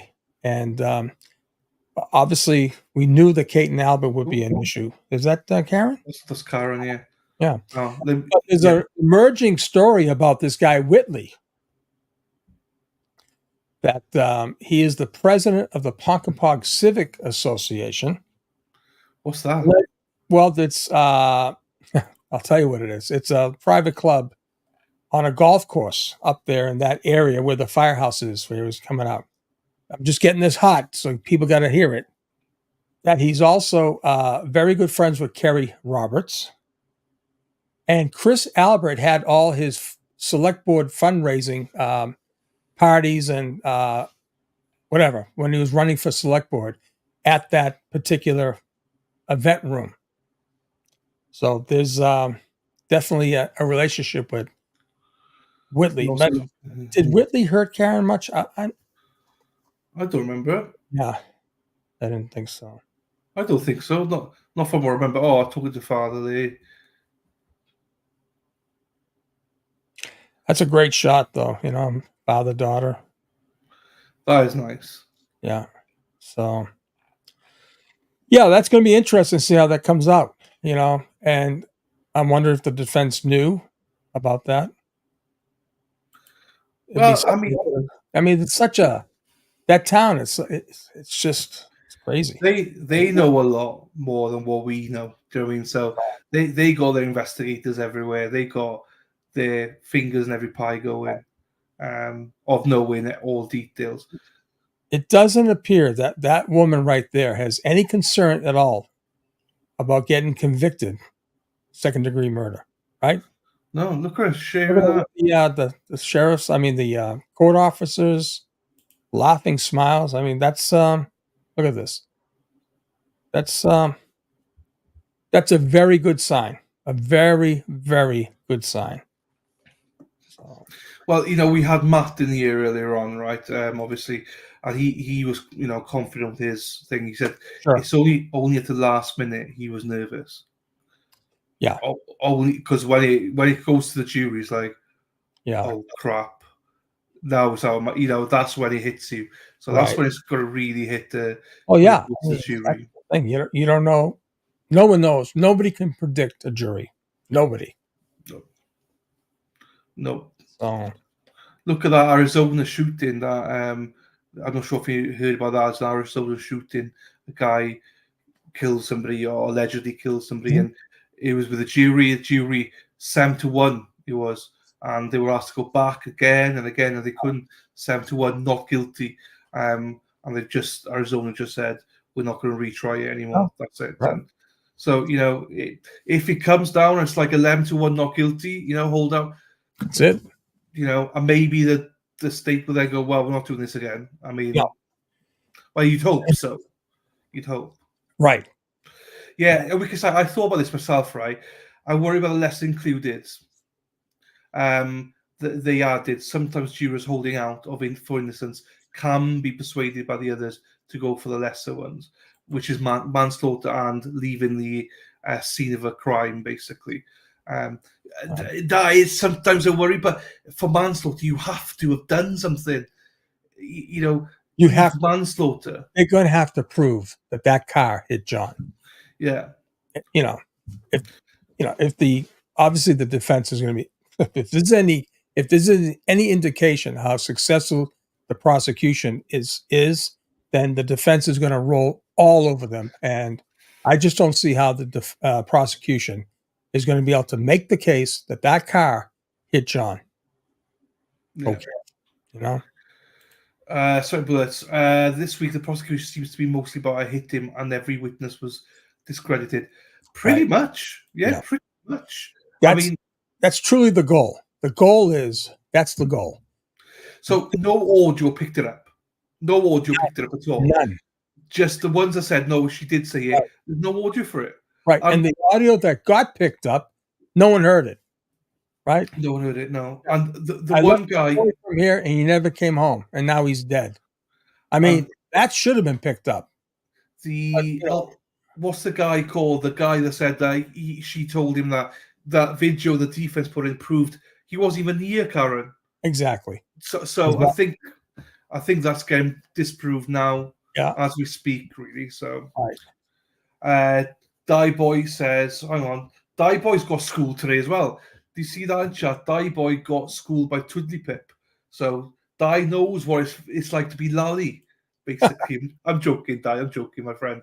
Does anyone think Lally went to Morrissey and said, I can't prosecute this, and Morrissey just told him to get on with it? Absolutely. Yeah? Absolutely. No doubt about it. Absolutely.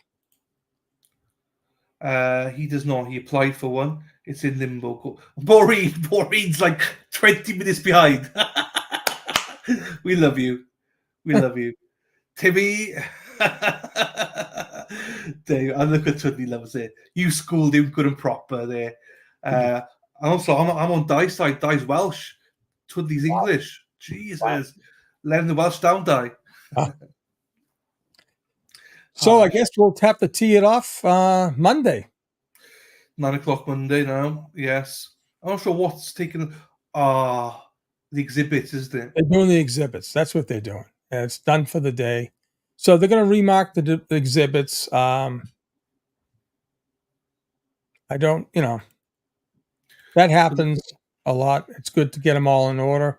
Yeah, no, it's my fault because I was like, what the hell are they doing? Here's the exhibits. That's why. Hang on, bear with me. They're still in there. There's nothing happening in there. She's just, it shouldn't be that difficult. There are not many exhibits were, except for the stupid photos of the house, but not many were in, so she can get a hold of them now. Yeah, so I'm not going to go back to the courthouse. There's no point. I mean, I can hang out here for a little bit, But I'm actually, I'm going to get ready for tonight's show. I got to talk to a guest that's going to be coming on. But listen, Dylan, thanks a lot. Thanks for everyone in the chat. Hey, it was a great week. We got through it. Yeah. It's been a great week. I thank you for your time as well, Like I said, I'm committed, my friend. So if anything doesn't occur between now and Monday morning, I guess we'll do it up again. 8:15. 8:15 Monday. We'll do a recap and all that. And yeah, have a great show this evening. Okay. Thanks a lot. 6 o'clock with And Sean. thank you, everyone. If you guys want to follow over at 6 o'clock, it's going to be There it is. interesting. The There link it is is. there. Tune it up. Click the link and you can go in. All right, guys. Be well, everyone. Not, we'll see you back at 8:15 a.m. Nice and early Monday morning. There we are. Thanks, Sean. All right, buddy. Have a great weekend. Anyway, ta-ra. Right, I'm just going to stay on for a little bit. More than welcome to join me if you want. If not, that's absolutely fine as well. I just want to see you leave the court. That's about it, really. Is there court on Monday? There's a court on Monday, Di. I know. Look at the dedication. Working bank holiday Monday, Di. Normally we get pissed on Sunday night. I can't do that now, but can't do it now. But no one here in the pub. No wonder long weekend for you, Di. The wife won't be happy, I bet. But Sean's seen a couple of hours. Yeah, so he's got a great guest lined up tonight as well. So make sure you go and watch that. We'll see what happens. Do you know? Thanks, guys. No worries, Lorna. That's fine. Sweating bullets, yep. But I expect more from the local news. Yeah, local news, mainstream media. Not just mainstream media. We've seen it now. The more and more YouTube, everyone. Sean was alluding this morning about the misinformation out there. There's so much misinformation out there, guys. You wouldn't believe it. Be careful on those streets. Be careful, because a lot of YouTubers out there we've been watching, they be lying. They're just going in there for the clicks. See you, Kerry. Nice to see you. Mainstream media, Sarah P sucks all the way around. See, Sarah P says it. It's true. Bechod, pity. So Bechod is pity. I'll join you on Monday if you need a third wheel. Thanks, bud. Yeah, I think it'll be quite chilled. You know how we do it here anyway. Sean's here, but doing lunch break or something, if you pop on, that's fine. This is why Canton Police needs body cams. So you don't have body cams. Is that a thing then? I thought everywhere had body cams. So Boston don't have body cams. Do New York have body cams? Does Texas have body cams? Does Arizona, all these places? I thought it was I know Minneapolis with the tubes, with Erin Hack. I don't believe they have. Oh no, do they? Yes, they do have it. No, Wisconsin has it. I'm not sure about Minneapolis though. It's town by town, Heather. I thought most places do, but there's some weird ones. Everywhere should have body cams, yes. So do they get punished then? So we got body cam. If they don't use it, switch it on, is that punishment then or something? I don't understand how it works. Yes, we do. On the tubes. We have them on the tubes, we do, you see? Erin Hack. Boston does. Okay. They said they can't afford the cost of the technology to store the info on a tech team. Jesus Christ. But it's so useful. Do you know what I mean? It's so useful. In the long run, surely it saves money, but I don't know. Boston has cams. It's a smaller towns now. They're mostly done local budget. So towns within Boston. I got you. Because in the UK, I'm pretty sure everyone has it. It's commissioned. It's like one pot in the UK, I believe. It's like you have to have it. Or maybe I'm naive. Maybe it's not like that, but I thought it was. We've actually got a police commissioner elections going on yesterday. So results will be coming out today for all. So we've got police commissioners across the UK that oversee, they're elected people that oversee the police forces. So yeah, actually that's happened yesterday. Since Chauvin and Kim Potter, absolutely everywhere here does. There we are. Boston has cams. Maybe not smaller rural areas. See you, Tudley, Free Zachariah Anderson, absolutely. It's not by states, it's down to the town and the budget. Okay, but you'd think that the state would watch for everybody. I would have thought so, but again, who am I? Not Campton's town by town, I believe. Think Boston does. There we are. Campton doesn't have body cams. The tubes are in. Take care to the pip. Campton doesn't want to pay for storage. How expensive can it be? I don't know. It might be really expensive, but surely it's like Are people that archaic? You know, I know back in the days with Sean, it'd be all paper and pen and everything, but surely, let's go back to Tom. There's nothing happening there. Everything now should be. It's much more simple if it's on the. Well, I think it's simpler anyway. So, towns are smaller, cities are bigger, and their budgets are bigger and allow for more. No, I get it. I just don't quite understand. I don't understand how the financial stuff work. Obviously, for each town, which is fair. It's fair. Have a great weekend, Robin. But this is why it protects police from the lies. Yeah, but it protects people, it protects the public, it protects the police. If you've I don't know anything about that. If you've done nothing wrong, why would you not want? Chris, yeah, I don't know. Why would you not want it? You know, it protects you. Body cams help police more than hurt. Yes, way less false accusations reports. Yes, you'd think that they'd want that. Well, maybe again, financially, I don't know. I'm talking out my ass. I don't know how much it costs. For me, just think sounds like a simple solution, but Canton PD can't get. You see, this is taking the piss. Canton PD can get 100,000 kitchen. That's taking the piss. That's what I mean. There's so much wasted money out there. Surely you can get something like body cams. Again, training's important. Body cams are important. Things that better the police, like, because also any dodgy police out there as well. It's like you protect the public because everything should be seen. In the UK, you know, we've had a few police officers being sacked because they were caught on cameras doing things that they shouldn't have done. So for public safety as well, not just police safety, public safety has their own budget, but they all have the same rules. Yeah, there we are. But it's a priority, I think. Everyone has body cams, I believe. By Robin. When you see what happened to Karen, makes you want to have your own personal body cam. Well, I'll tell you one thing. What you need to do is always be on your phone anyway.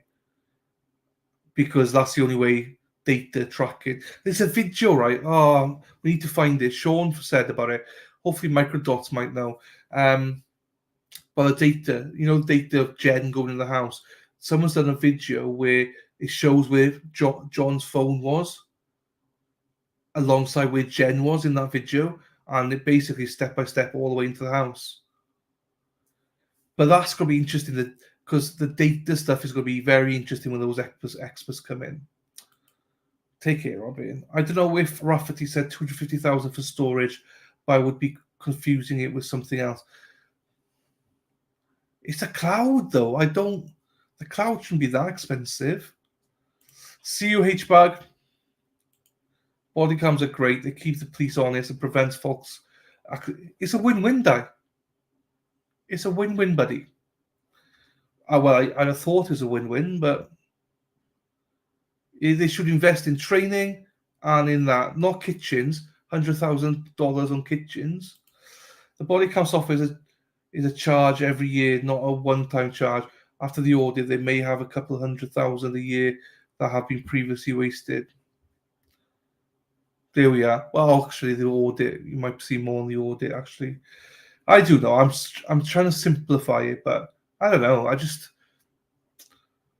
you know, I don't know. But who am I? I'm sat here. I'm not in it. And doesn't UK have CCTV or CCTV? Yeah, or what has CCTV? So CCTV. Does UK have the most of those? Yes.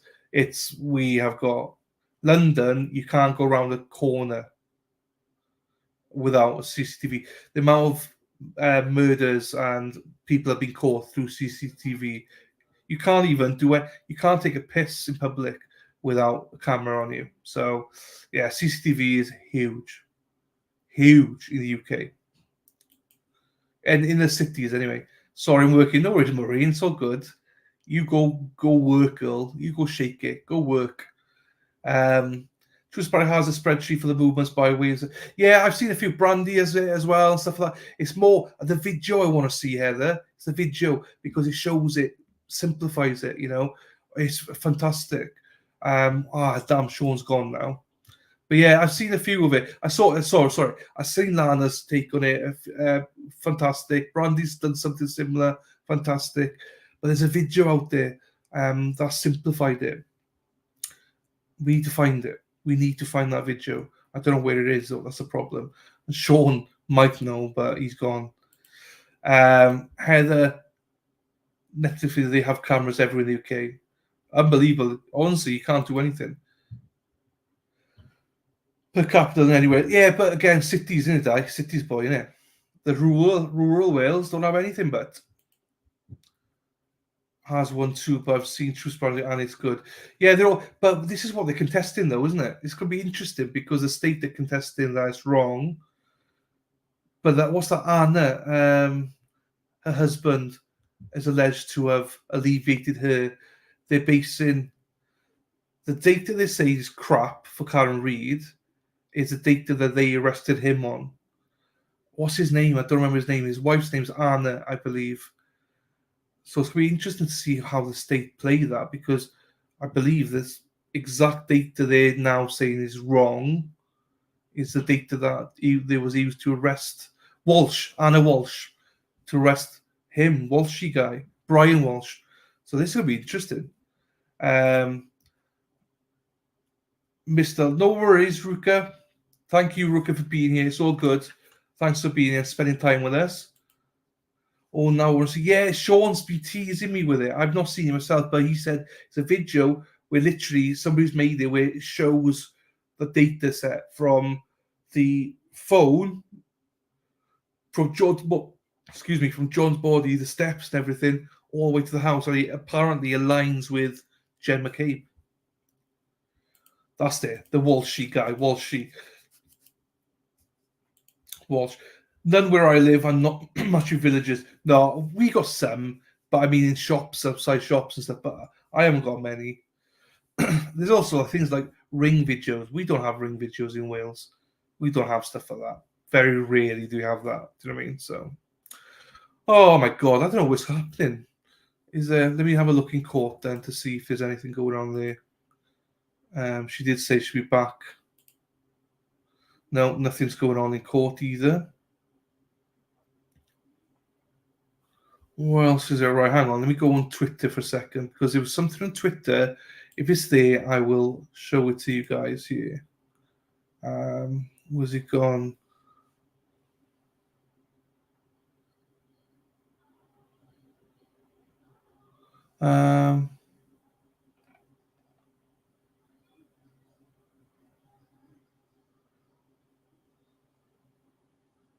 Right, this is interesting. So here we go. Let me play you this because this is very interesting by Microdots. Yeah, I agree, Heather. So this is from Microdots on Twitter. Hang on. Let me just take that down there.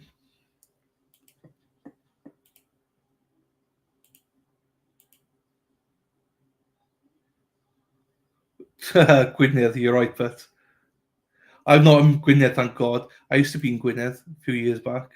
Let's play this like this then. Oops, wrong one there. So, damn you. So Microsoft saying this. The jury in the Karen Reid trial had the opportunity to observe the front yard of 34 Fairview Road. They were restricting from viewing the interior of the backyard. The leading theory suggests that O'Keefe entered the home through the front door, was carried from the basement through the bulkhead, through the side gate and placed on the front lawn. Per the comments, agree this is just one theory that's been suggested by the public. Another includes the use of a Ford Edge seen by Lucky, the plough driver 230. So what he's saying...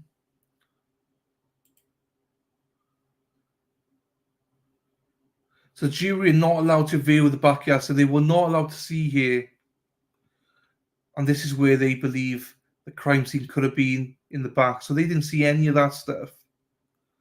this morning, but yeah, no, I'm West Wales now, so crime scene here, lucky crime scene. It's weird though that they're not allowed to go behind and stuff. You'd think they'd get to see the whole thing, not just here, but allegedly not. So they only saw this area, flagpole, hydrant, the hydrant's there, or somewhere around there, and then the car was here. Very weird indeed, if you ask me.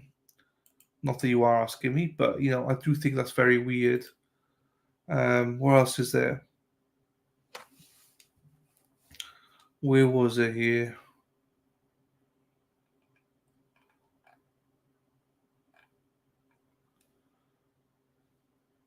Let me find it here. So,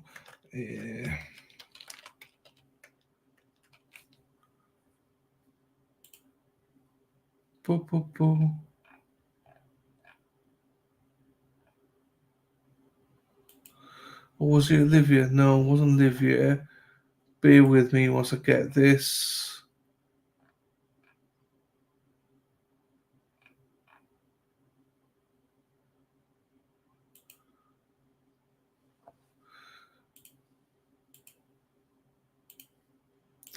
Seal Boy posted this.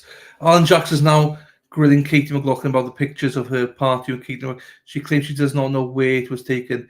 She only hung out with her once. She only remember where and when it was. This means she hung out with her a lot. Yes. So these are them. That was probably the picture that was shown to her. So just so you're aware of that. See you, Lisa. Thank you, Lisa. No worries at all. Thank you for being here. Just trying to find another picture that. And this was a Facebook post then that he showed them as well, just to show that they were friends. And this was the other picture, obviously, they showed. I'm not sure what the fourth one is, though. That was Till Boy there. I've seen a picture. What was her name again? Hang on. Katie McLaughlin. Let me just type her in. Katie.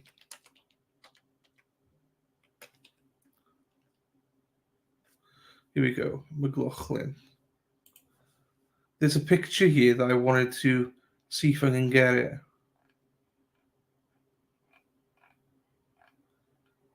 Here we go. Here we go. I got it. Share screen. So this is as well Katie McLaughlin. Courtesy of Lala. Did Katie McLaughlin forget that her and Katie and Alba ran cross country together? So yeah, allegedly, I can't zoom in.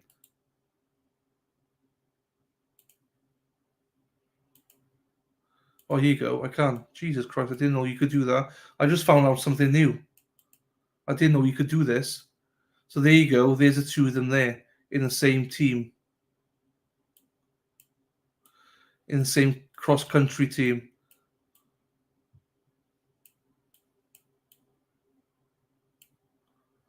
Thank you to Lana for that. I saw that earlier on.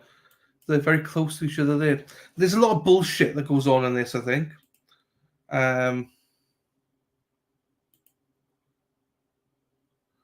Oops, right, here they come. I think it's this.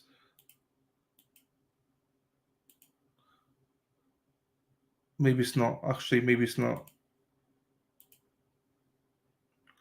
I thought it was them. I don't think it is them. But it looks like people are coming out now, so they probably are coming out.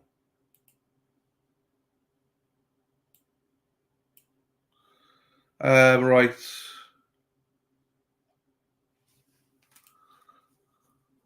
So she could do a backyard, but why help defense? Yes, that's true. Privacy owners have something to do with. I don't. Yeah, I think MJ covered it. Yeah, I don't think the judge cares about the new. Who's that? That's what I got. Workers. It must be the workers. Great minds, Tony. I found it, but great minds, yeah. And thanks for the tweet earlier on, but Now, wait a minute. After, because I thought the guy was still going on with exhibit that even up the jury to have. No, it was those 4 pieces of paper. But I have to check what he was talking about. No, that was the 4 pieces of paper. Jim. Oh, what they're working on today. Yeah, what they're doing is,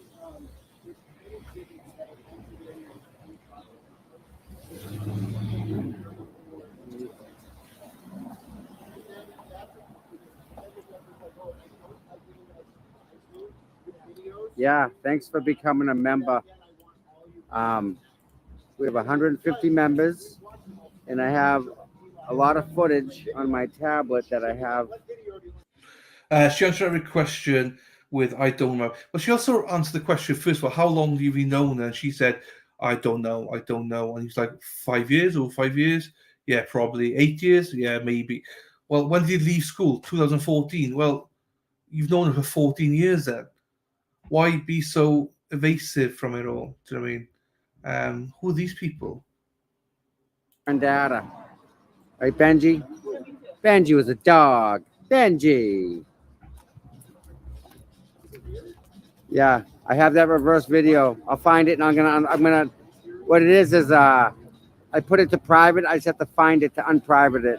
But it's got me driving backwards like 35, 40 miles an hour. And shout out to Tom CPU as well. If you don't follow him, you gotta follow him. He's great. He's supposed to call me, but he never has. That means you're a fucking idiot. Okay, swearing. You don't put Maserati transmission. That not that we mind that. It's fine. Oh, I thought they'd be out by now. So that's why I kept on. Not that I mind keeping on, but if there's any questions, any comments, please keep them coming because I'm running out of material right now. Monday, interesting to see who is the first witness on Monday. There we are. Thank you, Sarah. Thank you, Sarah P. So the majority of people want to see Jen McCabe. Not Pervy Proctor, Jen McCabe, everyone wants to see. 532 votes. Thank you, everyone, for voting. 67% will want to see Jen McCabe. I think Karen wants to see Jen McCabe. Give her the bloody stare down. I mean, I don't think Karen's gonna be drilled on her. I do think long live Potty Mouse. I mean, you're the biggest one here, Heather. So I do think that I alluded to earlier on. I can only imagine the thousands upon thousands of dollars Jen McCabe has paid to be trained, ready to go up against either Jackson or Yannetti. I tens of thousands. I'm adamant she will have been prepped by high-flying attorneys with every question that they could trip her up on. She will be prepping like hell on that. I could guarantee she is spending tens upon tens of thousands of dollars on preparation for it. If she just answered yes, I know them, but it didn't affect my testimony. The jury would probably understand being evasive and lying her to. It's nothing. She had nothing to lose. It's like, yeah, no, I know Caitlin. We were in school together, but we hung out now and again. But I don't really know her. I've not seen Caitlin. Not seen her for about 4 years. We meet up like once every 6 months or something like that. That's fine. I was like, oh yeah, I don't believe I've been to their house. I mean, you talk about 14 years ago now, but maybe once, but I got no recollection of it. Just be honest. No one cares. It's like, okay, the whole impact of the photos and the cross then is gone. It's like, yeah, so what? I know her from school, but we're not like besties or anything. Canton's a small place. Who cares? No one, as you're right, Wicked, no one cares. Jen, yes. Proctor, absolutely. Yes, yeah, so it's going to be interesting.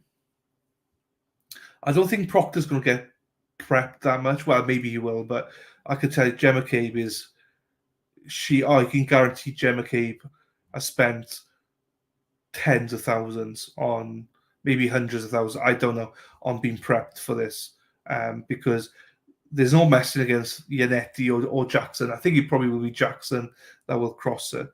But it's interesting because who said it? Was it Sean that said it'd be interesting to just put Attorney Little on her? I don't think she'd be expecting that. And I love Attorney Elizabeth Little. I think she's a fiery one. I think she's going to be a key in this case for Karen. And I think I know people say, oh, she's going to be great with the kids. I think she's going to be great anyway. I think you can put up against any witness and she'll be great. I think people are going to underestimate. I think the state are going to underestimate Elizabeth Little. And I think Bev has got a liking to her as well.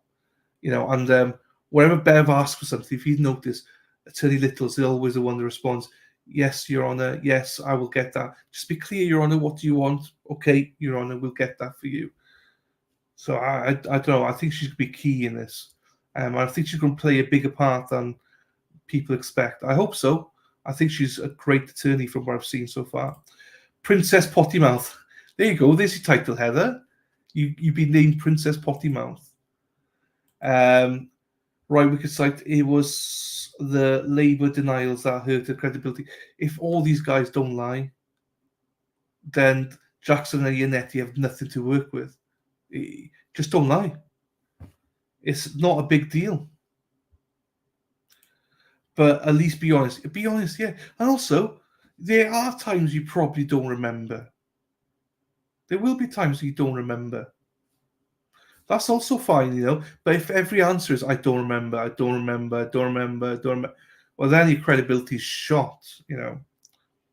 Lally only prepared his witness for just his questions, didn't prepare anyone for defense. No, he did. But these ones, I think when it comes to some of the others, they will be prepped. Not by Lally, though. I think they'll be prepped by other people. I don't think that they're going to let certain people on there without proper preparation. I don't think it's going to be Lally and Nanika. I don't think that. I don't think Lally, God bless him, can prep a salad, let alone prep a witness like that. So, with the next guy, his efforts to focus in on his face his opinion of Kerry Roberts in made him suspect too. Like that's why he was there. With the next guy, his efforts to focus in almost forced his opinion of Kerry Roberts in, made him suspect too. Yeah. Oh, I thought that was somebody else. There's quite a few of these. Hold on, is they chatting? I think so. Yeah, I think so. What's that? Weakness? Good deal.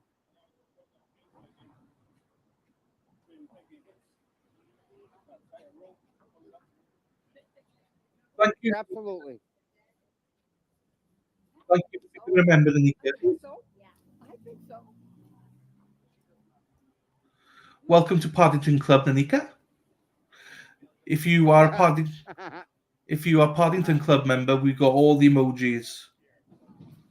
We got Karen Reid, John O'Keefe, El Jefe, Judge Bev, defense team, Lally, deep breath, I think, or the sigh, and then what if anything.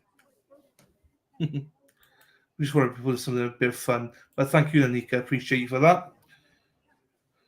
Oh, come on, people. Yep, Sour Patch Kids, you go around, give them out to everyone.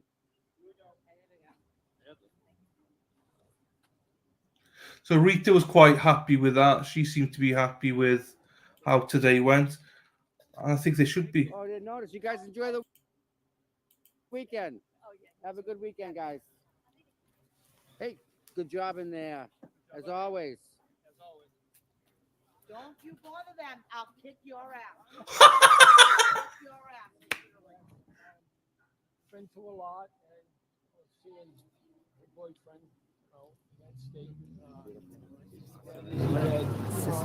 It breaks my heart to hear it. I'm behind you. But more to the Yeah. point, I think you've been there, you've heard it. Our lawyers have done a fabulous job on cross, and so it's been a pretty good. modest statement on our part. Why do you think she might have called her husband? Yeah, I mean, I spoke with my daughter that morning very clearly. She was, it was a shock that she had seen there, trying to resuscitate him. And I went to the hospital. I saw my daughter there, but she still had blood on her. And, it's a tough thing for a father to go through, or any parent, to see a child stressed out. We know the truth. My daughter was factually innocent. And it's tough when you're here. We've got a great team of lawyers. We have a lot of hope. We have a lot of trust. Things such as the federal investigation that causes us to say, think myself, and I don't know anything about it, except what you folks know. I'm not putting anything. The idea that the federal authorities are investigating this investigation gives me some buoyancy that things will work out. And that's how I feel. I think it's been a great week. This is the prosecution's witnesses, my daughter's lawyers. They work nearly around the clock. They're so thoroughly prepared and so thoroughly talented and committed. It's been a long day. I'm going home. Any witnesses you're particularly eager to hear from coming up?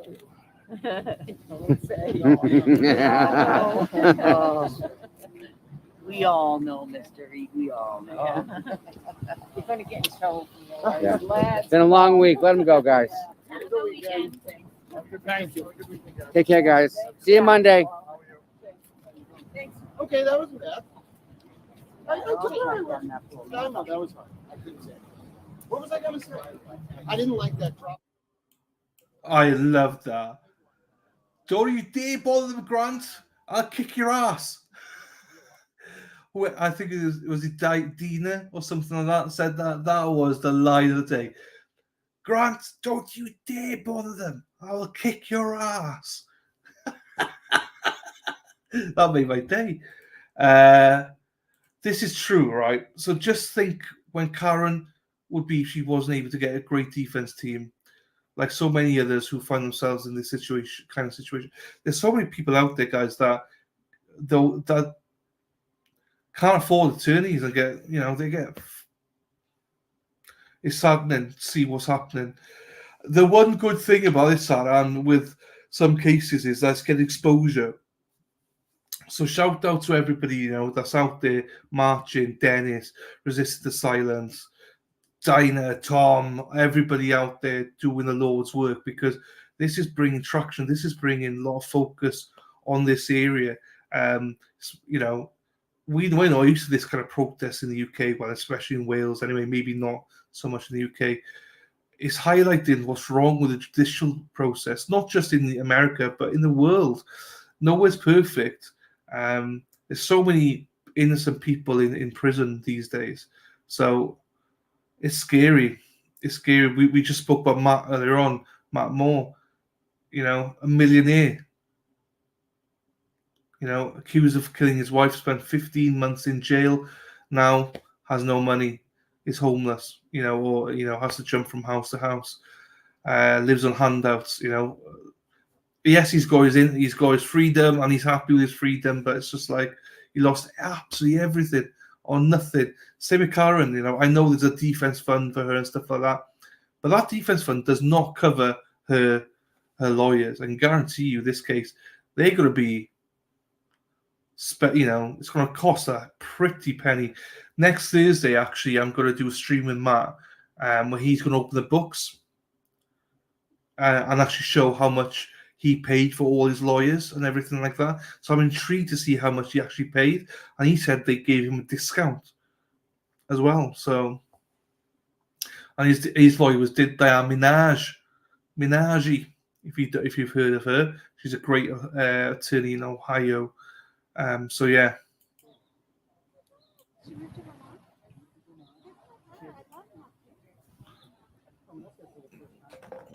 Oh, you see my chin? They want Proctor, Danica. I think so. Where are you guys seeing me? Yeah, if you don't, then it's true. Best line of the day, I'll kick your ass. That's a proper Boston thing to say, isn't it? Grant, you leave the family alone or I'll kick your ass. I love that. I gotta be honest, I did love that. Fair play to them. I'm not sure who said it though, but that was funny. I mean, I feel I'm committed now. I don't feel like I leave until we can see Karen leave.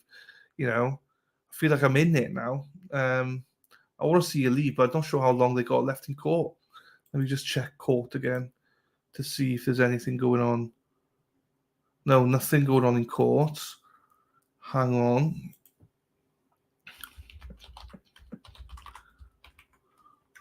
Everybody, yeah, rock your body, yeah. Everybody, rock your body right. Back streets back, all right. See, get a bit of sing song as well. Right, no, there's nothing in court. We'll just stick with Tom. What? That's how all the proper ladies speak around here. Are you from Boston? Are you? I didn't know that. Wicked. That's just great. I just find the lingo in Boston is very straightforward. Like, you know, I'll kick your ass. I think that's straightforward. Bang, love it. Then I start my day with you, and I will end it with Sean. Tell me I don't keep great company. There we are. There you go. What a duo to do that, and thank you, Christy. And we join you for your morning showers as well, so it's all good. We learn to cuss early. Wicked, his name is very Bostonian-ish. Lol. That's when we were being polite. I love it. I'm very impressed by Holding on so you can make sure Mr. and Mrs. Reed get to the car, I guess. Dina. I just was impressed by Dina. See you, Sarah. See you, Sarah. No, thank you, Sarah. Thank you to the mods. Hope you guys enjoyed it. I shaved my legs for this. Is wicked like a swear word, kind of? I lived in Winnipeg as a kid, and I remember we couldn't say it in school because it was a bad word. Yeah, but Erin, you're from the Tubes. You're from Wisconsin. No, you're not from Minneapolis. Everyone have a great weekend. Thank you, Sarah. Thank you, mods. Take this thing, will you? You're also direct. Which one's live? This top one, why? Oh, it is? Yeah, why? Oh, because they even got a good look at my chin. Oh, okay. It's good. I like it. Was it a sexy chin? Paul. Nice chin, Oh, so I Paul. had it the other way, actually. Paul whinging about everyone seeing his chin.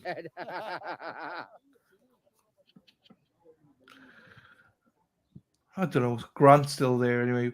Wicked's like wicked. That's what I thought. I guess my teacher was just a prude. Oh, do you see the Mexi sent me a thing about Nikolai Mew today as well. His sentencing is it July 31st or something? Wicked is an everything word. Wicked good. That's Wicked is a song called Wicked, isn't it? There's a rap song. Wicked.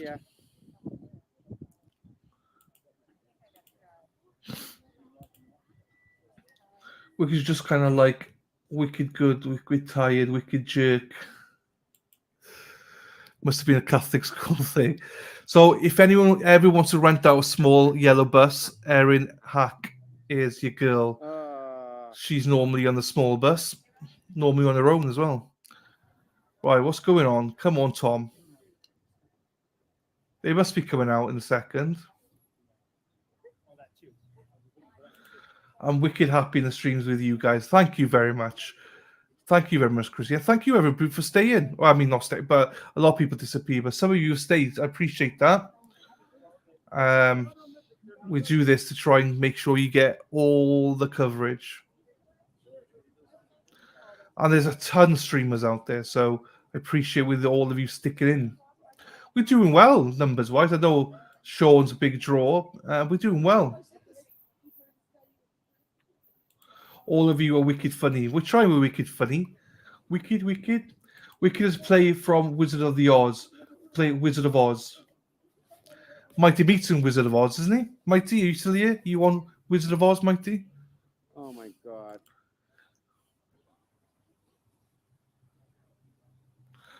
Come on. Thanks, Dave. This stream is home for me, far away friend. Yeah, I'm glad. Look, this is a nice stream. We got nice mods plus Aaron Hack as well, so we got a nice balance. I think we got like the chat. People say the chat's nice. The chat is what you guys make it, so we enjoy it. I enjoy having you all here. It's great. Rhode Island. We're struggling now.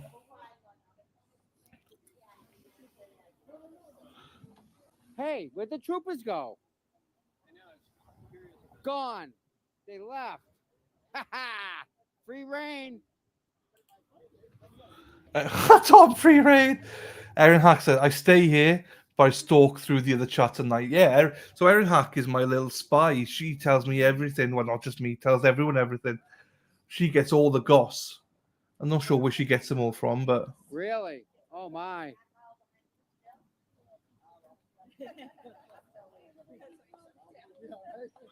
they must be on the way out then. Hey, can I use that ladies' room or no? Coffee shop, we're getting pizza. That's all the way down. I'm not going down now. Can I go to the ladies' room up there? That's polite of her. We'd have been like, can we go for a piss somewhere here? No, I doubt it. They're just gonna walk. Yep. Normally you jump behind a bush and You know just it. go. Tom, who's picking you up? Do you even know who's picking you up? You know this person? I sorry, I do laugh, right? Because Maureen's like, Walsh, this is like half an hour ago. So Maureen, I'm sorry that you're half an hour behind. But thank you anyway. Brian Walsh, that's the one. Is that Till Boy? No, that's Tom CPU. Shelly, go and follow him. Tom CPU. TB streams every day. He's been streaming every day. He's been doing well. He's been having a lot of people watching. I'm glad he deserves it. Emily D. Baker's been smashing it. She's been having like 18 to 20,000 people watching. That's Tom CPU. Put Tom CPU into YouTube. Go follow him. So he does streams every morning. Driving. Why am I doing this? He basically has got his camera. He does a drive-in every morning, 7 o'clock Eastern. You join him in the car from 7 o'clock all the way up here. We normally go live by 8:15, and he's arrived by that point. Yeah, he's a legend. He's a legend. He messaged me one morning about 4 o'clock in the morning his time.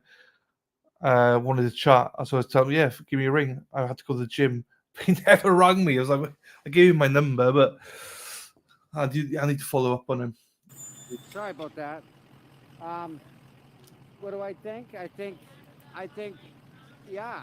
I mean, in a way, we're here because of him, right? If you're a squatter, it is a bit harder to just use a busy bush in the city. Fair. The story. You go live at shower time every morning. I'd rather see him in there when like Proctor or There you go. Or Jen McCabe's in there. We're If I'm a strategist, that's where I'd use him. Right when Jen McCabe comes in, I want him to look her right in the eye. That's again, that's I don't know. I'm not them. I'm not that straight. I'm not into. I don't know. Again, I'm probably playing checkers and they're all playing chess, right?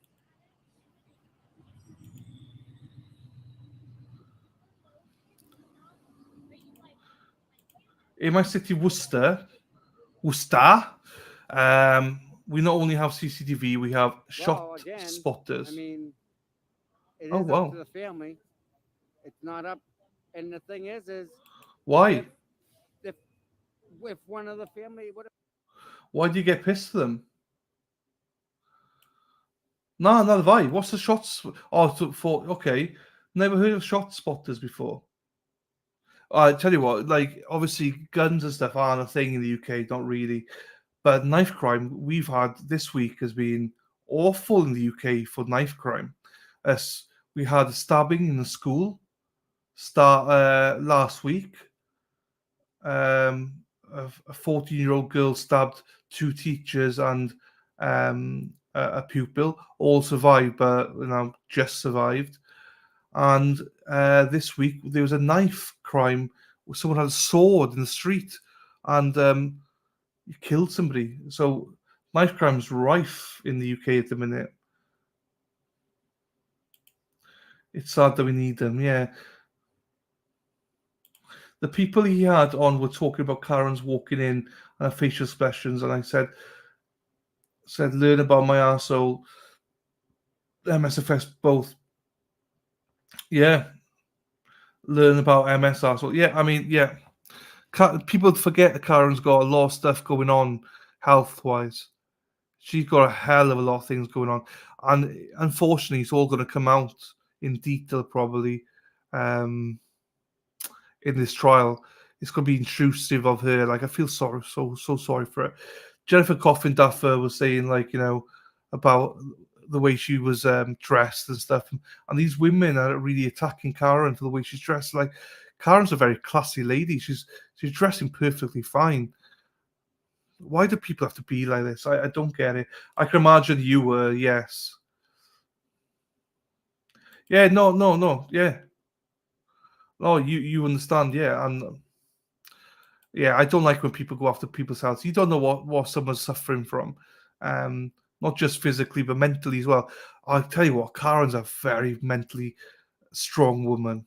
Jesus. Most brutal towards the weak. They are. They are.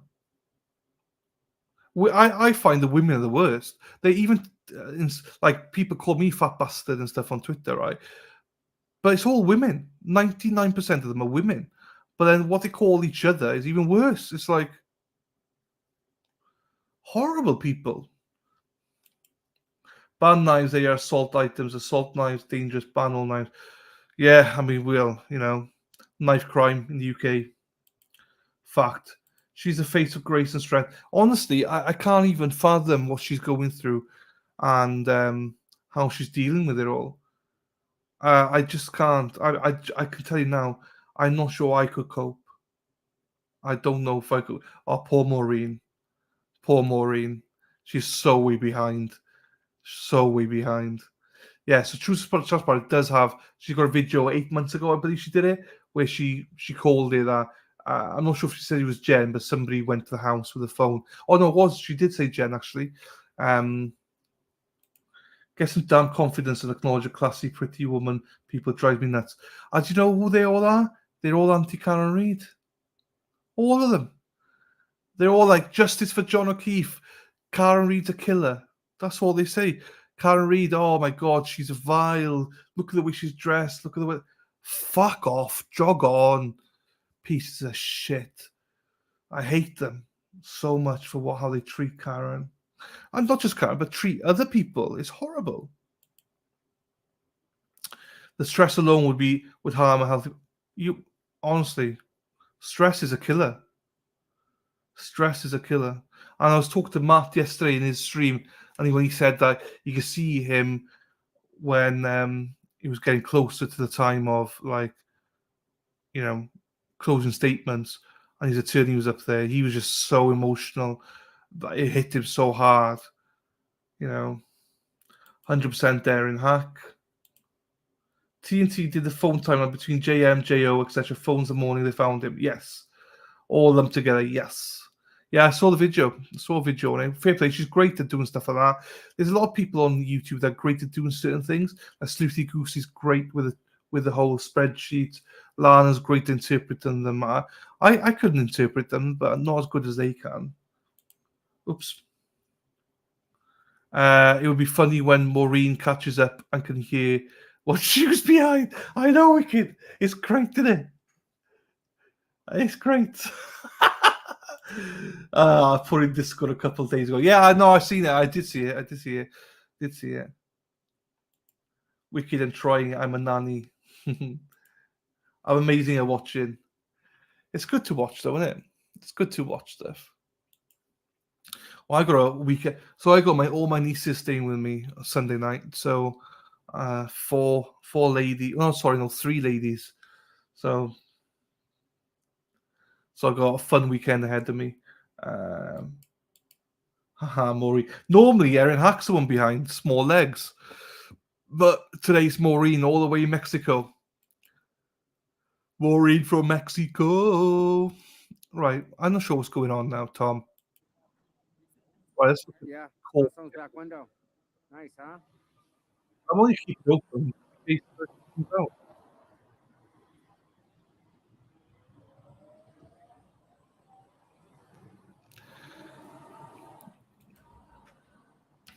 You're the one that I want. You are the one I want. Ooh, ooh, ooh, honey. The one that I want. You are the one I want. Ooh, ooh, ooh. The one I need. Oh, yes, indeed. Bam, bam, bam, bam. Right. Is there anything? No crime or not? Red Tail, you're welcome, my friend. We only got what? 6 more weeks? 7 with the way Lally's going? 7 more weeks of this? Yep. Hey, there he is.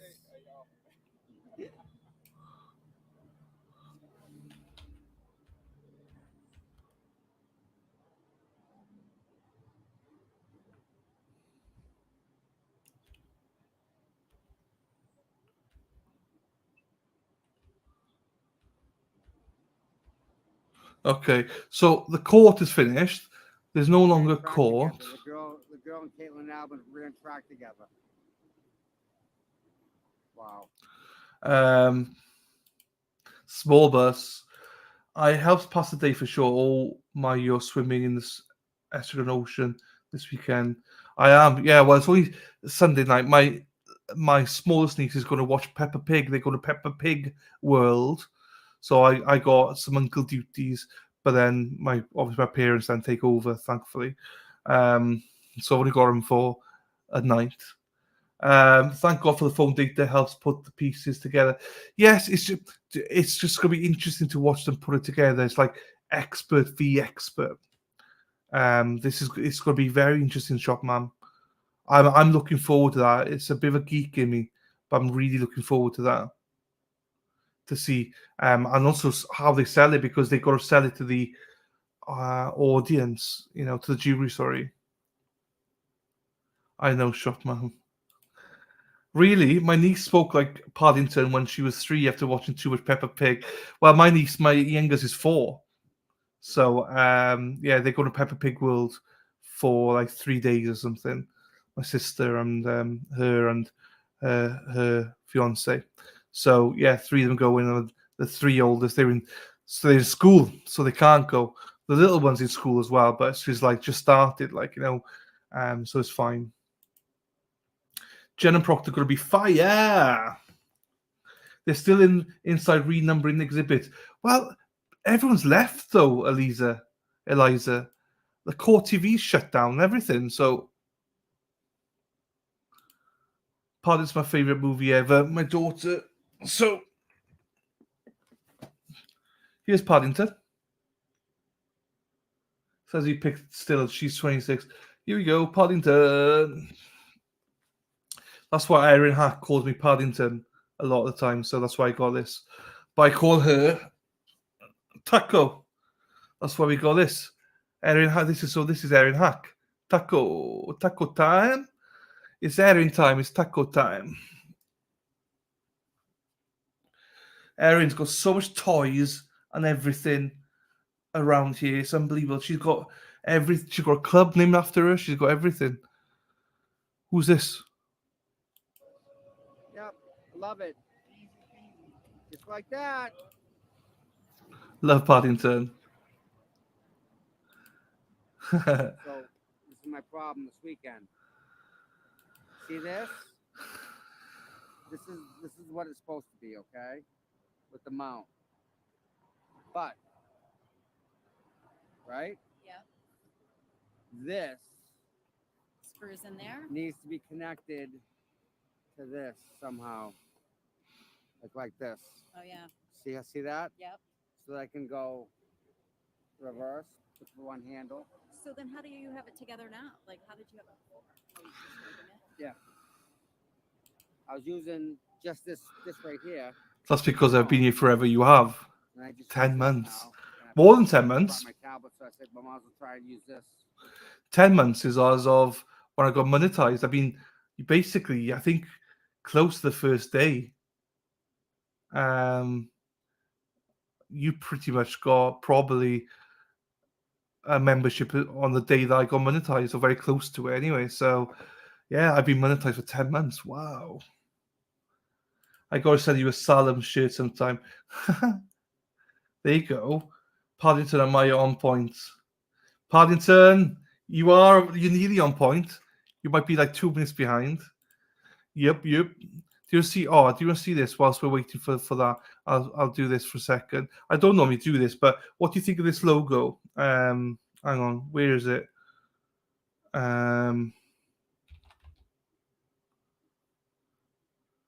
Where is it?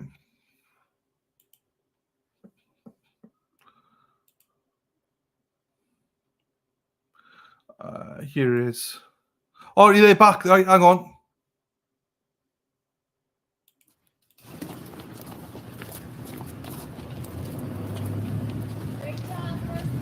And do you think you could have been able to go today to the jury viewing? I've been there. Do you think it was wrong to get time to go today, though, to go back to the jury? No.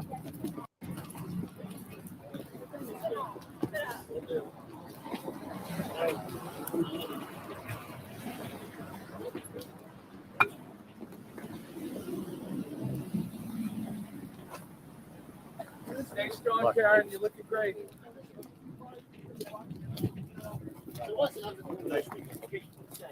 Great job.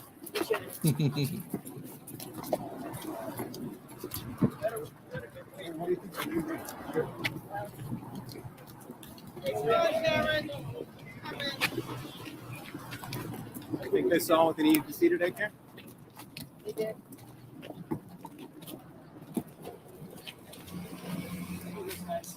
Thank you.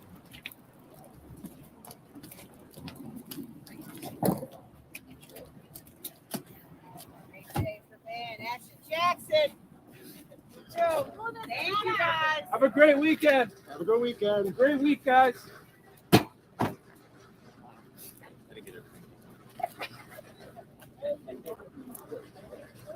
No, she went up to him and gave him a kiss. So that's what happened. He didn't grab her. She went up to him and gave him a kiss. So you guys can do and blappa, blappa, blappa what you want, say what you want. You're all just jealous. She came up to you and gave you a kiss. You saw that? Yes, I did. Yes. Okay, I'm just checking. Yeah. Because these guys here are trying to say that they're seeing something else. They're saying that you grabbed her and gave her a kiss. And that's not true. No, she went up to you and gave you a hug and a kiss. Absolutely, yes. See, you guys behind the screen, you don't see the whole fucking story. Enough. She's wonderful. She knows he's here all the time. She knows his name, for Christ's sakes. She come over, gave him a hug, We've been doing this for a year. gave him a kiss. Yep.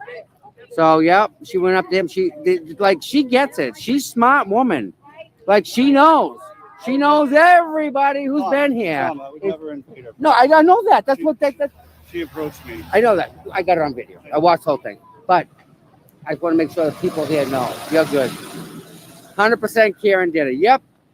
Ain't that beautiful? Yep. It sounds a little bit like you then in my chats. Erin Hack tells me all the time what to do. No, I'm joking. Erin Hack's awesome. Mass people are going to be kicking ass soon. Handshake and a kiss. Yeah. I mean, he went for a handshake and then she leant in and gave him a kiss. It's like, that's lovely. A hug and a kiss. That's lovely. Right. Thank you to Tom. Right, we're going to end it. Let me show you your logo first. Hang on, there's no coffees here now or anything, is there? No, we've gone through all the coffees. Happy days. There's nothing there for that one. Right, let me show you this as well. What do you think of this? This is not Sean. This is me. What do you think of the new merch? I've got, sorry. El Jefe, El Chappie, free Karen Reid. Can you see it? Well, there we are. This is the best one to go. El Jefe and El Chappie, free Karen Reid. So I put a new logo out there today to try and support the cause. Right. Anyway. Love it. Love it. Love it. Love it. Thank you, people. I designed that myself today. Designed it myself today. Right. Well, which one's blurry? Don't think like it's blurry either. You bitch. You bitch. No, I'll show you what I bought. I bought this. I bought a t-shirt. I don't think that's blurry. It says it's good printing quality. And I bought the tumbler. I bought the tumbler as well, front and back. No, they shouldn't be blurry. I don't know. If no way, tell me how much was it? I'll pay you back because that's not right. That's not right. That's blurry. Tell me these things because I'll fucking go back at them and go, hey, that's not good enough. You know, that's Teespring though. It's a fucking pain in the ass. I have no control over it. Do you know what I mean? Sorry, Ari, I didn't know that. You didn't tell me that. I met loads of turtle riders when I visited Mass, but Tom wasn't amongst them. The Massos that I met were all fantastic. It was too small, so it came out blurry, just like the ornaments you have behind you. Yeah, the ornaments are disappointing. I need to take them all out. Oh, that's crap, though, Erin. Don't get a t-shirt then. Get a tumbler or a mug or something. They look all right. Anyway, right. Yeah, I know, but still, I don't like that. I don't like that. I don't like that. Yeah, I bought. So they're from the US. So I think they take a week to deliver. My one, I got to wait. I think I got to wait 20 days to get delivery. Bullshit. But anyway, right, everybody, thank you very much for being here. I really do appreciate you. Thank you very, very much. Thank you to everyone for the super chats, for the coffees, for the welcome, for chats, for the memberships, for everything. Thank you very much. It's a weekend. Let's chill. Let's see what happens. Great win so far this week for Karen Reid, in my opinion. Let's crack on it on Monday. We got witness number 13 starting 9 o'clock on Monday. Me and Sean will be back here, Corba State, Monday morning, ET time. Sean is going live at 6 o'clock. Please go make sure you go and support him. What's the time now? Why is it saying I got 22? Oh, shit. Those my nieces. Sorry. 7, 8, 9, 10. Sean's going live in 50 minutes. So, right. No star, boy Bark. No star, enjoy your pub. I can't believe it's nearly 10:15. Have a great weekend, Wicked. Thank you very much. Thank you, Chrissy. Thank you, Erin. Free Zachariah Anderson, free Karen Reid. Yes, absolutely. And with that, I'm going to end it. I can't play an outro because I get copyrighted all the time. So I'm just going to have to end it like this. So with that, everybody, I'm going to do an awkward pose and go, free Zachariah Anderson, free Karen Reid.